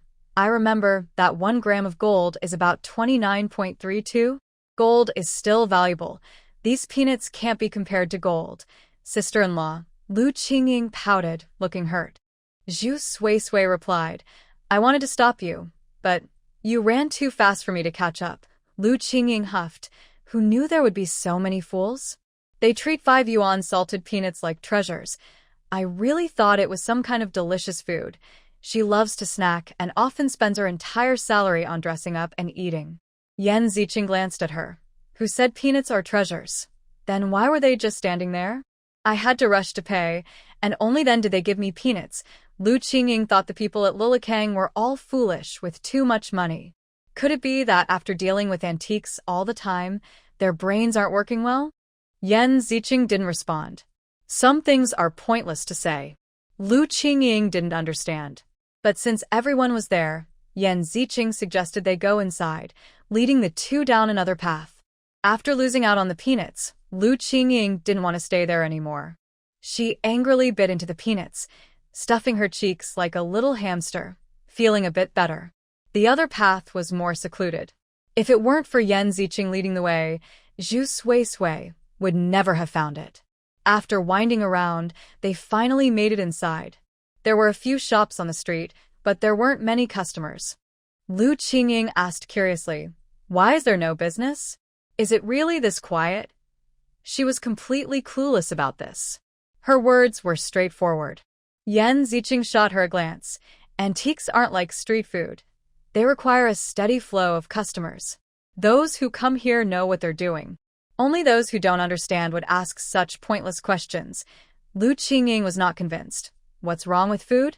Food has its own value, and good business is a fact everyone agrees on. You all seem to have a sense of superiority here, but it looks empty. Seeing she wouldn't listen, Yan Ziqing chose to remain silent. Zhu Suisui, observing the situation, explained to Lu Qingying, "It's just opened, and the Cultural Relics Bureau hasn't issued any documents allowing the sale of antiques yet. Everyone is doing it privately. Anyone who can find people in Lulakang must know their stuff and have certain standards. Most of them are local shops. If they get something valuable, they spread the word, and that's when serious buyers come to trade." Lu Qingying suddenly understood and nodded repeatedly. "Sister-in-law, now I get what you mean. When they arrived at Yizhentai, the place was not as grand as it was before the liberation. Back then, treasures were displayed openly, with elegantly dressed shopkeepers and dignified staff. People were treated with great respect. Now it had fallen into decline. Although Yizhentai still existed, the items on display were no longer valuable. The Cultural Relics Bureau knew old Master Yen, and sometimes when they were uncertain about something, they would consult him. So, they mostly turned a blind eye to the business at Yizhentai. Lu Qingying looked around and felt bored. "So this is what Yizhentai sells." Yan Ziqing was completely uninterested in talking. Some things were better left unsaid to outsiders. He took an envelope from a locked drawer and walked over to Zhu Suisui. "The money is all here. Count it." Zhu Suisui took the envelope without being polite. 1,200 was a good amount, and it was a thick stack of bills. She counted carefully. After finishing, she asked, "Can I look around?" Yan Ziqing glanced at her and had a few different thoughts. "These are just small items. If you want to see something else, I can take you inside." The items in the shop were not very valuable and were meant for passing tourists, but the back room held more interesting things. Zhu Suisui shook her head. "No need. I just got this warm money. I don't want to give it back to you." Hearing this, Yan Ziqing stiffened and forced a smile. Initially, he was curious about Zhu Suisui's abilities because she had helped him out. After their earlier conversation, he wanted to test her further. However, seeing that she was unwilling to look at better items, he thought he might be overthinking it. Perhaps she really didn't understand this world. With that in mind, he didn't push her, saying, "Feel free." With his permission, Zhu Suisui began to examine the small items on display. Her thoughts were simple. She wanted to test her own abilities. Then, with the lowest price, she bought something of high value. At that moment, what she saw was a large area of mist. The small trinkets covered in yellow mist were even just tossed in a bamboo basket and did not receive much attention. It was quite strange. It was indeed a new type of mist. Zhu Suisui crouched down to take a closer look at the bamboo basket. Seeing Zhu Suisui crouch down, Lu Qingying also curiously crouched down and stared at the items in the basket. Zhu Suisui asked, "Are all the things in this basket the same price?" Yan Ziqing glanced over and didn't pay much attention. "If you like them, they are all 5 yuan each." Hearing 5 yuan, Lu Qingying got upset and muttered, "Why is it always 5 yuan? Peanuts are 5 yuan, and your treasures from Yizhentai are also 5 yuan. It feels like you've hit the 5 yuan jackpot." She thought peanuts weren't worth 5 yuan, and neither were the small trinkets in the basket. Zhu Suisui and Yan Ziqing didn't respond. Zhu Suisui felt that the yellow mist was of lesser value than the red mist, so she wasn't very interested and was looking for a different color, while Yan Ziqing simply had nothing to say. Arguing with someone who doesn't understand would only frustrate herself. Zhu Suisui pretended to be casual and rummaged through the pile of items, pulling out a small wine cup. "Wrap it up, it looks quite nice." After saying this, her heart started to race. Fortunately, Yan Ziqing only glanced at it and nodded. So Zhu Suisui spent 5 yuan and bought the small wine cup. Lu Qingying didn't see anything special and frowned, muttering, "Sister-in-law, why did you spend 5 yuan on a piece of stone?" In front of Yan Ziqing, Zhu Suisui couldn't say much. She could only say, This stone looks quite nice. It's perfect for planting something. In fact, she had found a piece that was different from a yellow mist. This small wine cup was covered in a faint blue mist. The previous blue mist had earned Zhu Sui 1200. And this small wine cup also had blue mist. Naturally, this made Zhu Sui consider buying it. She just didn't understand why Yan Ziqing could sell it at such a low price. According to the standards of the Yan family heir, it shouldn't be sold for so little. Thinking this, Zhu Sui decided to test the waters. Comrade Yan, how did you sort out all these items? They all seem to be different little things. In fact, not understanding something can have its own advantages. Zhu Sui only knew the value of the mist, but didn't understand why it was so valuable. In some ways, she was seen as an outsider by those in the industry. Some questions were straightforward, yet there was no hint of deception. This made Yan Ziqing alternate between suspicion and thinking she was overthinking things. For example, at this moment, it was unusual for someone in the industry to ask such questions.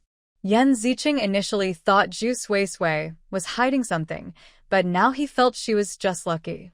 He said, "These were collected when we were clearing the land, and we had already divided them back then. Clearing the land meant going to the countryside to gather good items. Most of those people were inexperienced and didn't understand the nuances, so if they got a few dollars, they thought they had made a fortune. Finding bargains was common for vendors at antique markets. They didn't know much about value, but they enjoyed going to the countryside, spotting something unique, and buying it for $1 or $2, then selling it later for $3 or $4, considering it a no-risk deal." Thinking about this made Zhu Sui regret spending $200 on the Qianlong seal. If it weren't for that money, it would have been paid by Lu Xueka and her daughter. She felt frustrated. Zhu Sui had heard about clearing land and asked, "Do you do it alone?" Yan Ziqing thought her questions were a bit too much and frowned slightly. There's Shuang Shuang. Shuang Shuang was the female colleague who had been with Yan Ziqing before. Hearing this, Zhu Sui realized that it wasn't Yan Ziqing who missed something, but Shuang Shuang. Regardless of who overlooked it, she had found a bargain. She had no intention of returning it. As for whether her questions revealed anything or if Yan Ziqing would suspect her, that wasn't something Zhu Sui was worried about. If needed, she could always sell it back. But this would likely infuriate Yan Ziqing. Just thinking about it made her a bit angry too. Lu Qingying initially thought Yajin Studio would be a place to see various treasures, but she found it quite dull. She couldn't understand those small items, some even covered in mud, like the stone cup Zhu Sui bought, which still had a layer of mud on it. She couldn't see any beauty in it, and wondered how Zhu Sui had liked it. Once the peanuts were finished, Lu Qingying felt it was pointless, and suggested they leave. Zhu Sui was thinking about the stone cup, and she couldn't pick up anything else. Yan Ziqing had good eyesight. Most of the small items displayed outside were just yellow mist. Although the yellow mist was a new discovery, Zhu Sui felt it was the lowest level of her abilities. She could tell it was real, but it wouldn't sell for much, maybe just enough to make a small profit. It wasn't worth the effort to run around for. Besides, finding a treasure with blue mist was already a good haul. She had covered her costs. However, when she turned around, she saw some furniture carelessly placed in a corner, including tables and chairs, some of which were broken or dirty. But there was one piece that had red mist. Red mist was worth a few $100s. She guessed it was made of Wangwali wood, which was used by wealthy families in the past. She didn't expect to find it in such a neglected spot. Compared to other antiques, wooden items were easier to identify. Even as a novice, Zhu Sui had heard of several valuable woods from her grandfather and others, and with her abilities, she could make a good guess. Zhu Sui asked, "How much for this cabinet?" Yan Ziqing glanced at it and then looked at her meaningfully. "You have a good eye. This is a Wangwali cabinet. If you want it, this is the price." He gestured. Zhu Sui understood. He meant 200. Lu Qingying didn't get it and asked. Zhu Sui whispered to her. Lu Qingying immediately got excited. "This old cabinet costs 200? Do you really think my sister-in-law is a fool? We come from respectable families. That's quite greedy of you." Yan Ziqing was a bit speechless. "It's a mutual agreement. If you want it, Then we can make a deal. How is that greedy? Mutual agreement is a term in the antique world meaning he genuinely wanted to sell. Zhu Sui thought for a moment and decided against it. It wasn't that she was worried about spending 200. It just didn't seem worth it right now. A cabinet that big would be a hassle to move. If it were cheaper, around $50, she would have been willing to take a chance. Not to sell it, but to furnish her future home with these old pieces, cleaned up and arranged nicely. But now it would cost 200. All right. Zhu Sui was just being stingy. If I really bought this, it's heavy and hard to sell again. I probably wouldn't make much money from it. Just think about Yan Ziqing. It hasn't sold after being displayed here. When Zhu Sui showed no interest, Yan Ziqing didn't push her. He saw them off. At the east entrance, the crowd had mostly dispersed. Only the man selling peanuts by Ningqing was packing up his stall. There was also a middle-aged man next to him talking to Bai Ningqing. Bai Ningqing felt a bit tempted by what he heard, and just as he hesitated, he saw 3 people walking toward him. He immediately recognized Zhu Sui and became excited, calling out, "Sui, what are you doing here?" As soon as he said that, Yan Ziqing looked at Zhu Sui with a scrutinizing gaze, asking, "Do you know each other?" Even Lu Qingying was surprised. "Sister-in-law, why didn't you tell me you know the peanut seller?" Zhu Sui replied innocently, "You didn't ask me earlier, and there were so many people then that I didn't even see who was selling peanuts." Zhu Sui was quite confident. Lu Qingying thought about it and realized it was true, so she didn't dwell on it. But Yan Ziqing was not easily fooled. He felt something was off at the time, but couldn't pinpoint it. Now he understood. He looked at Zhu Sui and said, "You taught him that trick, didn't you?" Zhu Sui naturally denied it, her big, innocent eyes wide open. What trick? Seeing her like this, Yan Ziqing found it hard to believe her words. He was becoming more curious about Zhu Sui. She seemed to understand antiques, yet her behavior clearly indicated she was a novice, which made her hard to figure out. Just then, Bai Ningqing finished packing up and walked over. The middle-aged man he had been talking to gave up and walked away, looking dejected. Zhu Sui asked him what happened. Bai Ningqing glanced at the man and said helplessly, "He said my peanuts taste just like what his late grandmother made. Eating them today made him nostalgic, and he wanted to buy all my peanuts for a certain price, but he also wanted all my other goods. Isn't that strange?" As he spoke, he scratched his head, wondering if his peanuts were really that good. Hearing this, Zhu Sui almost laughed out loud. The people in the antique circle can really come up with all sorts of nonsense. They will go to any lengths. Fearing that Bai Ningqing would discover their true goal, Zhu Sui asked, "What do you think? You can buy my peanuts, but I can't sell my food supplies. I still need to do business. Recently, business has been a bit better, and I'm thinking of saving some money to sell clothes." "I've heard selling clothes can be quite profitable," Bai Ningqing said, sounding very excited about business. He then sighed, "Sui, the business at Lily Factory is really easy to do. I made quite a bit selling peanuts today. I made several trips and sold out completely. You really introduced me to a great place." Zhu Sui smiled but said nothing, as Yan Ziqing had already noticed, and wore a knowing expression. He said, "I knew it was your idea." Lu Qingying looked confused. "What idea?" "Sister-in-law, are you hiding something from me?" But no one responded to her. Yan Ziqing continued, "Those people at Lily Factory have really been played by you." Zhu Sui, unbothered by being found out, smiled and said, "If you want to blame someone, blame their greed.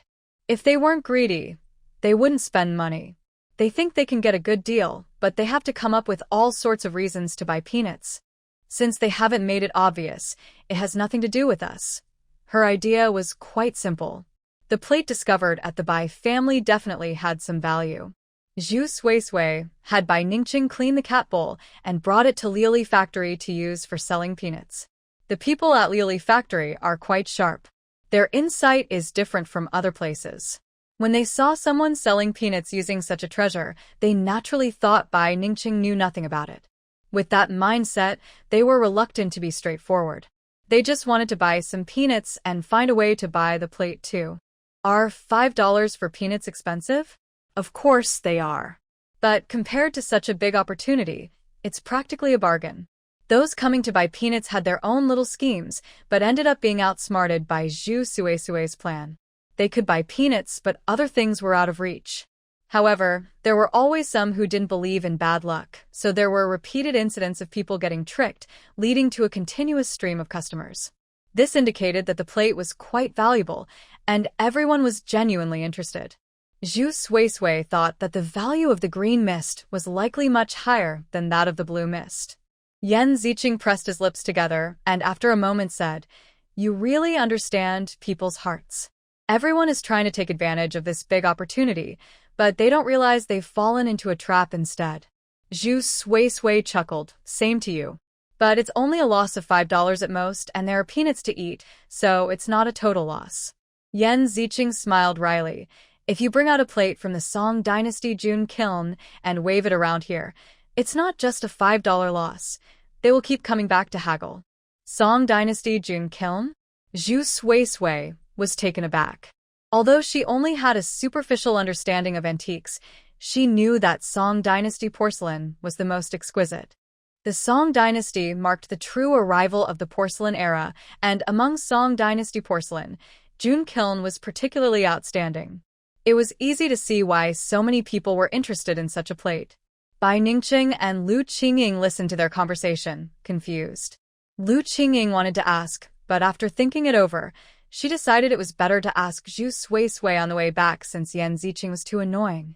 She urged, "Sister-in-law, it's getting late, let's go." It was indeed getting late.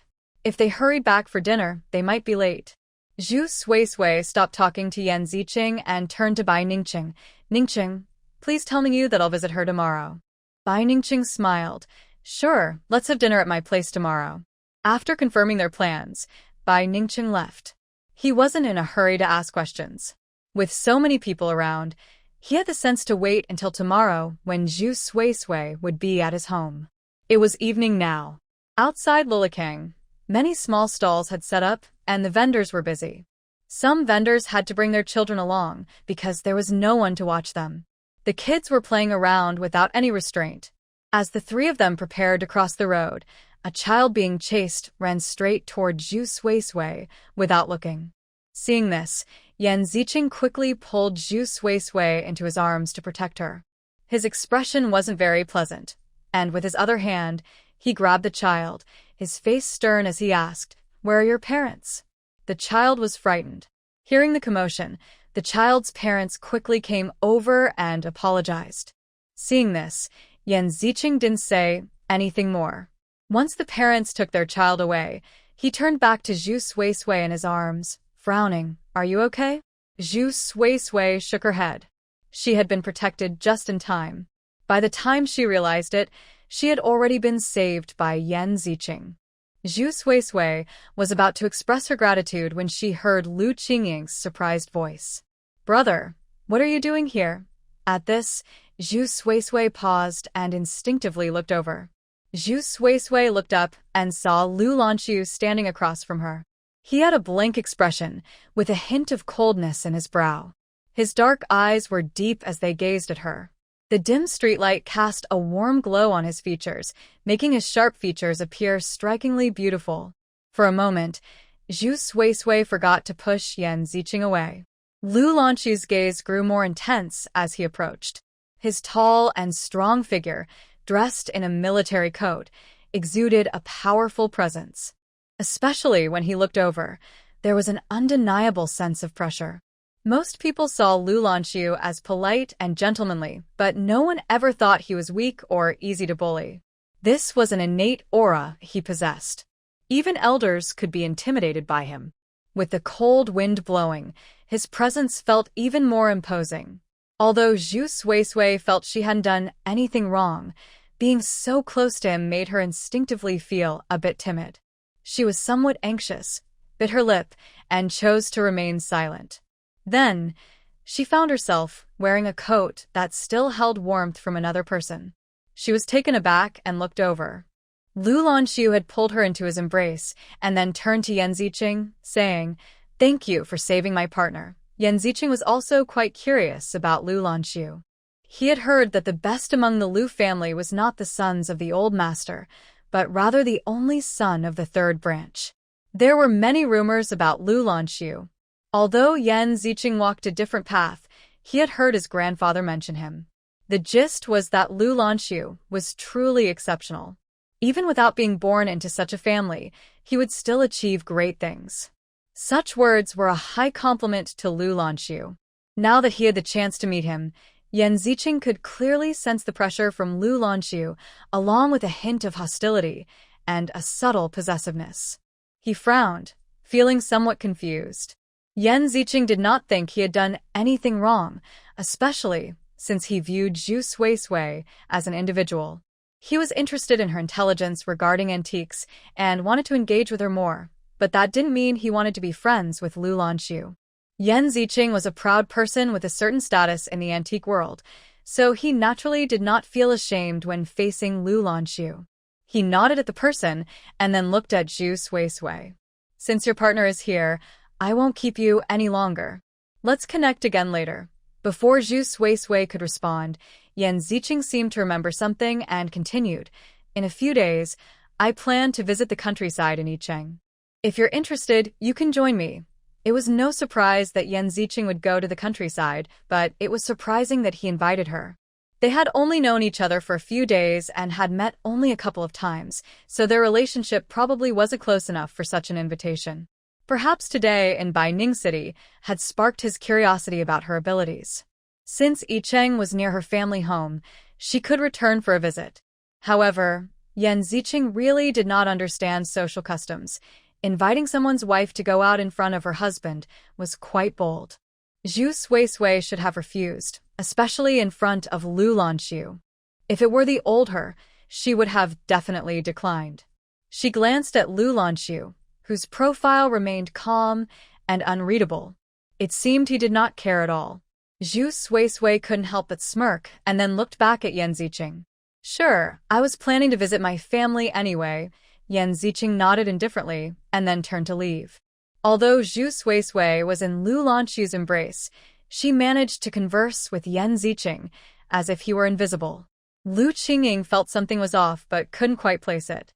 She instinctively looked at Lu Lanxu, who still wore a blank expression. After Yan Ziqing left, he turned to Zhu Sui. "Let's go home." There was no anger or other emotions, as if he didn't care about anything. That was how Zhu Sui felt. His eyes, though seemingly affectionate, were cold. Lu Lanxu truly did not care about her. If he were an ordinary man, he would show some possessiveness or jealousy, at least in his expression. But Lu Lanxu was polite, gentlemanly, and gentle, as if nothing mattered to him. Who could really be devoid of emotions? It seemed he simply did not care. Zhu Sui felt a surge of anger. If he didn't love her, why persist in this marriage? Did he have to ruin her life? Once wasn't enough. He had to do it again. Zhu Sui silently got into the car, her face dark, while Lu Lanxu remained emotionless. The atmosphere in the car was very strange. Lu Qingying was so scared that she didn't dare to say anything. She didn't know what was happening and didn't understand it either. She just felt the tension was overwhelming. She really wanted to escape. Today, the car was driven by Lu Lanxu, and there were only the three of them inside. Since Lu Qingying couldn't leave, she mustered the courage to lighten the mood. "Brother, how did you know I was here with sister-in-law? Did you come to pick us up on purpose?" Before Lu Lanxu could respond, Zhu Sui smirked. "Your brother is very busy. How could he come just to pick us up?" Her tone was quite sarcastic. Lu Lanxu's expression darkened a bit. Then he turned the steering wheel and said with pursed lips, "Just passing by." Zhu Sui scoffed, as if to say, "Just as I thought." Lu Qingying sensed a storm brewing and felt speechless at Lu Lanxu's answer. Her brother was usually quite smart, so why didn't he know how to take credit for things like this? Even if he was just passing by, he shouldn't have said it so directly. Lu Qingying sighed inwardly. She really felt hopeless. If she had known, she wouldn't have brought up the topic. She wanted to ease the tension, but someone had to respond. It was tough being stuck in the middle. The car finally arrived at the Lu family's entrance. Lu Qingying felt like she was saved and quickly got out of the car. Zhu Suisui was also fuming. She yanked off Lu Lanxu's coat and pretended to get out. But to her surprise, the door was locked. She frowned and glared ahead. Lu Lanxu, why did you lock the door? Lu Lanxu ignored her and rolled down the window, looking at Lu Qingying on the roadside with a cold tone. Tell Dad and Mom that Suisui and I are going out to eat today, so they don't need to prepare food for us.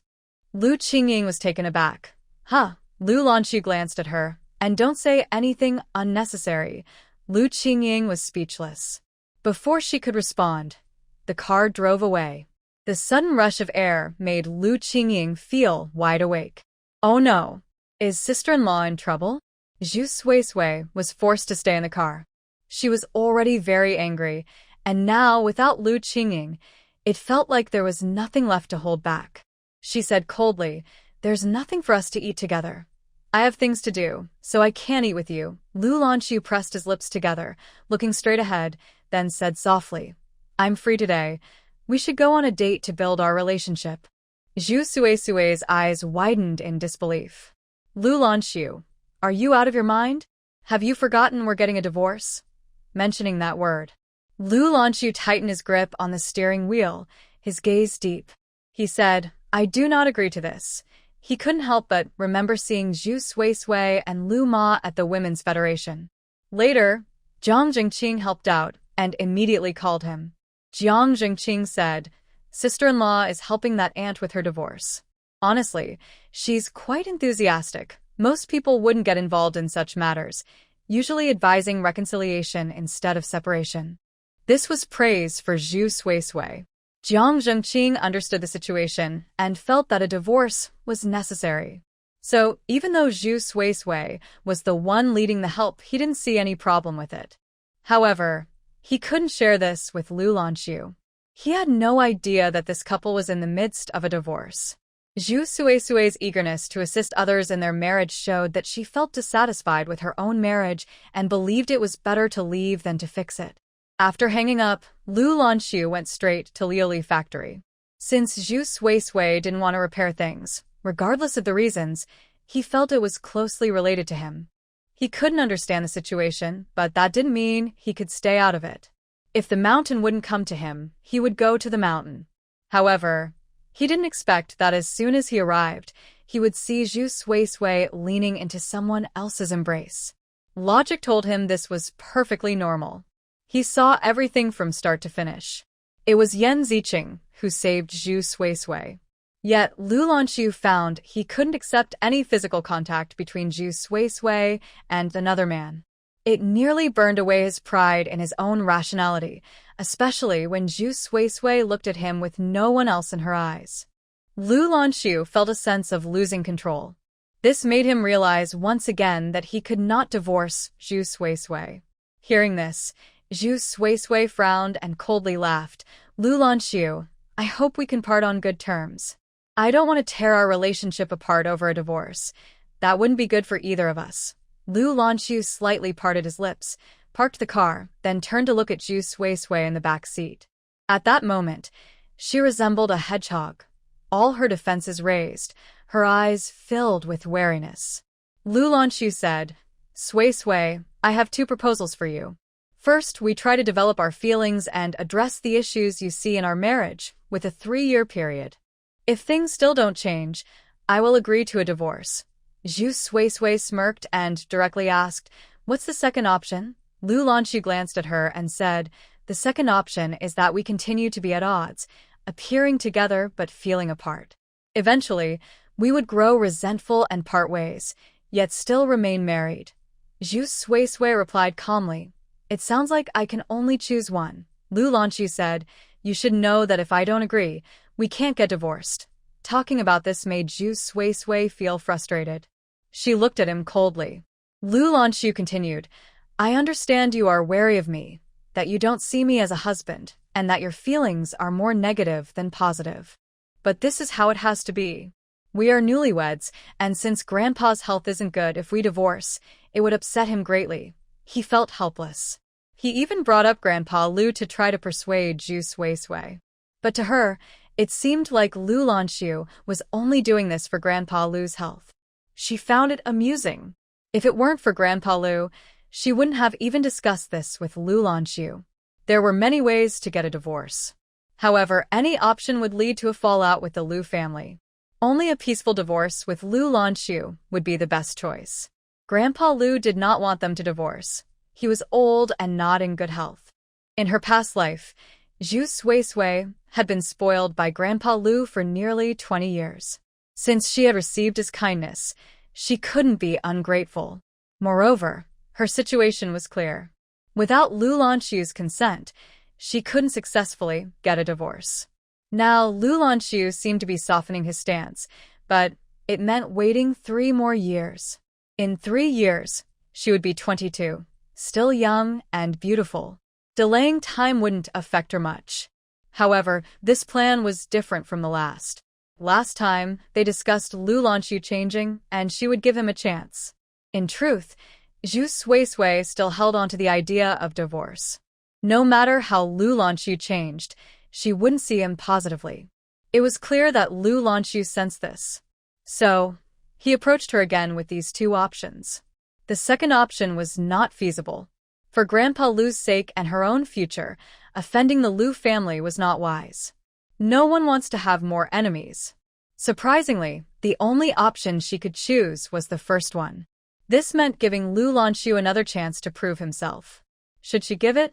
Zhu Sui felt a moment of confusion. After her rebirth, her intention had always been to divorce. By distancing herself from Lu Lanxu, she could avoid repeating the past.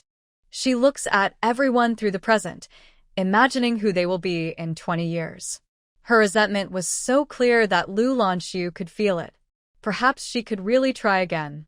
This time, she would give Lu Lanxu a chance and give their marriage a chance.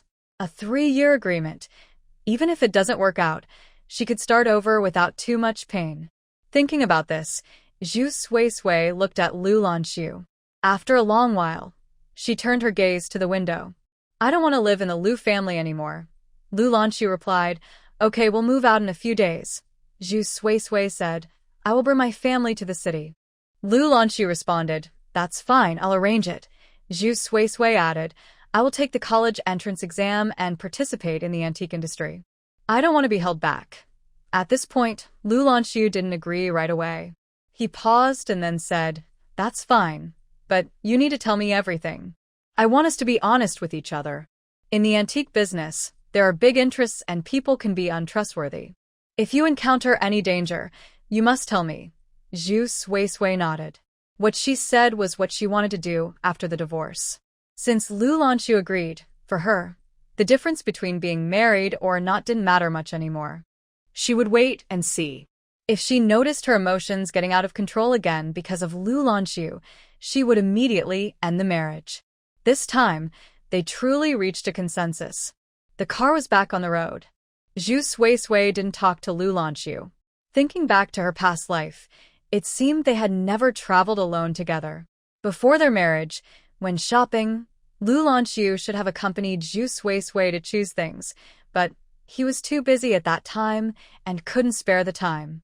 Instead, other members of the Lu family went with her, and only on the wedding day did Lu Lanxu hurriedly show up as the groom. Their union was very rushed. At that time, Zhu Sui was completely focused on Lu Lanxu, prioritizing his needs over her own thoughts. She was very understanding of him. Even without needing explanations, she had already found various reasons to convince herself. Looking back now, the marriage reaching this point was also related to her. Now that she chose to start over, she certainly wouldn't be as devoted as in her past life. This time, she would follow her own wishes, and whether Lu Lanxu could accept it would depend on him. In this life, she just wanted to be happy. Thinking this way, Zhu Sui no longer wanted to think about the future. She decided to take things one step at a time, accepting that the worst outcome was something she could handle. She focused on loving herself more and didn't want to worry about others. Zhu Sui closed her eyes, planning to rest for a while. From the angle of the rear-view mirror, Lu Lanxu could see her face. She looked calm, a stark contrast to her usual gentleness. With her eyes closed and her eyelashes fluttering slightly, there was a hint of liveliness in her brows that wasn't there before. Lanxu shifted his gaze and steadied the car. Ever since Zhu Suisui proposed divorce, he had gone from confusion to calmly addressing the issue, and now he wanted to start over. In the past few years, he had been too busy. After marrying, he hadn't focused on his family. This year, he finally had some free time, but there were still many matters to attend to. If it weren't for Zhu Suisui's situation, he might not even be in the city right now. The organization wanted him to lead a team, which was also a preparation for his future promotion. It was a good opportunity. For Lanxu's career, everything was part of his plan. In his 27 years of life, he had never strayed from his path, but when it came to Zhu Suisui, he kept changing his mind. While the future was important, it wasn't necessary at this moment. With his family on the brink of breaking apart, if he continued to ignore it, he would truly disappoint Zhu Suisui. Lanxu was a decisive person. Once he decided what was more important to him, he acted on it. This time, he gave up the plan to relocate and chose to stay in the city for a while. His superiors were initially puzzled. Lanxu, this is a great opportunity. If you stay for a few years and then return, your promotion is guaranteed. Are you sure you don't want to go and let someone else take this chance? Lanxu smiled. Sir, opportunities are everywhere. I'm still young, and there will be more chances like this in the future. But if I take this opportunity now, I might end up feeling very lonely. Upon hearing this, his superior realized, is this about family concerns? Lanxu replied, I've been married to my wife for almost 2 years, but I've spent less than a month with her in total. Although she hasn't said anything, I feel guilty. Right now, I want to take care of my small family first. As for opportunities, I believe that even if I wait a little longer, I can still seize them. The conversation has reached this point, and the leader naturally does not want Lanxu, who has just gotten married, to face family discord. It makes sense. Previously, due to the situation in Yu country, Lanxu, being one of the best, had to contribute to the nation. He had no choice but to leave his new wife and dedicate himself to serving the country. But now, as Lanxu said, although this is a good opportunity, it does not mean there won't be others in the future. Given Lanxu's talents, even if he waits 2 more years, his future will still be bright. However, he feels it is a pity. This opportunity is indeed good. If you choose to stay, the next chance may not be as great. You can think it over. There's no rush for a response. I can also talk to your family about it. I believe everyone will understand. Lanxu replied gently, Sir, you don't need to persuade me any further. I have made up my mind. Giving up this opportunity to spend time securing my family is more important to me than my future. Besides, good opportunities can't always fall to me. Others deserve chances too. Since Lanxu decided not to go, others would have to be arranged. Everyone had assumed it would be Lanxu, and now they might be surprised. With the conversation reaching this point, the leader could not press further. In his mind, Lanxu was the most suitable candidate. He was steady in his work, considerate, and had the support of his peers, making it easier to carry out tasks effectively. However, he also understood that for Lanxu, family was now the priority. The leader knew that for soldiers, sometimes it is very difficult to choose between country and family, feeling caught in the middle. Now that Lanxu had made his choice, the leader could only accept it. He sighed, Then I will respect your decision. Returning to the present, Lanxu stopped in front of a restaurant. As soon as the car stopped, Zhu Suisui opened her eyes. Lanxu looked through the rearview mirror and asked softly, Did I wake you? Zhu Suisui hadn't really been asleep. She just didn't know how to interact with Lanxu, so she closed her eyes to avoid it. Now that he asked, she replied lightly and focused on the restaurant's name. Are we having lamb? Lanxu parked the car, got out, and walked around to open the door for Zhu Suisui. Hearing her question, he nodded slightly. This season is perfect for eating lamb. As if remembering something, he looked at Zhu Suisui and asked, Have you been here before? The most famous place for lamb is Donglishan. However, Zhu Suisui had never come here alone with Lu Lanxu. In her past life, Lu Lanxu rarely had the chance to take her out. At that time, Zhu Suisui wanted to please Lu Lanxu and had improved her cooking skills quite a bit. She even went to various restaurants just to taste their signature dishes, hoping to learn how to make them for Lu Lanxu. Donglishan was certainly one of those places. Now looking back, it felt like everything had changed. The Zhu Suisui from back then no longer existed. The current her would not cook for a man anymore. She replied calmly, "How could I have been here? You never took me out. I've only heard about it." Her words were harsh to hear. Lu Lanxu pressed his lips together, feeling a bit guilty. As a husband, he had not been competent. Noticing Lu Lanxu's silence, Zhu Suisui glanced at him, her tone still cold. "Don't worry, I'm used to it. I never expected anything from you before, and I won't expect anything now," Lu Lanxu said. "Let's get out of the car." Continuing this topic was clearly not wise. Since he had decided to start over, he needed to learn how to be a good husband. He wanted to make up for what he hadn't done well before. Thankfully, it was not too late.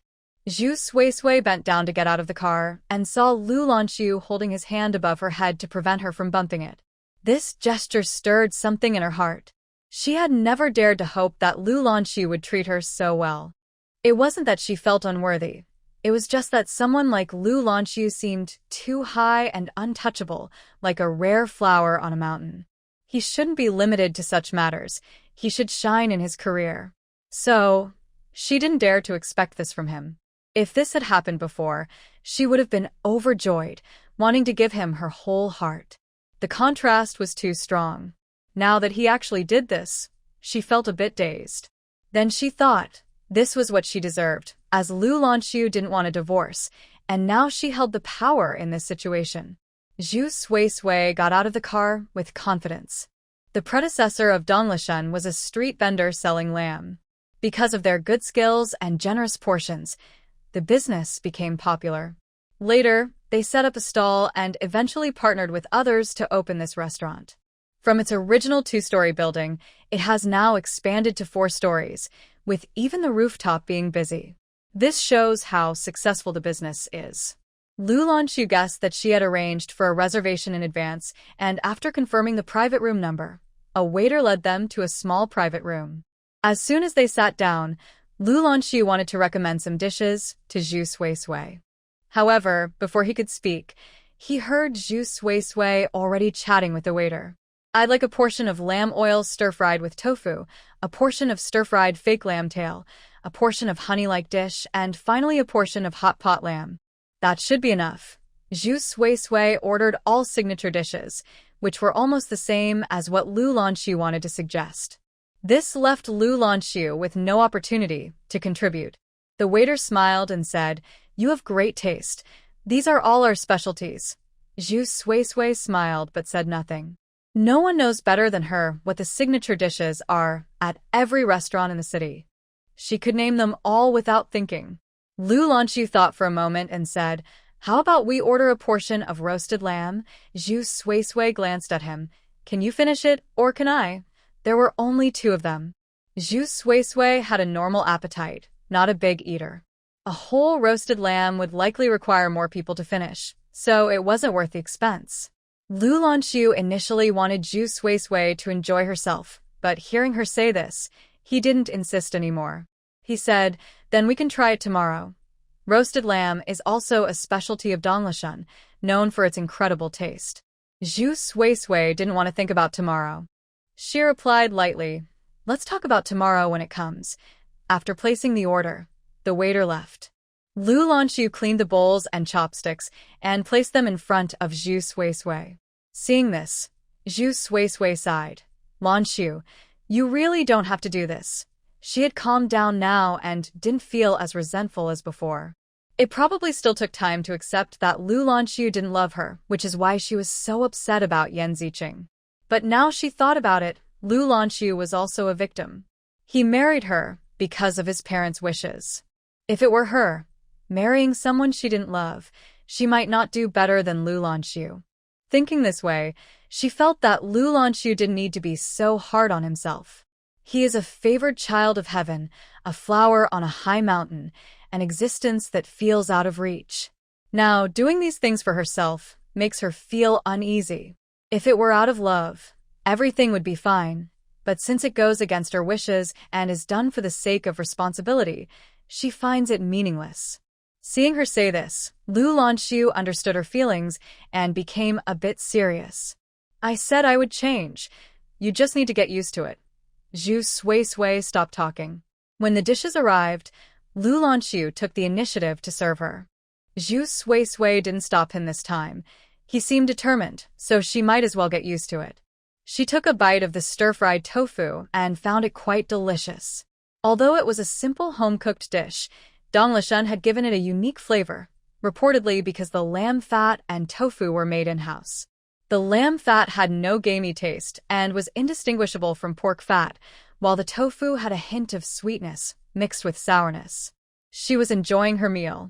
Previously, she only focused on making delicious food for Lanxu, but this time, she could finally take the time to savor these authentic dishes. Seeing Zhu Sui enjoying her food, Lanxu smiled gently and began to cook lamb for her. The good lamb truly had no gamey taste and even had a hint of sweetness.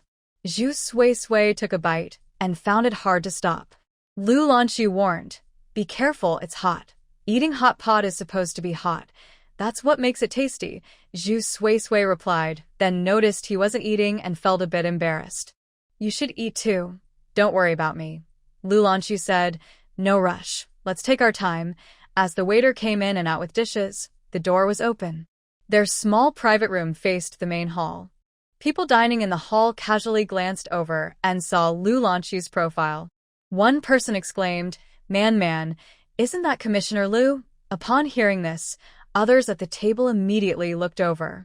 They indeed saw Lanxu, and not only that, but they also noticed him serving Zhu Sui. Man's expression changed immediately. Her companions were surprised as well. "Isn't that Commissioner Lu's wife? I didn't expect him to be so mature and considerate towards his wife while working. He doesn't seem like himself at all. If it weren't for that unique face, I would doubt I recognized him." Man tightened her grip on her chopsticks and said coldly, "Commissioner Lu works so hard in the military and at home. He still has to take care of his partner. I think his wife is spoiled and doesn't know her place." Speaking of this, a companion lowered their voice and said, "I heard they are from the countryside. Their families arranged a marriage, and Commissioner Lu married out of obligation." Upon hearing this, Man's face turned even paler. "Is that really true?" About Lanxu's marriage, people outside don't really know the details, especially those in the military district. Man wasn't very familiar with Lanxu. She was part of the performing arts troupe and remembered when she first joined and accidentally threw her fan onto the stage, landing right in front of Lanxu, who was watching from the front row. That was a performance mishap. At that moment, Man was terrified. She had worked hard to get into the troupe and was participating in a major military performance. If she did well, she could stand out and get more opportunities. But now, with such a silly mistake, she felt like everything was ruined. Everyone was looking at her. So many high-ranking leaders and people. The atmosphere was overwhelming. Just when Man was about to cry, Lanxu picked up the fan and said with a gentle smile, "It seems the performing arts troupe has added an interactive element for the audience, which is quite a surprise." With that simple sentence, he turned the crisis around. Man stared at Lanxu. He was young and handsome, and his military uniform set him apart from others. He was tall, with a gentle demeanor, and his voice was incredibly pleasant. He was like a bright moon, clear and radiant. In all her years, Man had never seen anyone like Lanxu. His looks, his presence, his stature, and even his voice left a deep impression on her heart. Later, she began to secretly pay attention to Lanxu. She learned about his life, his achievements, and how he shone among the crowd. Such a person quietly amazed her life.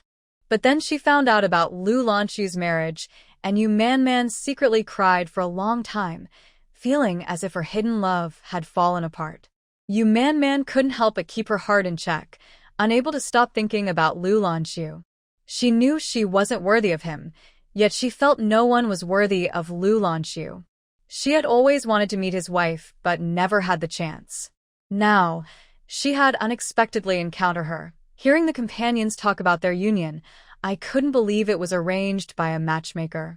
A feeling of unfairness rose within me. How could a countrywoman deserve such a man?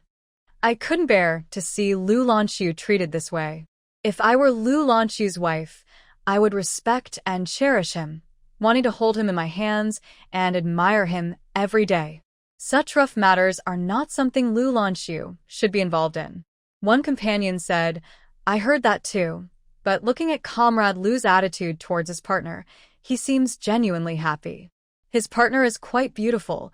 I've never seen anyone as lovely as her. They actually look good together. A man only treasures someone he truly likes. Otherwise, who would expect someone like Lanxu to act this way? But Man instinctively disagreed, saying, no, someone like Comrade Lu would be caring and gentle with any wife he has. It's not just because he likes her. He is simply a wonderful person.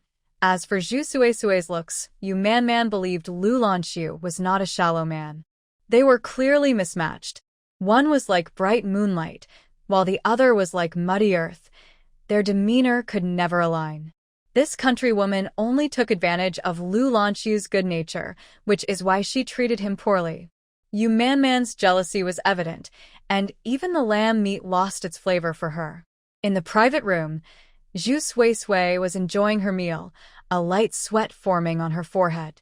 Her skin was already fair, but the heat from the hot pot added a rosy hue, making her even more charming. Eating was indeed a great way to relieve stress. Zhu Suisui was like a little glutton, unable to stop. Seeing her this way, Lanxu took out a handkerchief and wiped her forehead, saying, if you like eating here, we can come often. Zhu Suisui had gone from feeling uncomfortable at first to now naturally accepting Lanxu's care. She had always been pampered at home due to her frail health, with her father, mother, and 2 brothers treating her like a precious gem. Even though she grew up in the countryside, Zhu Suisui was raised in a loving family. She was used to kindness from others and didn't feel anxious about it because it was normal for her. At first, it was just because he was Lanxu. But now, as time passed, Zhu Suisui felt it was no big deal. Why couldn't Lanxu do the things her family could? It's not because Lanxu is so noble, but because her love has added a glow to him. Now that he is awake, it all seems insignificant. Whether to continue this marriage depends entirely on Lanxu's changes. He just needs to follow his heart. Zhu Suisui felt comfortable after eating, and her words became softer. You shouldn't eat too much lamb. There are many delicious things in Siju City. We don't always have to come to Donglishan. That's true. We can go to other places. Lanxu nodded.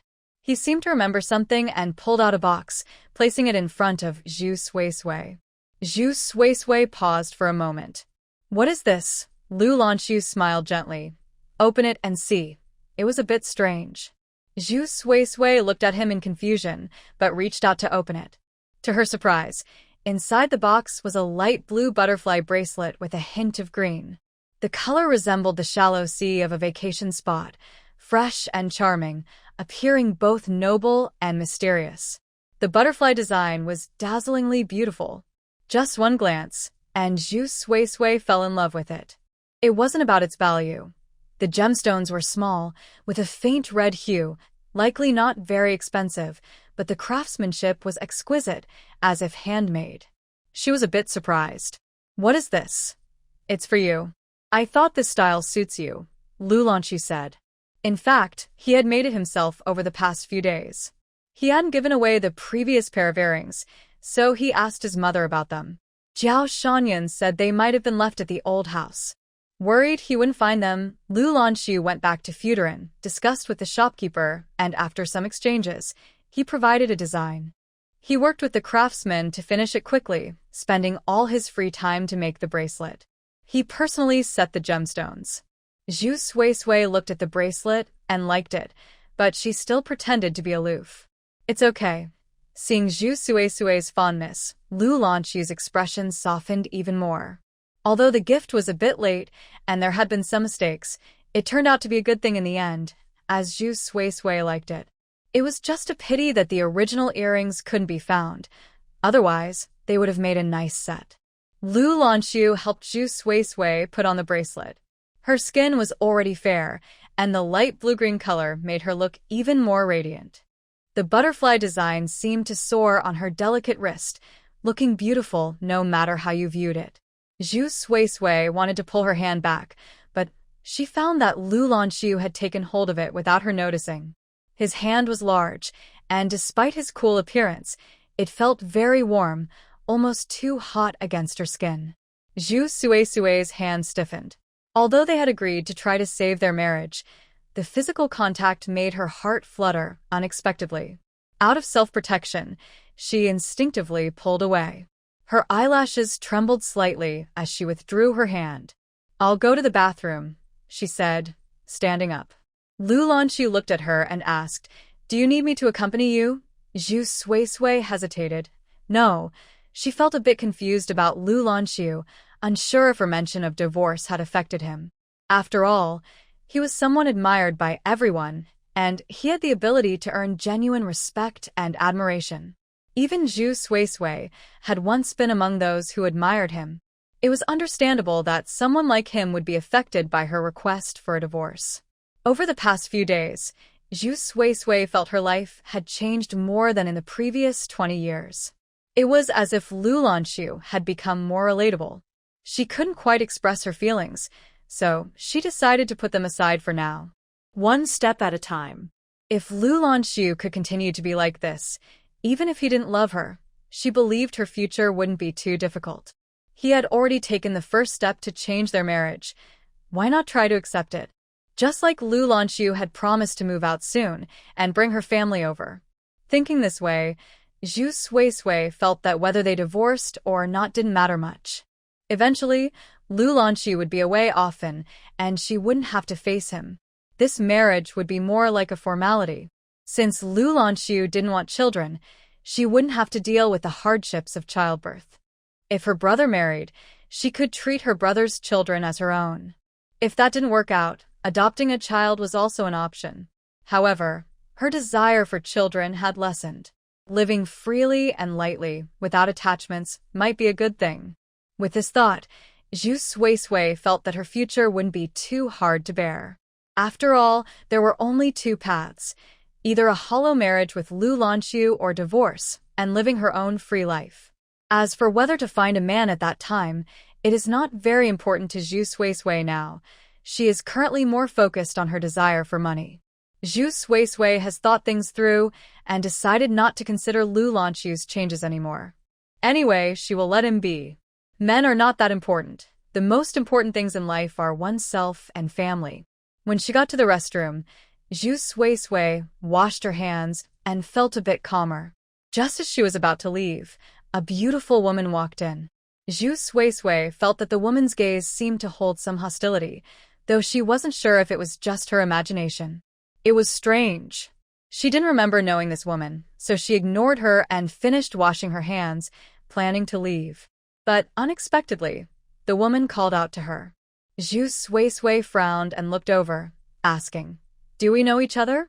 Previously, she could only see this woman from a distance in the private room, but now up close, Man was struck by Zhu Suisui's beauty. She paused for a moment, then quickly felt jealous. How could a country girl be so beautiful? Looking at her clothing and appearance, even her skin was flawless. This couldn't possibly be how a village woman would look. Every detail about her showed that she lived a life of luxury. This must have come after marrying Lu Lanxu. What good fortune! It was a pity that someone as excellent as Lu Lanxu married such a woman. Thinking back to what she had just seen, this woman seemed to accept Lu Lanxu's service without any shame. How could she dare to do that? Man couldn't help but defend Lu Lanxu, speaking in a sharp tone. She coldly looked at Zhu Suisui and said, "Someone as good as Comrade Lu shouldn't be treated like this. His hands are meant for holding a gun and a pen, not for serving you." Upon hearing this, Zhu Sui was slightly taken aback. Then she realized this was a fan of Lanxu. Naturally, someone like him would have many admirers. In her past life, there were also women who approached him. After living alone with Lanxu, no matter what she did, there would always be someone to criticize her. Zhu Sui thought that everything she did wasn't good enough, so she treated Lanxu even better. However, being criticized didn't feel good at all. She was becoming increasingly unhappy and insecure, feeling fearful of the words from outside when facing her husband. She felt deeply inferior in love. She didn't even dare to tell Lanxu about these feelings, fearing that Lanxu would agree that she wasn't good enough. No matter how hard she tried to be a good Mrs. Lu, there would always be someone who didn't like her because of Lanxu's excellence. But why should it be like this? Why did she need others to criticize her choices? Why did everyone feel free to comment on her, yet no one said anything to Lanxu? It was because, in the eyes of outsiders, she didn't deserve Lanxu. Marrying him felt like winning the lottery. Zhu Sui's gaze turned cold as she stared at Man. Strangely, Man found Zhu Sui's look quite terrifying, almost sharp like someone in a position of power. Then, she saw the woman smile. When Zhu Sui smiled, she looked even more beautiful. Her already stunning face seemed even more radiant, making everything around her appear dull in comparison. Her expression towards Man was indifferent, lacking any contempt or anger, as if she were looking at a dog. Her red lips parted slightly. So what can you do? Lanxu is willing to do all this for me because we are husband and wife, and it's only right. No matter how willful or unreasonable I am, he enjoys pampering me. If I wanted the stars, he would pick them for me without a second thought. And you? You can only watch from the shadows, consumed by jealousy. How pitiful you are. Man listened in disbelief. Undoubtedly, Zhu Sui's words struck at her deepest insecurities. The arrogance in Zhu Sui's tone and words was extreme, showing no remorse, even taking pleasure in it. Man felt she might go mad with jealousy. The person she admired so much was so noble and excellent, deserving to be on a pedestal, not behaving like an ordinary man doing things for a woman. Even if that woman was his wife. Man gritted her teeth and said, "You're just lucky. You used that favor to marry Commissioner Lu. It's one thing not to be grateful, but to say such hurtful things? I never expected the wife of Commissioner Lu to be such a crude person. It's truly a shame for such a good man. Do you think that if Commissioner Lu weren't so good, he would do all this for you? You can mistreat anyone, but why him?" Zhu Sui only found it laughable. "No matter how good Lanxu is, he is still my husband. Until we are divorced, his kindness to me is none of your business, right? You dare to come to me with these words but won't say them to Lanxu. Why? Is it because you don't want to, or because you feel unworthy? What gives you the right to speak up for fairness? Do you think that by saying this to me, I will suddenly realize I don't deserve Lanxu and make room for you?" These words undoubtedly struck at the deepest thoughts in Man's heart. She believed Zhu Sui was unworthy because she thought she could do better than Zhu Sui. But such thoughts could not be spoken aloud. They were not allowed by morals. Man looked a bit flustered and retorted, "I didn't mean that." Don't slander me. "I'm not saying this for what you think. I just hope you treat Comrade Lu better. Being with someone like him, you should be grateful and learn to be a good wife. I have no other selfish motives. I've never sought out Comrade Lu alone or approached him." That was right. She was just feeling sorry and wronged for Lanxu. Zhu Sui listened to her words and sneered, "That's because you're unworthy. Someone like you, a rat in a filthy gutter, wouldn't dare approach him. You only come to me because you think I'm easy to bully. You think I would feel ashamed, but have you thought about what you really are to say such things to me? In ancient times, mistresses were punished severely. Everyone knows your intentions. Do you think you can meddle in my marriage? I think you really need a lesson." After saying that, Zhu Sui showed no mercy and slapped her hard. This kind of retaliation was something Zhu Sui had never done in her past life. Back then, she had too many worries, afraid these people would tell Lu Lanxu, afraid of how others would see her, and even more afraid Lu Lanxu would think she was a shrew. But now, Zhu Sui had nothing to hold back. In front of Lu's family, she even dared to hit Lu Xueka. If this woman upset her, why should she hesitate to strike? Not only did she want to hit, she wanted to hit hard. Before Man could react, she grabbed her hair and slapped her several times. The other party was clearly stunned by the sudden attack. No one expected Zhu Sui would dare to act so boldly in public. As soon as Man reacted, she felt a burning pain on her face, as if it had been smeared with chili. She covered her cheek, her eyes filled with disbelief, feeling that this woman was truly crazy, making her tremble with anger. She reached out to resist. At that moment, a voice came from outside. "Sui Shui, are you ready?" The bathroom door was closed, but both of them recognized it was Lu Lanxi's voice. Zhu Sui Shui glanced at Man, noticing that the hand she had intended to use to resist had dropped. Her long hair was messy, but her eyes were filled with hope. What? Is she counting on Lu Lanxu to seek justice? Zhu Sui Shui sneered, but the next second, she felt weak, her voice becoming faint. "Lanxu, my heart feels really uncomfortable." Upon hearing this, the door was immediately opened. The man, with a clear and bright demeanor, strode in and walked towards Zhu Sui Shui. Seeing her pale face, Lu Lanxu furrowed his brows tightly, looking more serious. "What happened? Why do you feel unwell all of a sudden?" "I don't know. I just feel very suffocated." Zhu Sui Shui leaned weakly against his chest, appearing fragile. She held her chest and gasped for air, looking in pain. Lu Lanxu quickly picked her up. "I'll take you out. Let's go to the hospital, okay?" His voice was gentle, soothing like a soft breeze. Zhu Sui Shui softly agreed, allowing Lu Lanxu to carry her away.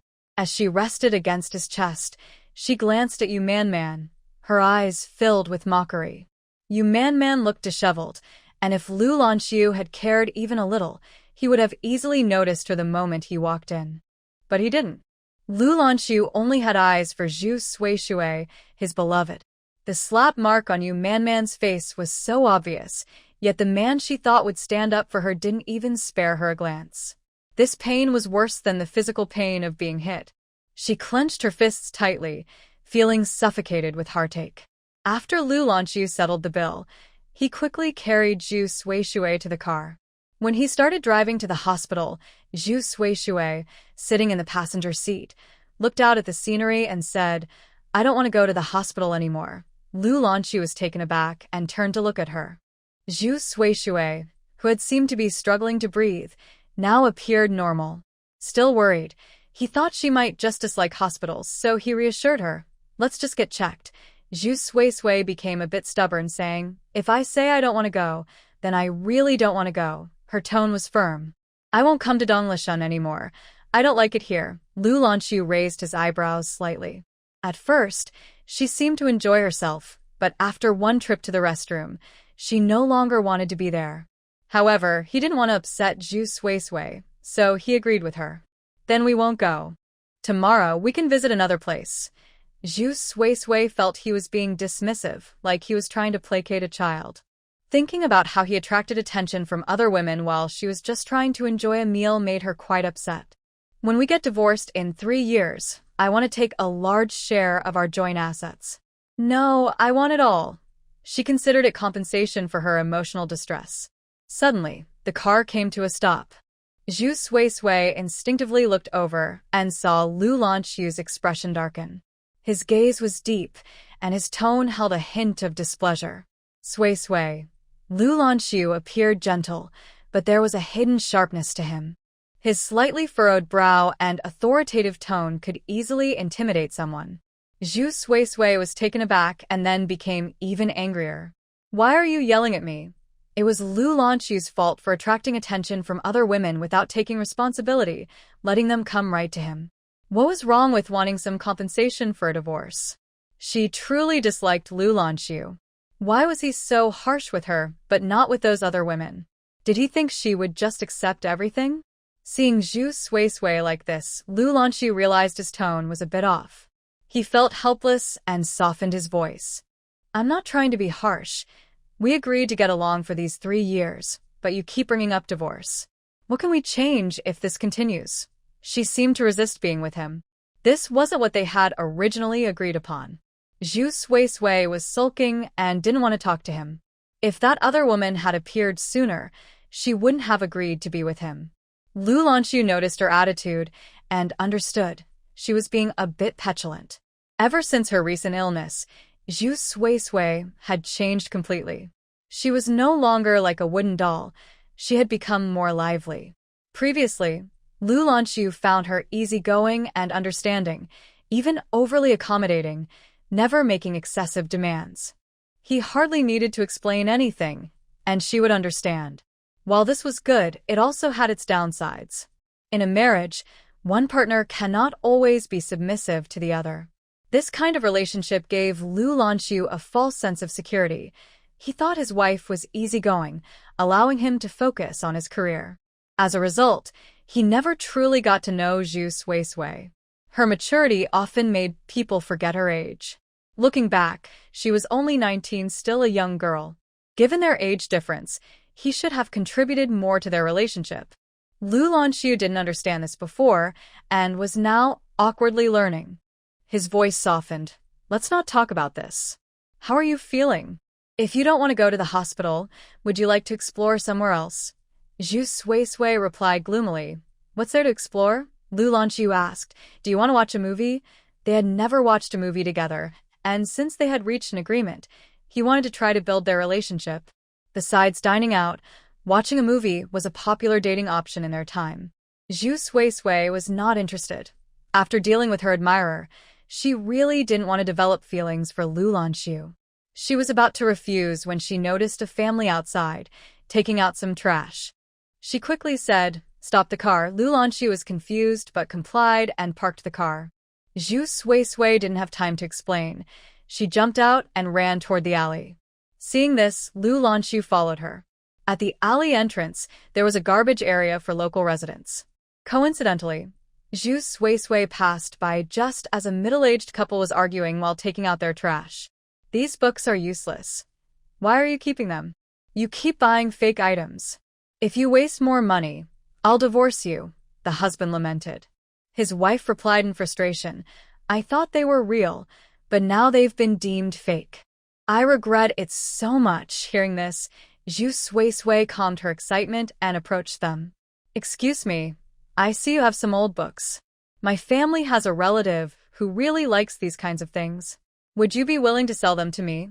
Upon hearing her, the couple immediately turned to look at her. The middle-aged woman looked at Zhu Sui and thought that she was beautiful and young. For a moment, she felt excited but managed to suppress her smile. This is something our family spent a lot of money on. You seem to know about these things. We weren't really willing to sell, but since you show filial piety, I'll sell it to you for 80 yuan. After saying that, she turned to her husband. Isn't that right? We're selling it at a loss. Her husband understood her meaning. Although he felt a bit embarrassed, he knew they had a rare opportunity to sell to someone willing to pay. If he didn't take advantage of it and sell the book quickly, his wife would surely scold him. He nodded. This is a good book, but it's a Song Dynasty edition. 80 yuan for a book was indeed expensive. He had only paid 30 yuan for it, which was a month's salary. Even if they had money, they wouldn't spend it like this, especially since they were short on cash. His wife was so upset she almost threw the book away, but who would have thought that at this moment, someone would come along wanting to buy it? That was quite rare. Zhu Sui realized that the couple was trying to take advantage of her. After her previous experience with the stamp, she knew better than to let them overcharge her this time. The wine cup she had picked up earlier had only cost her 5 yuan. They clearly intended to discard the book, and she could have waited for them to throw it away and picked it up for free. However, Zhu Sui wasn't that heartless. She didn't want to make money unethically, so she approached them to negotiate. But that didn't mean she wanted to be taken advantage of. Just as she was about to speak, she heard footsteps behind her. Someone wrapped her in their arms and looked at the couple with a calm expression. He had an impressive presence, and just his gaze made others feel small, as if they wanted to confess everything. The couple was clearly taken aback. Lanxu shifted his gaze back to the book, looking quite disdainful. His tone was emotionless. "We have plenty of these books at home. If you want one, why buy this? It seems quite ordinary to me, worth only about 20 yuan. If it's more than that, don't buy it. If you like it, I can take you to buy something else later." Upon hearing this, Zhu Sui was momentarily stunned, then quickly realized, was Lanxu helping her negotiate? This time, the price was cut down to 20, and it was said in such a dismissive tone that it really surprised Zhu Sui. However, at this moment, she certainly wouldn't undermine the situation. Some things Lanxu said were much better than what she could come up with herself. Besides, he had a way of commanding respect, and when he spoke those bold words, it felt completely natural. She pretended to be convinced and said, "You have a point. How could an item from the Song dynasty be bought for 80? That's clearly fake. I just thought it looked nice for display, but spending 80 for something like that is too much. Let's just go." Upon hearing this, the couple immediately became anxious. It was hard to find someone willing to pay a high price. If they let this go, they might not find another buyer later. The middle-aged woman still wanted to make some money. After all, she bought it for 30, and selling it for 20 would mean a loss of 10. Thinking this over, the woman quickly said, "I can see you really want it. 20 is too little. How about 40? That way you're getting half off, and we're really losing money here."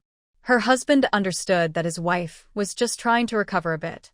If they could make $10, then she wouldn't complain about him secretly using their money to buy such things. At least they would be making some profit. Zhu Sui raised an eyebrow. She guessed that the price was likely above 20. Otherwise, if Lanxu was confident they could make a profit, they would have agreed instead of raising the price by another 20. However, Zhu Sui felt there was still some profit to be made. Lanxu glanced at Zhu Sui and, seeing her silent, guessed that she still wanted it. He said, "We were originally going to give this to an elder in our family. 40 doesn't sound right. How about 35? This was a compromise. Hearing they could make $5, the couple quickly agreed without further negotiation. It was better than losing money. Earlier, when they went to the antique shop for an expert appraisal, the expert had said directly that it was fake, explaining thoroughly and stating that they would definitely lose money since they couldn't buy it for 30. However, he personally could take it for 10, as even though it was fake, it was still made well enough to look nice in a home. After his wife found out about this, she was so angry that she almost threw it away. He thought that if things got really bad, he could sell it to that expert. Although he would still lose money, at least he could minimize his losses. In this business of finding treasures, mistakes can happen, especially for amateurs like them. He was so caught up in the idea that it was a rare book that he didn't even dare to negotiate the price. He took money from home and bought it right away. He had hoped to make some profit at the antique shop, but it turned out to be fake. Now, with Zhu Sui's appearance, she was willing to buy it for $35, which meant he could still make $5. This made him very happy, as otherwise, he would have lost everything. Both sides were pleased. Zhu Sui had cash on her, and before Lanxu could get the money, she counted out $35 and handed it to the couple. After they happily left, she treasured the ancient book, her eyes shining with excitement. When they got back to the car, Zhu Sui couldn't put it down. To her, this ancient book felt like a heavy bag of money, almost overwhelming. The book was surrounded by a faint green mist. The previous blue mist had given him a Qianlong seal and a small wine cup, while the green mist reminded her of a plate from the Song dynasty that had made many collectors eager to buy peanuts just to get it. This showed its high value, even more than the Qianlong seal. Unexpectedly, she had now acquired a book with a green mist. She suspected there was more to it than met the eye. Lanxu noticed how much she liked it and looked thoughtful. His wife had never cared about antiques before, but now, he wondered when she had started to take an interest in them. If she was a beginner, she should have been more cautious, even when finding a treasure. She wouldn't just glance at it from a distance and then insist he stop the car so she could rush over to buy the book. After all, dealing with antiques requires a keen eye. One must examine carefully and even handle the item before deciding on a price. Yet, Zhu Suisui had never held the book before buying it. She hadn't even looked at it closely. This was truly baffling. Even Lu Lanxu, who didn't understand much, felt that this process was not right. However, he didn't think much of it. If Zhu Suisui liked it, then buying it was fine. He could afford the $35. Lu Lanxu spoke up. I mentioned this price without your permission. Will it affect you? Upon hearing this, Zhu Suisui paused for a moment. Then she remembered that Lu Lanxu had just helped her. Considering the money, she decided to generously forgive Lu Lanxu for stirring things up. She said, "This price is about right. The other party can still make a profit. Although I estimate they would give us $20, adding 15 makes them happy, and I can accept that. So, I think this price is acceptable." If it were her, she would probably do the same. She knew she had found a good deal. This ancient book would definitely sell for more than the Qianlong seal. Sometimes, one shouldn't be too greedy and should leave others a way out. Speaking of which, it was that unknown expert who gave her a chance to find a good deal. Thinking of this, Zhu Suisui couldn't help but laugh. Seeing her so happy, Lu Lanxu couldn't help but smile too. Why are you so happy? It seems you really like this ancient book, but it's a pity the appraisal result is fake. Do you really think it's fake? Zhu Suisui raised an eyebrow. Seeing that Lu Lanxu had also been fooled, she felt a bit pleased. After all, this was Lu Lanxu. What could escape his notice? It seemed he had also been tricked this time. After a moment of thought, Lu Lanxu reached a conclusion. So, that expert lied, as expected of Lu Lanxu. Just from her words, he figured it out. Zhu Suisui nodded. This kind of thing is actually quite common in this field. After all, when profit is involved, experts can lie too. I'm sure this ancient book is real. Since they can be an expert, the chance of them making a mistake is low. After all, it's not that hard to identify a Song Dynasty book. I heard Grandpa May mention that the cost of forging a Song Dynasty book is very high. When the antique trade was just starting, who would go out of their way to forge something? If someone claims it's not from the Song Dynasty, there might be some possibility, but that expert directly said it was fake, which makes me even more certain that they have ulterior motives. By saying it's fake, they use their authority to convince the seller. Then they can offer a little money, allowing them to acquire the treasure at a very low price. This is also a way to find a good deal, but it's really a bit too greedy. The antique world is very complicated. It seems like a game, but once you dive deeper, it's really about understanding people. If you focus on greed, many things become clear. For money and to hype up an item, people use all sorts of tricks, and one wrong move can lead to trouble. Zhu Suisui wants to enter this field because of her keen eye. She can avoid major losses and find some treasures. However, she can only play on the edges of this circle. To enter the core group, relying solely on her instincts is not enough to gain respect. Without theoretical knowledge, she is no different from those who dig for quick profits. She may have a bit of luck, able to tell real from fake and estimate value. To truly establish herself and make significant money, she must put in more effort and dedication.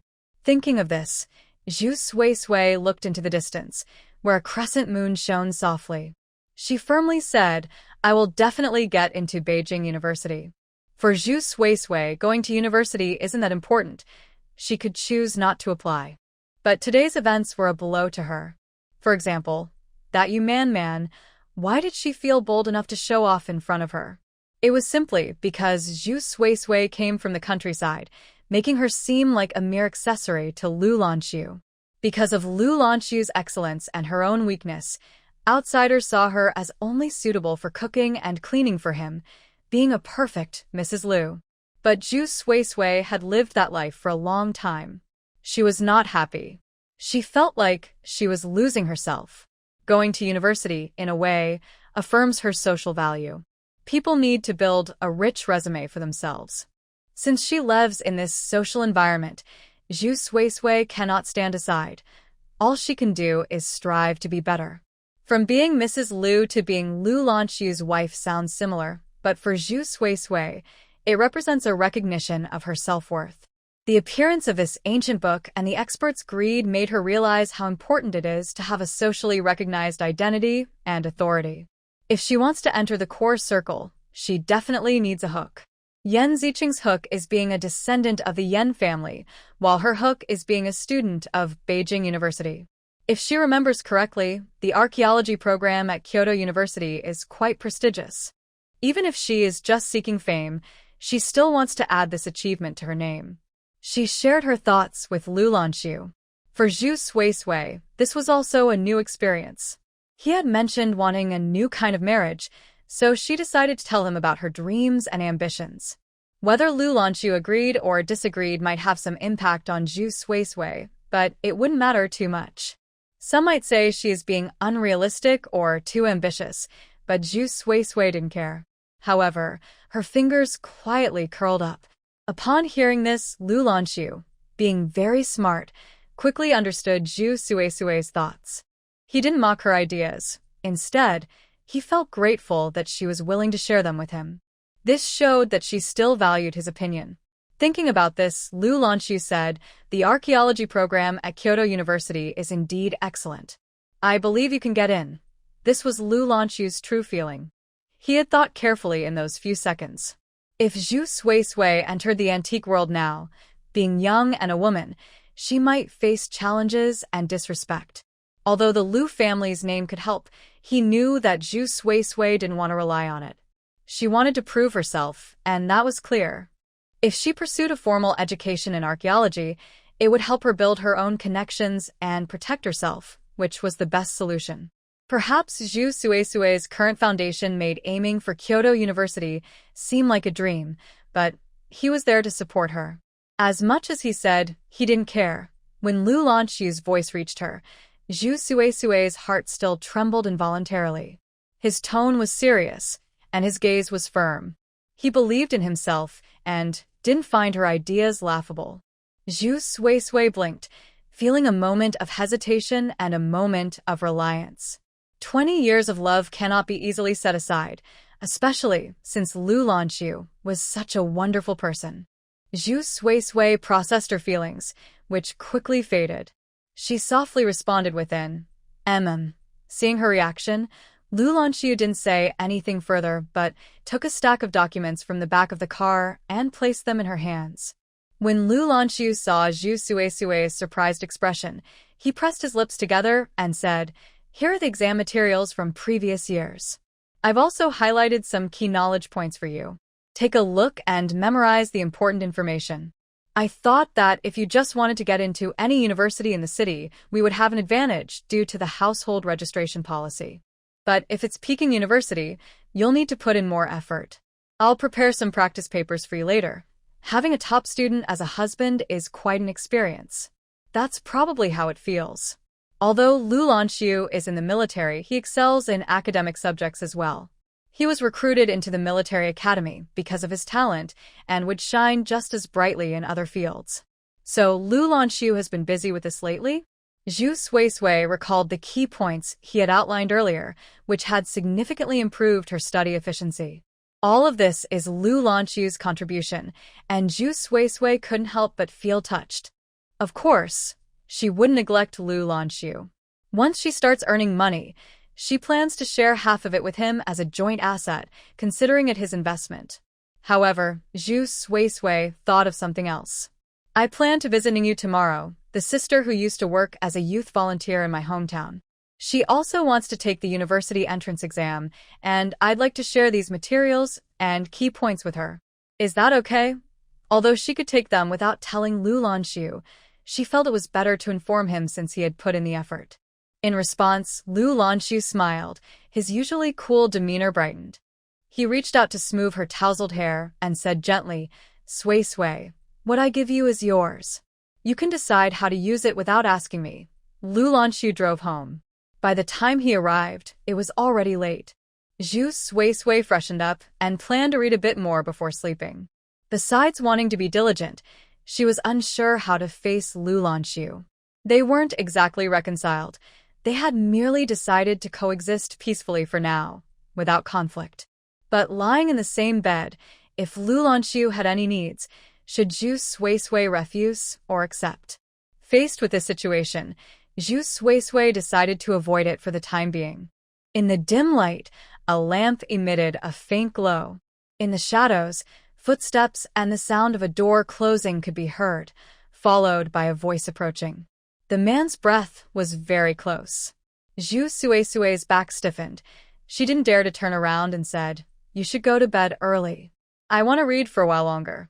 Upon hearing this, Lu Lanxu paused and replied, "Don't stay up too late. Okay."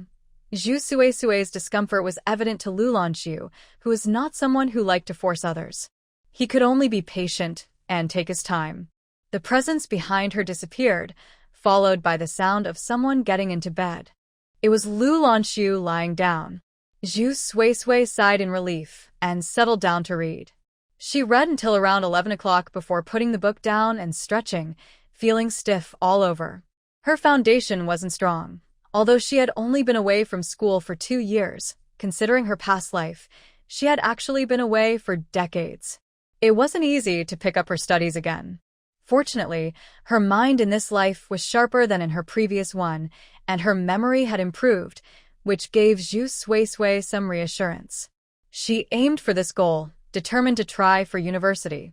After tidying up, she went to bed to rest. She lay far from Lu Lanxu to avoid any accidental contact. But perhaps due to exhaustion or habit, by the middle of the night, she found herself rolling into Lu Lanxu's arms, unable to break free. In a daze, Zhu Suisui had no choice but to accept it. Although Lu Lanxu had a cool demeanor, he felt warm, like a cozy heating pad. The next morning, when Zhu Suisui woke up, Lu Lanxu was already gone. He had been waking up early these past few days, which helped avoid any awkwardness between them. Her schedule for the day was full, reading and visiting the Bai family. Feeling good, Zhu Suisui left her room and went to the dining area for breakfast. Lu Lanxu had already left, seemingly busy with work, and Lu's father had also eaten and gone to his job. Only a few women remained in the house. At the dining table, Lu Qingying looked at Zhu Suisui, hesitating to speak. Seeing her like this, Zhu Suisui guessed that something was happening in the family. Sure enough, after Jiao Shanyan finished her breakfast, she glanced at Zhu Suisui and said, "Come to the study. I need to talk to you." Zhu Suisui replied calmly. After 20 years of living together, she knows what kind of person her mother-in-law is. It's not entirely fair to call her a bad person. The conflicts between mothers-in-law and daughters-in-law often arise from differing interests. She looks down on her because she is a rural daughter-in-law and believes her son deserves a much better partner, which she can understand. However, that doesn't mean she agrees with her. What Jiao Shanyan thinks is not her concern. If Jiao Shanyan tries to cause trouble for her, she won't just sit back and accept it. Once Jiao Shanyan entered the study, Lu Qingying quickly grabbed Zhu Suisui and whispered, "Mother knows about your plans to take the college entrance exam. She asked me about it yesterday, and I don't think she approves. You should be careful." Jiao Shanyan has a strong desire for control. She wants to interfere in anything that doesn't fit her plans. In her previous life, part of her desire to be the perfect Mrs. Lu was influenced by Jiao Shanyan's manipulation. If it were the old her, she would have felt anxious upon hearing this. But now, she didn't feel that way at all. Still, Zhu Suisui asked, "How did Mother find out?" She hadn't told anyone else about it. Lu Qingying hesitated. "Did I saw it in your room?" Upon hearing this, Zhu Suisui's expression turned cold. She had already mentioned that Jiao Shanyan has a strong desire for control and that there can be no secrets in front of her. Since they live together, Jiao Shanyan often enters her room without permission. Besides not touching Lu Lanxu's things, she always rummages through her belongings. In this life, she had forgotten about that. Zhu Suisui walked into the study. Jiao Shanyan was sitting there and didn't invite her to sit down, her expression slightly colder. "Welcome." Zhu Suisui called out to her mother and, not wanting to hold back, sat down on the stool. When Jiao Shanyan finally spoke, she realized how foolish she had been. Her mother-in-law was trying to set rules for her. In the past, she had been overly anxious, fearing to speak up, which only caused her more trouble in the end. In reality, if she had just sat down, Zhao Shanyan wouldn't have dared to say much. As expected, Zhao Shanyan only frowned slightly at the sight, but didn't say anything. Instead, she said, "I heard you plan to take the college entrance exam." Zhu Suisui replied, "Mother, how did you find out?" Zhao Shanyan felt a hint of challenge in her tone and frowned. What kind of attitude is that? Zhu Suisui smiled and said, "Mother, what attitude should I have? I haven't told anyone about this matter because I wanted to wait until it was settled. But since you suddenly found out, I'm just curious how you learned about it. Is there a problem with that?" Seeing that her smile didn't reach her eyes, Zhao Shanyan's expression darkened. She then said, "If I want to know, I have my own ways. Since you admit it now, I'll share my thoughts. I do not agree with you taking the college entrance exam." Zhu Suisui had expected this response and felt no fear. "Mother, in the end, this is my own decision. Since I have decided to take the exam and haven't informed anyone, I don't plan to listen to anyone's opinions. Although I don't understand why you disagree, I believe this is ultimately my choice.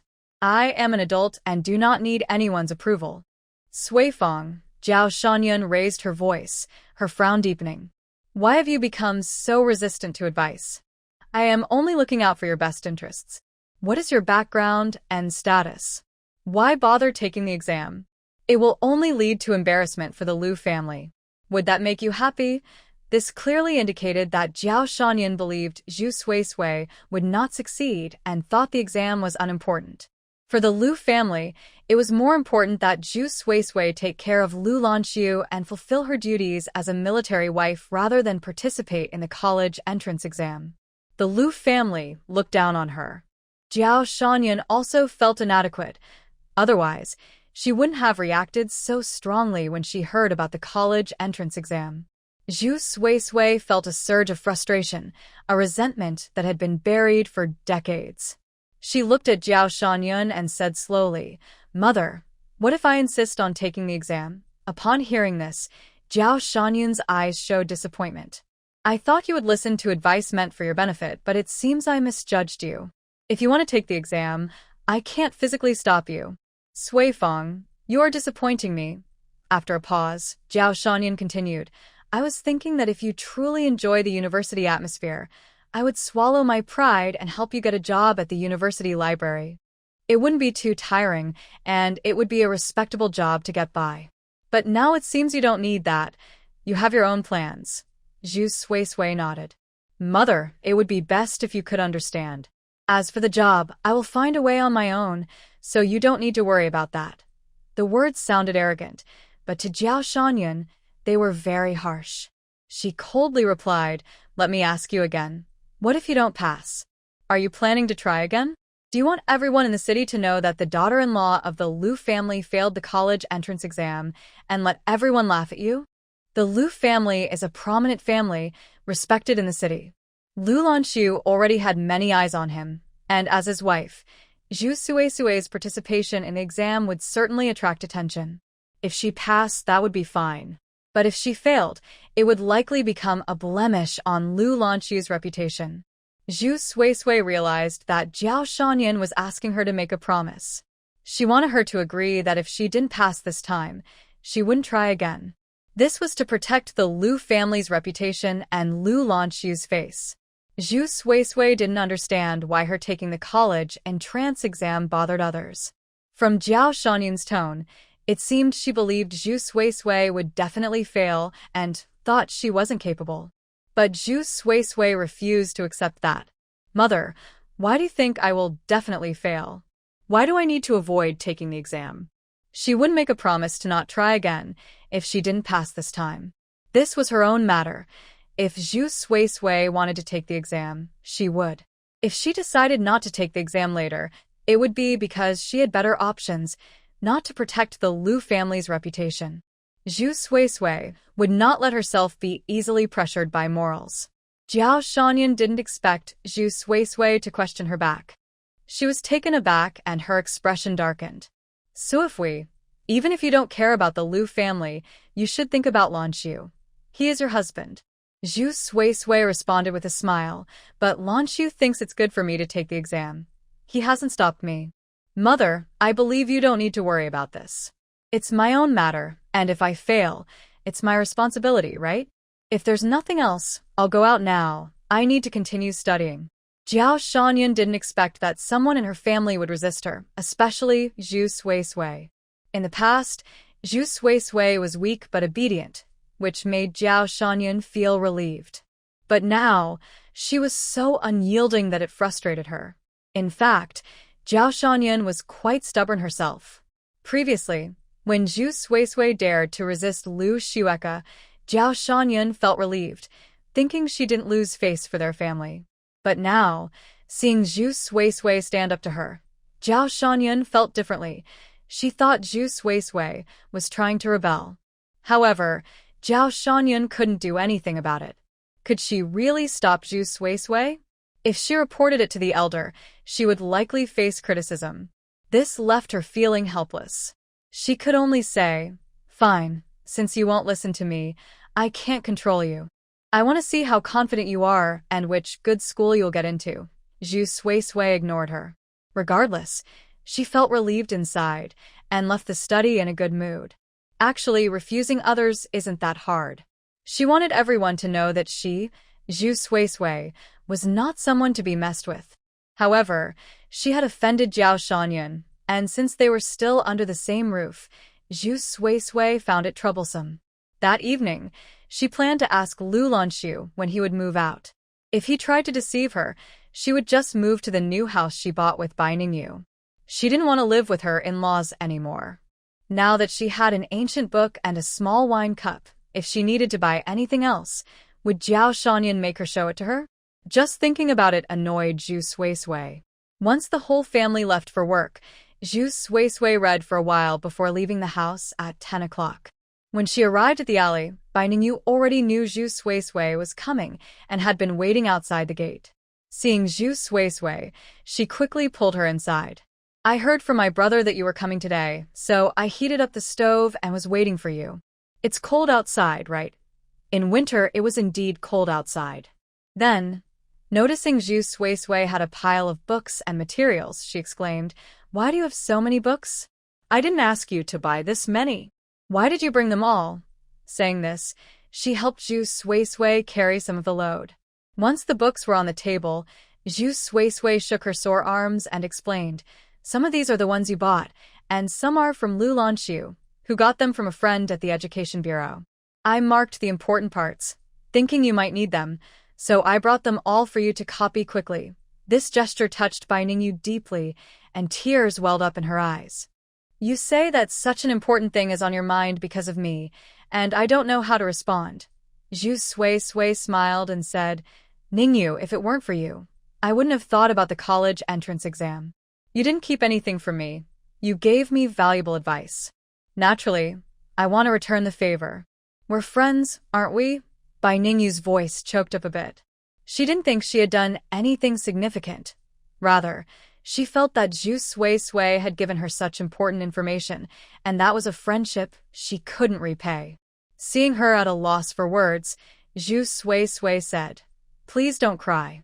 Since we have some time, hurry and copy this down. It won't be in vain for me to bring all this stuff. It really tired me out, and I can hardly lift my arms. I also wanted to ask you how things are going with what I asked you about." Upon hearing this, Bai Ningyu quickly pressed her arm, holding back her tears, and got to the point. "About the house, I asked my dad, and there is indeed one that meets your requirements, but the price is a bit high. The owner insists on 3,000. 3,000, that is a bit difficult." Zhu Sui had expected around 1,000. She thought house prices in the 1980s would be lower, but now she realized they couldn't drop much more. However, house prices hadn't skyrocketed yet. It wasn't the so-called sky-high price. If it were the 1990s, Zhu Sui remembered that a courtyard house would cost at least several tens of thousands, and even more for others. Back then, there were more transactions than now, so prices had risen. Many people were willing to sell their family properties because they wanted to go abroad. Zhu Sui started to inquire. Bai Ningyu said, "In better locations, they go for around 10 to 20,000. I was shocked when I found out. If it weren't for you wanting to buy a house, I wouldn't have known our local houses were so expensive. This house is in the city and not too far out, and it meets all your conditions, but the price just won't budge. My dad tried negotiating, but the owner insists this is the lowest price. This really is a bit difficult." With the money Zhu Suisui had, even counting Lu Lanxu's share, it was just over 2,000, which isn't enough to buy a house. Moreover, she couldn't use Lu Lanxu's money. If she did, the ownership of the house would become complicated. The money she received from selling the stamp was only about 1,000 yuan. People said the minimum price was 3,000, so it wouldn't make sense to sell it for just over 1,000. Zhu Suisui frowned slightly. There was another way. She could sell her small wine cup and that ancient book she had. Maybe that would help her gather enough money. Seeing Zhu Suisui frowning, Bai Ningyu comforted her, saying, "If you're not in a hurry, I can ask my dad to check again. With such a big city like Siju City, there are plenty of houses available. If it weren't for what happened that morning, Zhu Suisui wouldn't be so anxious. It would be too obvious if she kept bringing in antiques, and she didn't want to attract attention." Thinking about this, Zhu Suisui asked, "Has the landlord said when we can see the house?" Bai Ningyu replied, "If you want to see it, we can go together when my dad gets back. The landlord is quite difficult and has a stubborn personality. I'm worried you might have a hard time going alone." Hearing this, Zhu Suisui understood that Bai Ningyu was concerned for her, so she nodded and agreed. She asked a few more details and learned that the house was located in the Dashilon area, which was indeed a good spot. If the house was decent, she would find a way to buy it. If not, she would at least rent it for now. Once everything was settled, Zhu Suisui planned to go to the countryside with Yan Ziqing to discuss moving to Siju City with her family.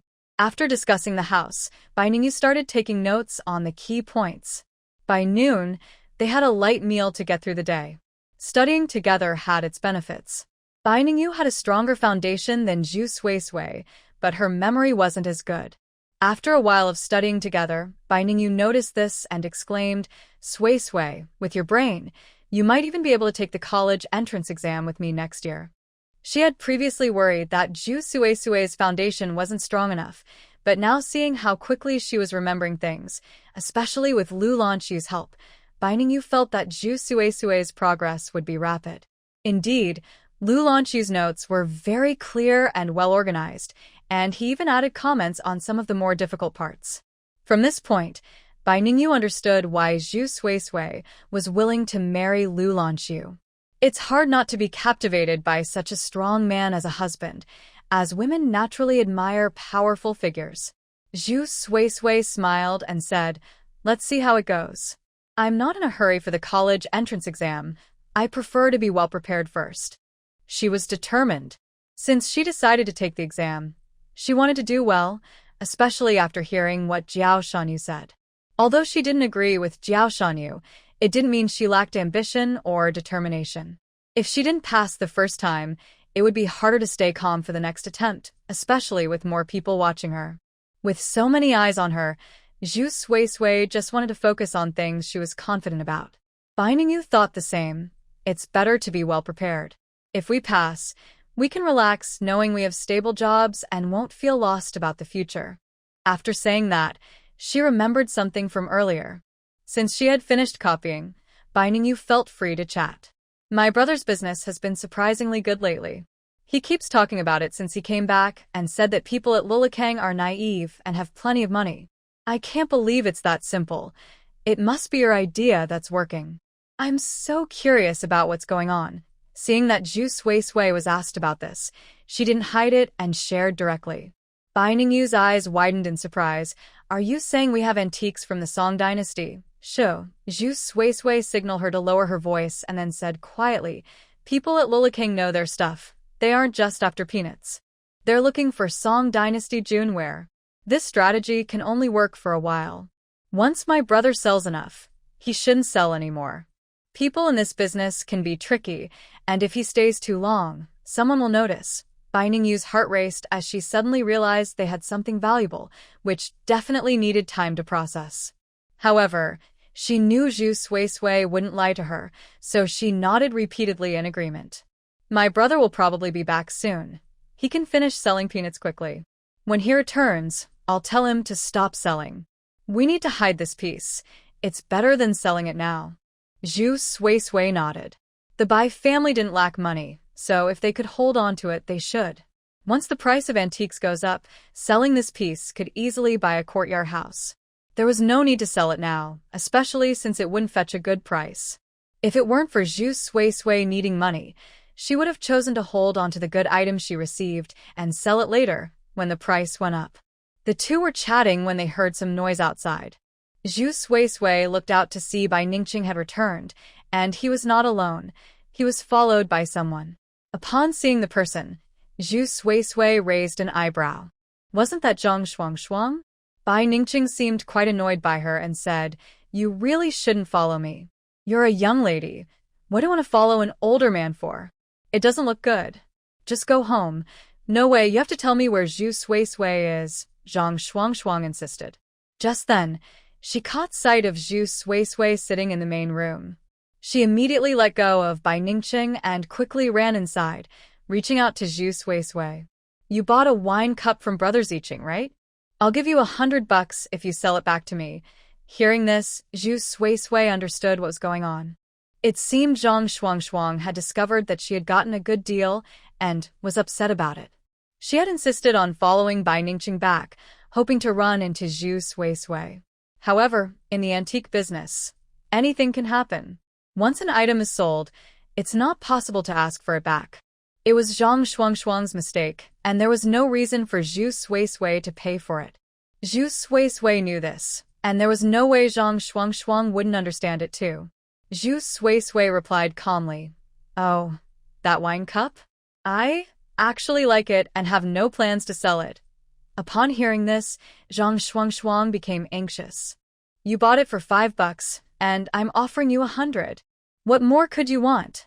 She couldn't help but feel frustrated. She never expected to make such a mistake. That little wine cup had turned out to be valuable.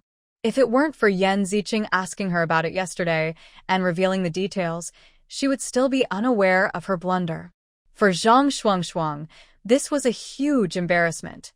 It wasn't just about the money. It was about her mistake. She was quite proud and had grown up without a father, living with her mother's family, the Yan family. Although the Yan family passed down skills to the males, the elder had taken an interest in her and allowed her to learn alongside Yan Ziqing. She always felt she was ahead of her peers in this area. But now, right under my nose, such a thing happened. A small wine cup that could sell for a high price was mistakenly thrown in with cheap trinkets worth only 5 yuan.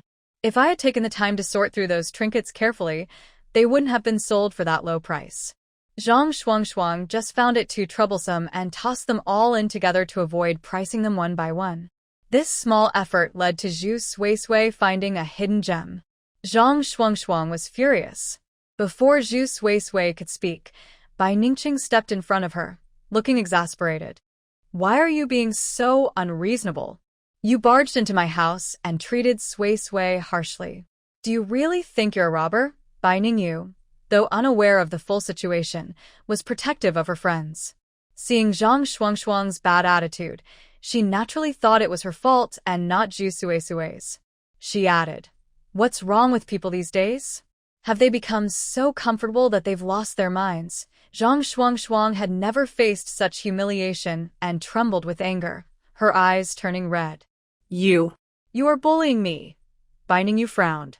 This lady, you came to my house uninvited and insisted on buying something. My friend refused you, and now you're playing the victim. Do you think we're afraid of you? As both sides seemed ready to argue, Zhu Suisui knew she had to intervene. She turned to Zhang Shuangshuang. You're also in the antiques business, so you should know the rules. Once something is bought, it belongs to me. There's no reason I should have to sell it back to you. Your actions, no matter who hears about them, are unreasonable. Instead of causing trouble over this wine cup, you should focus on improving your skills so you don't make the same mistake again. As the saying goes, learn from your mistakes. You can't keep making the same errors. This made Bai Ningyu laugh. She hadn't realized how funny Zhu Suisui could be. Zhang Shuang, feeling cornered, was hit hard by this. Hearing Zhu Sue's words made her blush, and she couldn't help but cry. This was my first time sorting items on my own. I thought I was making progress and could help Brother Zicheng, but I ended up making a mistake. You all are bullying me. It's just too much. A little girl, not caring about her pride, cried loudly in the courtyard. Zhu Sui and the others had no way to help her. But crying wouldn't solve the problem. Zhu Sui wasn't soft-hearted enough to return her drink. She finally said, "If you really want to go back, I can sell it to you for a lower price. How about that?" She couldn't let her keep crying. Hearing this, Zhang Shuang lifted her eyelids, her eyes swollen from crying and her nose red. She asked, How much?" Zhu Sui hesitated before speaking. 1,000. That was 200 less than what she paid for her own stamp, so it seemed fair. If she lowered it more, she might not be able to buy her house. Zhang Shuang was shocked. She cried even harder. How could she sell something worth $5 back to her for 1,000? This woman was so greedy.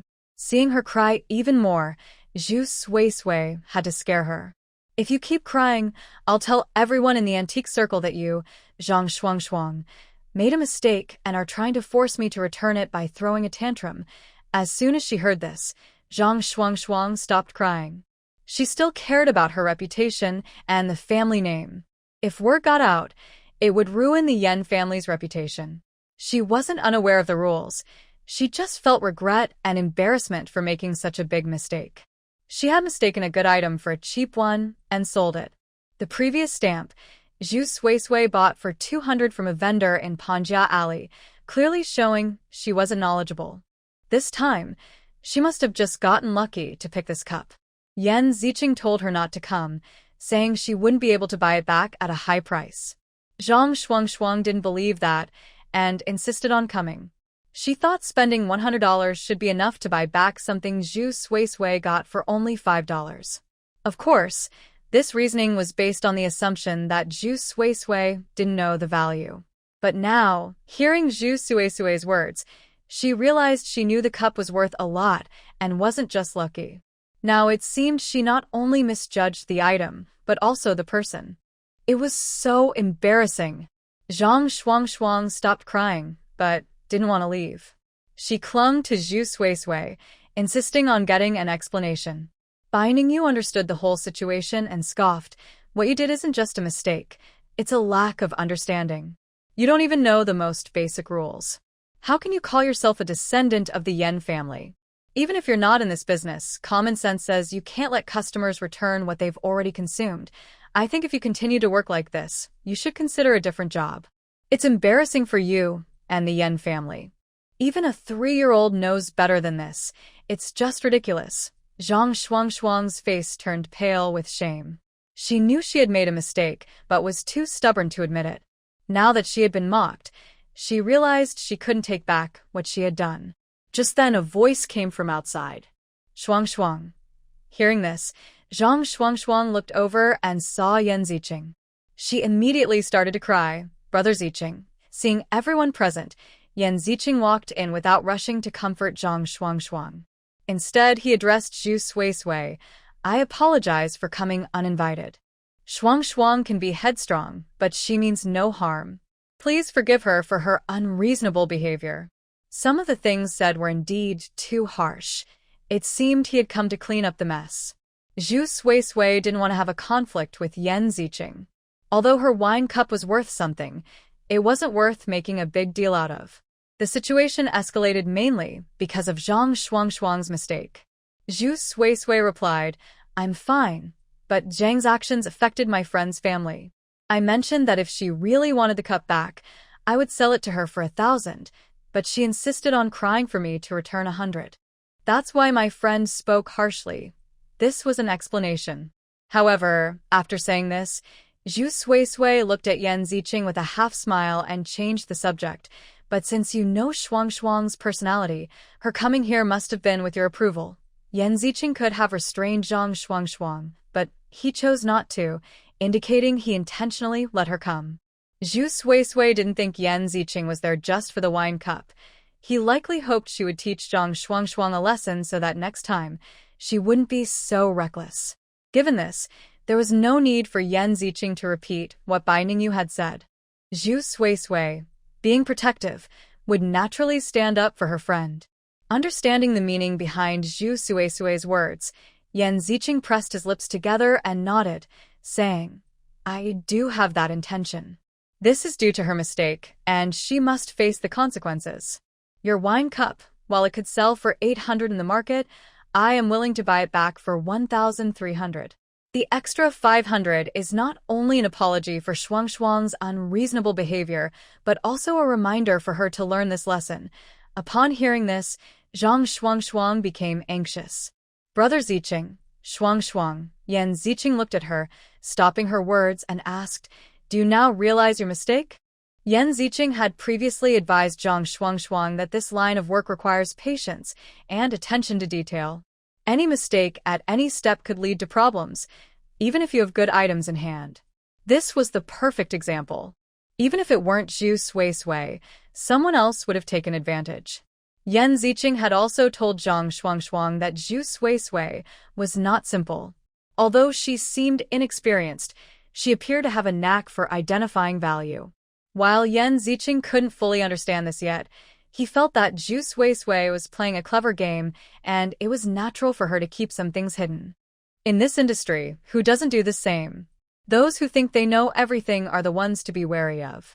One must avoid arrogance, be aware of the situation, and understand people's intentions. Zhang Shuangshuang did not grasp any of this. Otherwise, she wouldn't have ignored his warnings and insisted on approaching Zhu Suisui, thinking she could reclaim the wine cup. The outcome was predictable. She faced ridicule.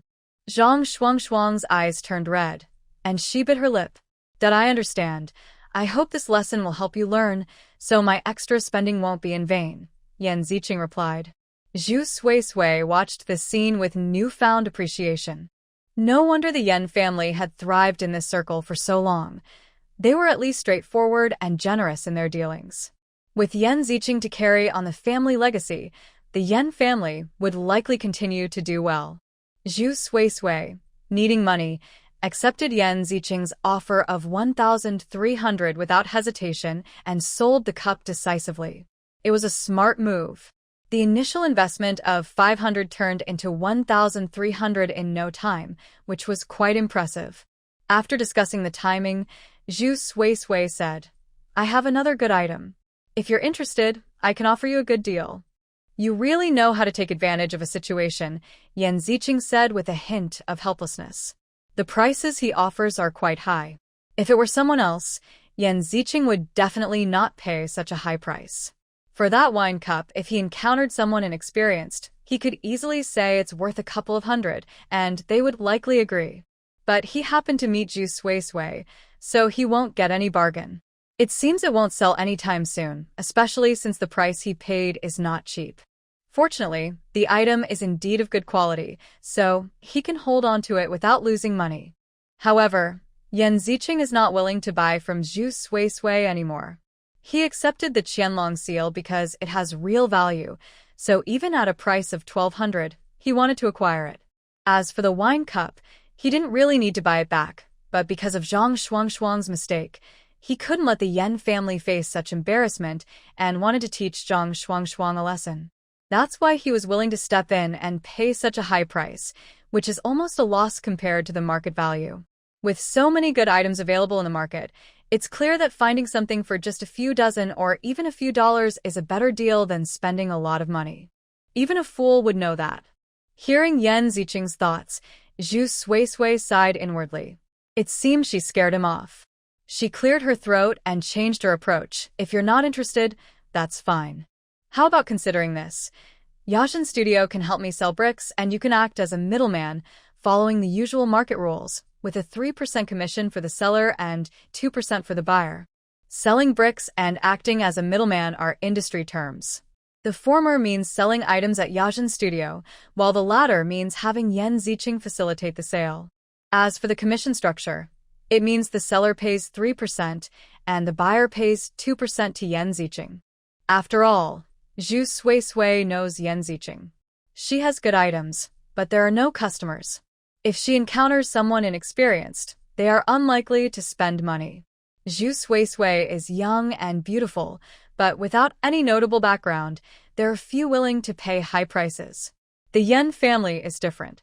They certainly have many regular customers who come to buy because of the Yen family's reputation. Although there is a commission to pay, it is what the Yen family deserves.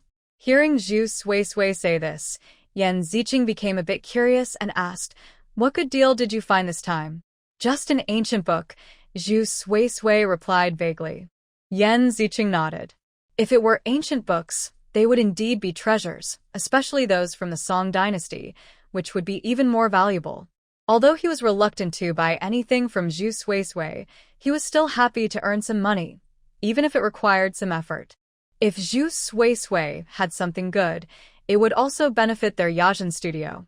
Yan Ziqing said, "When the time comes, bring it along for me to take a look.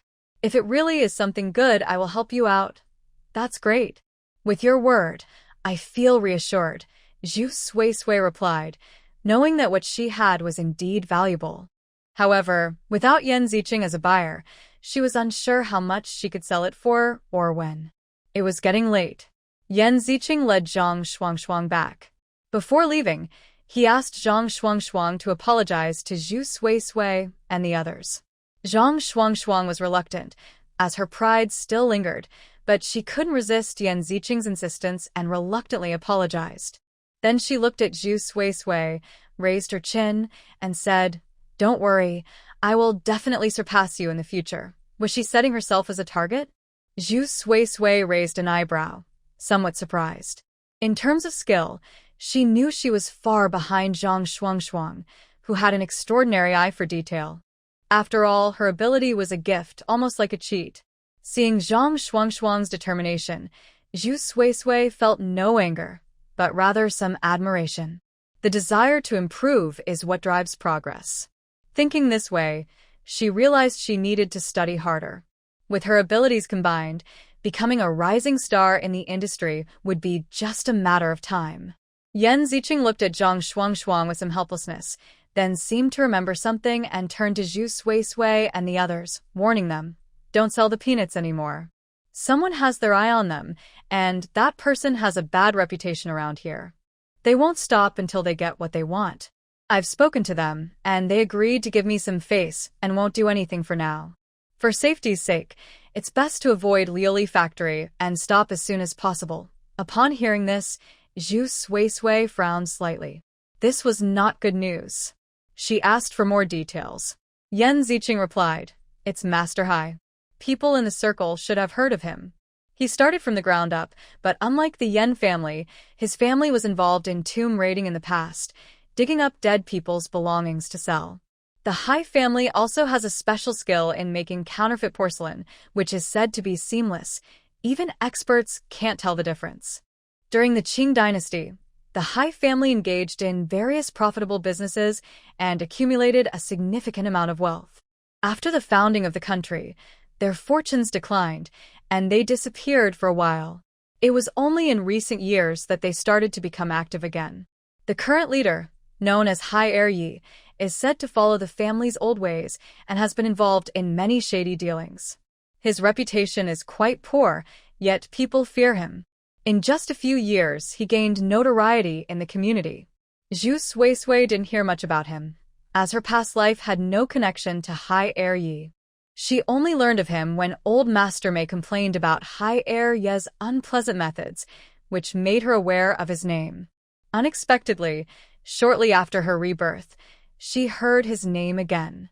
Realizing the seriousness of the situation, she was grateful for Yan Ziqing's warning. "Okay, I understand," she said. Yan Ziqing nodded, and with her acknowledgement, he didn't say anything more. After they left, 3 people sat in the living room. Bai Ningqing fiddled with the stove, and a small flame flickered, bringing warmth. Remembering what Yan Ziqing had said, he curiously asked, "Suisui, what did that person named Yan mean? Why did he say I shouldn't sell peanuts at Lioli Factory anymore?" His business was doing quite well. He could sell 30 pounds of peanuts in a day, earning 150 yuan with a low cost. The profit was tempting, and he felt reluctant to stop. Zhu Suisui didn't hide the matter and explained everything clearly. After all, this was a treasure of the Bai family, and they needed to know. Upon hearing this, Bai Ningqing realized that his successful business had such connections. He sighed, Suisui, I think with your intelligence, you shouldn't focus on college entrance exams. You should join me in business instead. Zhu Suisui still wanted to take the exams. She had thought it through and believed that to have a respectable position in society, she needed formal recognition, and becoming a university student was the easiest way to build her network. While doing business was an option, especially with the opportunities available after the reforms, merchants held the lowest status in society. Zhu Suisui didn't want to waste her abilities or rely on the Lu family's influence, so she thought taking the college entrance exam was the safest option. She worried that Bai Ningqing might get too greedy, so she reminded him several times, make sure to hide everything well. That Hai Er-yi is not a good person. This time, he's letting things slide because of Yan Ziqing, but next time could be different. People like him will do anything for money, and we can't compete with him. In the end, we would just suffer the consequences. Bai Ningqing readily agreed. However, he thought that if things got too risky, he could simply stop selling at Liuli Factory. There were many places to sell antiques, and he had options. He had recently collected some peanuts, and once he sold this batch, he would move on to another business. Now that he knew the value of the plate, he would be extra careful. As for Hai Er-yi, he hoped he wouldn't run into him elsewhere. Even if he did, Bai Ningqing believed that in broad daylight, the man wouldn't dare to rob him directly. He decided he wouldn't sell. By evening, Bai Ningyu's father finally arrived. He was friendly and cheerful, warmly greeting Zhu Suisui when he saw her. Knowing she was there about the house, he didn't even eat dinner first, and took her right away.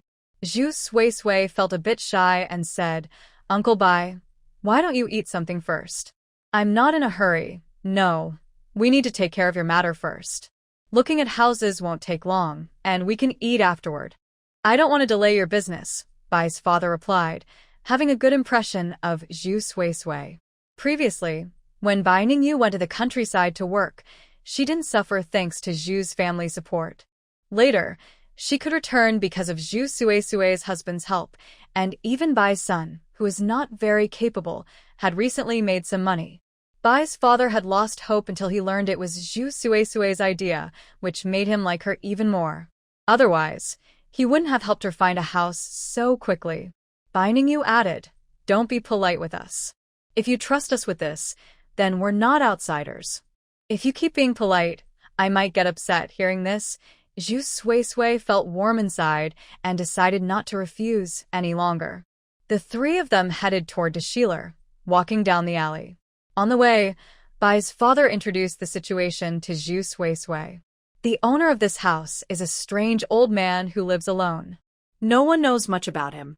Before it was opened, he was a street cleaner, and after it opened, he got this property back. The people nearby call him Old Show.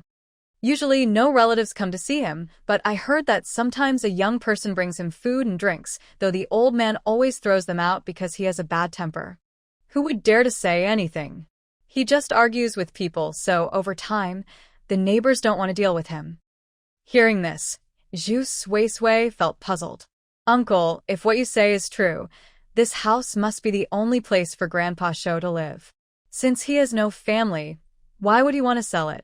Bai Fu replied, I'm not sure about that. Anyway, I found out that the property is independent, so you don't need to worry about that. The rest, you can discuss with him yourself. It seems she really needs to talk to Grandpa Shou in person. While they were talking, they finally arrived at the house. It was an old courtyard, a basic layout with 4 sides of rooms. The main entrance faced southeast and was a half-door style. The door was open. What caught her eye was the wall of the east wing. She had to turn left to enter the inner courtyard. The courtyard wasn't very large, surrounded by houses. The main rooms were in the east, west, and north wings, with a south wing opposite, also known as the back room. There were 2 side rooms, making a total of 3 side rooms, creating a compact layout. Although the courtyard was narrower than a typical 3-part courtyard, the area was still decent. There was a tree planted, with stone benches and a stone table underneath, making good use of the space. However, it looked like it had been built some time ago, and Zhu Suisui suddenly had many renovation ideas in her mind. She was satisfied with the house. First, its location in the alley was quiet and somewhat secluded, and the compact layout had everything she needed. There were several rooms, enough for her family. Second, it was in a convenient area, making it easy for her to come and go and store things. Bai Fu went inside to call someone. Bai Ningyu leaned over to Zhu Suisui and whispered, "This place is pretty nice, right? I think it's quite spacious." Similar houses in this area are priced around 6 or 7,000. "It is nice, especially since the property rights are clear," Zhu Suisui replied. "It is clear that the Bai family has chosen carefully. The elderly person living here is quite tidy, and the house is spotless." Just now, she took a close look at the bricks, and they are all made of blue bricks. In the past, only families with good conditions could afford to use blue bricks for their houses. The house may not look big, but the layout and construction show that some thought was put into it. It is not like the messy courtyard she saw before. There is a subtle elegance here, indicating that this elderly man is not ordinary. While looking at the furnishings in other rooms, Zhu Suisui was surprised to find that some items had a blue mist around them. The material appeared to be Wangwali wood, similar to what she saw with Yan Ziqing, but still different. At the moment, Zhu Suisui couldn't pinpoint the difference, but her eyes do not deceive her. The furniture here is worth more than what Yan Ziqing collected. Although it looks a bit worn, with some repairs, it could be valuable. This elderly man is definitely someone who appreciates quality. Zhu Suisui has this suspicion because this house was previously taken by the government and was only returned in recent years, so the furniture inside must have been purchased by the elderly man afterward. She wonders if he knows the value of these items, or if he is unaware. If she buys this house, do these pieces of furniture belong to her too? Zhu Suisui needs to clarify this. This is all money after all. Bai Ningyu is saying it would be great if it could be cheaper. Although she knows Zhu Suisui just received 1,300, she still wants to negotiate for a better price. At that moment, a noise came from inside the house. It was Bai's father's voice. Bai's father, holding back his displeasure, spoke with a hint of anger. "Mr. Shou, we are sincerely here to buy the house. You clearly said it was 3,000 before, so why has it suddenly increased to 5,000? You can't just raise the price like this." Hearing this, Zhu Suisui and Bai Ningyu exchanged glances and quickly ran over. They were hoping for a lower price, but now the price has gone up. As they entered the main living room, they saw Bai's father standing and having an animated conversation with an elderly man. The elderly man was dressed in worn clothes but kept tidy, wrapped in a military coat, thin and frail, with gray hair and wrinkles on his forehead and around his eyes. His prominent cheekbones made him look rather unapproachable. "This is Mr. Shou." The old man, with his hands behind his back, grumbled. That was the old price. "Now this is the price. Take it or leave it." He was quite stubborn. Mr. Bai frowned and wanted to say something more. Zhu Suisui stepped forward and stopped Mr. Bai, saying, "Uncle, let me handle this." After all, this was her own matter, and she needed to talk about it herself. She couldn't let Mr. Bai fight her battles and get all worked up. Mr. Bai sighed, feeling embarrassed. "This situation is troublesome. If it doesn't work out, I can help you look for something else." Zhu Suisui smiled. "I'll talk to Grandpa Shou." She then turned to the old man and said, "Grandpa Shou, you said this house was 3,000 before, but now it's 5,000. Is there a reason for the sudden price increase?"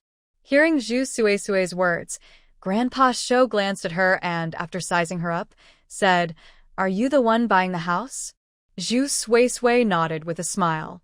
She was interested in this house, not only because of its good layout but also because, with the furniture included, 3,000 was definitely a fair price.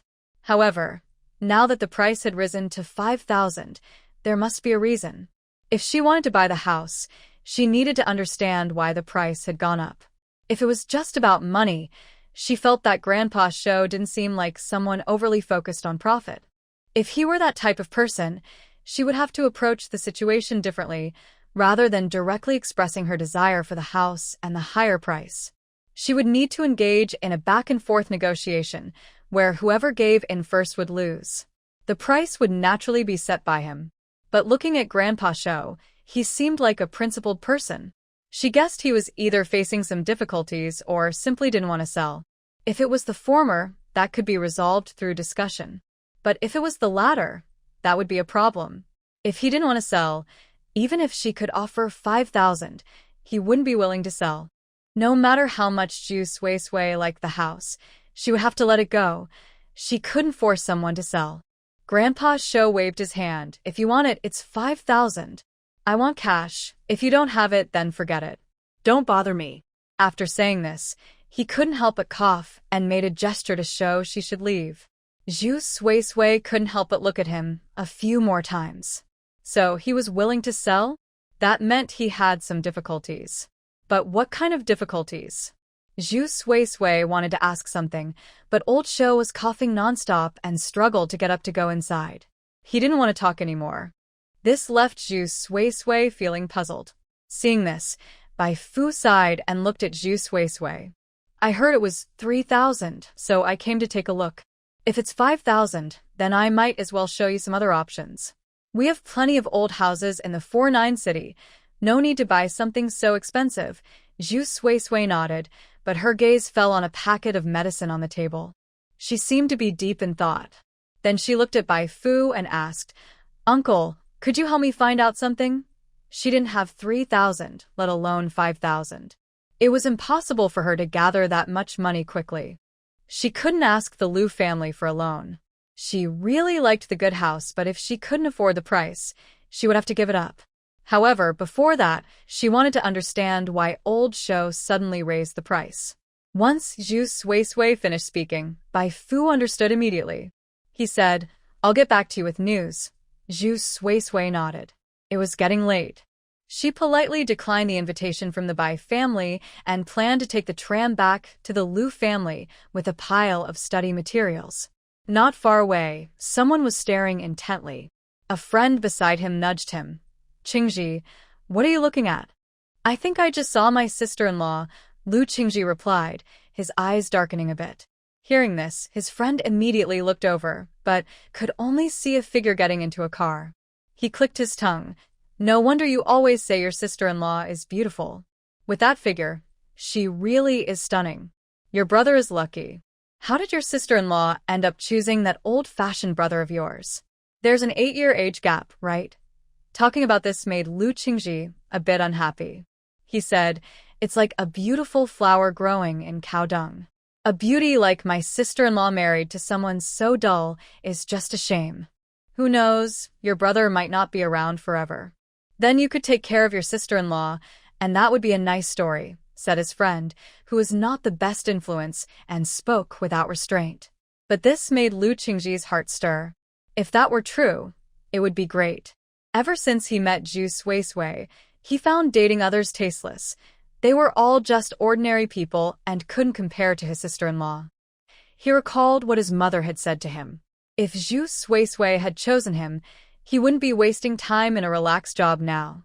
Given how much the old man cared for Zhu Suisui, he would definitely have been given important tasks and support. The reason he felt insignificant now was that all the resources of the Lu family had gone to Lu Lanxu. But why should that be? Lu Qingji felt he was no worse than Lu Lanxu. It was just that he had bad luck. His father died young. Thinking about this made him feel that Lu Lanxu had taken everything from him, his achievements and even his wife. The more he thought about it, the more resentment he felt. Zhu Suisui was out for the day, and when she returned home, everyone was already there except Lu Lanxu, who was having dinner at the military district and would likely be back late. When Jiao Shanyan saw Zhu Suisui, her lips moved slightly, probably still unhappy about the college entrance exam. Seeing all the study materials in Zhu Suisui's hands, her eyes showed a bit of mockery. But Lu Taining stopped her. Lu Taining smiled warmly. Suisui is back. Put your things down and come eat. Got it, father? Zhu Suisui ignored Jiao Shanyan's expression. If she paid attention to everything, she would only feel restricted. However, Zhu Suisui was not without grievances. She planned to ask Lu Lanxu some questions when he returned. During dinner, the atmosphere remained quiet. Even Lu Qingying didn't dare to say much. After eating, she quickly ran back to her room to avoid any conflict. Zhu Suisui also didn't want to confront anyone directly, so she planned to return to her room after dinner. But Lu Taining called her back. "Father?" Zhu Suisui replied. Lu Taining spoke gently. "Your mother has informed me about your college entrance exam. If you need any help, just let me know." He had a different perspective from Jiao Shanyan.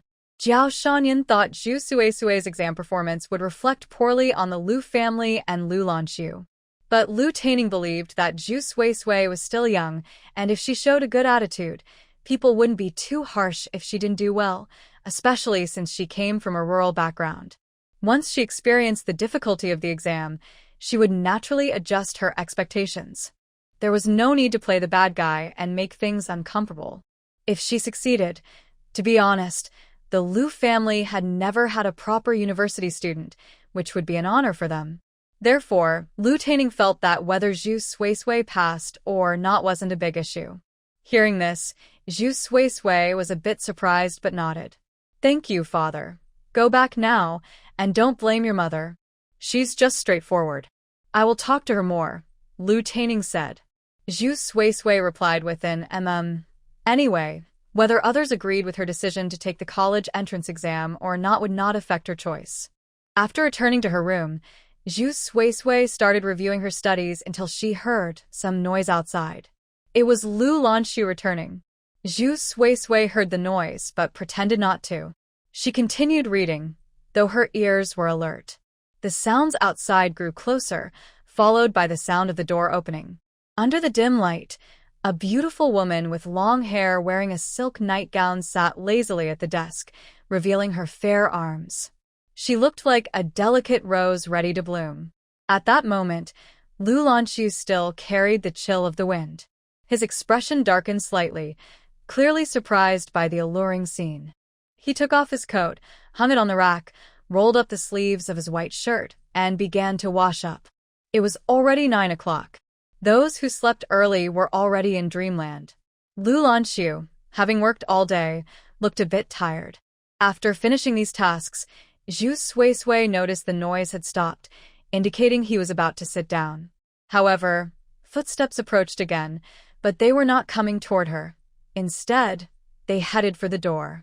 Zhu Suisui frowned, feeling a bit annoyed.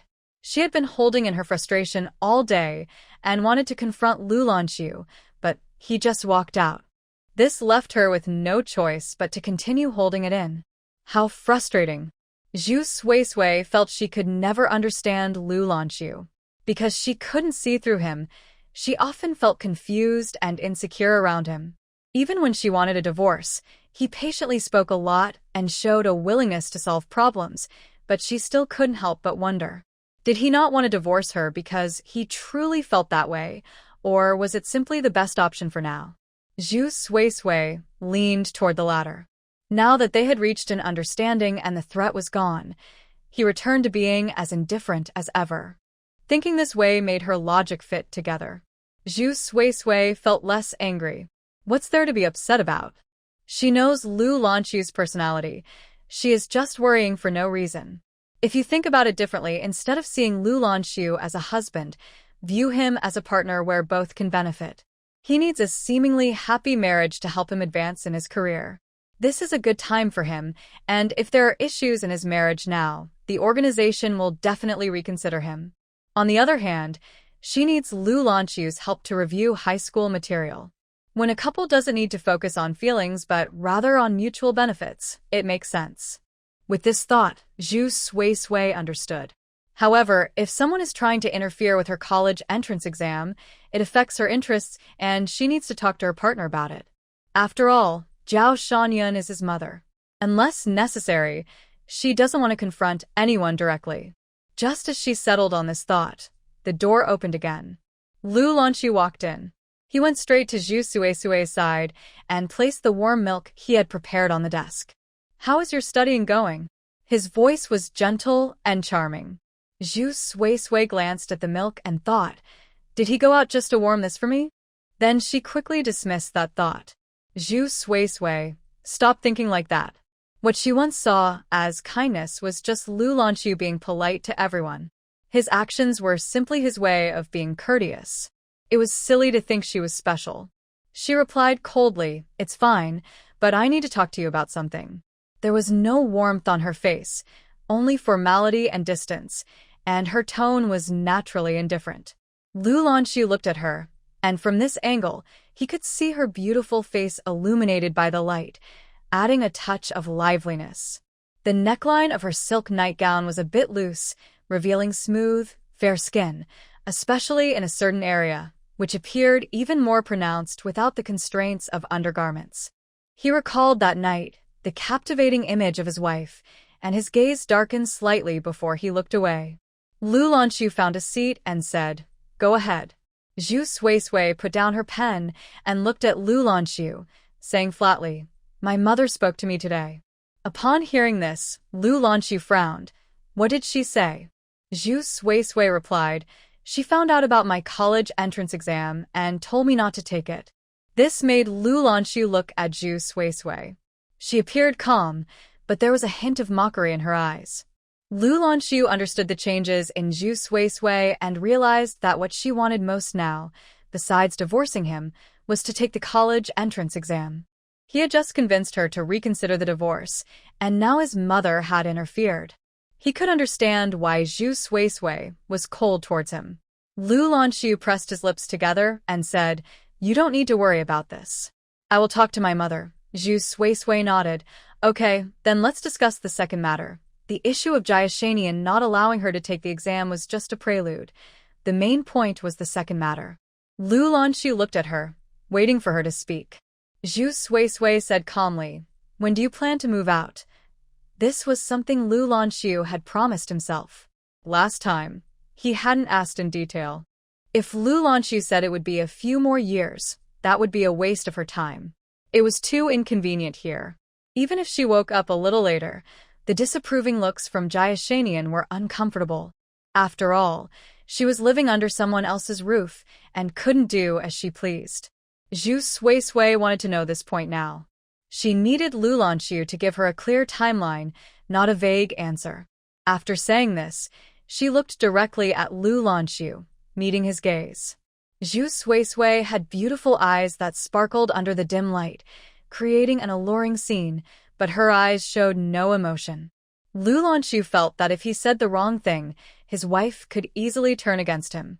Thinking about the timeline, he said, I have already submitted the application. If all goes well, it should be within the next 2 months. After saying this, he added, I will follow up. Don't be too anxious. How could Zhu Sui not be anxious? She wanted to buy a house, but she didn't have enough money at the moment. Finding a suitable place could take time. If luck was on her side, she might find one quickly, but if not, it could take half a year or more.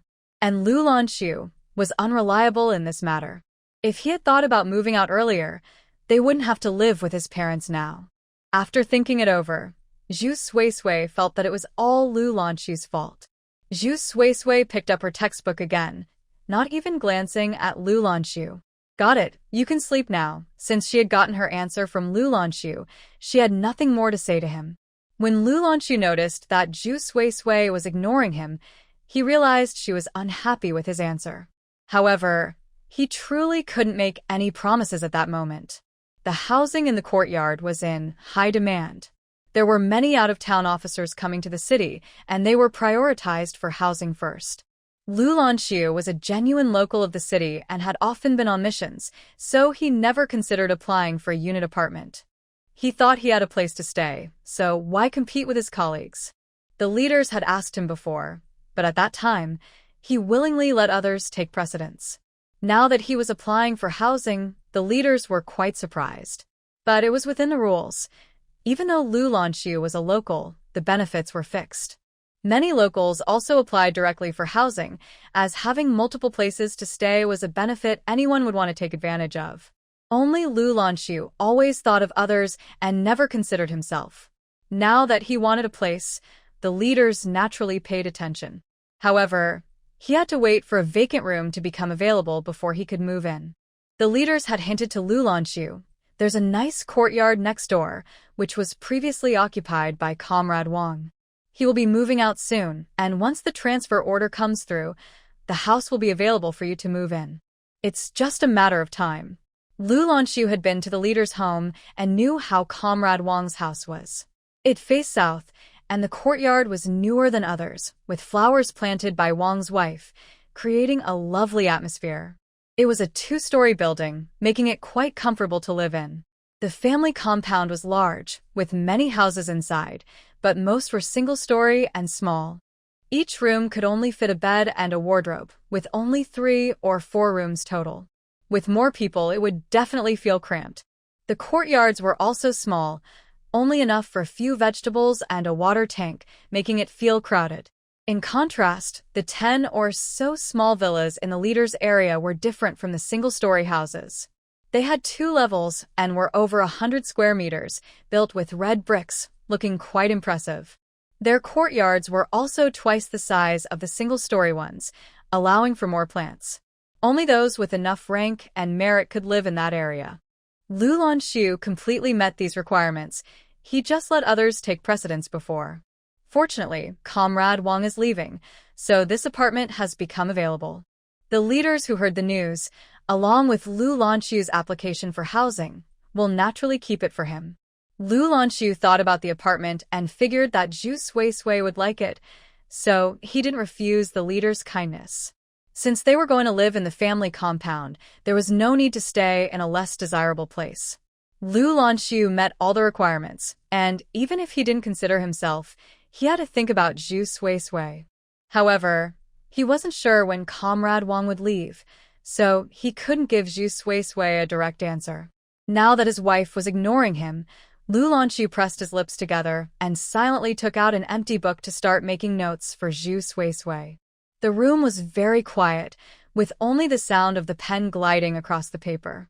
Zhu Suisui glanced at Lanxu, who was focused on his reading, holding the pen beautifully.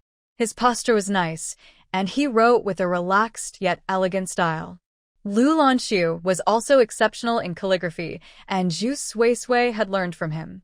She felt a bit dazed, recalling a past life where Lanxu leaned over her, his warm hand covering hers as he wrote black characters on white paper.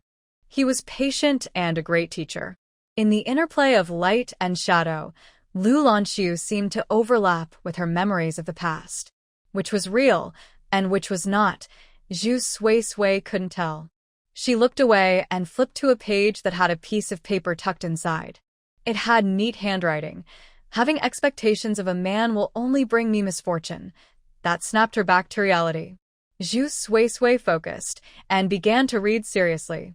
The next day, when Zhu Suisui woke up, she found herself alone at home. She was a bit surprised. She hadn't woken up late, so why was everyone gone to work so early?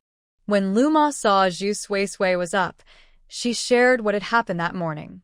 It turned out Lanxu had spoken with Jiao Shanyan, and they seemed to have a disagreement, but in the end, Jiao Shanyan backed down. After Luma finished, she hesitated before speaking. Suisui, I heard you plan to move out. It seemed Lanxu had shared everything. Zhu Suisui wasn't surprised. It was bound to happen sooner or later, and it was better that he said it than her. She nodded. However, she then realized that if she and Lanxu moved out, Luma probably wouldn't stay here for long either. After all, when Luma first came to the Lu family, it was because the old man asked someone to take care of him. If she moved into the staff quarters, it would be inconvenient for her to find a nanny, which would not be good. In the Lu family, Jiao Shanyan is not used to having someone around, so she might end up letting Luma go. Luma is already divorced and still lives at Zhao Mei's place. If she loses this job, relying on Lu Fuyo's small salary would not be enough. She has already dealt with her divorce issues. She can't just walk away now. Suddenly, she thought of the old man. Although Yu Rong is there to take care of him, she is not trustworthy. For her son, Lu Qingji, she would do anything. Zhuang Sui is not at ease with someone so cunning-looking after the old man. It seems she could arrange for Luma to go to the old man's side. This would solve Luma's problem and provide someone to keep an eye on things. If anything happens, she could be notified immediately. With that in mind, Zhuang Sui said, "Luma, please make some of your special snacks. I plan to visit Grandpa later," she added. "Make sure they are not too sweet and a bit soft." Luma agreed. After Luma prepared 2 boxes of snacks, Zhuang Sui took them along with a small wine cup and some ancient books, getting ready to visit the Lu family's old residence. When she arrived at the Lu family's entrance, it was close to mealtime. Just as she was about to go inside, she heard someone call out to her warmly, "Sister-in-law, what brings you here?" Zhuang Sui looked over and saw it was Lu Qingji. He was dressed in the latest fashion, with his hair styled, giving off a bit of a boy vibe. Thinking about his future actions and his dark thoughts about her, Zhuang Sui couldn't help but frown. She replied coolly, "Oh, it's Qingji." The two were not far apart in age. Lu Qingji was around 23 or 24 and worked at a leisurely office. Since Yurong worried about his meals in the cafeteria, he would come home for lunch. The Lu family had no high expectations for him, and even the usually strict old man was more lenient with this grandson. Lu Qingji lacked ambition, spending his days with other boys, indulging in a life of excess, which was quite disappointing. However, Zhuang Sui felt no urge to help him. With his character, he had already been led astray by Yurong, and getting involved would only cause her trouble. As long as they do not harm Mr. Lu, other matters are none of her concern. When Lu Qingji saw Zhu Sui face to face, his gaze changed slightly. It had only been a few days since they last met, and he noticed that Zhu Sui had become even more beautiful. He remembered the first time she came to the Lu family, dressed simply and looking quite frail, showing signs of malnutrition. At that time, she was still young and had a fresh charm. But now, perhaps due to the care she received from Lanxu over the past few days, she had developed a more appealing figure, and her beauty was hard to hide. Standing at the door, she was a stunning sight. Besides meeting people introduced by his family, Lu Qingji had also spent time with his friends and others in different circles. Some of those circles were quite bold and carefree, certainly more charming than the people he met through arranged meetings. However, compared to Zhu Sui, she stood there without needing to say anything, captivating him completely. Lu Qingji found himself increasingly drawn to her and couldn't help but step forward, his eyes fixed on Zhu Sui. "Sister-in-law, let me help you with that."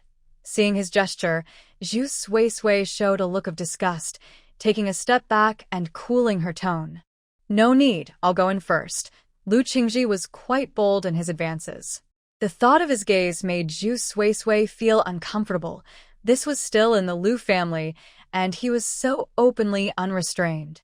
She realized she had previously mistaken his respect for her as a sister-in-law for something more innocent. Now, she saw him as someone driven by base desires. She didn't want to engage with Lu Qingji any further, so she spoke and walked inside. As Zhu Sui moved, a faint fragrance wafted from her. Lu Qingji stood there, slightly entranced. Previously, whenever Zhu Sui visited the old house, she was gentle and easy to get along with, warm and approachable. But since her last visit, she had become somewhat aloof. Yet, Lu Qingji found himself even more pleased.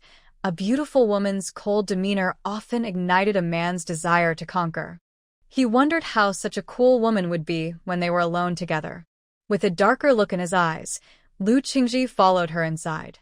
Zhu Sui entered the old man's study with a food container, thinking about Lu Qingji's gaze and feeling the need to come up with a plan to teach him a lesson, making him think twice about his actions toward her. Old Mr. Lu was very happy to see Zhu Sui and put down his brush, inviting her to sit down quickly. Zhu Sui smiled and said, "Grandpa, have you been taking good care of your health lately? I'm here to check on you." Seeing her like this, old Mr. Lu showed a loving smile. Since Sui says so, how could Grandpa not take good care of himself? "I've been eating well and sleeping well, feeling great." "That's good to hear. I also brought some pastries made by Aunt Lu. Would you like to try them? Zhu Sui took out a lunchbox containing 2 types of pastries, both local specialties. One was date cake, and the other was honey cake. Older people tend to enjoy sweet treats. Old Mr. Lu's eyes lit up when he saw them. Sui always thinks of Grandpa and knows I love these. Zhu Sui poured tea for him. Eating them with tea makes them taste even better, but it's almost mealtime, so you can only have 1 piece. Otherwise, if he ate too much, he wouldn't have room for the main meal. I'll listen to Sui. Old Mr. Lu replied with a smile. Then he seemed to remember something and said, let's have lunch here. I remember you love braised pork, so I'll ask your second aunt to make it. Hearing the name Yurong, Zhu Sui suddenly recalled that in her past life, she thought highly of Yurong partly because she was very observant. For example, she noticed what Zhu Sui liked to eat and learned to make those dishes, ensuring they appeared on the table when she visited. If only Yurong had a pure heart, with her social skills, she would be very well liked. But unfortunately, she was too greedy, always feeling that others owed her and her son. Zhu Sui nodded. Old Mr. Lu eagerly took a piece of pastry and found it very delicious, unable to help but praise.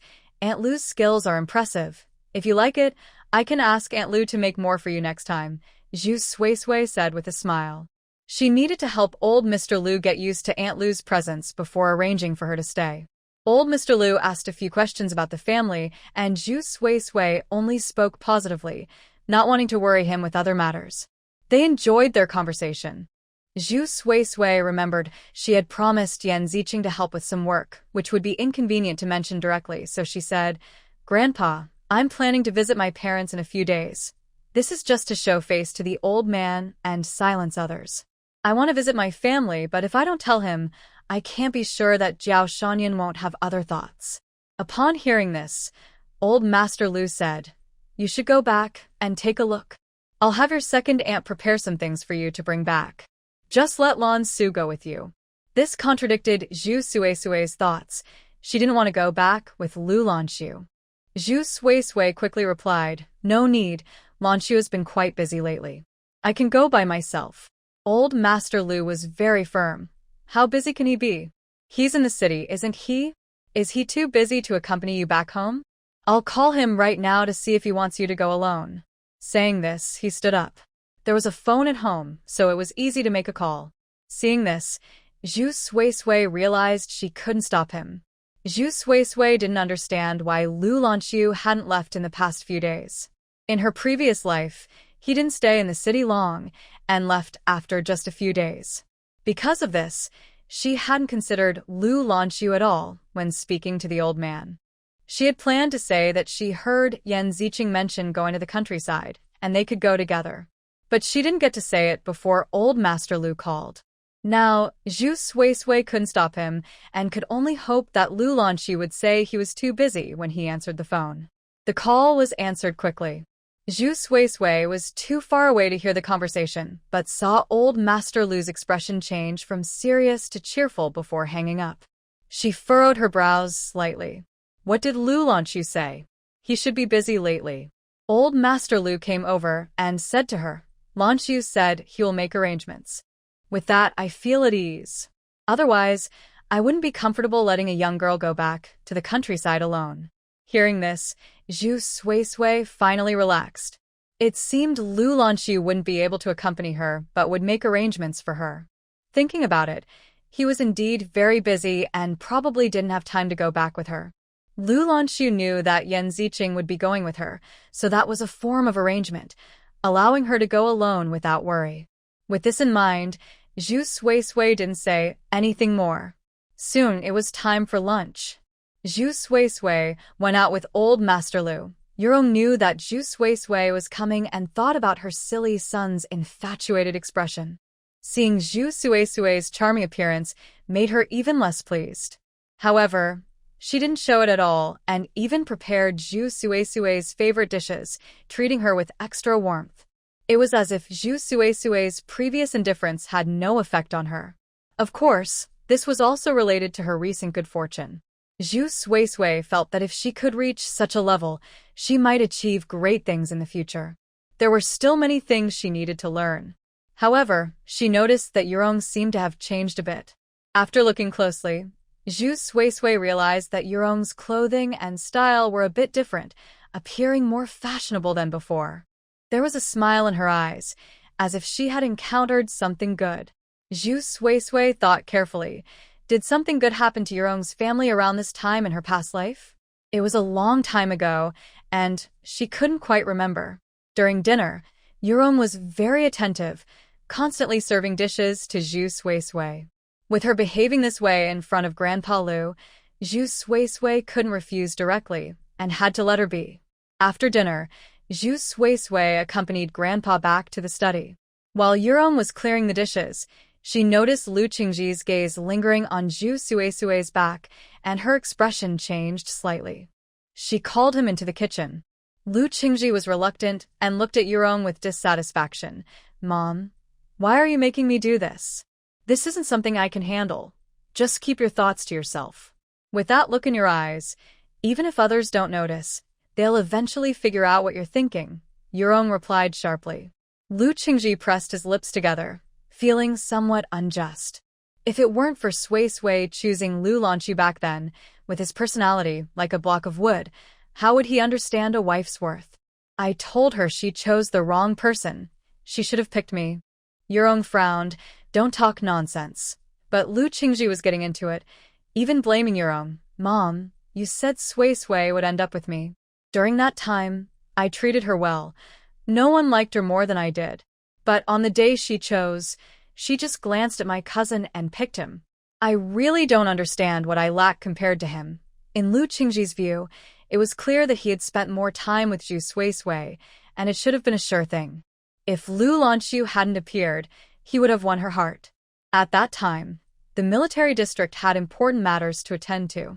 It was least expected for Lu Lanxu to appear. Who knows what happened? After many years of not seeing her, she suddenly showed up at such a critical moment. Even now, Lu Qingji feels like he has been played. Speaking of this, Yurong also feels sorry for Lu Qingji. She sighed and said, "If your father were still here, we wouldn't be in this situation. After your father passed, the third branch has been rising higher and higher.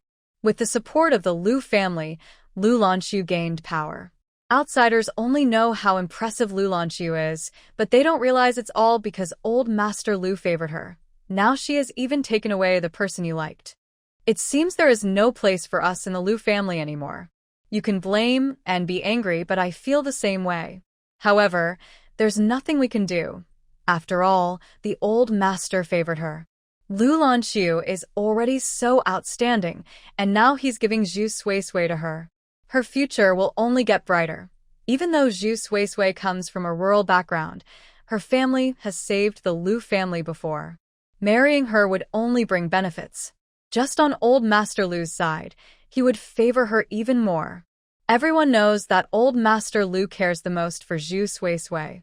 After Zhu Suisui marries Lu Lanxu, the third branch will become the favored one. Thinking about it makes one feel frustrated. However, Yurong changed the subject. "Qingji, I won't let you keep suffering. The Lu family is unreliable now. The only support we have is your uncle's family. Recently, your uncle discovered a good opportunity. Look, your little uncle has switched to the antique business, which shows it's really profitable. Even Suisui, coming from the countryside, can sell a stamp for a high price of 1,200. With our family's insight, how can we not make money? Since the last incident with Zhu Suisui's stamp, Yurong realized the benefits of this business. In her view, it was normal for the Lu family's little uncle to make money, but why should Zhu Suisui be able to earn? If she could make money, it meant that entering this business had no barriers. So she discussed with her brother, and they both prepared to invest in goods, planning to make a big profit. Hearing this, Lu Qingji noticed that Yurong seemed to have changed her appearance. This matter was kept from him, and he didn't know what was going on. "Mom, where did you get the money to buy these?" Yurong was a housewife, relying on the living expenses given by old Master Lu and the monthly government support, but most of that went to Lu Qingji, which is why he asked. Yurong smiled slightly and said, "Your mother is lucky. She can casually find treasures and even meet a big spender willing to pay a high price. Yu Rong and her son were chatting about Zhu Suisui. At this moment, Zhu Suisui found an opportunity to ask old Master Lu about Yu Rong. She smiled and said, "Grandpa, I see that second aunt seems to be in a good mood today. Did she encounter something good?" Although old Master Lu was old, he had experienced many ups and downs in life and understood the family's matters well. However, when someone becomes personally involved, various factors and emotions can lead to misjudgments about a person. Did old Master Lu really not know what kind of people Yu Rong and Lu Qingji were? It was just that his son had died young, and when his second son passed away, he was most worried about this mother and son. As a parent who lost a child, he promised his son to take care of his daughter-in-law and grandson, and he intended to do so wholeheartedly. Just like Zhu Suisui's grandfather saved old Master Lu once, he valued repaying that debt greatly. Whenever there was something going on with the Zhu family, he would certainly help, not only on his own but also ensuring that the Lu family remembered to assist. Zhu Suisui knew that as long as Yu Rong didn't make any major mistakes and Lu Qingji didn't do anything too outrageous, their lives would remain peaceful, and the Lu family would bear that responsibility. But unfortunately, human greed knows no bounds. Zhu Suisui didn't want old Master Lu to suffer any more harm. She was currently in a wait-and-see state, unless the mother and son changed their ways. However, even if they did change, she still felt uneasy about having these two ticking time bombs around old Master Lu, especially since he was getting older and might become less clear-headed, easily swayed by emotions. The best solution would be to keep them away from old Master Lu. Thinking of this, Zhu Suisui felt she needed to come up with a plan. Besides having Luma come to take care of old Master Lu, it would be best to have Lu Qingji and his mother move out. When old Master Lu heard Zhu Suisui ask about Yu Rong, he didn't think much of it and replied, "Recently, your second aunt has been visiting her family often. She probably encountered some happy events there." As he said this, he seemed to recall some past events and frowned. Family? Zhu Suisui thought for a moment. Yu Rong was from the 49 city, and before marrying into the Lu family, she lived a modest life with her family, which seemed to have an older brother. She considered herself fortunate to have married well. At that time, when the second uncle of the Lu family returned, he attended a gathering organized by the group. Yu Rong originally wasn't supposed to be there, but she saw it as a great opportunity and found a way to sneak in. At the dance, Yu Rong immediately noticed the second uncle of the Lu family. After some inquiries, she learned about his background and decided to make her move. Yu Rong was beautiful and had a great figure when she was young, and with her cleverness, she easily captured the second uncle's heart. They started talking. The second uncle brought Yu Rong back to the Lu family, but the matriarch took one look at her and said that Yu Rong was not suitable, claiming that marrying her would disrupt the family's harmony. She firmly opposed her son marrying this woman. At that time, the matriarch still held the power in the Lu family. The second uncle, deeply in love, was unwilling to accept this and had a fight with his family before leaving. However, the next day, he returned and claimed he had broken off with Yu Rong. The Lu family thought he had come to his senses and didn't take it seriously.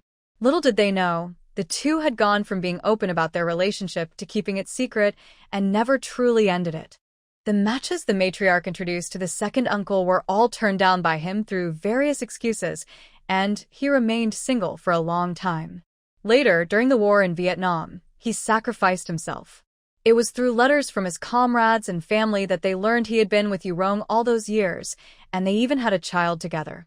When the second uncle died, the child Yu Rong had naturally became the last child of that branch of the family. Despite her reluctance, the matriarch had no choice but to accept the child into the family. After all, they couldn't let the child be raised outside, as that would be an illegitimate child.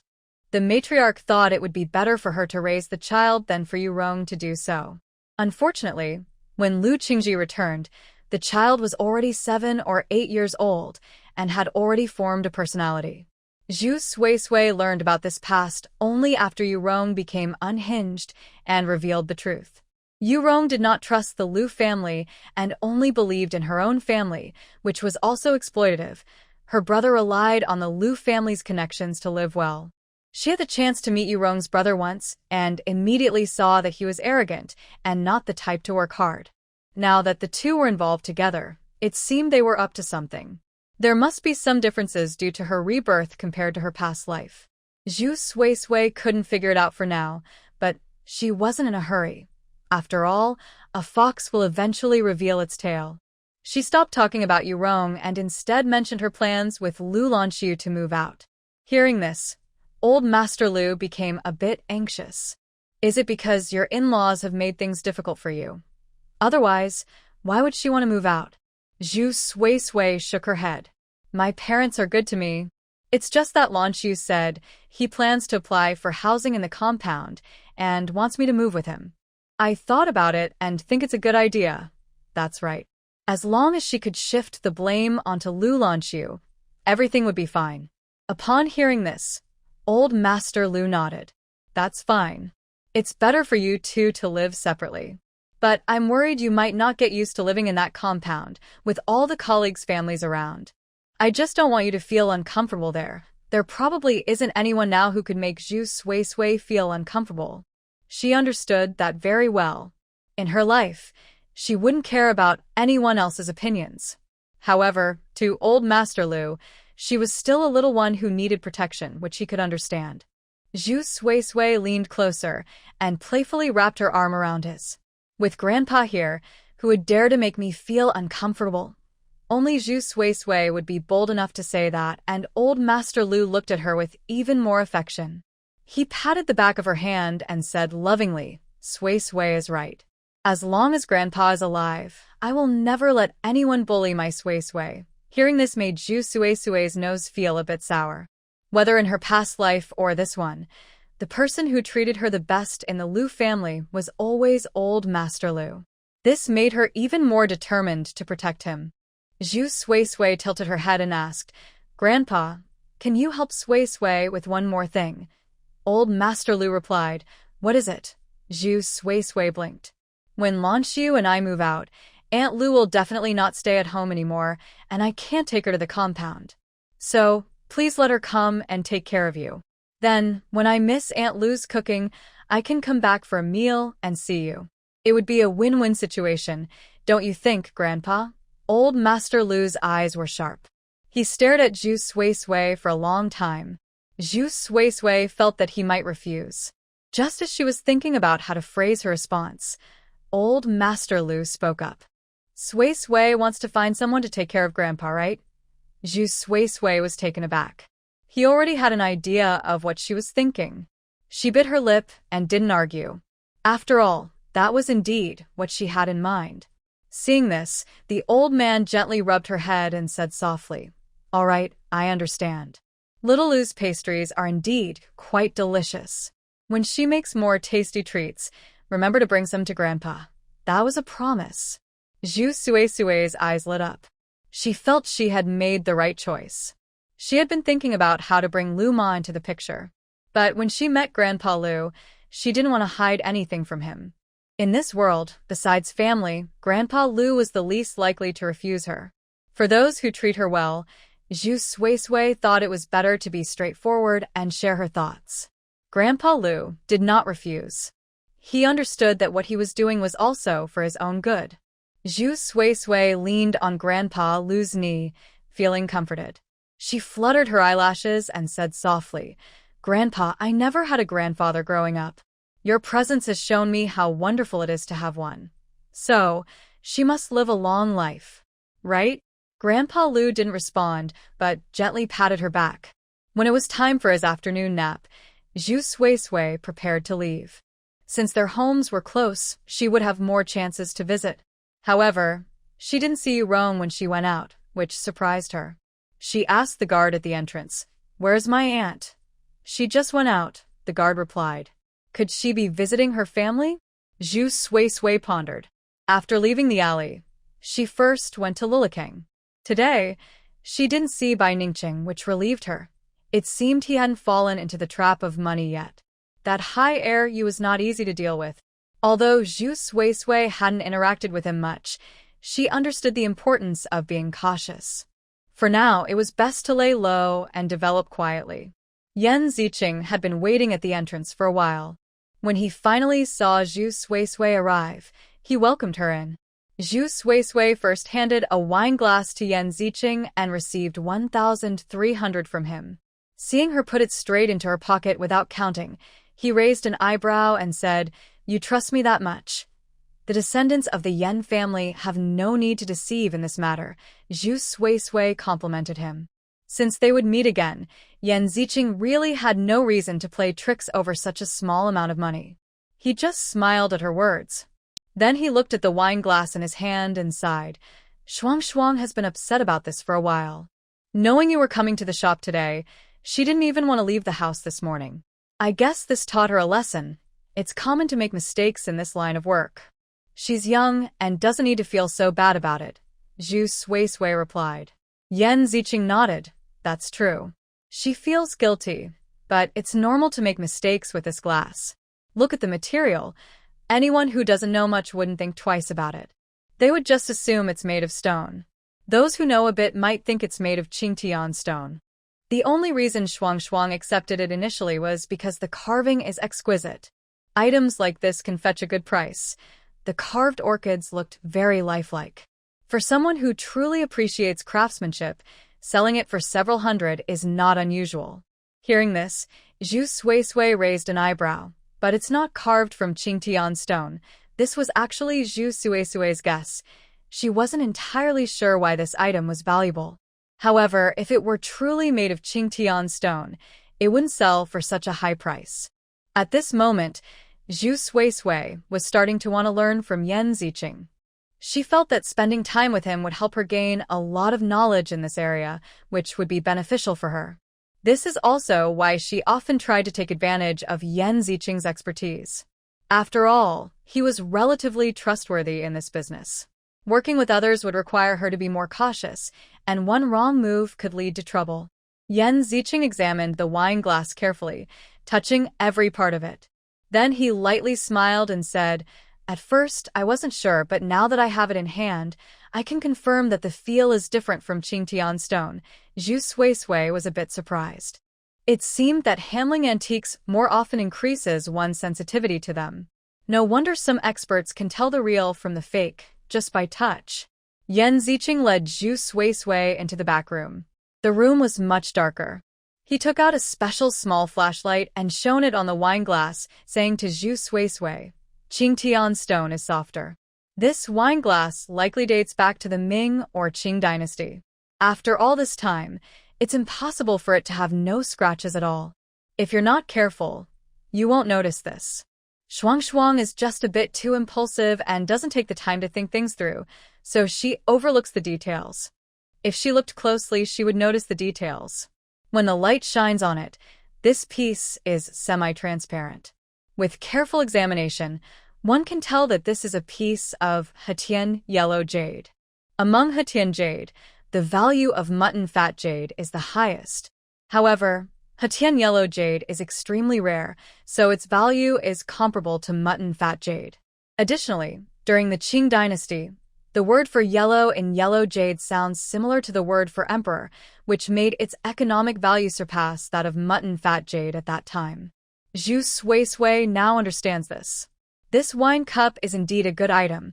Not only is the material excellent, but its carving is also very expressive. After a few more years, it will surely be worth a lot. Talking with Yan Ziqing has been quite beneficial for Zhu Suisui. She smiled and said, "But this wine cup is still destined for you. After all, it has ended up in your hands." It seems that Yan Ziqing will not sell it anytime soon, unless someone who appreciates it comes along and is willing to pay a high price. Yan Ziqing felt that Zhu Suisui was teasing him, so he pressed his lips together and didn't respond. Instead, he looked at Zhu Suisui and asked about the ancient book. Zhu Suisui naturally took it out. After Yan Ziqing took a glance, his usually calm expression changed dramatically. Seeing his reaction, Zhu Suisui couldn't help but wonder. What's wrong? Is there a problem with this ancient book? Yan Ziqing took a deep breath, looked at Zhu Suisui, and after a moment said, Zhu Suisui, I suspect that I owe you from my past life, and now you have come to collect. Zhu Suisui. Question mark. Such a high evaluation. Zhu Suisui felt a bit undeserving and asked, what do you mean by that? If it could make someone like Yan Ziqing change his expressions so drastically, Zhu Suisui believed there must be something she didn't know about, and it might not necessarily be a problem with the ancient book. She became quite curious. Yan Ziqing saw that she truly didn't know and felt a mix of emotions. After a while, he sighed and asked, where did you get this ancient book? Zhu Suisui didn't hide anything and explained the situation from that day. Upon hearing this, Yan Ziqing's expression became even more complex. Actually, this ancient book was sent to me before, and the old master personally examined it. This surprised Zhu Suisui. Since it was personally checked by the old master, it couldn't possibly have any issues. She thought of another possibility. After hesitating for a moment, she asked, was it the old master from the Cultural Relics Bureau who found it? Exactly. Yan Ziqing nodded. In his early years, the old master was well known, and although he didn't hold any official title, everyone in the city knew of his skills. He is older now and has no interest in titles that seek fame and recognition. The Cultural Relics Bureau made several attempts to persuade him to come out of retirement, but when that failed, they asked him to help evaluate some items and determine their value. Mr. Yen, who has a passion for antiques, was happy to assist. This ancient book was sent to him by a professor named Guan, who seemed unsure about its authenticity and specifically asked Mr. Yen for his opinion. Upon examining the book, Mr. Yen said, this is a valuable piece. If I'm not mistaken, it's a fine edition from the Song dynasty, but unfortunately, Professor Guan added, the book has not been well preserved. Many pages are damaged, and it will likely be hard to restore. Over the years, without proper care, many issues can arise, such as damage from insects or water. This book is no exception. If it weren't for some identifiable features, Mr. Yen wouldn't be so sure it was a Song edition. However, given its current condition, even if it has high value, it may not be recognized by anyone if it cannot be restored. Mr. Yen nodded, his eyes filled with love for the ancient book and sorrow for its poor condition. Hearing this, Zhu Suisui found it strange. If Professor Guan knows this, why did he come to Mr. Yen? He must not just be seeking to confirm the book's value. Since he is a professor, he must have some insight. After hearing Yan Ziqing's words, she felt that Professor Guan's visit was not just a simple inquiry, but had other motives. Yan Ziqing glanced at Zhu Suisui with appreciation and then slowly said, perhaps you are unaware, but our Yan family has a unique skill. In the past, every shop in Lulikang had its own secret technique, not known to outsiders. For example, Mr. Hai's family specialized in creating fake porcelain that could easily deceive people. Upon hearing Yan Ziqing's words, Zhu Suisui had a sudden realization. Is it the restoration of ancient books? Exactly. If our Yan family cannot restore an ancient book, I dare say no one in China can, Yan Ziqing replied calmly, but his words were quite bold. Zhu Suisui understood now. Professor Guan specifically sought out Old Master Yan because he knew about the Yan family's unique skills. He understood that Old Master Yan, being so protective of his work, would definitely be willing to help with the restoration. As long as Old Master Yan said it could be fixed, Professor Guan would feel confident accepting the book. Otherwise, it would be practically worthless. Even if it were a valuable book, no one would pay a high price for it without assurance. Connecting this to what the couple had said earlier, Zhu Suisui could piece the whole situation together. Old Master Yan must have agreed to help Professor Guan with the restoration, which is why Professor Guan was considering acquiring this ancient book. Since the couple visited an antique store, if Professor Guan openly assessed the book's value, it would be considered a national acquisition rather than a personal one. If he stated that he personally wanted to buy the book, he would have to offer a price higher than what the institution would pay for the seller to agree. It seems Professor Guan wanted to avoid spending too much money and hoped to get a bargain while having Old Master Yan restore it. Given Old Master Yan's desire to serve the country, the restoration cost would likely be very low, or even free. In that case, Professor Guan would essentially pay only a small amount for a book worth a fortune. If he understood the market well, waiting a few years could significantly increase its value, allowing him to profit greatly. Unfortunately, it was a pity. Such a perfect plan was interrupted by Zhu Suisui, who happened to notice the ancient book and bought it for 35 yuan. Coincidentally, she knew Yan Ziqing, a descendant of the Yan family, and wanted to sell the book through him, making everything fall into place. Professor Guan would likely be heartbroken once he learned the truth. If he had known, he should have just offered a bit more to buy the book. Even spending a few hundred yuan would have been worth it. But Professor Guan chose to play this game and ended up hurting himself. Zhu Suisui was certain that Professor Guan's offer was definitely lower than hers. She had thought she was being greedy, but compared to others, she felt she was not so bad after all. Zhu Suisui sighed. This book has come full circle into my hands, and then back to you. It's truly fate. Then she looked at Yan Ziqing, blinking playfully. Yan Ziqing, don't you feel tempted by the restoration of this ancient book? Since this is a rare skill, Yan Ziqing must have had a lot of exposure to it. The value of this book is so high that even though Yan Ziqing has been influenced by it since childhood, it is still hard to find such an opportunity to work on it. Zhu Suisui now understands what Yan Ziqing meant. First, the temptation of restoring ancient books is too great for him. Second, this ancient book now has a chance to be in their family's hands. It all depends on whether he takes the offer. Clearly, Yan Ziqing is very tempted. Upon hearing this, his usually aloof expression showed a hint of a crack. I told you, you must be here to collect debts in this life. When he saw the ancient book, he knew he had to invest in it. This is a great opportunity. Even his father, after seeing it, couldn't stop thinking about it, let alone him. If he can restore it well, it will be a significant boost to his reputation. Yan Ziqing looked quite helpless. He felt that ever since he met Zhu Suisui and softened his heart once, he had been pulled into a situation he didn't want. During the visit to the Lu family, he could have chosen not to help. If he had a bit of bad intention and denied the value of that seal in front of everyone, he could have bought it later for a much lower price, maybe just a few hundred. But Yan Ziqing got involved and spoke up. After that, things spiraled out of control. He had planned not to take anything from Zhu Suisui after the drinking session, but unexpectedly, she presented him with this ancient book. The temptation was too strong. Yan Ziqing found it hard to resist.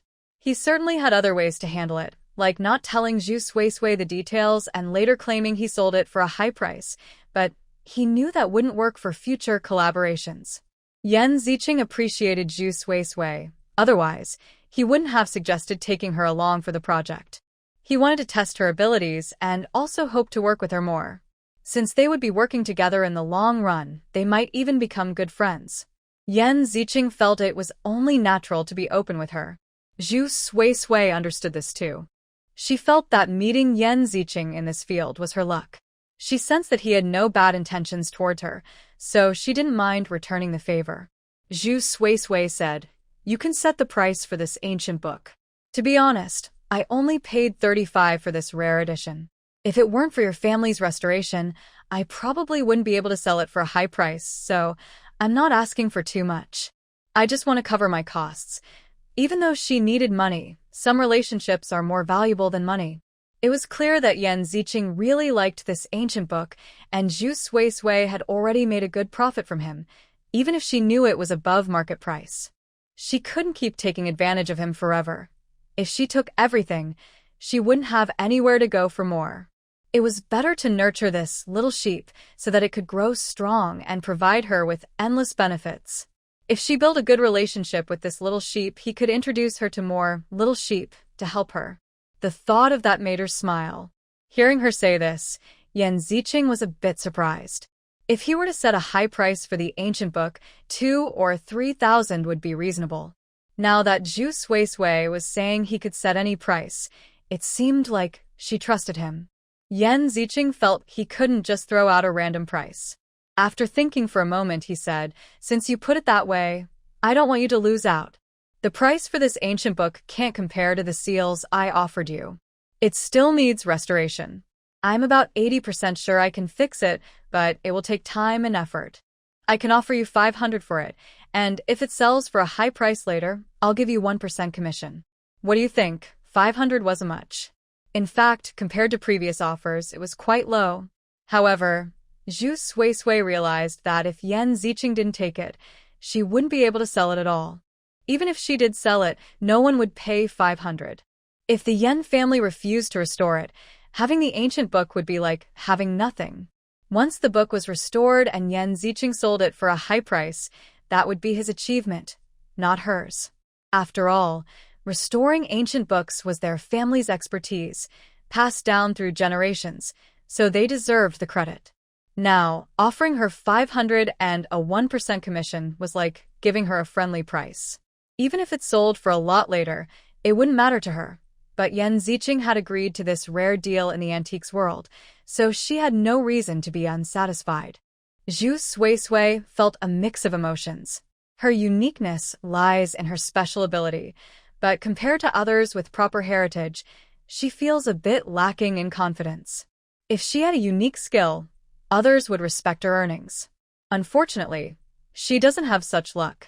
It seems that in the antique business, making money requires learning. Having a special ability alone won't guarantee success. Zhu Suisui smiled. With such good conditions, how could I refuse? This deal was settled. She received an extra 500 yuan, and there might be more unexpected income in the future. She calculated her money. After subtracting what Lu Lanxu had given her, she had nearly 3,000 yuan from reselling antiques. Initially, she thought about buying a house to bring her parents over. But now, she realized that if she bought a random house, she would be left with no spare money, and it might not even be a house she liked. Renting would be her only option. She really liked the house owned by Old Shou, but he suddenly raised the price, and she couldn't earn that much in a short time. Even if she did earn it, buying a house would set her back financially. 3,000 sounds like a lot, but in the antique world, it's not much. If she wanted to play with the big players, she needed more. It seemed more important to invest her money wisely. Thinking this way, Zhu Suisui decided to rent a place and ask Old Shou if he would rent out a few rooms. If he agreed, she could move in and later negotiate to buy the house, preventing him from selling it to someone else. There's always a way to solve problems. Having lived a second life, Zhu Suisui felt energized. Earning money made her happy, and antiques opened up a mysterious world she didn't know in her past life. Yan Ziqing walked Zhu Suisui out and seemed to remember something.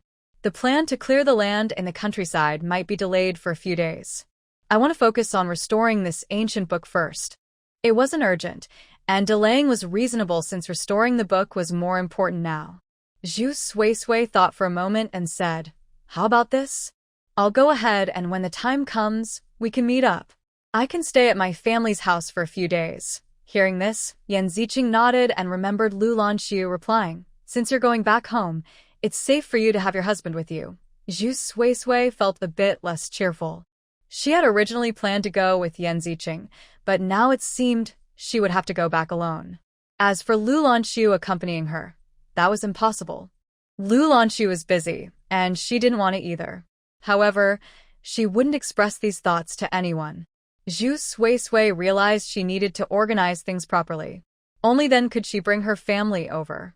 She was anxious, but she knew that rushing wouldn't help. She had to take it step by step.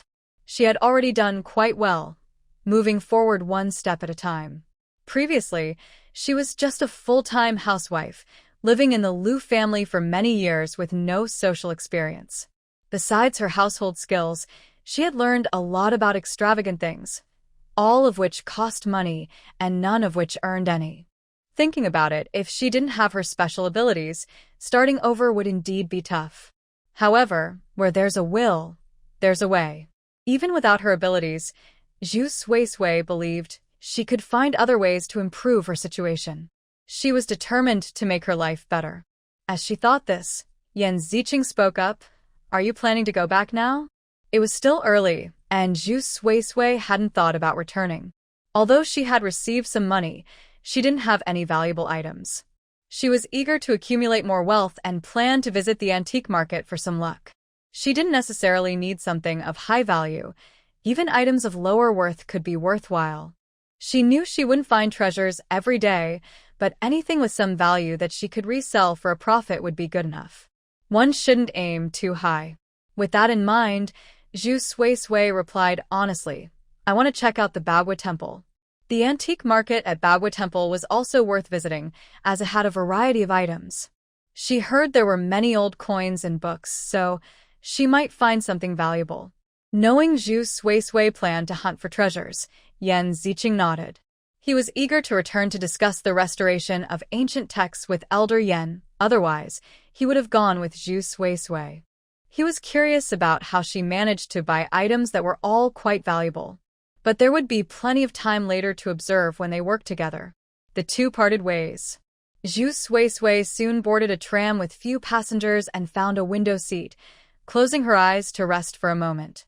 The tram swayed as it moved. She didn't look at the scenery outside. Her mind was focused on her upcoming plans. Returning to her family home was imminent, so she needed to finalize the housing situation in the next couple of days. Whether renting or buying, she had to make a decision.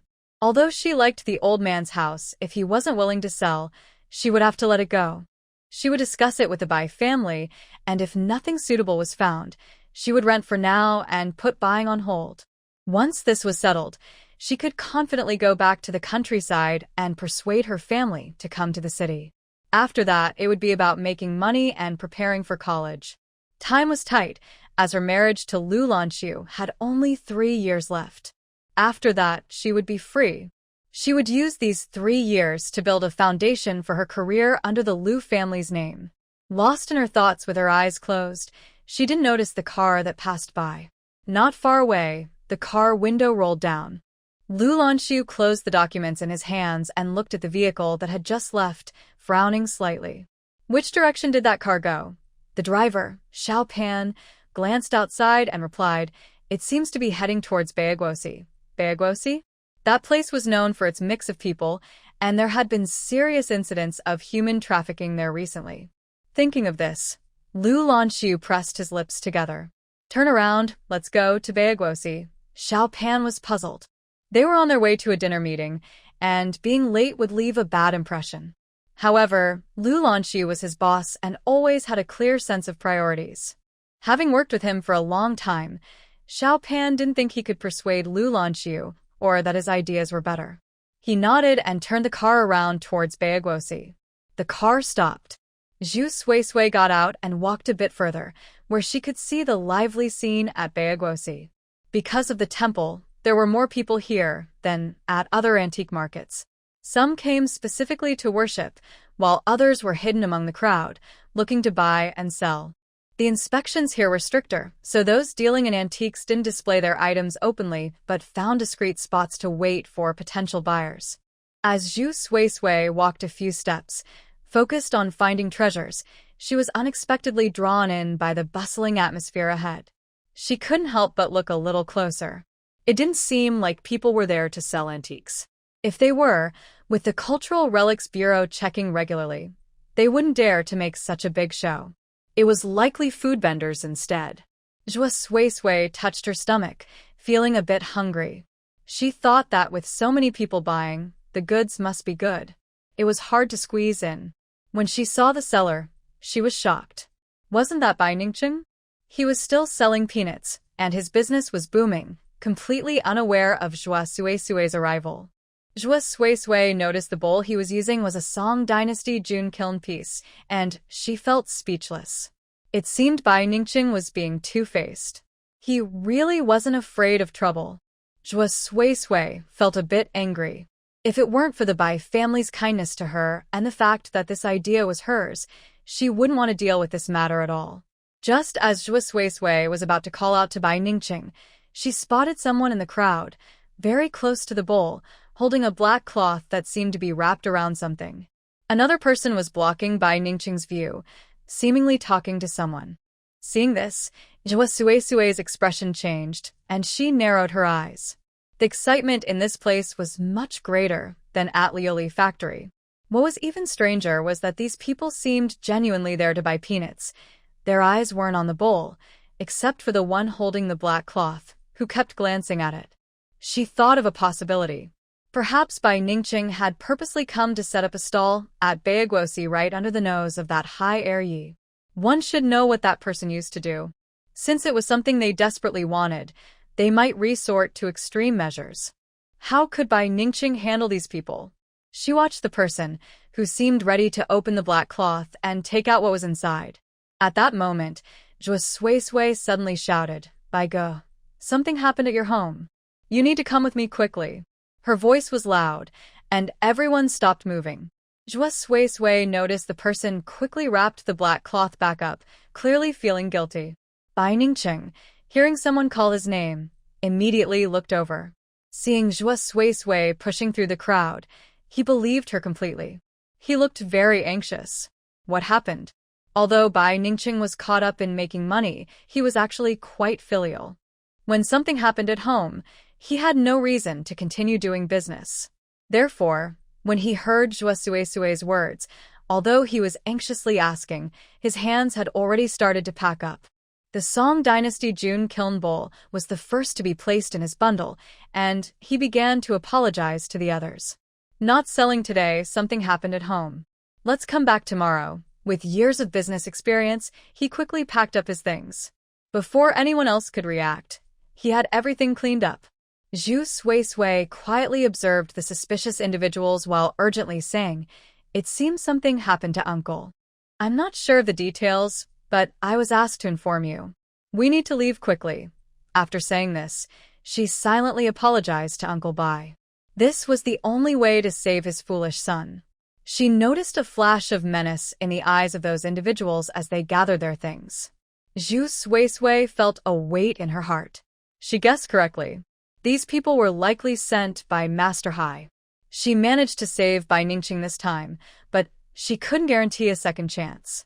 Initially, Zhu Suisui thought that if she explained the stakes clearly, he would listen and stop. But she underestimated Bai Ningqing's greed. Now, it was clear that Master Hai intended to take action, whether through schemes or direct means. They were determined to succeed. She had used her influence with Yan Ziqing once, but it might not work a second time. This situation needed to be handled quickly. Zhu Suisui was frustrated with Bai Ningqing's lack of awareness, but she couldn't ignore the situation. She had to pull him out of this mess first. Once Bai Ningqing finished packing, he rushed out. He was a good son, and his worry was genuine. He was almost ready to run. What happened? How could my dad be in trouble? If I had known, I wouldn't have set up my stall today. Zhu Suisui had to respond while keeping an eye on their surroundings. "You'll find out when we get back. Let's go this way." Before she could finish, Bai Ningqing pulled her down another alley, saying, "Hurry, I know a shortcut." "Don't go this way. It's crowded and far, wasting time." Zhu Suisui was speechless. No one in the Bai family was in trouble, so she wasn't in a hurry. She just wanted to leave this troublesome place. For absolute safety, she preferred the main road, where there were more people to ensure their security. Those individuals were not friendly, and her presence might attract their attention. They could already be waiting for an opportunity to block them. Baogua Temple was not a completely safe place. In places like these antique markets, there are many gangs that engage in shady dealings. Most of them do not have the good character of someone like Yan Ziqing, who is careful about how others perceive him due to family teachings. These people initially got involved for profit. Those who prioritize profit will do anything. Zhu Suisui initially had Bai Ningqing do business at Lilikang because the people there still have a reputation and they value their image. While there may be many open schemes, there are certainly not many hidden ones. Moreover, with Yan Ziqing around, Bai Ningqing would not get into serious trouble. Zhu Suisui's original plan was simply to have Bai Ningqing sell peanuts. She never intended for him to get into any trouble. Unexpectedly, he caught the attention of that high-air Yi. The most concerning part was that Bai Ningqing completely ignored her advice and even dared to go to the Gua Temple. Wasn't that asking for trouble? Zhu Suisui wanted to guide Bai Ningqing to safety, but with her slender arms and legs, she was no match for someone like him, who was used to navigating the streets. Before she could react, she was already pulled into an alley. This alley was very different from the outside world. Outside, it was bustling and noisy, but here, it was surprisingly quiet. This silence made Zhu Sui feel uneasy. She instinctively stopped, not wanting to go further inside. But Bai Ningqing didn't sense any danger at all. "What's wrong, Sui? Let's hurry. If we get past this alley, we can get out," he said. Wait. Zhu Sui hadn't finished speaking when someone suddenly jumped out, startling her. However, the next second, something amazing happened. Her pupils dilated as if in slow motion, allowing her to see the person's quick movements clearly. The man was quite short and was holding a piece of black cloth, which she had seen earlier in the crowd. It seemed he intended to collide with them. Zhu Sui didn't know where her strength came from, but she suddenly pulled Bai Ningqing back. People can sometimes find unexpected strength in critical moments. Bai Ningqing was taken by surprise and didn't understand what was happening. Zhu Sui didn't have time to check on him. She focused on the short man, whose smug smile quickly turned to shock and then to a fierce expression that flashed across his face. He even threw down what he was holding. With a loud crash, the porcelain bowl fell to the ground, shattering into pieces. Everything happened in an instant. The short man, looking like he had practiced acting, screamed in pain, his eyes filled with hurt, and pointed angrily at Bai Ningqing. "You broke my precious Song Dynasty, Jun Kiln. You can't leave. You must pay me. Come with me to the police station." Zhu Sui didn't have time to think about why she suddenly could see everything happening so quickly. As she heard the man's words, she instantly understood his plan. It seemed that when she wasn't there, they intended to switch things around. Her arrival had disrupted their scheme, and they quickly came up with another trick, framing her. Bai Ningqing was stunned by the unfolding events. His face turned red as he stammered, I didn't touch you." The man clearly had been the one to drop the items himself. Bai Ningqing had intended to bump into him, but Zhu Sui had pulled him back, and he remembered clearly that he hadn't touched the man at all. However, the short man was relentless, causing a scene. What? "Now that you've broken my treasure, you think you can just walk away? Do you really think I'm easy to bully? You need to give me an explanation right now. Will you pay, or do you want to go to jail?" "Think about it." Hearing this, Zhu Sui sneered. "You dropped it yourself. I saw it clearly. Go ahead and call the police." She wasn't worried. After all, she was a witness. Even if they ended up at the police station, they couldn't be directly convicted. Most likely, nothing would happen. But just as she finished speaking, several people suddenly appeared. A thin man with a pockmarked face said, "You, miss, are lying. I clearly saw you two running forward recklessly and bumping into this gentleman. How can you deny it now?" "Yeah, we all saw it." "Just ask anyone else." The others chimed in, all supporting the short man's claims. Zhu Sui's expression darkened. They had clearly come prepared. The other side had the numbers and had planned everything from the start. This high heir was indeed quite clever. It was obvious they were trying to extort money. The worst part was that Bai Ningqing had run in from outside, and any passers-by who had seen them could serve as witnesses. Bai Ningqing rushed in quickly. So, it was natural that he bumped into someone.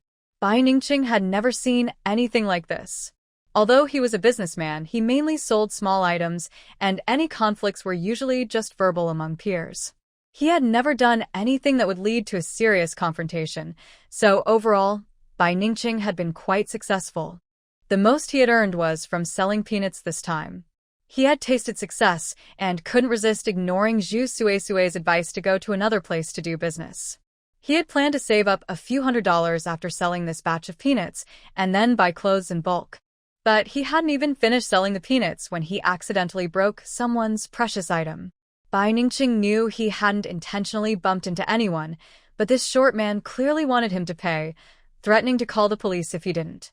It wasn't something that could be easily explained with just words. The police would likely side with the short man, and if Bai Ningqing refused to pay, he might end up in trouble. Thinking of his elderly father at home, and wanting to avoid conflict, he spoke up. "How much is this bowl?" Bai Ningqing had recently made some money, and although he felt it would hurt to pay a few $10, He thought it would be worth it to avoid a bigger problem. Upon hearing this, Zhu Suisui frowned. This was why Bai Ningqing wasn't suited for business. His character was too generous and loyal. In business, one cannot be overly generous. Every matter must be treated separately. Sometimes, even a penny must be counted. It's not just about money, but about principles. Bai Ningqing hadn't harmed anyone, yet to avoid trouble, he thought spending a little money would solve the issue, even if it meant losing out. Such a way of dealing with things, whether in life or business, showed he was an easy target. Zhu Suisui felt that these people had been watching Bai Ningqing for a long time and knew what kind of businessman he was. As soon as he spoke, the short man immediately tried to take advantage. Sure enough, the short man said, "This is a Song Dynasty June kiln piece. It's worth at least a few $1,000s. A few $1,000s? Bai Ningqing exclaimed. He had only made a few $100s, and even if he spent it all, it wouldn't be enough. He finally showed some cleverness, saying, "What is the real value of this thing? Just because you say it's a Song Dynasty June kiln piece, does that make it true? I could just as easily say it's fake." The short man displayed a fierce expression. In short, you need to decide if you will compensate or not. If you can't pay, you can trade that piece you have. I won't make it difficult for you, but if you refuse to give anything, we'll have to call the police, and then you can expect to face the consequences. At this point, Bai Ningqing could finally connect the dots. He suddenly realized, "You don't want me to pay. You want the plate I have." The short man smirked, his eyes showing a hint of greed. "It's best that you understand. Be smart and hand over the item." A lot of effort had gone into acquiring that Song Dynasty June kiln piece. Bai Ningqing might not be very clever in business, but he was stubborn about protecting the plate. He hadn't wanted to make a big scene, but his plan to switch the item had been ruined by a woman. Now he had no choice but to proceed this way. He had to have that plate. It was unfortunate that Bai Ningqing was so greedy. Earlier, the second master had given a favor to someone from the Yan family and was ready to let it go, but this person had the audacity to flaunt the plate at the Hugua temple. This wasn't Lulakang. It wasn't Yan Ziqing's territory. The second master wasn't afraid of offending anyone. He had never failed to get what he wanted. Bai Ningqing had brought this upon himself. He was furious and embarrassed, unable to believe such a thing could happen in broad daylight. This was in Beijing. He shouted, "You're trying to set me up. Let's just go to the police station." "I'm not afraid." Bai Ningqing was quite naive. Zhu Suisui had been silent, observing everything. Seeing the short man openly reveal his intentions, she knew the second master was determined to get that plate. Going to the police would likely just be a formality. In the end, the Bai family would either have to pay a sum of money or hand over the Song Dynasty June kiln piece.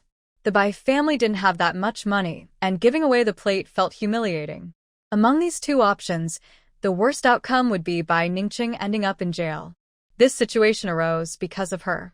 She had caused this trouble. Even though Bai Ningqing was greedy, it was also his idea, and the Bai family had a close relationship with her. No matter what, she had to deal with this mess.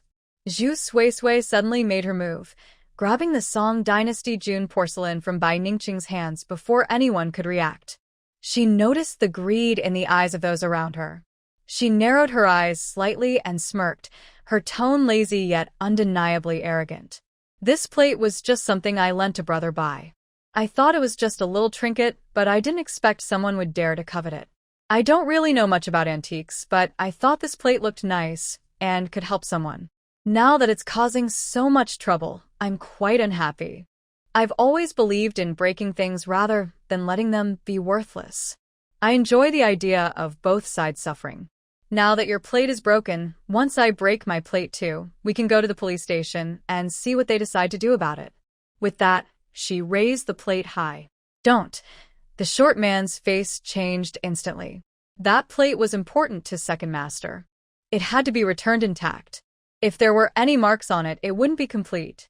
They had gone through so much just to get this plate, and if it was lost, he wouldn't be able to report back. Realizing this, the short man lost his composure. Zhu Suisui had guessed correctly. These people wouldn't be willing to risk as much as she would. They were there to do a job for Second Master Hai, who was not an easy person to deal with. If she really broke the plate, it would ruin everything for the short man. At that point, Second Master Hai would likely take his anger out on this group. Zhu Suisui didn't want to part with the Song Dynasty June porcelain, but she couldn't show it now. She held the plate high and said casually, "The broken plate you have looks like a replica. It's not worth much, yet you want to exchange it for my genuine piece. This deal you're trying to make is quite unappealing." At that moment, when the plate broke, Zhu Suisui had taken a quick look. There was no mist around it, clearly indicating it was a fake. As she spoke, the short man's eyes were glued to the Song Dynasty June porcelain, afraid Zhu Suisui might drop it. He didn't dare to breathe but couldn't help but retort. "How can you say mine is fake? If you think it's not real, we can definitely find an expert from an antique shop to verify it." Zhu Suisui let out a sneer, her expression filled with disdain. Who doesn't know that the Hai family specialty is making fake porcelain? They can create pieces that are almost indistinguishable from the real ones. I assume this plate was crafted by the famous Master Hai. If you consult an expert at an antique shop, they might not even notice. But I know someone even more impressive, Old Master Yen from the Yen family in Lulaking. He should be quite authoritative.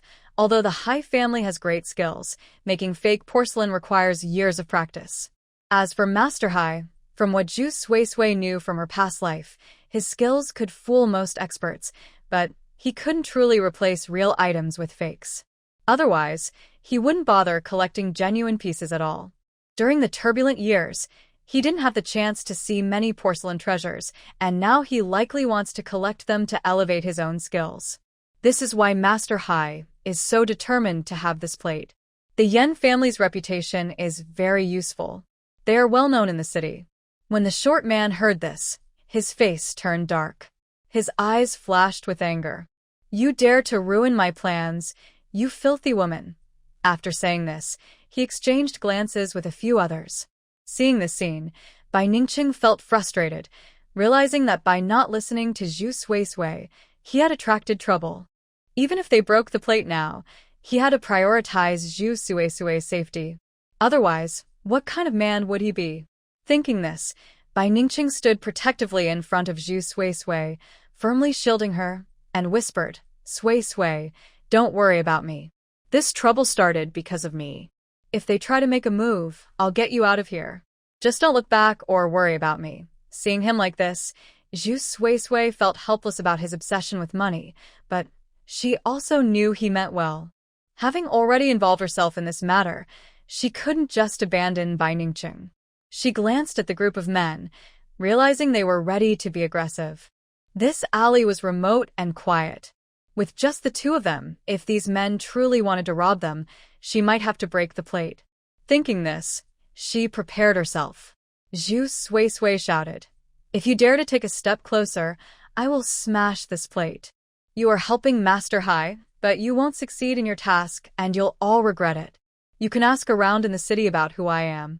If you touch a hair on my head today, I will make you wish you were never born. Go ahead and try." After she spoke, her eyes, which should have been soft and charming, were now cold and filled with an unspoken threat. Those who dared to openly declare themselves in the city must have some influence. This group was after money, and if they offended someone, it would bring them trouble. Zhu Suisui spoke with such determination that the short man clearly hesitated. Moreover, the plate was still in her hands, and she seemed to treat it casually. He could only glare at her fiercely. Zhu Suisui, however, was not afraid. In fact, she felt relieved. It seemed she had made the right bet. These people were cautious, which gave her time to negotiate. She continued, "You're here to help, so if you want this plate, let's talk business. Go back and tell Master Hai that if he wants to negotiate with me, he can come to Lulakang to find me. But if you insist on stealing it, you will offend me. I am someone who never forgets a grudge, and I will make it impossible for you to do business in this city." This was a mix of soft and hard tactics. If they treated her with respect, she would respond in kind. But if they tried to play dirty, she would not back down. The short man had to weigh his options. His expression changed as he considered Zhu Suesue's words. With his plan exposed, he knew he wouldn't get the plate. If he tried to forcefully take it, he would only end up with broken pieces, which would be worse than failing the task altogether. After thinking it over, it seemed he had no choice but to accept her proposal. The short man's eyes darkened, and after a moment, he gritted his teeth and said, "Fine, Zhu Suisui, I'll go tell Master Hai.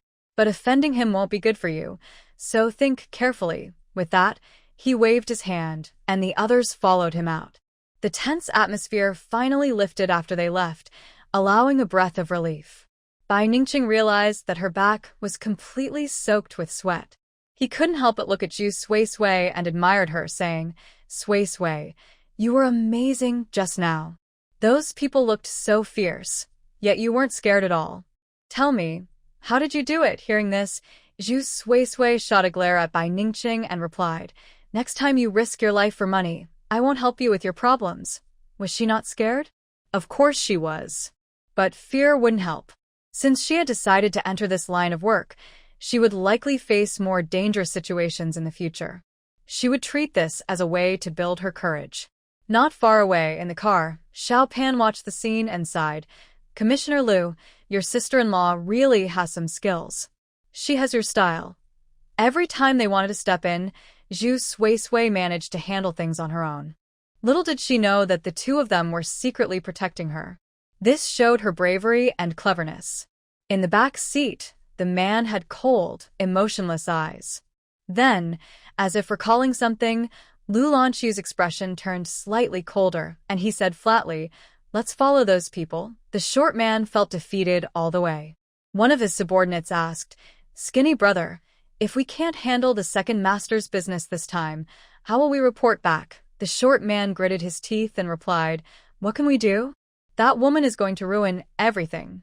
If we go back empty-handed, it will be even worse. Since we can't get this done, we might as well blame her. Isn't her name Zhu Suisui? With her looks and the courage to go to the Hugua Temple, she must have some background. If we fail, it will be understandable." They were cautious because they didn't know the other party's background. In this line of work, while black can eat black, it depends on who you're dealing with. If they got into real trouble, Master Hai would definitely blame them. They arrived at a courtyard that looked unremarkable and was quite cramped. The residents were mostly locals from the area, and while others lived in shared spaces, this place was independent. When the man called Skinny Brother reached the entrance, he started to feel uneasy.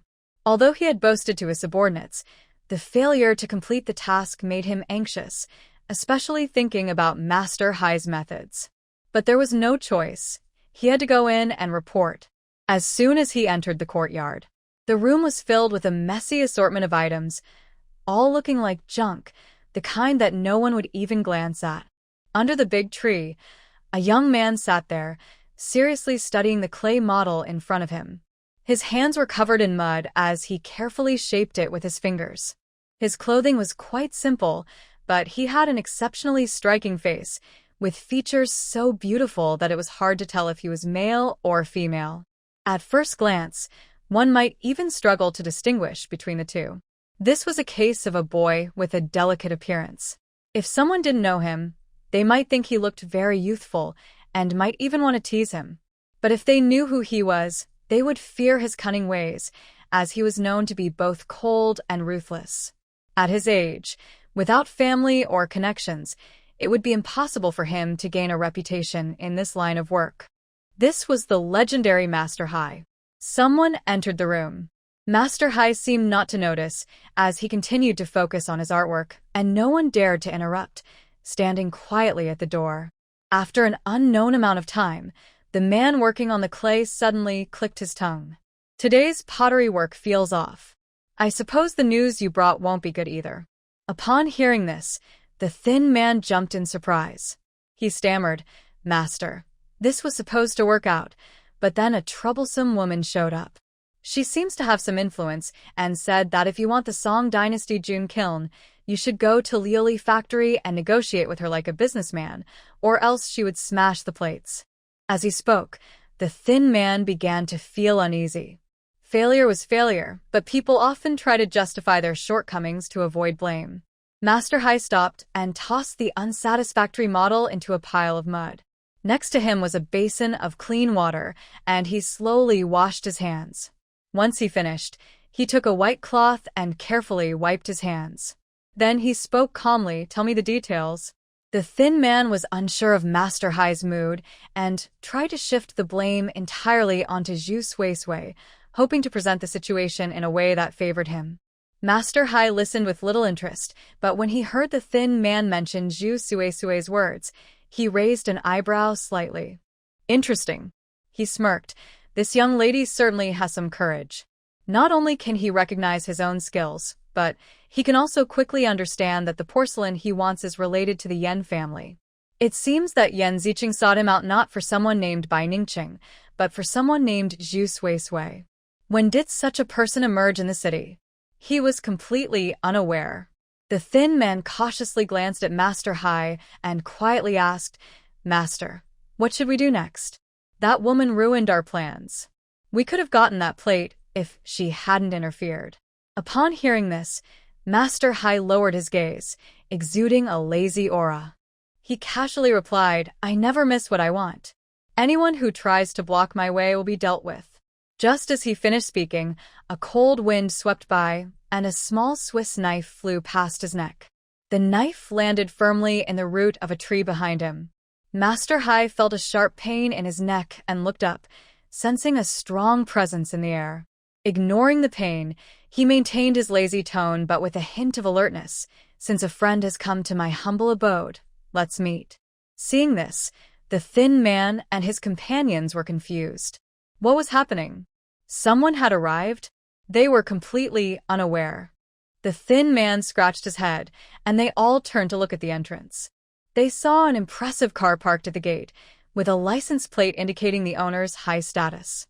The window rolled down, revealing only the side profile of a man who was exquisitely elegant. Unlike Master Hai, this man had more defined features, a superior bone structure, and an air of coldness, resembling a flower on a high mountain, beautiful but distant. He also carried a presence that suggested he had seen battle. In this moment, Master Hai's casual demeanor vanished, replaced by a serious expression as he focused intently on the man in the car. The man glanced at him dismissively, exuding an air of authority that needed no words. A single look was enough to instill fear.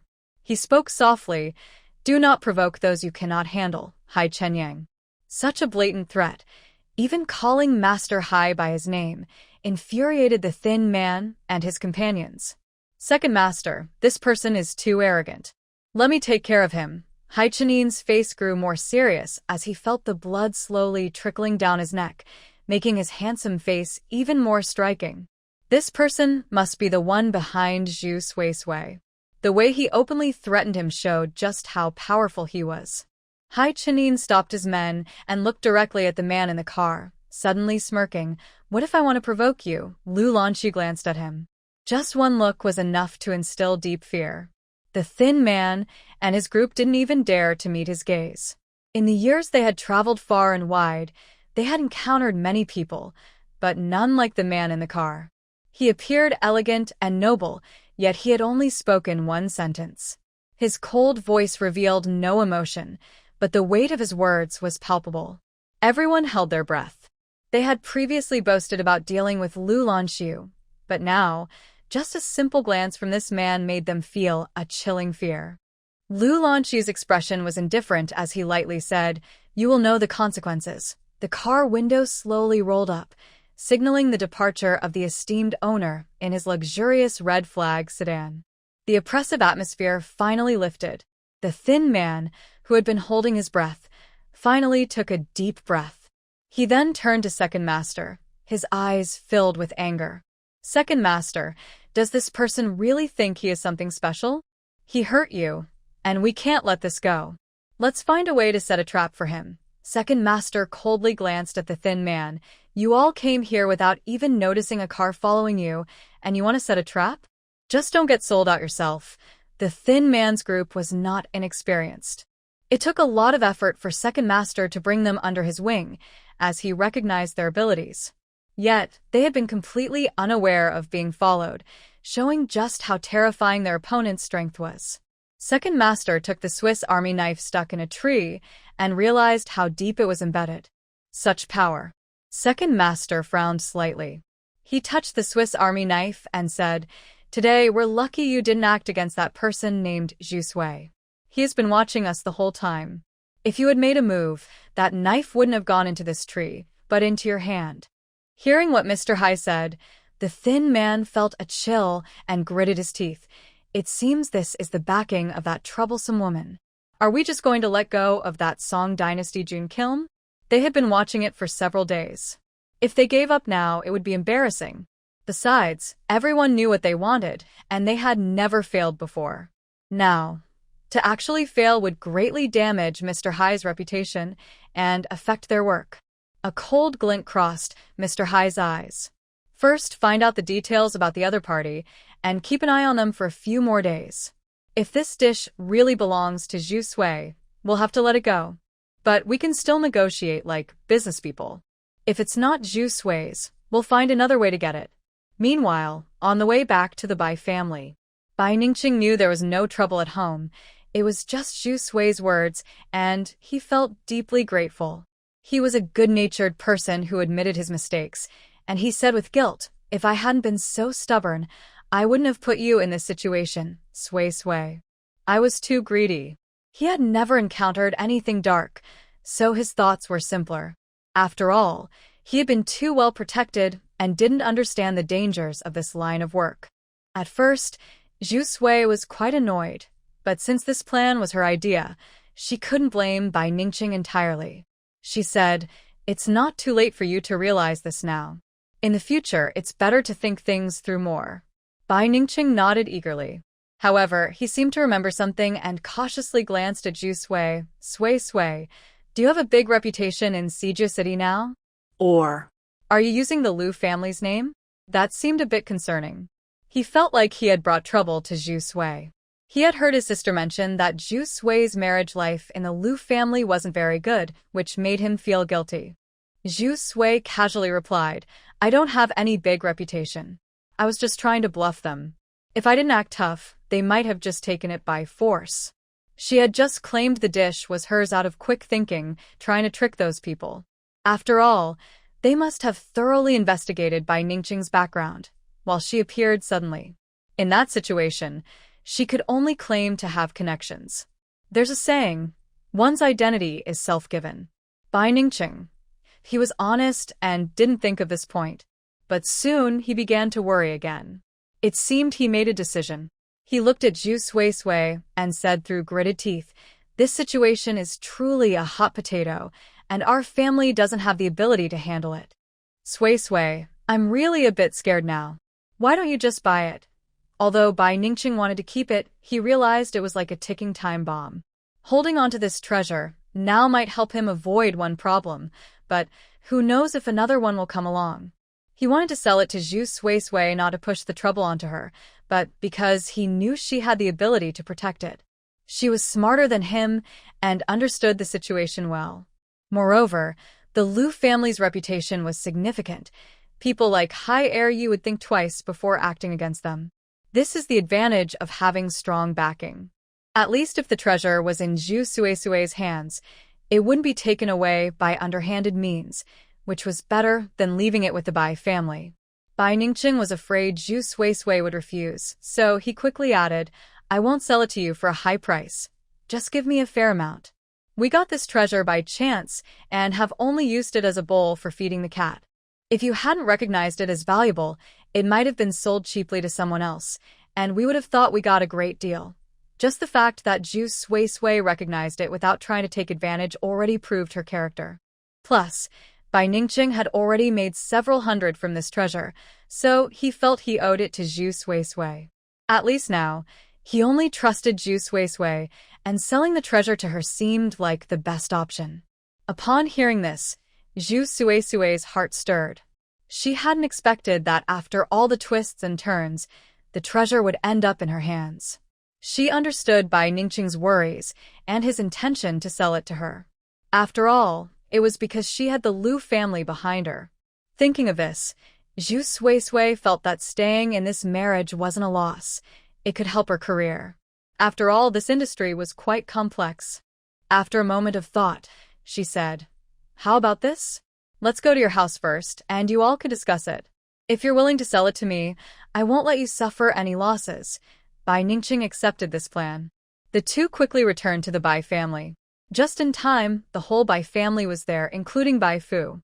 When he saw Zhu Suisui, he said, "You came at the right time. The matter you asked me to investigate has some news. Old Shou is indeed ill, so the house price has increased temporarily. It seems they want to treat his illness." Zhu Suisui thought this and said, "Uncle, can you accompany me later?" She wanted to talk to Old Shou again. If he needed money for treatment, it would be difficult for her to negotiate on the price, but she didn't have much money at the moment. Zhu Suisui thought that if she could secure the house through a mortgage, that would be best. As for Old Shou's illness, she could find a good doctor to help. After all, Lanxu had said he agreed to let her bring her family to the city, and since he hadn't divorced her, he should help a little. Bai Fu was naturally willing. However, seeing Bai Ningqing and Zhu Suisui come back together, he was a bit puzzled. "Did you two meet at the door?" Bai Ningqing was almost anxious. He quickly replied, "Mom and Dad, I have something to tell you." Seeing him like this, Bai Fu and Bai Mu were naturally curious. Next was the family meeting of the Bai family. Zhu Suisui felt it was not convenient to participate, so she stayed in the living room drinking tea and waiting. Soon, the Bai family came out. Bai Ningyu rushed to Zhu Suisui, very angry. "My brother is really useless. Now that he's in trouble, he wants to push this mess onto you. Suisui, you shouldn't help him. He should learn a lesson." She was upset that Zhu Suisui had helped so much and that Bai Ningqing had made so much money from it. A few $100s. Now the average salary is only a few dozen, so a few hundred is more than a year's salary for many. When he first realized the plate was valuable, he didn't think to give Zhu Suisui a fair deal. They had specifically warned him not to flaunt the plate, but he didn't listen and ended up causing such a big problem. Now he was so scared, he wanted to sell the plate to Zhu Suisui. As a close friend, Bai Ningyu felt embarrassed. Seeing Bai Ningyu so angry, Zhu Suisui understood she was on her side and felt she was causing trouble, so she smiled and reassured her. "This plate is worth a lot. If Brother Bai is willing to sell it to me, then it's a good deal for me. I can probably make a good profit when I sell it later." Bai Ningyu saw through it and said, "That's because he can't keep the plate anymore. At least selling it would give us some money, but if we keep it at home, who knows what tricks that sea master might use to take it away." Feeling ashamed, Bai Ningyu disagreed with selling it to Zhu Suisui. She preferred to give it to Zhu Suisui instead. Bai's parents were honest people and felt grateful to Zhu Suisui, so they also leaned towards giving it to her. Bai Ningqing thought about it and felt embarrassed as well. When he heard his sister's words, he felt even more shy. He quickly said, "Don't blame me. I originally said it was fine for Suisui to decide. Now that you all want to give it to her, let's give it to her." Now it seemed like he was only thinking about money. Hearing the Bai family say this, Zhu Suisui was even more touched. In the antique business, people often act selfishly, fighting fiercely for profit. But unexpectedly, in front of such a valuable item, Zhu Suisui encountered a family like the Bays. She thought for a moment and said, "Taking this plate for free is not right. Friendship is one thing, but business should be treated as business. To be honest, this plate is worth a lot. Even if it doesn't sell for a high price now, in a few years, it could be worth a whole courtyard. You need to think carefully about whether you really want to sell it to me. If you do sell it to me, my offer won't be very low, but it won't be too high either." Zhu Suisui was mainly looking for good deals, wanting to spend wisely and get a good profit. Hearing this, Bai's father, as the head of the family, understood the situation. Just from what his son said, he felt the plate was a hot potato. As someone who worked in the system, he understood the dangers of human nature. Now that the plate was exposed, their family definitely couldn't protect it. Rather than letting someone else benefit, it was better to do a favor for Zhu Sui. With this in mind, Bai's father said, "Let's make it 200 yuan. No matter how much this plate is worth, it's just a burden for us now, and could bring trouble. Whatever you sell it for later is your business, not ours. Right now, we're passing the trouble to you. Even 200 yuan feels a bit much for me." Zhu Sui thought for a moment. 200 yuan for a plate wasn't too much, but it was definitely not a small amount either. Compared to those high-value items that could be bought for just a few yuan, this price wouldn't make the Bai family lose out, and she could afford it. Thinking this over, Zhu Sui didn't hold back. All right. She had cash on hand and immediately paid $200, securing the Song Dynasty June kiln for herself. Looking at the exquisite plate, Zhu Sui felt pleased. Although it might be a bit troublesome, as she would likely have to deal with that Mr. Hai, it didn't really matter. Previously, she had been taking advantage of Yan Ziqing, but now with a new character in the mix, she could switch to a different target. Zhu Sui was quite bold. She had originally kept her distance from Mr. Hai, but now it seemed he was determined to engage with her, so she had to face him head-on. After wrapping up the Song Dynasty June kiln, Zhu Sui went with Mr. Bai to visit Old Man Shou. However, she was surprised to find it quiet when they arrived. Mr. Bai went in first and discovered that Old Man Shou had fainted in his yard. Zhu Sui quickly decided, get him to the hospital. The neighbors came out to see what was happening. Upon seeing the scene, one of them advised Zhu Sui, "This old man has a bad temper. Even if you help him, he won't be grateful." Zhu Sui just smiled. No matter what Old Man Shou's personality was, she couldn't ignore someone in need, especially a lonely old man. Once at the hospital, Zhu Sui handled the paperwork, finding doctors and arranging for a hospital room. After a busy time, she was sweating. The doctor performed emergency measures, and once Old Man Shou recovered, he said to Zhu Sui, "The old man is advanced in age and has heart problems. If he had been brought in later, he might not have made it. You young ones need to pay more attention to him in the future." Zhu Sui nodded in response. At that moment, a familiar voice came from behind her, sounding a bit surprised. "Sui, what are you doing here?" Zhu Sui turned around and raised an eyebrow upon seeing the visitor. She hadn't expected to see Yurong here. Thinking back, she realized Yurong must have gone out around lunchtime. She had wondered what she was up to, and now here she was in the hospital. Zhu Sui paid special attention to Yurong. While she wasn't concerned about Yurong's future, she was worried about old Mr. Liu. With that in mind, Zhu Sui greeted her warmly. "Auntie, what are you doing here?" She had intended to ask Yurong what she was up to, so now that they had met, she was eager to inquire. When she asked, Yurong's expression stiffened. She naturally didn't want to share her personal matters with Zhu Sui, but after seeing her by chance, she instinctively asked. Now that she had regained her senses, she felt she shouldn't have spoken up. Yurong vaguely replied, "I just have a bit of discomfort, so I took some medicine." Zhu Sui sensed that she was hiding something.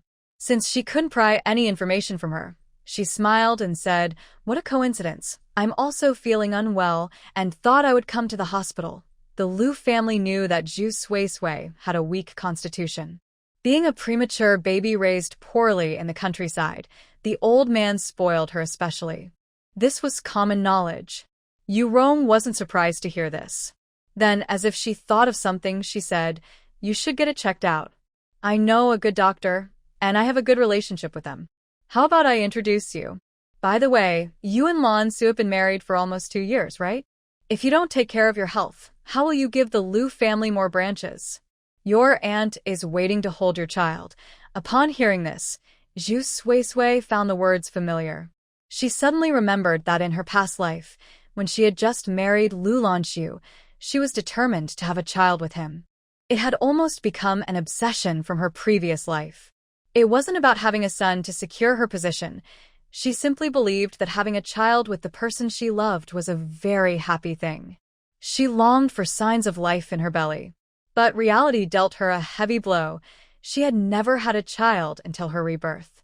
During those painful years, Yu Rong was the one who always accompanied her.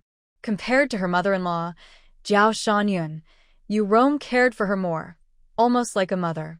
In her past life, she trusted Yu Rong completely and, through her introduction, met a skilled gynecologist.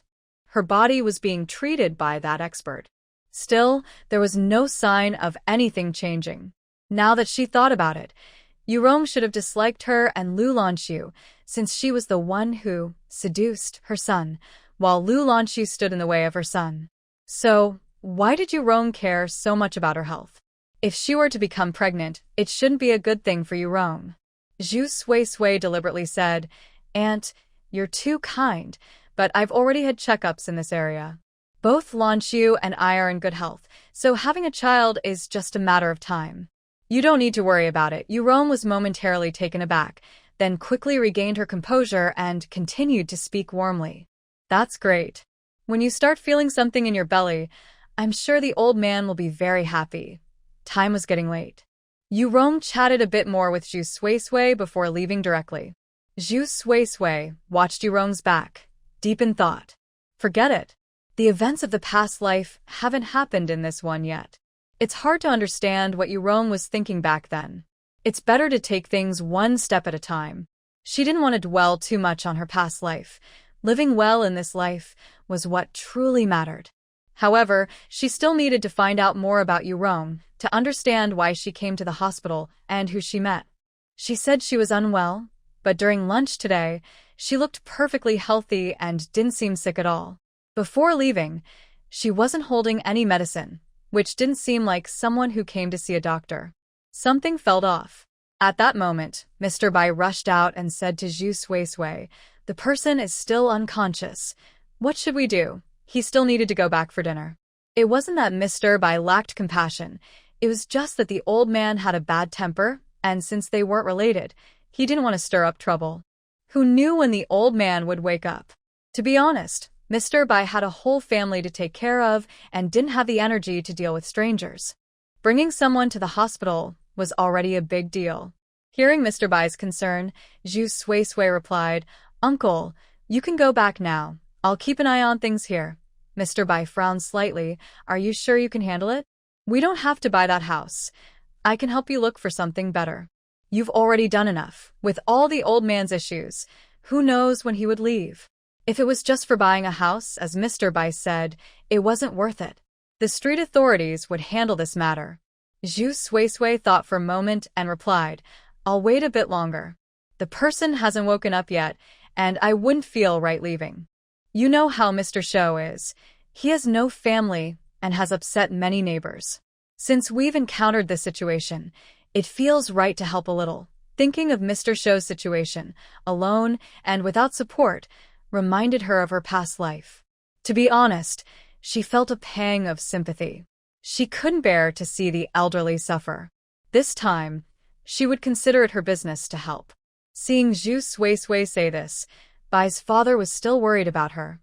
He didn't know Shou Lao too well, but Zhu Sui had done a lot for his family. After all, Zhu Sui was their daughter-in-law and lived with her in-laws. It wasn't good for her to not return home at night. He said, "How about this? I'll go back and call that lazy kid over. Since he has no job, he can keep watch here and toughen up a bit." That sounded good. Zhu Sui nodded. Shou Lao needed to stay in the hospital for a few more days.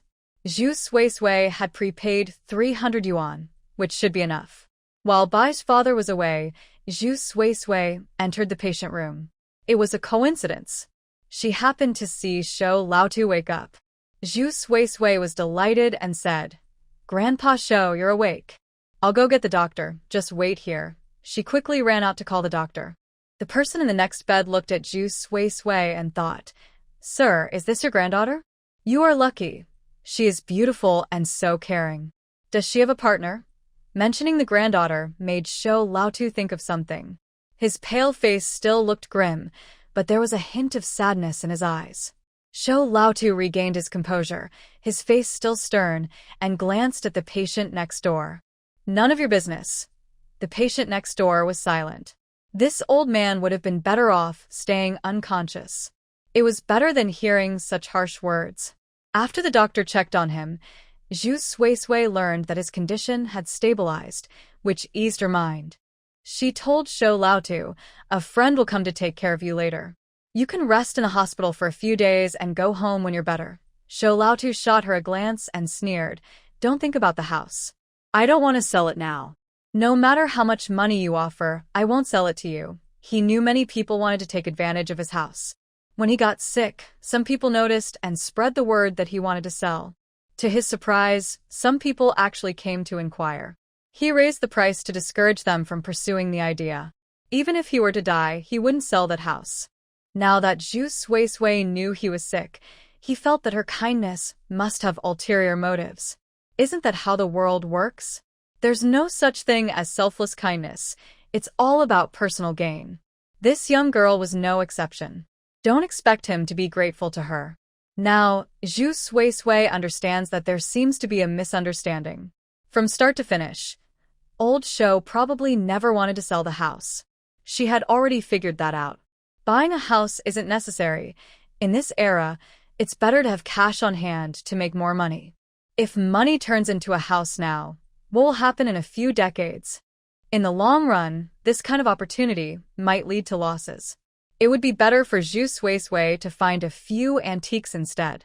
Thinking this, Zhu Suisui nodded. "I understand. I actually wanted to ask you about the house. Could you rent it to me? But if you don't want to, I won't push it. Let's not talk about this now. Let's focus on getting your health better first." Old Shou has such a stubborn personality. Zhu Suisui thinks he must have been through a lot. Otherwise, he wouldn't be like this. In those 10 years, he met many people. Old Shou glanced at Zhu Suisui, unsure of what the young girl was thinking. Since he was still weak, it was better for him to rest. Only by getting better could he protect what he wanted and fulfill his wishes. Others want him to be gone, but he wants to live well.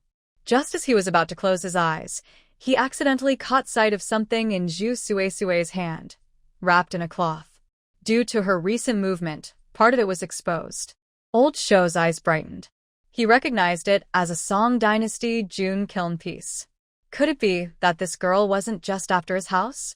Old Shou's expression became more cautious. Zhu Suisui noticed his cold demeanor but didn't mind. A lonely old man who was easy to talk to would have been taken advantage of long ago. His behavior seemed normal. Bai Ningqing arrived quickly, and Zhu Suisui exchanged a few words before heading home. It was already quite late, and although Zhu Suisui didn't care about the Lu family's opinions, not returning home for dinner without saying a word reflected on her upbringing. If Jiao Shanyan used this as an excuse to criticize her, she would just have to listen. After all, living together made things inconvenient. Zhu Suisui sighed inwardly, thankful that she had asked the Bai family to help her find a suitable place to rent. She was no longer considering buying a house. Just as she thought this and reached her doorstep, she noticed someone standing there. The dim light cast a soft glow on the person. It was Lanxu. She felt puzzled. What was Lanxu doing standing at the door? As soon as the idea crossed her mind, Lanxu looked over. His gaze seemed to see right through her, easily understanding her thoughts. "I'm back. I was waiting for you."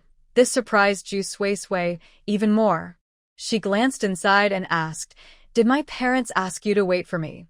Was this a reprimand?" After all, she had come home very late today and missed dinner. Lanxu frowned slightly and said, "Go inside. They think you had dinner with me outside tonight." He was covering for her. Zhu Suisui was even more surprised. How did Lanxu know she wouldn't be home for dinner? But with Lanxu's lie, she at least didn't have to face her in-laws' questions, so this was a good deed on his part. She followed him inside. Once they were back in the room, Zhu Suisui felt exhausted after a long day. Taking advantage of Lanxu's distraction, she quickly hid the new Song Dynasty June kiln piece and planned to read for a while.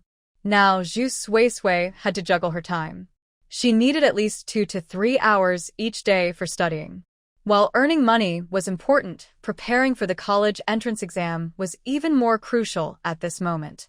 Seeing Zhu Suisui quickly enter a state of intense focus, Lanxu, as her close companion, had noticed her seriousness over the past few days. She wasn't just talking. She truly wanted to succeed in the exam and change her life. Bathed in warm light, her dark hair cascaded down gracefully. Lu Lanxu's gaze deepened as he recalled the Zhu Sui he saw in the alley today. It was a side of her he had never seen before. Smart, clever, brave, yet meticulous. She could quickly come up with solutions to problems. Lu Lanxu thought this might be the real Zhu Sui, not the gentle, submissive woman he had known, who was trapped in a small courtyard with no thoughts or ambitions of her own, revolving solely around her husband. He shouldn't use his role as a husband to morally bind Zhu Sui. In fact, no one should assume that Zhu Sui, just because she was a wife, should always give. Women can have their own space too. Zhu Sui was studying diligently, unaware of Lu Lanxu's departure. When she finally came to her senses, Lu Lanxu had already entered with a bowl of noodles. The steaming noodles tempted Zhu Sui's taste buds. Studying was mentally exhausting, and she had forgotten to eat dinner because of the situation with Shou Laotu. Now, with a bowl of noodles in front of her, it was just what she needed. Zhu Sui immediately felt very hungry. She didn't hold back and muttered, "Luma is so thoughtful." With that, she picked up her bowl and chopsticks and started eating. As soon as she took a bite, the flavor of the noodles came through. It was nothing like Luma's cooking. It wasn't bad at all. In fact, the noodles tasted exceptionally good, making her unable to stop until they were all gone. Zhu Sui sipped the delicious broth and couldn't help but glance at Lu Lanxu. The man occupied another spot, reading a book. His expression was casual, yet he had a rare and handsome face, with long fingers that turned the pages slowly. Every move he made was a visual delight. At that moment, Zhu Sui had a bold guess in her heart. Could it be that Lu Lanxu made this? The thought shocked Zhu Sui. In her past life, she had never let Lu Lanxu step into the kitchen. She had learned many skills as a full-time housewife, constantly trying new recipes just to cook for him. Now she was being told that Lu Lanxu could cook, and that he cooked so well. What had she been doing in her past life? Just eating and doing nothing? Zhu Sui also remembered something more important. She had once felt pleased that someone as perfect as Lu Lanxu finally had something he couldn't do, something she had mastered. At that time, Zhu Sui thought that to make a man fall in love with her, she just needed to win over his stomach. Yet Lu Lanxu had never shown that he could cook. No, he might have shown it, but she completely overlooked it, lost in her own joy. What was Lu Lanxu thinking back then? Did he feel shy to point out her mistake when he saw her so pleased with herself? Thinking of this, Zhu Sui felt like a big fool. Lu Lanxu noticed his wife's gaze was too intense, so he looked up, only to find her pouting with a frown, looking quite frustrated. Some broth had smeared on her lips, making her rosy lips appear even more moist, resembling a little hamster that had stolen a treat. Lu Lanxu's eyes darkened slightly as he took out a napkin and reached out to wipe her lips. At that moment, Zhu Sui snapped back to reality, leaning back and widening her big, sparkling eyes, blinking as she asked, "What are you doing?" "There's some sauce." Lu Lanxu pointed to her lips and replied. "Sauce?" Zhu Sui felt her face flush a bit. She wanted to maintain her image, so she quickly grabbed a handkerchief and wiped her lips. How annoying. Zhu Sui started to feel dazed. She wondered if she had always been lost in her own world and never truly understood what Lu Lanxu was like. He was so perfect that their interactions always felt distant. She didn't even know he could cook. Zhu Sui couldn't help but feel a bit down. Lu Lanxu watched her frown, pout, and sigh, finding her even more adorable. He smiled and asked, "Is the noodles not good?" Upon hearing this, Zhu Sui felt like he was mocking her. "A bit annoyed," she replied. "They're delicious. I've never had such good noodles before. Even Luma has been hiding her skills. I need to ask her tomorrow why she never made me such tasty noodles before. Was it because I didn't deserve it?" Lu Lanxu was momentarily taken aback but quickly understood, looking at her with a helpless expression. "Don't be upset. I was too busy before. Anyway, if you want to eat, I'll make it for you, okay?" He wanted to explain but then thought it wasn't necessary. No matter the reason, the result was that he hadn't fulfilled his duties as a husband, so Zhu Suisui had every right to be upset. Zhu Suisui chuckled, her tone still a bit strange. That's not right. You're so busy, you don't need to do all this for me. I can eat anything. Back in the countryside, during the toughest year, I almost had to chew on tree bark. Suifui. Lu Lanxu called her name seriously. Hearing her name said so earnestly, Zhu Suisui thought he was angry and felt a bit wronged as she looked at him.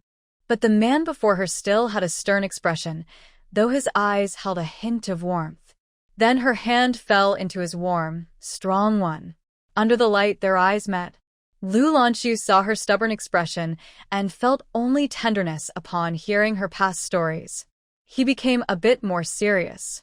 Don't belittle yourself. I know I didn't do well before, but I will work hard to be better. His serious demeanor and deep, mysterious eyes seemed to draw her in. Zhu Suisui felt a bit dizzy looking at him. She nervously lowered her gaze, pulled her hand away, and stubbornly replied, I'm not belittling myself. Forget it. What's the point of saying that? Zhu Suisui didn't want to talk about it anymore and returned to her spot, frowning. I need to study now. Don't disturb me. If I don't pass, it's all your fault. Lu Lanxu chuckled, finding Zhu Suisui particularly adorable at that moment. He nodded. Okay, it's all my fault. Zhu Suisui didn't look at Lu Lanxu again. She felt her face getting warm and took a moment to calm down before returning to her book. But then she heard Lu Lanxu's voice behind her. Suisui. Every time Lu Lanxu called her name, it sounded so sweet. His charming voice made Zhu Suisui completely lose herself in the moment, making her heart race even more. She had finally calmed down. Annoyed, she turned around. What now? Seeing her like this made Lu Lanxu think of a little hamster, and he couldn't help but want to tease her. This lively Zhu Suisui reminded him of the first time he met her, leaving a strong impression. However, it was clearly not the right time to tease her, as she might get upset. Lu Lanxu's expression became more serious. Today, my grandfather called me and mentioned that you want to go back to your family. Zhu Suisui clearly didn't expect Lu Lanxu to bring this up. She looked at him warily. So? Grandpa already agreed to let me go. If Lu Lanxu said no now, she wouldn't listen. She looked at him, as if guarding against a thief. Lu Lanxu felt a bit helpless. I never said you couldn't go. You told me about it before, and I've already arranged for you to leave on Thursday. He paused for a moment, pressed his lips together, and casually asked, Are you planning to go with Comrade Yen? I can arrange that for him too. Today is Sunday. That means there are 4 days left. Thinking about it, she needed to quickly find a place to stay. The time wasn't too tight, but it wasn't too relaxed either. Having someone arrange it for her was definitely the best option, saving Zhu Suisui from the hassle. Zhu Suisui knew her looks attracted attention. The 1980s were less strict than the 1970s, and it was a rather chaotic time with many people trying to make money.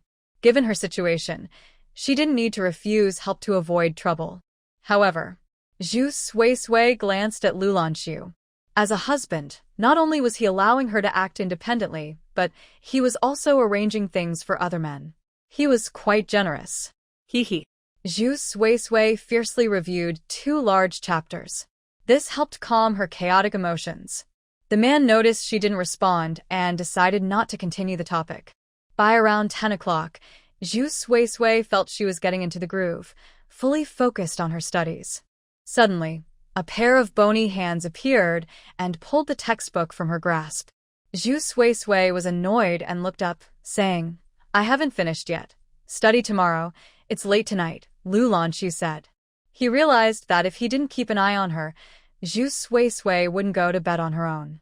Studying is good, but it needs to be balanced with time. Long hours of study could harm her health, especially since she was already weak. The man's expression was serious, and Zhu Suisui mumbled a few words. Glancing at the time, she realized it was indeed late. The momentum for studying shouldn't be interrupted. Once it was, the motivation would fade, and fatigue would set in. Zhu Suisui yawned, her eyes misty and sparkling. All right, she said. She obediently washed up and got into bed. During this time, although Lanxu and she shared the same bed, they hadn't engaged in any intimate activities since the first night. At first, Zhu Suisui worried that Lanxu might bring up such topics, but now she wasn't concerned. However, people are complex. If Lanxu suggested it and Zhu Suisui wasn't willing, she would start overthinking. It was quite a dilemma. Every morning, she shamelessly ran into Lanxu's arms, treating him like a warm blanket, which only added to her confusion. Lost in her thoughts, she soon fell asleep. Before long, the man beside her pulled her close, and the sweet scent of her hair filled the air. Her soft body fell into his embrace.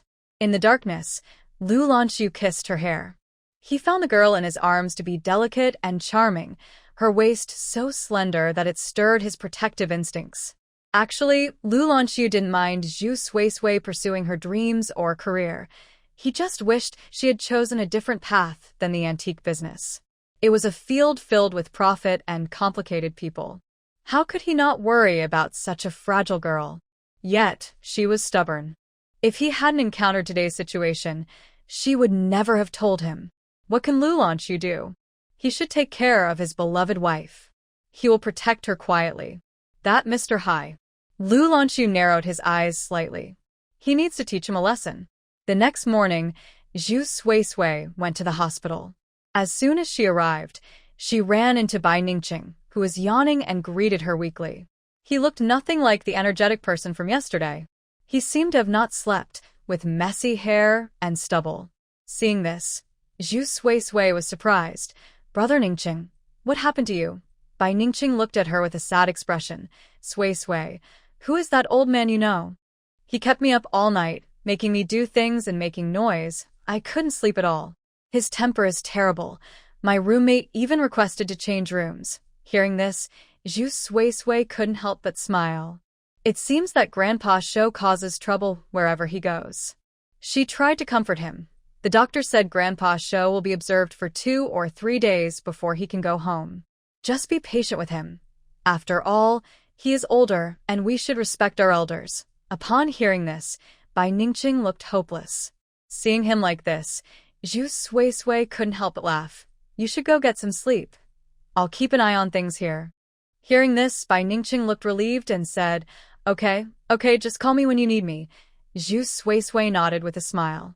When she entered the hospital room, Grandpa Shou seemed much more energetic and was having breakfast. He wasn't surprised to see Zhu Suisui come in. After a night, he had already gathered all the information about her from Bai Ningqing. Knowing both sides is key to success. That naive boy, Bai Ningqing, was no match for Grandpa Shou. Unexpectedly, this young girl had quite a background. If she was after something, it wouldn't be just a house. It would be something deeper. Since it wasn't about the house, Grandpa Shou didn't really care. After all, as long as he didn't want to give something up, no one could take it from him. After finishing his breakfast, a cup of water was placed in front of him. He didn't bother with pleasantries and took a big gulp before speaking. "I can't pay you back for the medical fees. You chose to save me, and I didn't force you to do it." As soon as he spoke, it was indeed a bit frustrating. Fortunately, Zhu Suisui didn't mind at all. She never thought about repayment when she saved him. If it were someone else, they would surely be speechless. She went to open the curtains, letting sunlight in. "Then let's forget it. Consider it my respect for you," Grandpa Shou thought to himself. This young girl's thoughts were much deeper than that big fool's. No one does anything without a reason.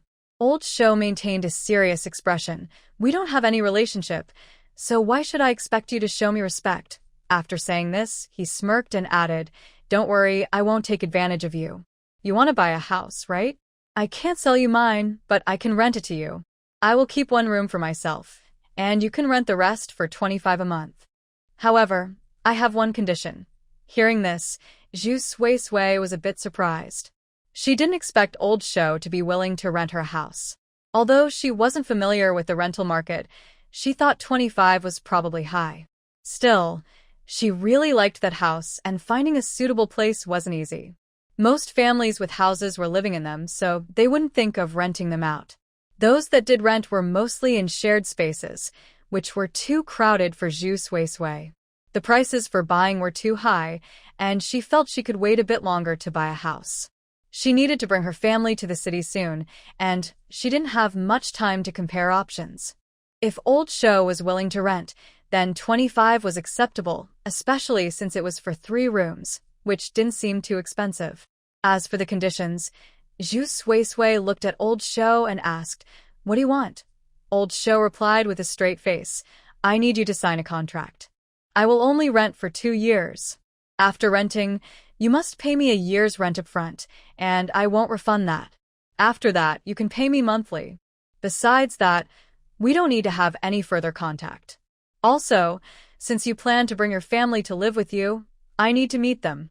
If I feel they have bad intentions, I have the right to refuse them entry.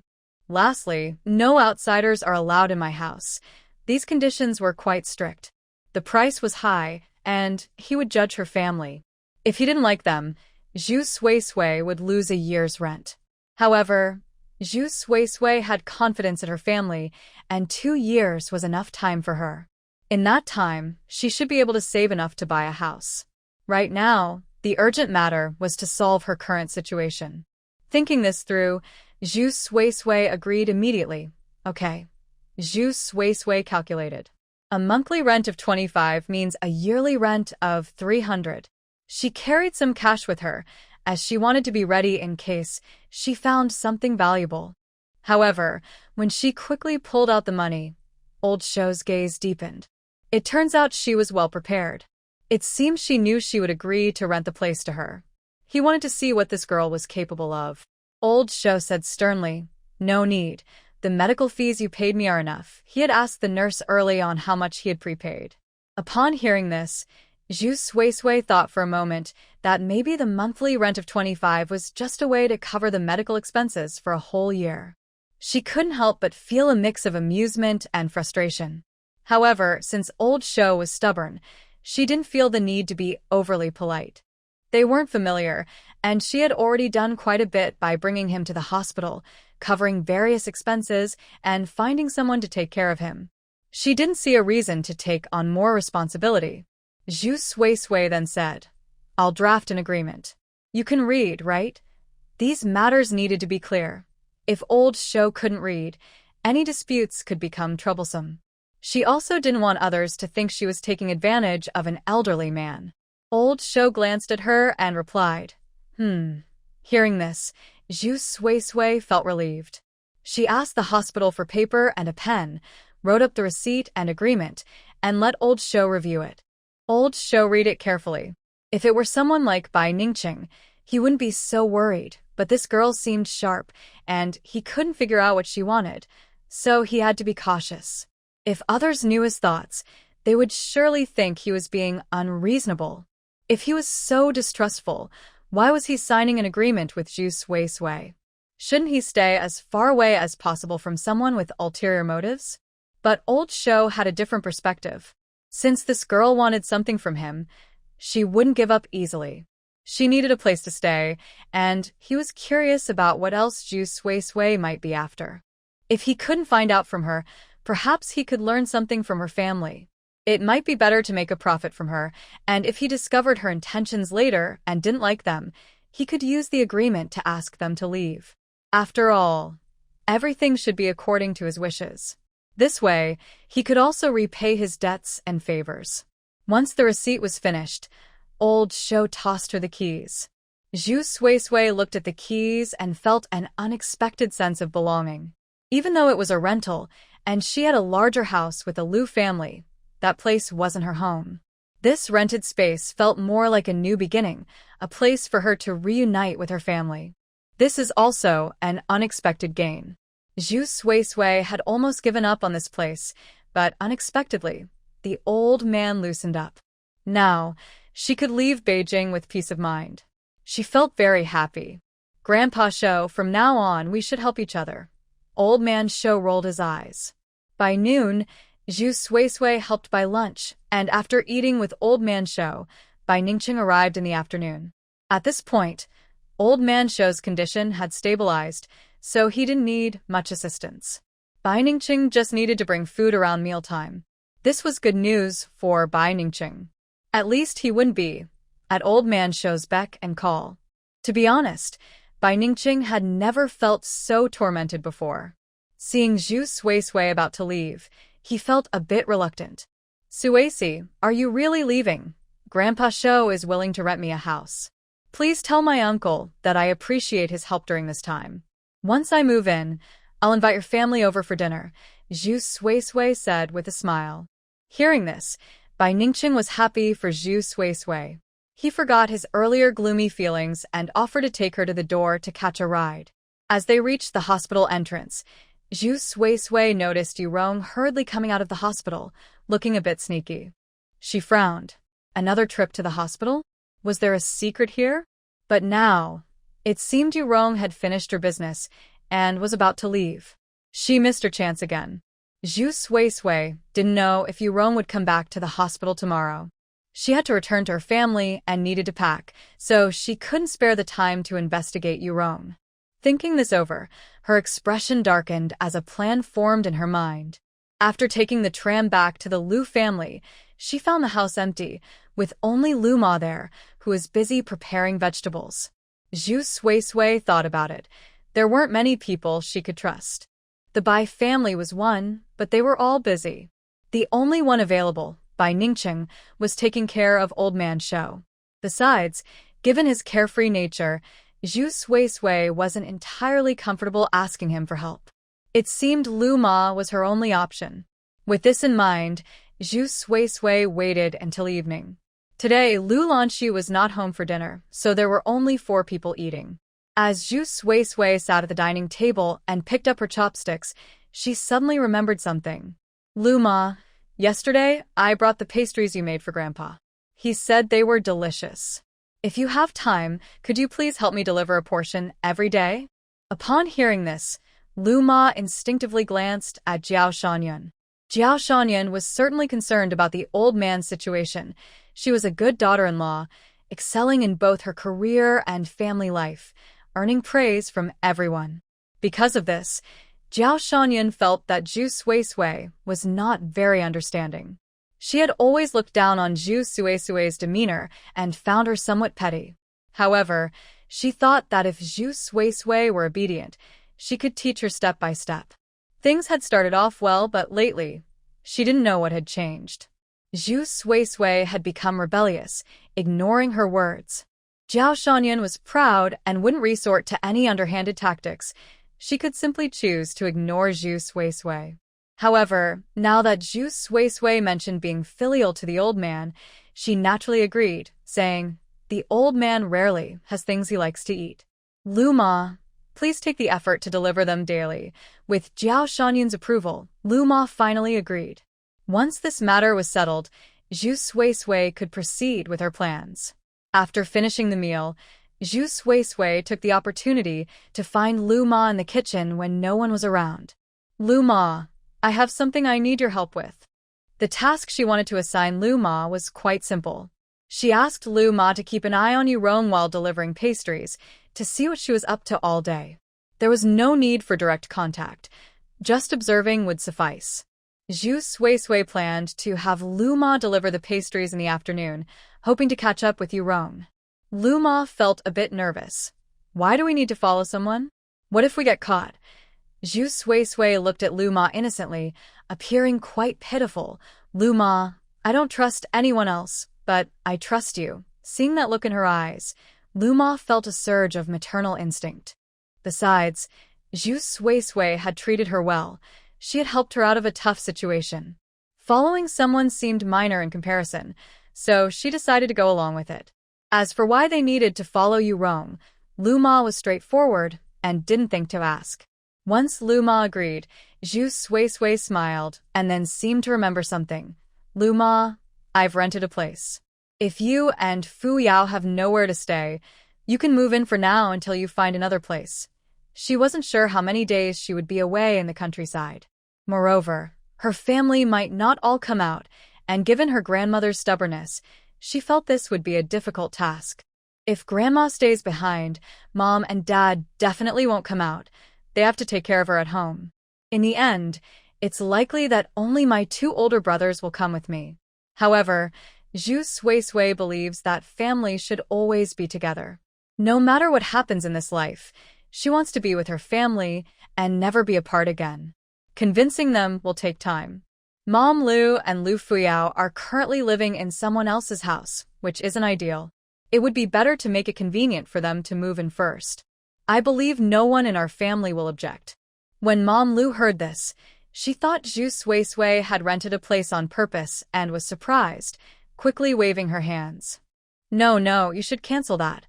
Zhu Suisui realized she had misunderstood and explained her intention to bring her family over. Only then did Mom Lu feel relieved. After thinking for a moment, she agreed, saying, "All right, I'll move in for a few days to clean the house. I can also ask around to see if there are any rental places nearby." Mom Lu is indeed practical and hardworking. Zhu Suisui didn't say much, knowing Mom Lu wouldn't listen anyway. She just has a restless nature, always worried about owing others. After discussing with Mom Lu, Zhu Suisui started to prepare to go home. In the coming days, it would be all about studying. She planned to bring some books, especially in areas she hadn't fully grasped yet. For subjects like math, which involve more scientific concepts, she needed to put in extra effort. In this regard, Lanxu helped a lot. The practice papers he provided covered various topics, and mastering those questions would help her with similar ones. As for Chinese and English, Zhu Suisui has a good memory, so after reading them a few times, she could remember them easily. It was just a matter of reading and memorizing more. The only subject that posed a challenge was politics. She could memorize the content, but truly understanding it would take time. Actually, Lanxu is likely an expert in this subject since he graduated from a military academy and has strong beliefs. However, she couldn't rely on him to go back home alone. Zhu Suisui planned to diligently study the politics section on her own and would take it out to review whenever she could. Moreover, in recent days, Lanxu has been coming and going at odd hours, and she wasn't sure if he was busy again. She never saw him throughout the day. When she woke up, he had already left, and when she went to bed, he still hadn't returned. She figured it was just how things were for him. Oh well. It didn't matter. Zhu Suisui focused all her thoughts on making money and building her career.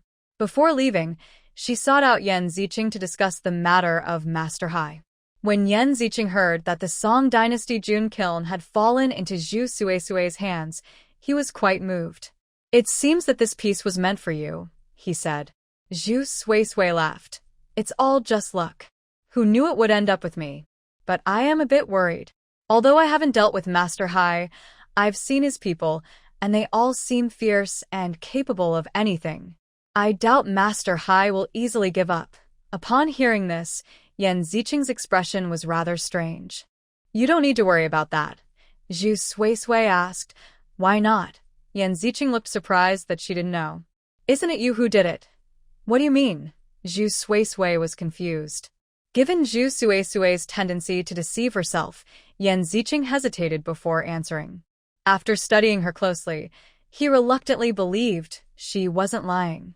He has been too busy with his own matters lately, so he won't be concerned about this piece, Yan Ziqing explained. This was indeed surprising. Zhu Suisui listened quietly. Master Hai is quite bold in his actions, which is related to his skills and abilities. He has many followers and has developed numerous connections. In the antique business, there is a hierarchy. Some dig for resources, some play small roles, some carry goods, some set up stalls, and then there are the shopkeepers, leading up to what we now call experts. These people don't belong to the same circle. Most resource diggers won't know families like ours in business. Their networks are different, and their understanding of antiques varies greatly. Master Hai at the beginning did everything. His ancestors were also renowned, and he has unique skills, so he naturally gained fame. He built connections not only with the Hai family, but also with those at the grassroots level. In other words, he can thrive anywhere. He started by working with those at the bottom and has developed to where he is now as Master Hai. Zhu Suisui had never heard this before. Listening to Yan Ziqing, she could sense his admiration in his tone. In fact, Yan Ziqing had a certain charm about him. His character was considered excellent in the antique circle. Zhu Sui looked at him with confusion. What does this have to do with Master Hai not causing me trouble? Yan Ziqing pressed his lips together. Just listen to me first. He is different from me. He has many people to support, and his team has a complete industry chain. Now, something has happened to that chain, and the Cultural Relics Bureau has caught several traffickers. At first, everyone in our circle was on edge, but after some inquiries, we found out that all those caught are Master Hai's people. Everyone figures that Master Hai has offended someone and hit a wall. Zhu Sui's eyes widened. Is that true? It seems like justice is being served. Zhu Sui looked very innocent. Yan Ziqing thought, could it really not be her? Or was she just good at pretending? He couldn't help but ask again, are you really not involved? I don't have that ability. If I did, I wouldn't be looking for you. I came to ask if you could help me if Master Hai came to Lioli factory looking for me and wanted that plate. But now it seems I won't need that. Zhu Sui felt that Yan Ziqing misunderstood her deeply. She wasn't some extraordinary person. In her past life, she didn't achieve much and even struggled in her role as someone else's wife. In this life, by chance, she entered the antique circle, but she still needed to slowly build her network. To put it bluntly, it would be as easy to crush her as it would be to crush an ant. Zhu Sui wasn't arrogant. Even with her special ability, she didn't think she was invincible. Instead, she wanted to make good use of her ability to learn more. After all, having a special skill was unexpected, and it could disappear at any time, but what she controlled was truly hers. Yan Ziqing thought this made sense. However, he asked, do the Lu family know you're involved in this? What he really wanted to know was if Lanxu was aware. Thinking back to their last meeting, he could sense the man's strong presence and hostility towards him. Since he cared so much about Zhu Sui, their relationship must be good. Otherwise, he wouldn't have come to pick her up. Yan Ziqing had never dated or been married, so he didn't understand the dynamics of a couple, but he felt something strange about the atmosphere between Zhu Sui and Lanxu.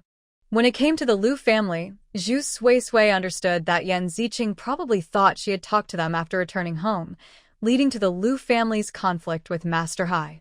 Logically, that made sense. After all, she is the daughter-in-law of the Lu family. Regarding these matters, they are private, and Zhu Sui doesn't want to say too much. She said, you know this line of work is dangerous. There's no need to mention it to them. Then she looked at Yan Ziqing and reminded him, I consider you a friend, so please don't mention these matters about Mr. Hai to the Lu family. Yan Ziqing frowned slightly. Shouldn't you mention it to your husband either? Hearing the topic about Lanxu, Zhu Sui's expression softened a bit, and she nodded. No need to. He wanted to arrange everything for Yan Ziqing perfectly, not treating him as an outsider, as if he couldn't wait to throw off this burden. There was nothing to discuss with him. Yan Ziqing remained silent. He didn't want to pry into other people's family matters. Yan Ziqing said, it seems it really wasn't you. Zhu Sui smiled. As for Mr. Hai, you said it yourself. He will go to any lengths for his interests. A person like him probably has hundreds of enemies, so it's not surprising that something happened. That makes sense. Now that the matter with Mr. Hai was resolved, Zhu Sui felt a huge weight lifted off her shoulders and could return home with peace of mind. Yan Ziqing asked, how long will you stay this time? The restoration of the ancient texts will take some time. That Song Dynasty text had suffered a bit, so it needed more careful restoration. Zhu Sui thought for a moment and said, after the Laba festival. After Laba, in about half a month, it would be the new year. This time, the whole family could celebrate together. Yan Ziqing pondered, then I'll try to come around that time, and we can spend a few days in the countryside. That's fine. If you're busy, I can go by myself. No need to rush. There will be plenty of opportunities later. Zhu Sui noticed that Yan Ziqing likely didn't have time to travel, but felt obligated to suggest it. To this, Yan Ziqing said, it's just about restoring the ancient texts. It won't take that long. How about we set a date after Laba to meet in Yicheng? Sounds good. Zhu Sui said goodbye. She would set off tomorrow morning. Her things were almost packed. There were quite a few bags. She also brought some local specialties that old Master Lu asked Luma to deliver, and she bought some more until her luggage was completely full. Now, she only had one valuable song dynasty, June Kiln piece. Zhu Suisui thought for a moment and decided not to take it, planning to leave it at the Lu family for now. She would tell Lu Lanxu not to let Jiao Shanyan come in and rummage through her things again. However, Lu Lanxu still hadn't returned by the time she went to bed. It was the same as always. Zhu Suisui angrily got into bed, not wanting to wait for him. The train was at 8 in the morning, and she had gotten up around 5. That was early enough, but she still found the bed empty. If it weren't for the warm feeling of a hot water bottle in her arms during the night, Zhu Suisui would have thought Lu Lanxu hadn't come back at all. Could he be avoiding her on purpose? Zhu Suisui frowned. Forget it. That man can think whatever he wants. Just then, there was a knock at the door. Before Zhu Suisui could respond, the door opened. She thought it was Lu Lanxu returning, but when she looked up, she saw it was Jiao Shanyan. She was a bit surprised. Mother, it was quite early.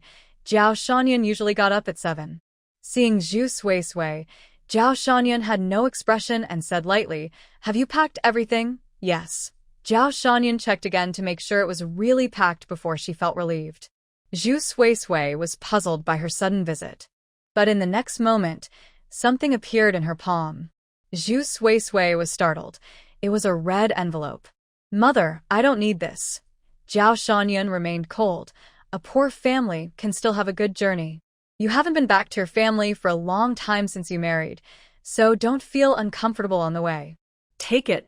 After you finish washing up, come out for breakfast. I'm going back to sleep." Saying this, she left without waiting for Zhu Suisui to reply. Watching Jiao Shanyan's back, Zhu Suisui looked down at the envelope. It was quite thick. She opened it to find 10 bills of 100 yuan each. Before she chose Lu Lanxu, Jiao Shanyan had treated her very kindly when she visited the Lu family.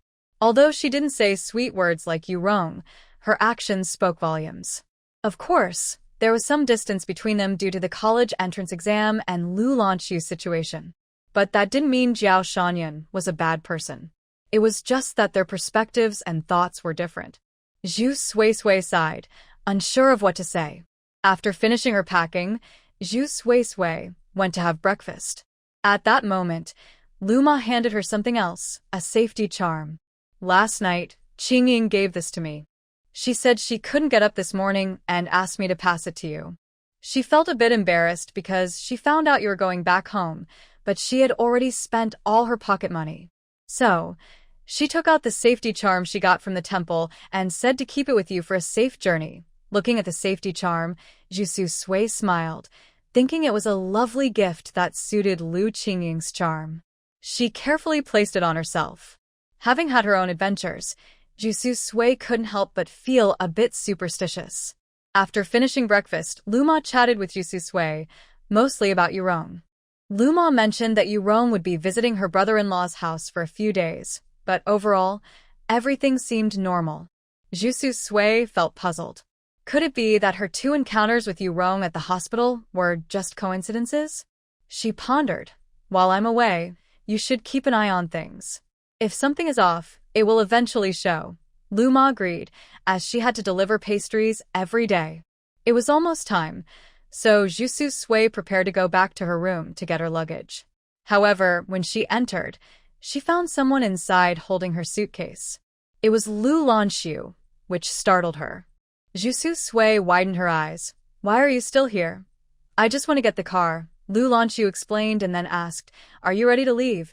Zhu Suisui replied softly and reached for her luggage, but Lu Lanxu extended her empty right hand and took hold of Zhu Suisui's hand. Lu Lanxu's palm was warm and enveloped Zhu Suisui's slightly cold hand completely, leaving no chance to escape. Zhu Suisui tried to pull her hand away, but Lu Lanxu held on tighter. Zhu Suisui found it hard to understand Lu Lanxu's intentions and felt a bit annoyed. "What are you doing?" "I need to go." Lu Lanxu replied, "I'll take you." With that, she led Zhu Suisui outside. Unable to break free, Zhu Suisui gave in. Although it was the end of December, it was already quite cold in the city. The snow from earlier had just melted, and now it was snowing again. Fluffy snowflakes fell from the sky, creating a beautiful scene in the Lu family's courtyard. Zhu Suisui didn't know when Lu Lanxu would let go of her hand. When she turned to look, she found the tall man taking off his scarf and wrapping it around her neck. It felt warm. Zhu Suisui's eyes widened in surprise, her almond-shaped eyes slightly raised, filled with confusion. She wanted to say something. However, Lu Lanxu kept wrapping her up, turning her into a little bundle, even covering her mouth and nose. The scent of him was unique and refreshing, something she could only feel when they were close. Such tenderness and care. It was given to her by Lu Lanxu. Even if Zhu Suisui didn't want to think too deeply about it, her heart skipped a beat. Once wrapped up, Lu Lanxu took her hand, worried she might be cold, and placed both of their hands in his pocket. When she looked back, all she could see were Zhu Suisui's bright eyes, her skin as white as snow, and her dark lashes making her look even more charming as she gazed at him. Lu Lanxu's heart softened instantly. She truly looked like a little hamster. He said, "This way you won't catch a cold. Let's go to the train station." Zhu Suisui was held tightly, so she had to go along with him. Their current dynamic was that Zhu Suisui was distant, while Lu Lanxu was gentle and attentive. On the way, Zhu Suisui sat in the passenger seat, not having much to say to Lu Lanxu. She just wanted to get to the train station quickly, hoping that once on the train, she could avoid being alone with him. Fortunately, Lu Lanxu seemed to have nothing to say either, so the ride was quite quiet. Only when they got to the train did he say, "You woke up early today.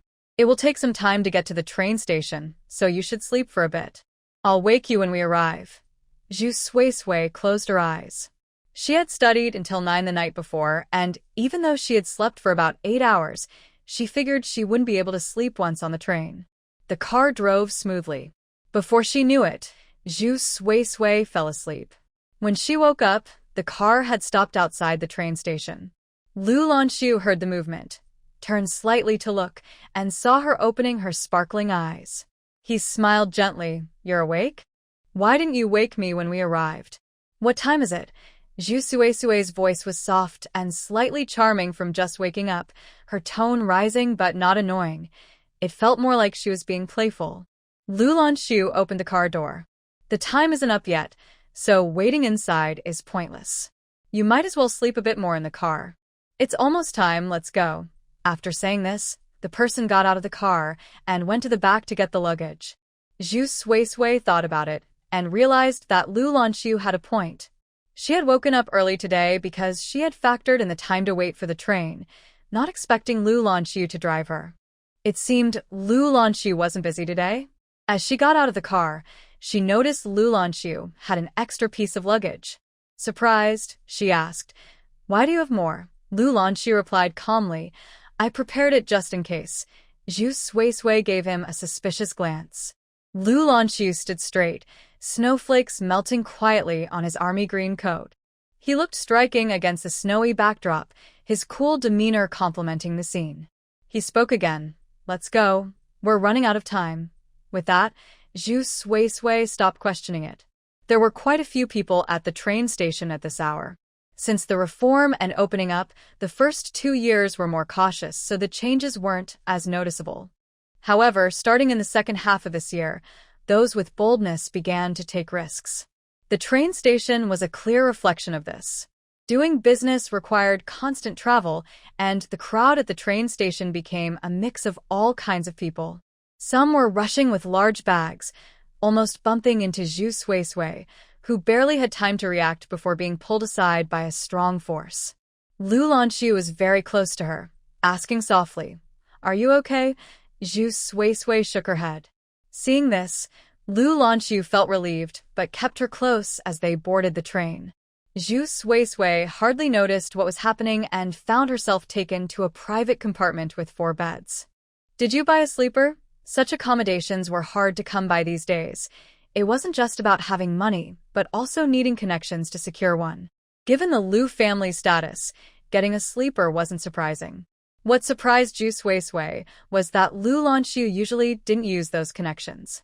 Despite being from the Lu family, he was just as hardworking as the old Master Lu and typically wouldn't exploit those connections for personal gain.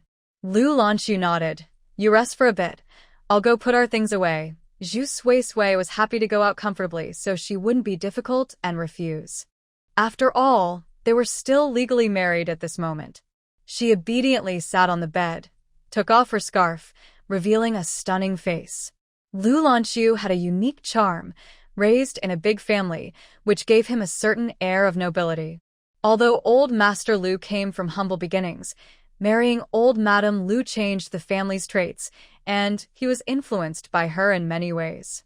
Even old Master Lu now enjoyed refined activities. However, Lu Lanxu had also graduated from a military academy and had been on the battlefield. Even though he appeared gentle and tried to hide his sharpness, it was hard to conceal his strong presence. His every move combined with his background made him someone not to be underestimated. People who saw him often felt he was quite impressive. In the messy train carriage, he was carefully organizing her luggage, moving things up and down with ease, making it a pleasant sight. The carriage door was open and many people were coming and going in the aisle. When they saw Lu Lanxu, they couldn't help but glance at him a few times. A few women even blushed and whispered to each other. Zhu Suisui expressionlessly turned her gaze away. She needed to get used to this. Lu Lanxu was such a perfect person, in appearance, character, and even family background, making him effortlessly stand out in a crowd. There were surely many women, like her, who secretly admired him. Even if Lu Lanxu didn't intend to cause trouble, it was real. For example, there was that Yuman man who boldly approached them. To be blunt, Lu Lanxu might not be suitable as a husband, at least not as Zhu Suisui's husband. Out of sight, out of mind. When Lu Lanxu finished and walked over, she said expressionlessly, "You can leave now." Her tone was quite cold. Lu Lanxu glanced at her and replied, "Wait a moment." Zhu Suisui frowned. "Wait for what?" "The train is about to leave." Lu Lanxu sat on the opposite bed. The carriage was still cramped, and with his tall figure, it felt even more crowded. He didn't respond. Zhu Suisui felt annoyed seeing him like this. She simply lay down on the bed, turning her back to Lu Lanxu, too lazy to deal with him. Once the train started, he would have to leave. Could it be that he plans to go to the countryside with me? With how busy he is every day, there's no way he has time to accompany me. I never even considered that. Seeing that I was turned away from him, as if I was sulking, Lu Lanxu bit her lip and took out a water bottle from her bag. She said to me, "I filled this with warm water this morning. If you're thirsty, you can drink it." I replied casually, but my ears perked up. There were no footsteps behind me. How strange. Is Lu Lanxu really not getting off the train? After a while, I heard the announcement. The train was about to depart. I couldn't help but get up from my seat and turned around to look. Lu Lanxu was actually lying down. The bed was so small that she couldn't lie down properly. She had to rest her legs on it. She looked less graceful than usual but more carefree. I widened my eyes and exclaimed, "Lu Lanxu, why are you still lying down?" She glanced at me calmly and replied, "Because I bought a ticket for this bed too." I was taken aback. After saying that, Lu Lanxu maintained her position and continued reading a book. I glanced at it. It was titled, "The Art of War." At that moment, a rumbling sound came. It was the train entering the tracks. The train had started moving. I finally realized that Lu Lanxu intended to return to the countryside with me. The extra suitcase he had packed was not for me, but for himself. These past few days, Lu Lanxu had kept his plans to himself without giving me any hints. Thinking about it made me a bit annoyed. "So you plan to go back with me?" Lu Lanxu turned a page and responded with a simple, I asked, "Then why didn't you tell me?" Hearing this, Lu Lanxu looked over at me. I was pouting, my once fair skin now flushed pink, and my watery eyes held a hint of anger, making me look even cuter. Lu Lanxu set down the book, placed her legs on the floor, and sat up to face me. "If I told you, would you let me go?" "Of course not," I thought to myself, but didn't say it out loud. I felt a bit deceived. This man really knows how to keep secrets. After all this time, he hadn't given me any clue. I decided not to pay attention to him anymore. Was he trying to fool me? From the moment he left the bedroom for the train station, he had countless chances to talk to himself. But he didn't. Even on the train, he showed no intention of speaking. Did he think that if he didn't ask, he wouldn't tell himself anything? It was no wonder that when he got off the train, he went to the platform to chat with someone. He probably handed over the car keys then, treating her like a fool the whole time. Zhu Suisui felt gloomy and continued to lie down, turning her back to Lanxu. Now it was done. Those women were lucky. Hee. Before long, she heard some noise by her bedside. It was Lanxu squatting down. Are you angry? Zhu Suisui refused to communicate. Lanxu felt a bit helpless, knowing this was just childish behavior. He said, "Don't worry, I'll leave after I take you to your family. I have some work to handle over there anyway." Worry? What did she have to be worried about? Zhu Suisui took a deep breath, wondering why her emotions were so affected by Lanxu. After a moment of calm, she realized something. Her expression changed quickly, and she replied softly, "I understand.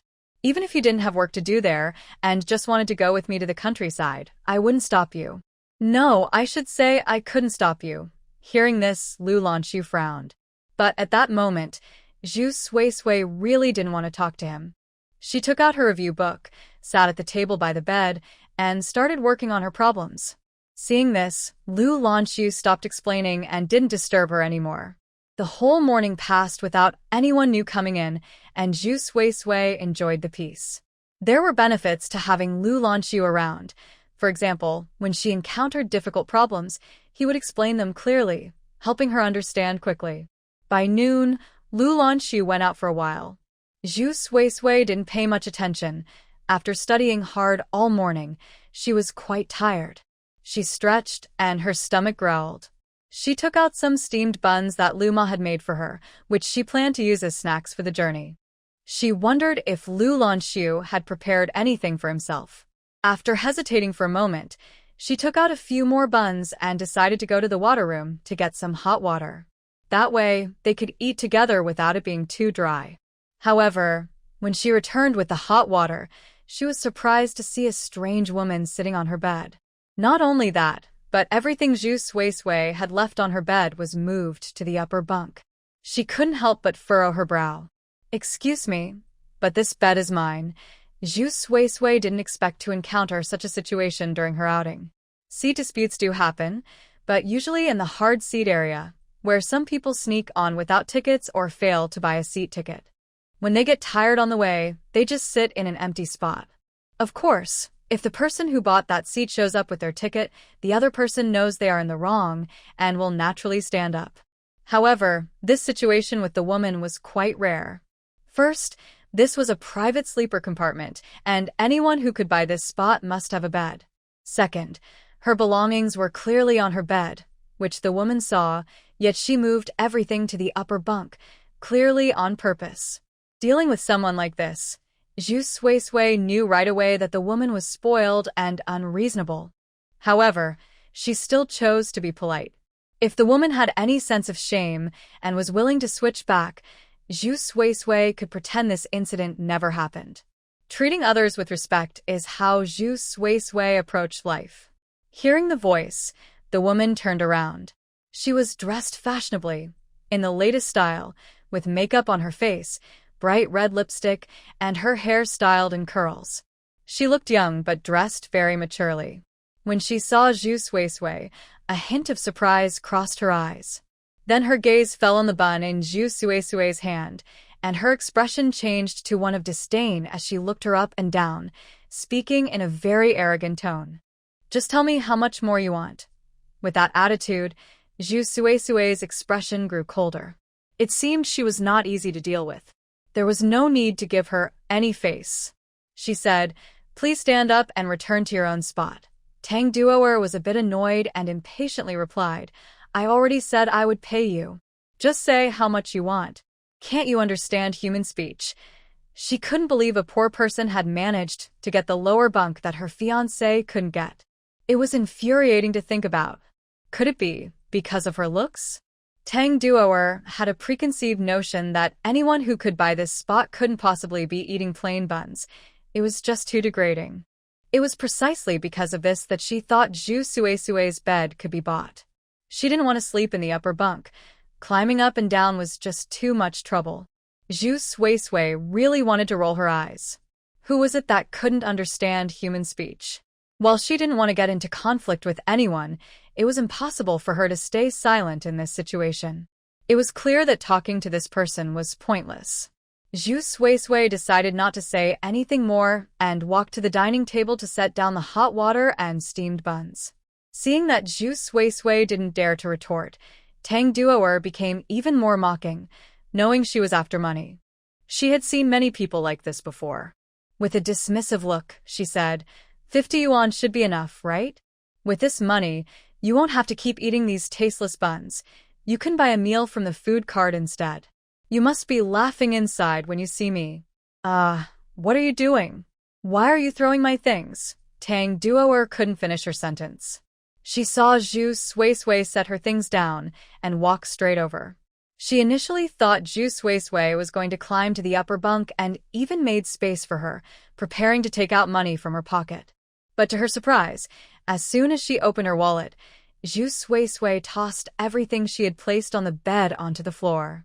Zhu Suesue remained calm, unaffected by the other person's behavior, and took her own things down.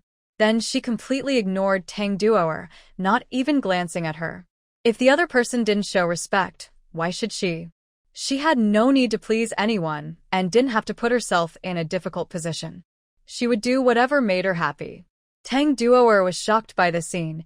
Having been pampered since childhood, she had never encountered such a situation. What a barbarian! Fuming, she rushed forward. Lanxu checked the time. It was almost mealtime. He had already arranged for the chef to prepare the food. Not wanting to disturb Zhu Suesue's studies, he quietly went out, planning to pick up the food and return. When he arrived at the dining hall, even though Lanxu traveled discreetly, a few people knew his identity, as he wanted to make Zhu Suesue's trip more enjoyable.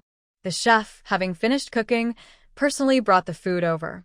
Seeing Lanxu, the chef almost saluted him and shook his hand, saying, "Comrade Lu, you didn't have to come yourself. I could have delivered it. Just call me Lanxu while we're out, Chef Li." Lanxu replied kindly. Chef Li was thrilled that Lanxu remembered him. He had also been in the cooking team, and although he retired early, he had heard of Lanxu's reputation.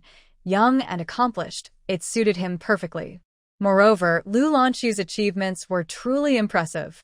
Being able to interact with someone like him, Chef Li had initially thought he would be hard to approach. But he was pleasantly surprised to find Lanxu so warm and friendly, which made him like him even more. This is also Lanxu's talent.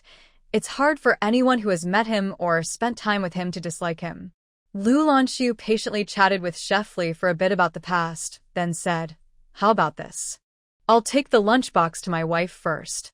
She's young and needs to eat well to grow. After that, we can have a good talk without me worrying about her." His words showed his care for his wife and respect for Chef Li, making the conversation feel very pleasant. Chef Li felt like a small person, but someone like Lanxu was willing to chat with him. He quickly said, No, I'm the one interrupting you with your wife. The food will get cold, so please go ahead. I made this meal just as you requested. If your wife doesn't like anything, just let me know, and I'll make improvements." Lanxu smiled and said, "Your cooking is naturally good. My wife isn't picky. As long as she can have a warm meal, that's enough." Chef Li felt even better about Lanxu. He thought that during dinner, he would definitely show off his cooking skills to let Lanxu's wife enjoy a delicious meal. After they said goodbye, Lanxu had just taken a few steps with the lunchbox when someone rushed toward him. The person looked young, dressed very well, and wore glasses, giving him a scholarly appearance. However, the eagerness in his eyes was quite obvious. Lanxu subtly frowned. Zhao Liang clearly didn't expect to run into Lanxu here. Everyone knew how outstanding Lanxu was in the city, and the Lu family was not to be underestimated. They were involved in many industries, and were one of the top families in the area. Zhao Liang had seen Lu Lanxu from a distance before and had wanted to connect with him, but hadn't had the chance. Now, he was lucky. He was with his fiancée, Tang Duoer, planning to visit the antique market in Yicheng, and unexpectedly ran into Lu Lanxu on the train. Wasn't this a stroke of luck? Zhao Liang enthusiastically tried to connect with Lu Lanxu. He said, "Comrade Lu Zheng, I didn't expect to see you here.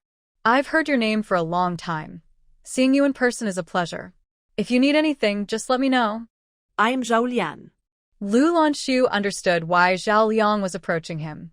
Lu Lanxu did not look down on such people. It's normal for people to have desires. This reflects a kind of ambition. Moreover, Lu Lanxu does not get close to others, and during this chance encounter on the train, he would treat people politely to avoid trouble. Lu Lanxu slightly nodded. Comrade Zhao. Zhao Liang was a very talkative person, but his words were often filled with tests, trying to learn something from Lu Lanxu. Lu Lanxu could easily tell what Zhao was trying to do. He was a bit too eager. In conversation, Lu Lanxu appeared gentle and easy to talk to, but he held the upper hand. Before long, he had not revealed any information, yet he managed to gather details about Zhao Liang. Zhao Liang was not from the capital, but worked at the Cultural Relics Management Bureau there. He came from a rural background, but was determined to study.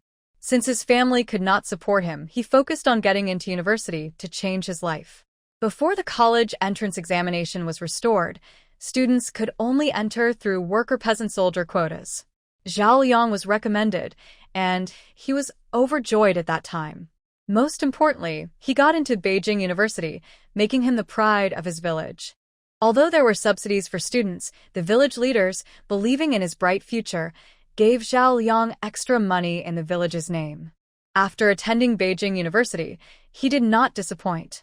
Lu Lanxu did not know the specifics of his achievements, but from some details, he learned about Zhao Liang's fiancée, Tang Duoer, whose father was a professor in archaeology at Beijing University.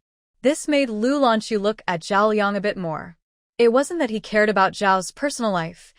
Everyone has their own way of living, and he didn't have the energy to manage others, as long as they weren't breaking the law or harming the country. However, he remembered Zhu Sue's future plans to apply for the archaeology program at Beijing University, which made him a bit more patient with Zhao Liang. At that moment, Zhao Liang was still lamenting the unfairness of fate. You know, everyone valued the worker-peasant-soldier quotas back then, but just 2 years after I started, the college entrance exam was restored. As a result, my status as a university student diminished, and I feel like I can't hold my head high at work. Zhao Liang originally wanted to observe more, but for some reason, he found himself repeating whatever Lu Lanxu said. The conversation changed without him realizing it, and he felt a sense of regret for not meeting Lu Lanxu sooner. The two walked together. After sharing his story, Zhao Liang enthusiastically said, "Look, we're heading in the same direction. What a coincidence today." At this point, he wanted to ask Lu Lanxu which carriage she was in, but then he saw her open the door. Oh? She's in the same one as him. Zhao Liang's eyes lit up, and he felt that this was a good opportunity. In such a private setting, with this unexpected encounter, he just needed to chat, and he was sure he could build a connection with Lu Lanxu. Zhao Liang had a bad habit. Coming from a rural background made him feel a bit inferior. Yet, he believed that if it weren't for his background, he would definitely be doing better than others. He hadn't chosen his major. It was assigned to him because others had better connections, while he was just a rural student who had to accept whatever was given. Zhao Liang felt frustrated. His luck was terrible. Just when he was about to graduate and find a job, the college entrance exam was reinstated, which reduced the value of his degree. If it weren't for later connecting with Professor Tang, who liked him and even promised his daughter to him, he wouldn't have been able to go to the Cultural Heritage Management Bureau after graduation. Even so, he could only secure a minor position. He felt that life was unfair. Now, meeting Lu Lanxu, Zhao Liang thought his luck was finally turning around. If he could build this relationship, who wouldn't look up to him in the future? Thinking this, he smiled brightly and was about to say how fortunate it was that they were in the same carriage when he heard shouting from inside. Before he could speak, he noticed Lu Lanxu's expression turn cold as she pushed the door open and walked in. Inside the carriage, after a heated argument, Zhu Suisui sat down in her seat, checked her study materials, and, finding everything in order, prepared to take out a book to continue working on problems. Seeing Zhu Suisui like this, Tang Duoer was filled with anger. "How dare you throw my things? Who do you think you are?" After saying this, she tried to grab Zhu Suisui. But before she could reach her, a strong force came and restrained Tang Duoer's hand. Tang Duoer couldn't move at all. She was already on edge and turned around angrily, only to see an exceptionally beautiful face, with striking features and a commanding presence, like a stunning ink painting suddenly appearing before her, leaving her in awe. Seeing that face, Tang Duoer was momentarily stunned. Lu Lanxu looked coldly at the woman in front of him, his gaze deep and serious. "What were you trying to do just now?" Not only was the person good-looking, but their voice was also pleasant. Although the other person seemed gentle and approachable, there was an undeniable authority in their words, a power that made Tang Duoer shiver slightly when their eyes met. She instinctively replied, "I was just saying she threw my things." Zhu Suisui was also surprised by Lu Lanxu's sudden appearance, especially the expression on his face. Though he didn't show it openly, Zhu Suisui knew it was completely different from how he usually acted around her. Was he unhappy? That was rare. Zhu Suisui had never seen him express anything other than calmness. Shaking off her thoughts, she heard Tang Duoer's words and scoffed, "That's because you took my spot and put my things on top of it, then placed your things in my spot. I told you to leave, but you refused." I've never seen someone so shameless. Even if Lu Lanxu hadn't appeared, Zhu Suisui wouldn't have lost out. She had already set her sights on the prime spot and was ready to take action. With her long legs, if the other person tried to grab her, she could easily defend herself. Tang Duoer wouldn't be able to reach her, and in the end, it would be Tang Duoer who would suffer. But now that Lu Lanxu was here, she didn't need to do anything. He would handle it. Men should be useful for something, right? Before Lu Lanxu could respond, Tang Duoer shouted, "I don't want to sleep on the lower bunk. I clearly discussed this with you, and I was willing to pay you. What are you unhappy about? Are you trying to bully me? I advise you to check my background. I'm not afraid of you." Upon hearing this, Lu Lanxu remained calm and expressionless. Taking someone else's seat is a serious matter. Depending on the severity, it should be dealt with according to the law, including fines or even detention for serious cases. If you insist on taking the seat, I will have the staff call the police. As for what Tang Duoer said about her background, it has nothing to do with Lu Lanxu. Even if the most powerful person were here, you must still follow the law. If everyone acted like Tang Duoer, there would be no need to buy a seat. They would just take whatever they wanted. Lu Lanxu dislikes lawbreakers the most, especially those who boast about their connections to gain advantages. Such people often use their little power to bully those who are weaker.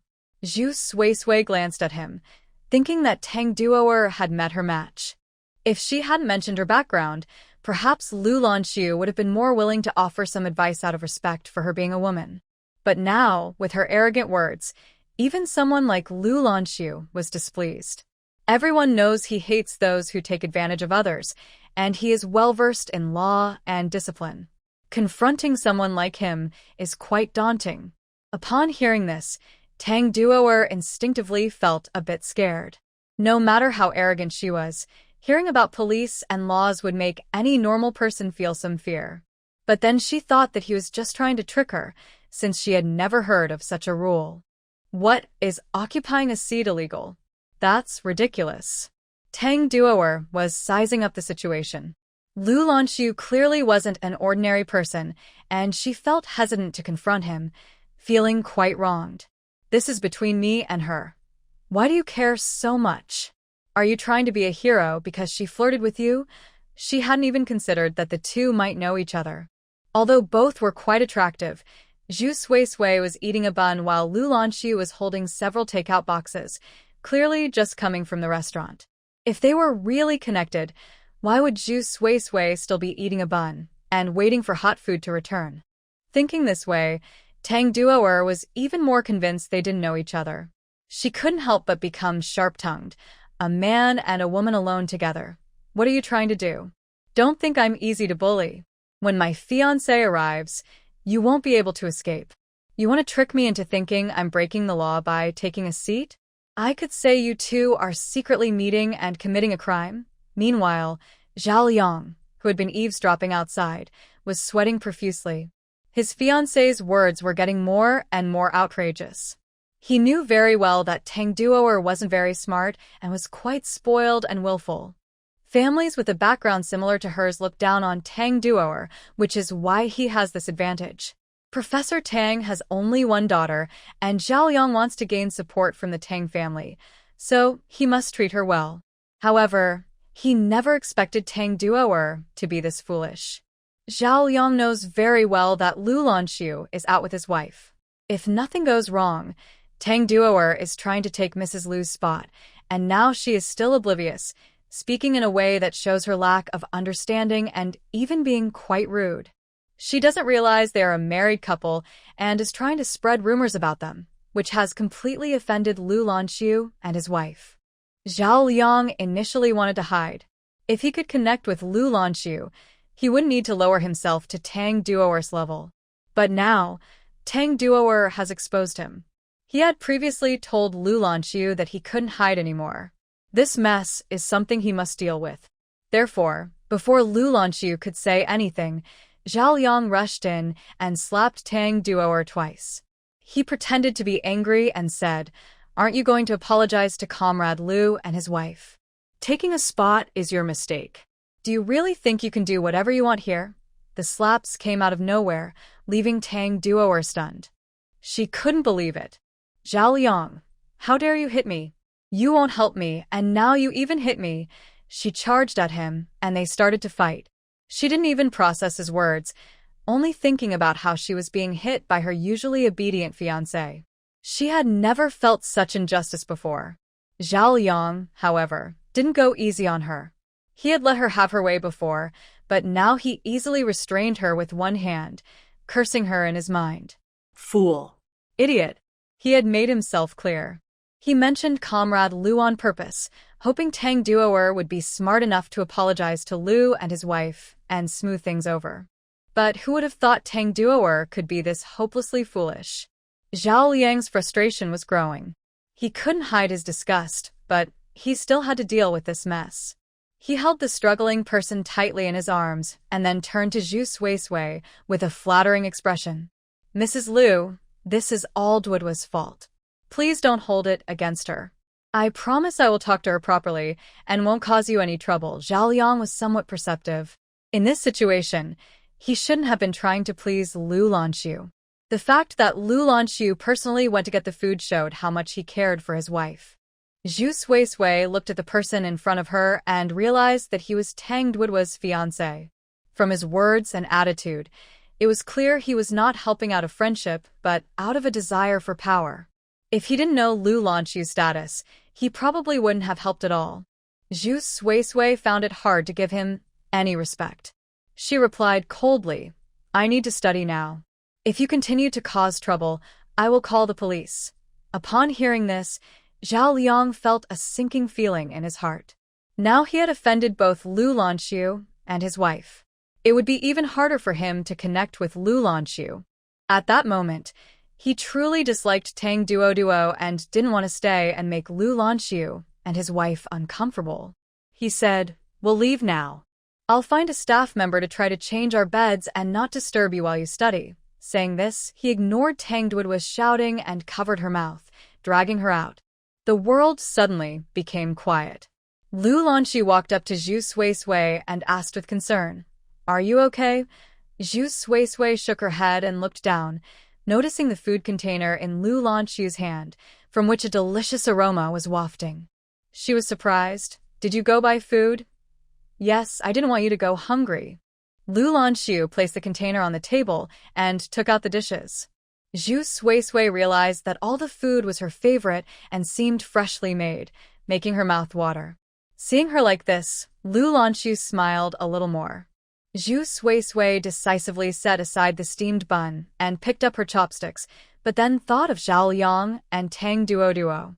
She didn't know why she asked, but she blurted out, Lu Lanxu, if one day I offend someone more powerful than you, would you push me away for your own future? Lu Lanxu was very smart. He immediately understood what Zhu Sui meant. He felt a bit helpless and said, What are you thinking? Once Zhu Sui asked, she felt her question was foolish.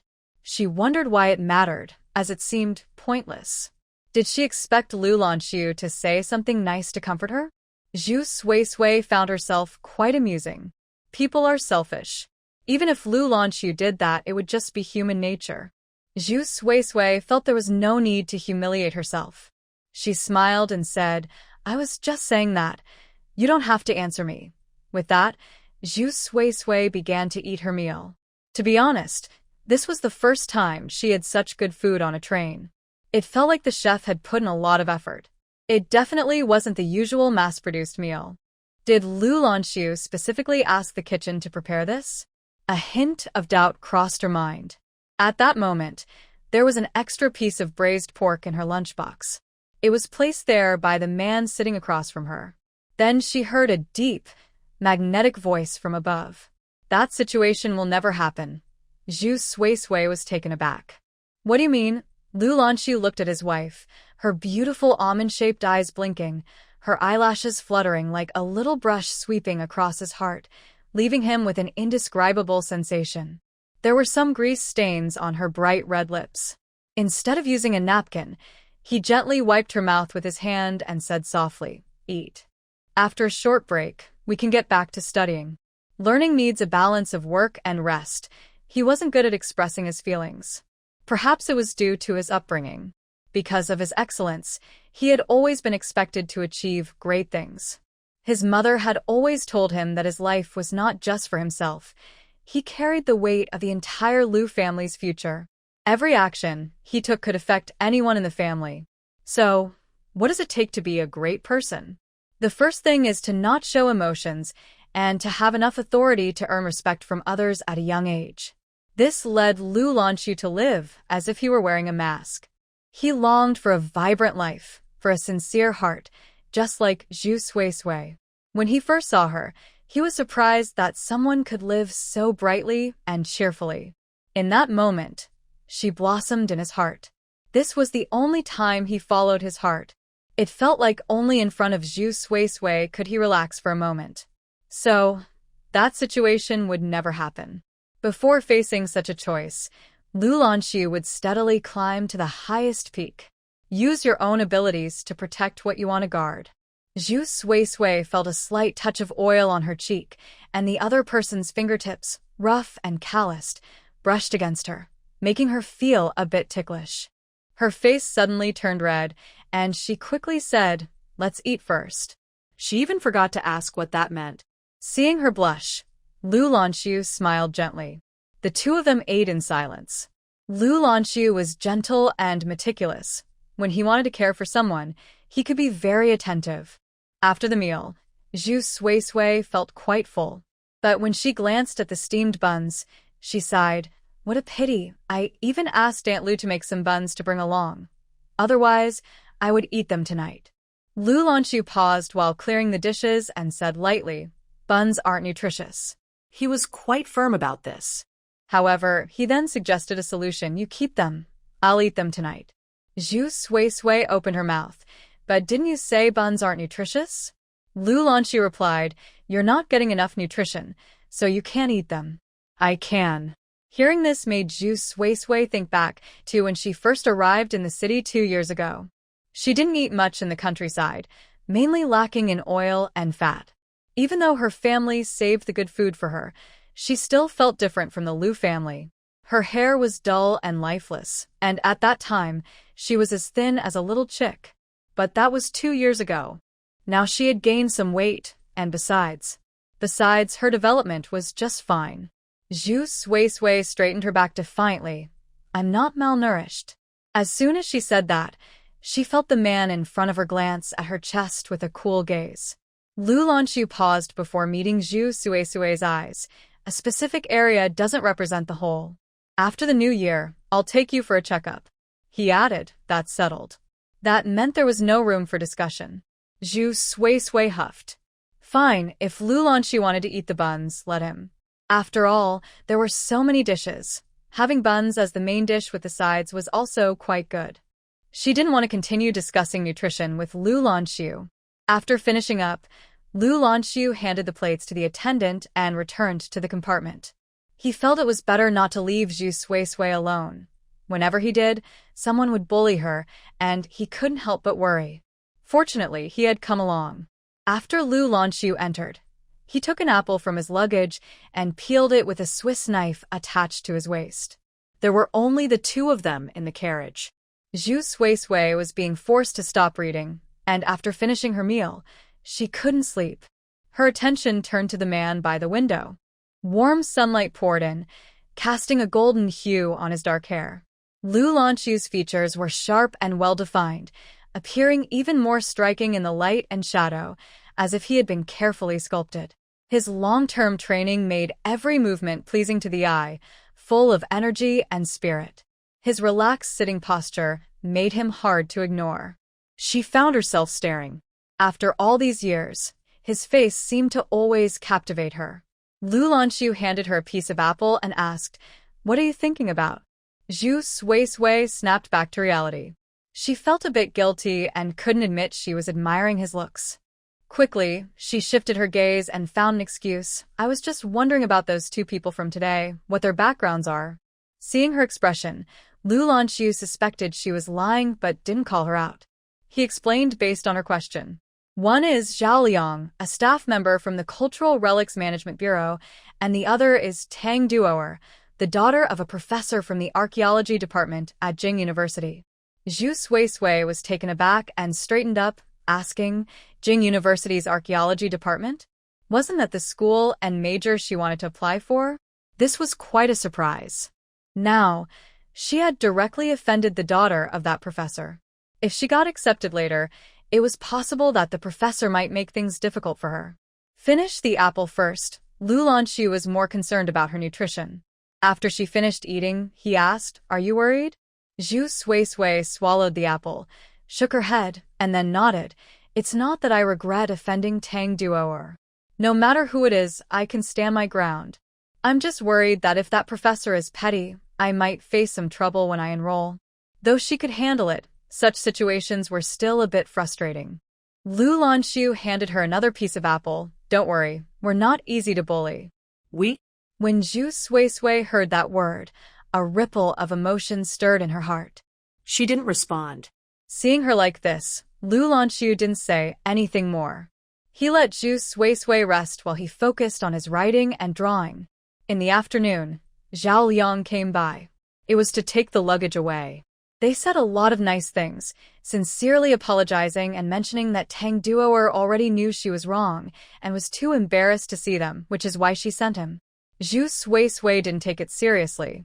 Later, Zhao Liang brought some fruit again, but Lu Lanxu didn't accept it.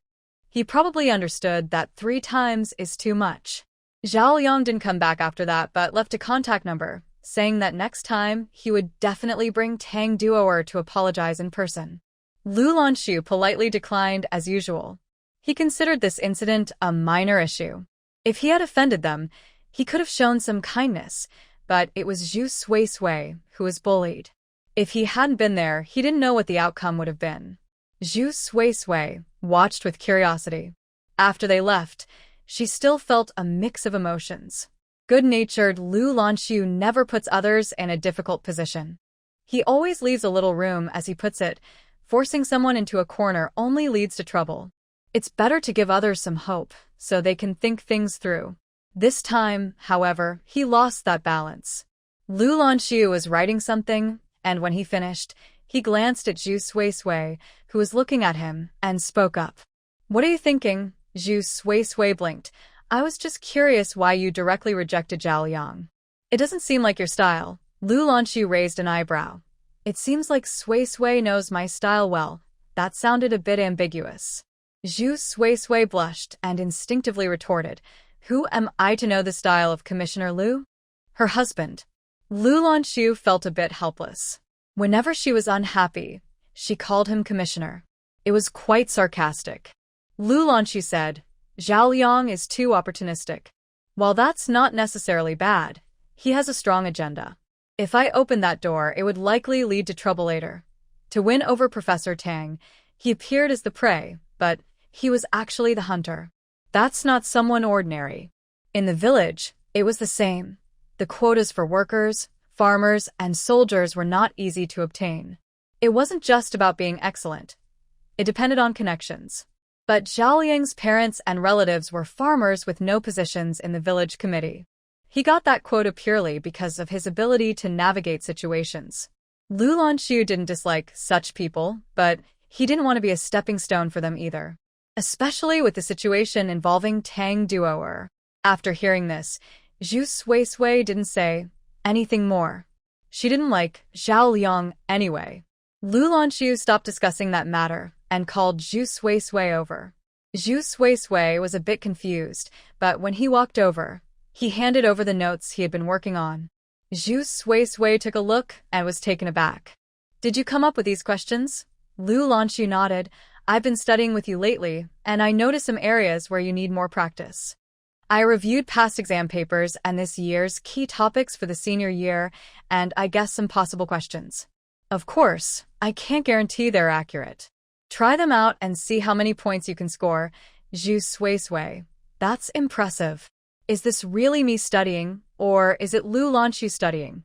How long did Lu Lanxu spend creating these questions? It seems like just 1 or 2 hours, right? He didn't even use a textbook, just relied on his mind to come up with the questions.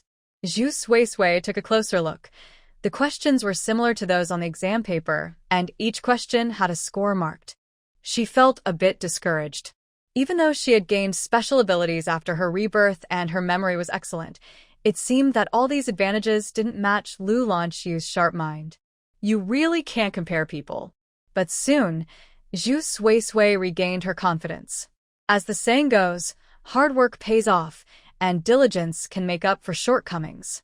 She would take her time, using hard work to compensate for her talent, and she wouldn't fall too far behind.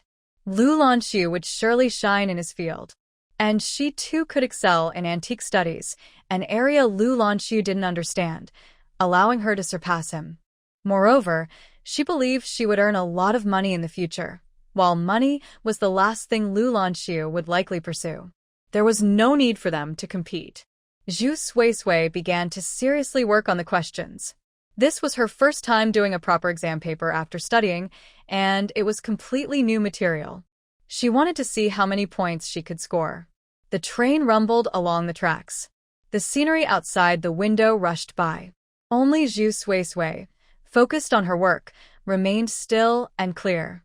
She straightened her back and concentrated on the questions, seemingly oblivious to the distractions around her. In that moment, she radiated a special charm. Lu Lanxu watched her, his eyes filled with gentle warmth. Finally, Zhu Suisui finished the questions and eagerly handed the paper to Lu Lanxu. Lu Lanxu seemed prepared and took out a red pen to grade it. During the correction, I could feel her wife staring at me eagerly. She was adorable. Zhu Suisui was really nervous, both anxious and excited. After finishing the corrections, Lu Lanxu calculated the score and wrote down 60 points. Zhu Suisui said, "Only 60 points?" Lu Lanxu thought it was not bad. You haven't picked up a textbook in a long time, and you didn't attend classes in your senior year. You've only just started studying, so getting 60 points is already quite good. Learning doesn't happen overnight. It takes time and progress. Zhu Suisui felt discouraged. With her hard work and the benefits of her abilities, this was the score she achieved. It was too low. For a test worth 120 points, she needed at least 72 points to pass. She was still 12 points away from passing. Seeing her like this, Lu Lanxu continued to reassure her, if you score 60 points in every subject, that would be 300 points across 5 subjects. With 6 humanities subjects and 7 science subjects, based on last year's admission scores, you would be close to qualifying. Zhu Suisui looked far away, but I'm still far from Beijing University. If she remembered correctly, this year's admission score for humanities was 450 and for sciences, 500. Next year or the year after, the admission scores would likely only increase. After all, the initial low scores were due to the recent resumption of college entrance exams, with a wide age range among candidates and limited study time in special circumstances. In some remote areas, one book might be shared among an entire village, making it extremely difficult to achieve high scores, which is why the admission scores were so low. It would only get harder to get in. Zhu Sui felt defeated, and no matter what Lanxu said after that, she wouldn't listen, focusing solely on her studies. During the few days on the train, aside from eating, she was doing exercises and memorizing. Lanxu saw her like this and, although she felt sorry for her, could only take care of her closely, reminding her when necessary, making sure she was well taken care of throughout the journey. Time passed quickly. Zhu Sui felt like she hadn't studied much, and before she knew it, the train had arrived at the station. When they arrived, Zhu Sui was still unaware. Lanxu was not in a hurry. She gathered all the luggage before starting to pack Zhu Sui's things. Zhu Sui looked up in confusion, and when she saw everything was packed, she finally realized, "We're here? Yeah, let's hurry up and go." Lanxu protected her, making sure no one bumped into her. They exited the train station. Zhu Sui didn't need to think about the next step at all. Lanxu was a person who had a clear way of doing things, and that was beyond doubt. As soon as they arrived, a car was waiting outside. Someone got out of the car. Zhu Sui took a glance and saw a not very tall, energetic-looking man who seemed to be a soldier. For some reason, he looked a bit familiar. The man smiled and said, "Lu Ge." Then he turned to Zhu Sui and said, "So this is your wife? I missed your wedding last time because I had something to do, but it's nice to meet you now. Before you leave, let me treat you to a meal." Zhu Sui smiled back and looked at Lanxu. Lanxu introduced, "This is Yao Yu, a comrade of mine." So, he really was a soldier. Zhu Sui wanted to show respect to Lanxu, so she agreed to have a meal with him, especially since he had come all the way to pick them up and take them to the countryside. She said, "That would be great. Thank you." Yao Yu waved his hand, saying, "I owe a lot to Lu Ge for where I am today, so it's no trouble at all." Lanxu first placed their luggage in the car, and then helped Zhu Sui inside before chatting with Yao Yu for a moment. Yao Yu glanced at Zhu Sui in the car and said, "Lu Ge, your wife looks a bit familiar. I feel like I've seen her a few years ago." Lanxu remained calm and changed the subject. "Thanks for coming out of your way this time. I see you just bought this car. Business seems to be going well." "Yes, it's going pretty well. I made some money. If it weren't for you, Lu Ge, I wouldn't have had any money after leaving the army, nor would I have been able to start a business. Honestly, have you thought about partnering with me?" Yao Yu said, pulling out a cigarette from his pocket and offering it. Lanxu declined, saying, "I quit." Then he added, "Let's talk about it later. We need to get to my father-in-law's house first." This time, he didn't directly refuse. Yao Yu glanced at Zhu Sui in the car, looking thoughtful. When he left the army a couple of years ago, he was so broke he could barely afford food. All the business connections he made were thanks to Lanxu, who even lent him the initial capital to start.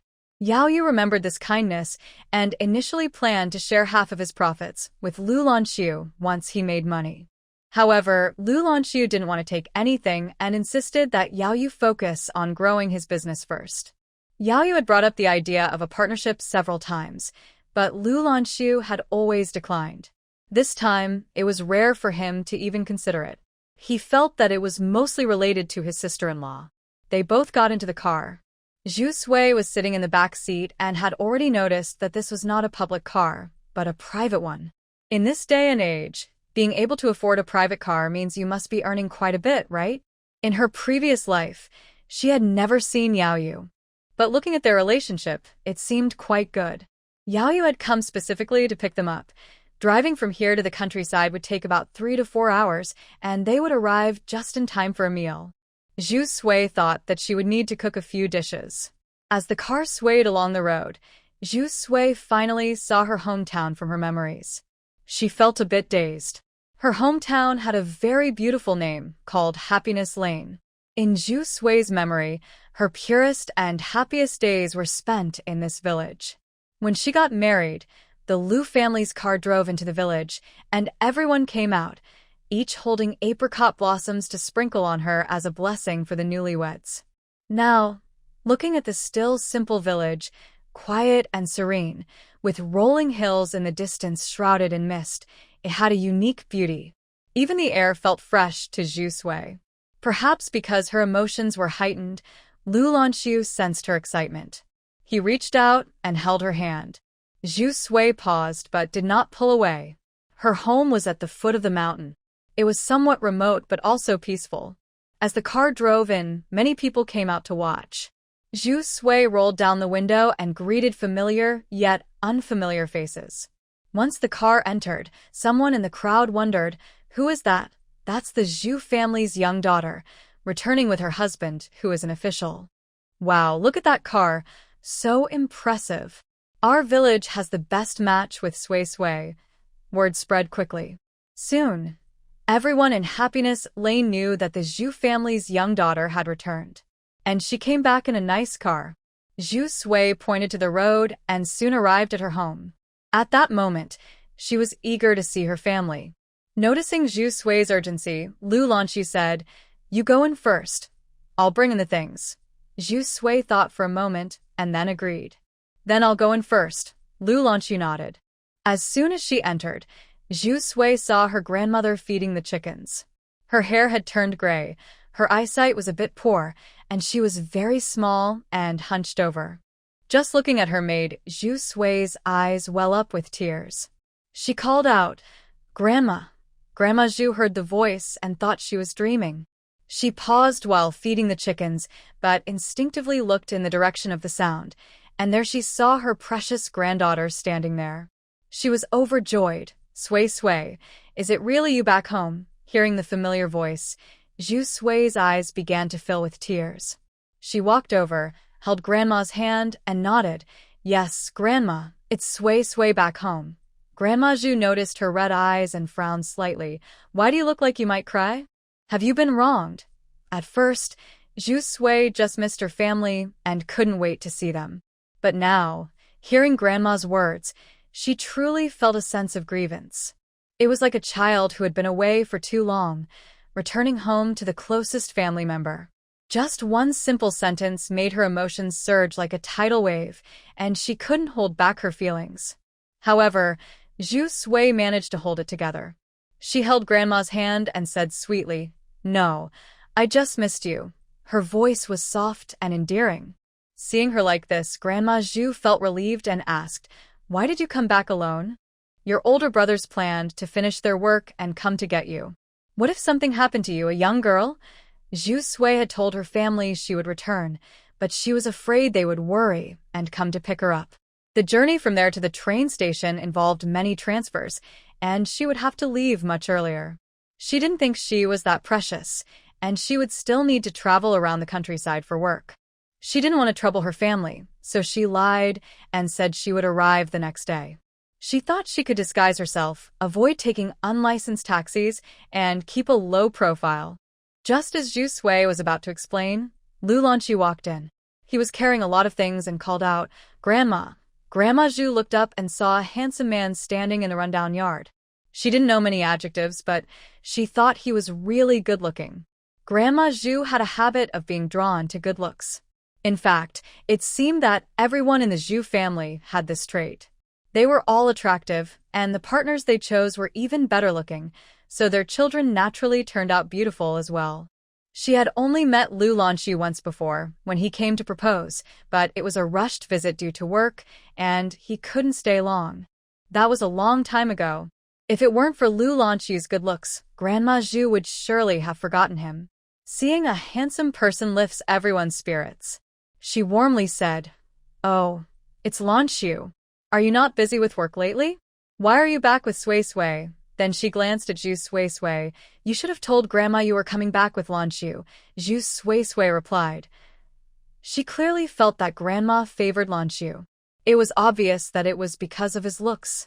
She thought her own obsession with appearances must have come from her family. Grandma Zhu wanted to help, but Lanxu wouldn't let her. He naturally took the things inside himself. After Zhu Sui finished feeding the chickens, Grandma Zhu, trembling, went inside to make tea for her son-in-law. Zhu Sui thought. She felt a bit sour. Once inside, she realized she hadn't seen Yao Yu. She looked at Lanxu and asked, "Where's Yao Yu?" Lanxu glanced at her. He left. Hearing this, Zhu Sui frowned. He should have stayed for a meal. After all, he had driven for hours to bring them here. He should at least stay for dinner. But he hadn't even entered the house before leaving.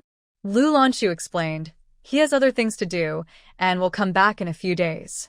We can invite him for dinner then." Since he was already gone, Zhu Sui couldn't say much. She had originally planned to cook a few dishes.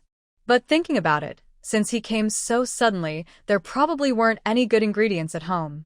It would be better to wait and buy some nice food for a proper meal later. Their relationship seemed quite good, so this wouldn't affect their friendship. Zhu Sui nodded, then suddenly remembered something more important. She looked sharply at Lanxu. "What about you? Why aren't you leaving? Don't you have things to do?" Zhu Sui felt something was off. Lanxu replied calmly, "Of course, I'm planning to stay for a few days. Since my car is gone, it's not convenient for me to go out. It's fine to start work a bit later." Upon hearing this, Zhu Sui understood and felt a bit annoyed. "Lanxu, you're lying to me again." Just then, Grandma Zhu came out with the tea and overheard, immediately giving Zhu Sui a stern look. "Sui, how can you speak like that? Lanxu came all this way, and you're trying to send him away." As she spoke, she handed the tea to Lanxu with a smile. "Don't listen to her. Just stay here. Even if you have work, everyone needs a break. Once you're rested, we can get back to it." "Thank you, Grandma." Lanxu quickly took the tea, looking very obedient, with her long eyelashes fluttering. "I've been so busy these past few years that I've neglected Sui. Now that she's come alone, I really can't relax. Grandpa has reminded me many times to take care of her. I thought it was a rare chance to come back together, to see you and my parents, and also to spend time with Sui. I worry that if she finds out, she might blame herself for delaying my work, so I kept it a secret from her. I know I shouldn't have done this. Grandma, please don't blame her. If anyone should be blamed, it's me. She was just worried about my job." Zhu Sui exclaimed. She had never noticed how considerate Lanxu was before. Grandma Zhu wouldn't criticize her granddaughter, so she said, "You're a good child. Grandma doesn't blame you. You can't leave. The room is all set up for you. Your work is special, and Sui has always been a bit stubborn. Don't mind her. You finally have a chance to rest. You can't just leave. You look like you've lost weight. I'll make sure to take good care of you." Lanxu was humble, looking very obedient. "Thank you, Grandma." He hadn't planned to leave anyway. Now that he understood Zhu Sui's feelings, he needed to be cautious. If she decided to go back alone this time, it could lead to trouble. What if she mentioned wanting a divorce to her family? Even though Grandma Zhu was supporting him now, if Zhu Sui was determined, her family would definitely back her up. He might end up losing his wife without realizing it. This trip was mainly to make his presence felt with the Zhu family. He had indeed neglected them due to work, and now he wanted to make up for it. Most importantly, he wanted to repair his relationship with Zhu Sui, hoping she would open her heart and give him another chance. It wouldn't happen at home with his family around. Zhu Sui wouldn't be able to be open. So, the countryside was the best place. This was where Zhu Sui grew up, and she wouldn't hold back her true self here.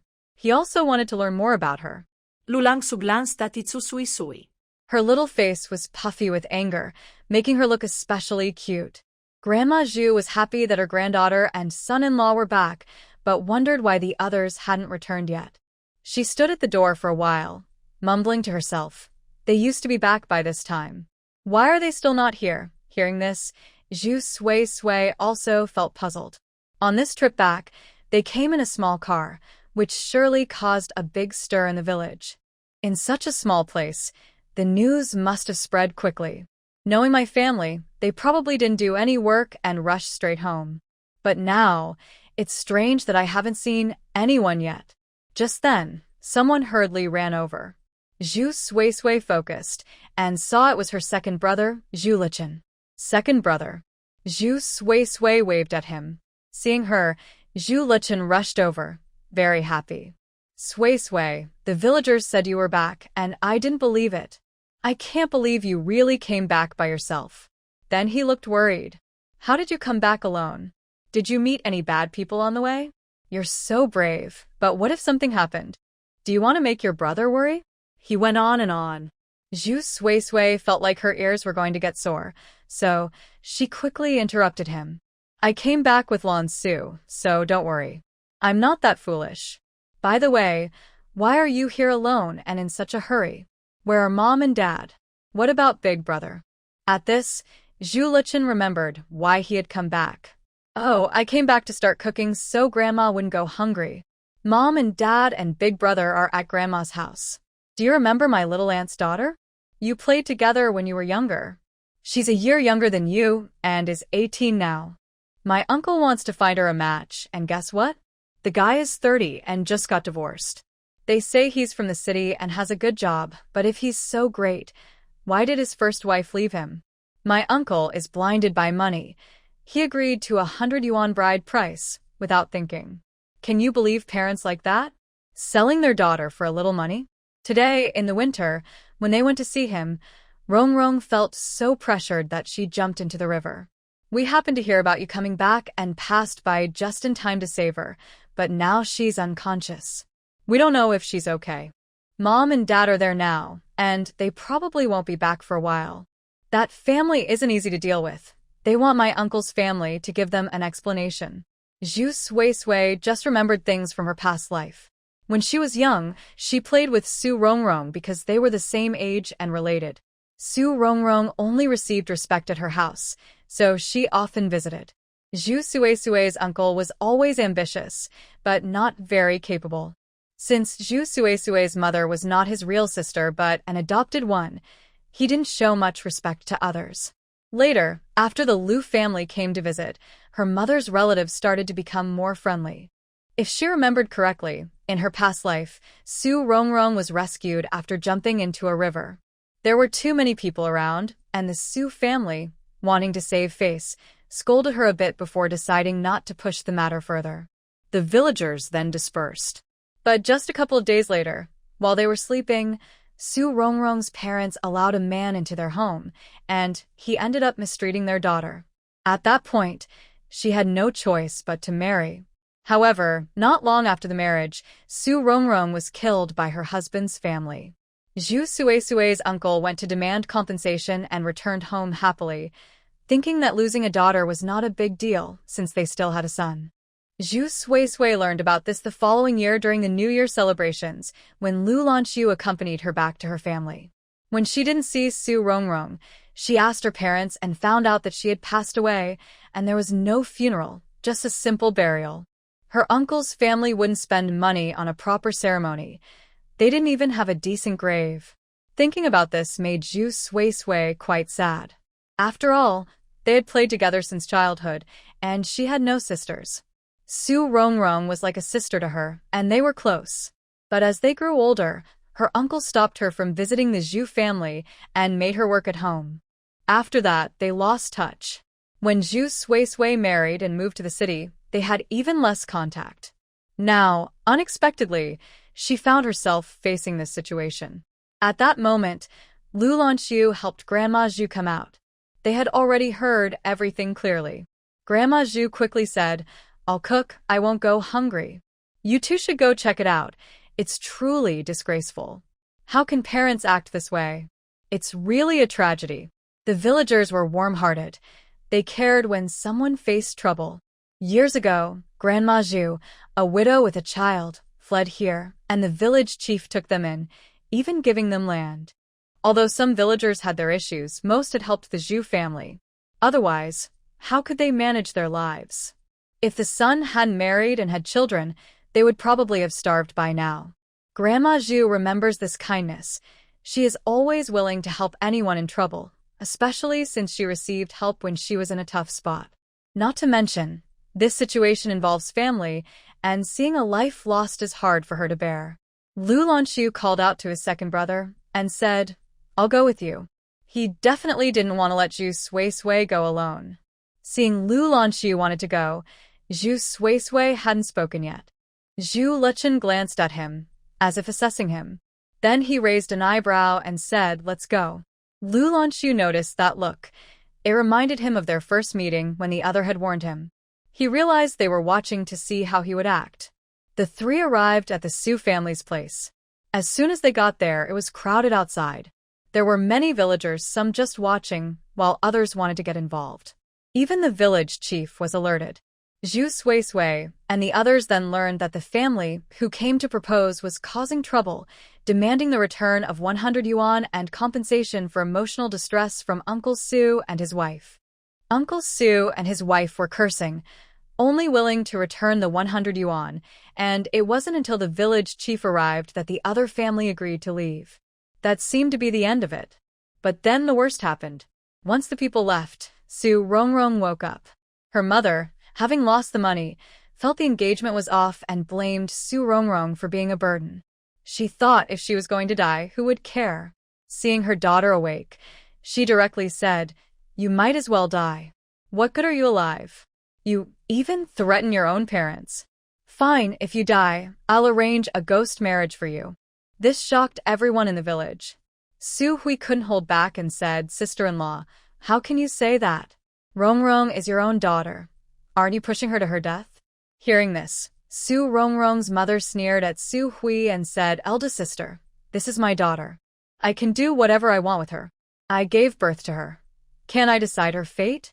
If you care so much, give me that 100 yuan, and I'll let you take her as your daughter. You can do whatever you want with her from now on." In the crowd, Zhu Lichen was getting ready to step in. How dare they bully his mother like this? He couldn't just stand by and be happy about it. The rest of the Zhu family also looked displeased. Zhu Suiwa held down Zhu Lichen and said loudly, "Aunt, we live in a society governed by law now. Your way of thinking is outdated. Rongrong is already 18 and an adult. She has the right to choose her own life. And about that ghost marriage you mentioned, it's illegal. Are you trying to get yourself in trouble?" As soon as she said this, everyone turned to look, realizing that the young girl from the Zhu family had arrived. Not only that, but her husband was also there, the one who held an important position. In the past, people in the village didn't think much of the Zhu family. Helping out was one thing, but they were outsiders and locals didn't want outsiders meddling in their affairs. Although the Zhu family later married Su Hui, she was also from outside, so the connection wasn't very close. To most people, she was still considered an outsider. But now things were different. It was Zhu Suiwa who spoke up. Everyone knew she married into the capital, Beijing, where the Lu family were high-ranking officials. Because of this, people were willing to show some respect. Moreover, the Su family was in the wrong, bringing shame to the village. Even though Zhu Suiwa was younger, her words prompted others to agree. Exactly. She is their own daughter. We are in a new era. This isn't how things should be done. If they want money, it shouldn't be at the cost of their daughter's life. Only in a cruel society would this happen. Everyone chimed in, and the Su family members looked increasingly uncomfortable. They cared about their reputation, and Zhu Suiwa was a younger member of their family. They didn't want their dirty laundry aired in public. One older woman from the Su family glanced at her sister-in-law and sighed, "Sister, let's listen to Suiwa. She's not someone we can afford to offend." Upon hearing this, Zhu Suiwa furrowed her brow. She looked at the woman closely and, after thinking for a moment, remembered who she was. She should call her aunt. This woman was the first brother of Su Hui, and after the Su family had this son, he was showered with love as he was their first child, especially since he was a boy. This was the beginning of Su matriarch's pride. Zhu Suiwa recalled that in her past life, the one who thrived the most in the Su family was this uncle. He also had a daughter named Su Xiayan, but her treatment was completely different from Su Rongrong's. If Su Rongrong is like grass, then Su Xiayan is a treasure. According to the timeline, it seems that Su Xiayan just got accepted into university this year. She is the first female college student in our community. Now, this aunt is speaking in a way that feels a bit like stirring up trouble. As expected, Su Xiaojuma, who was originally a bit timid, is now very angry.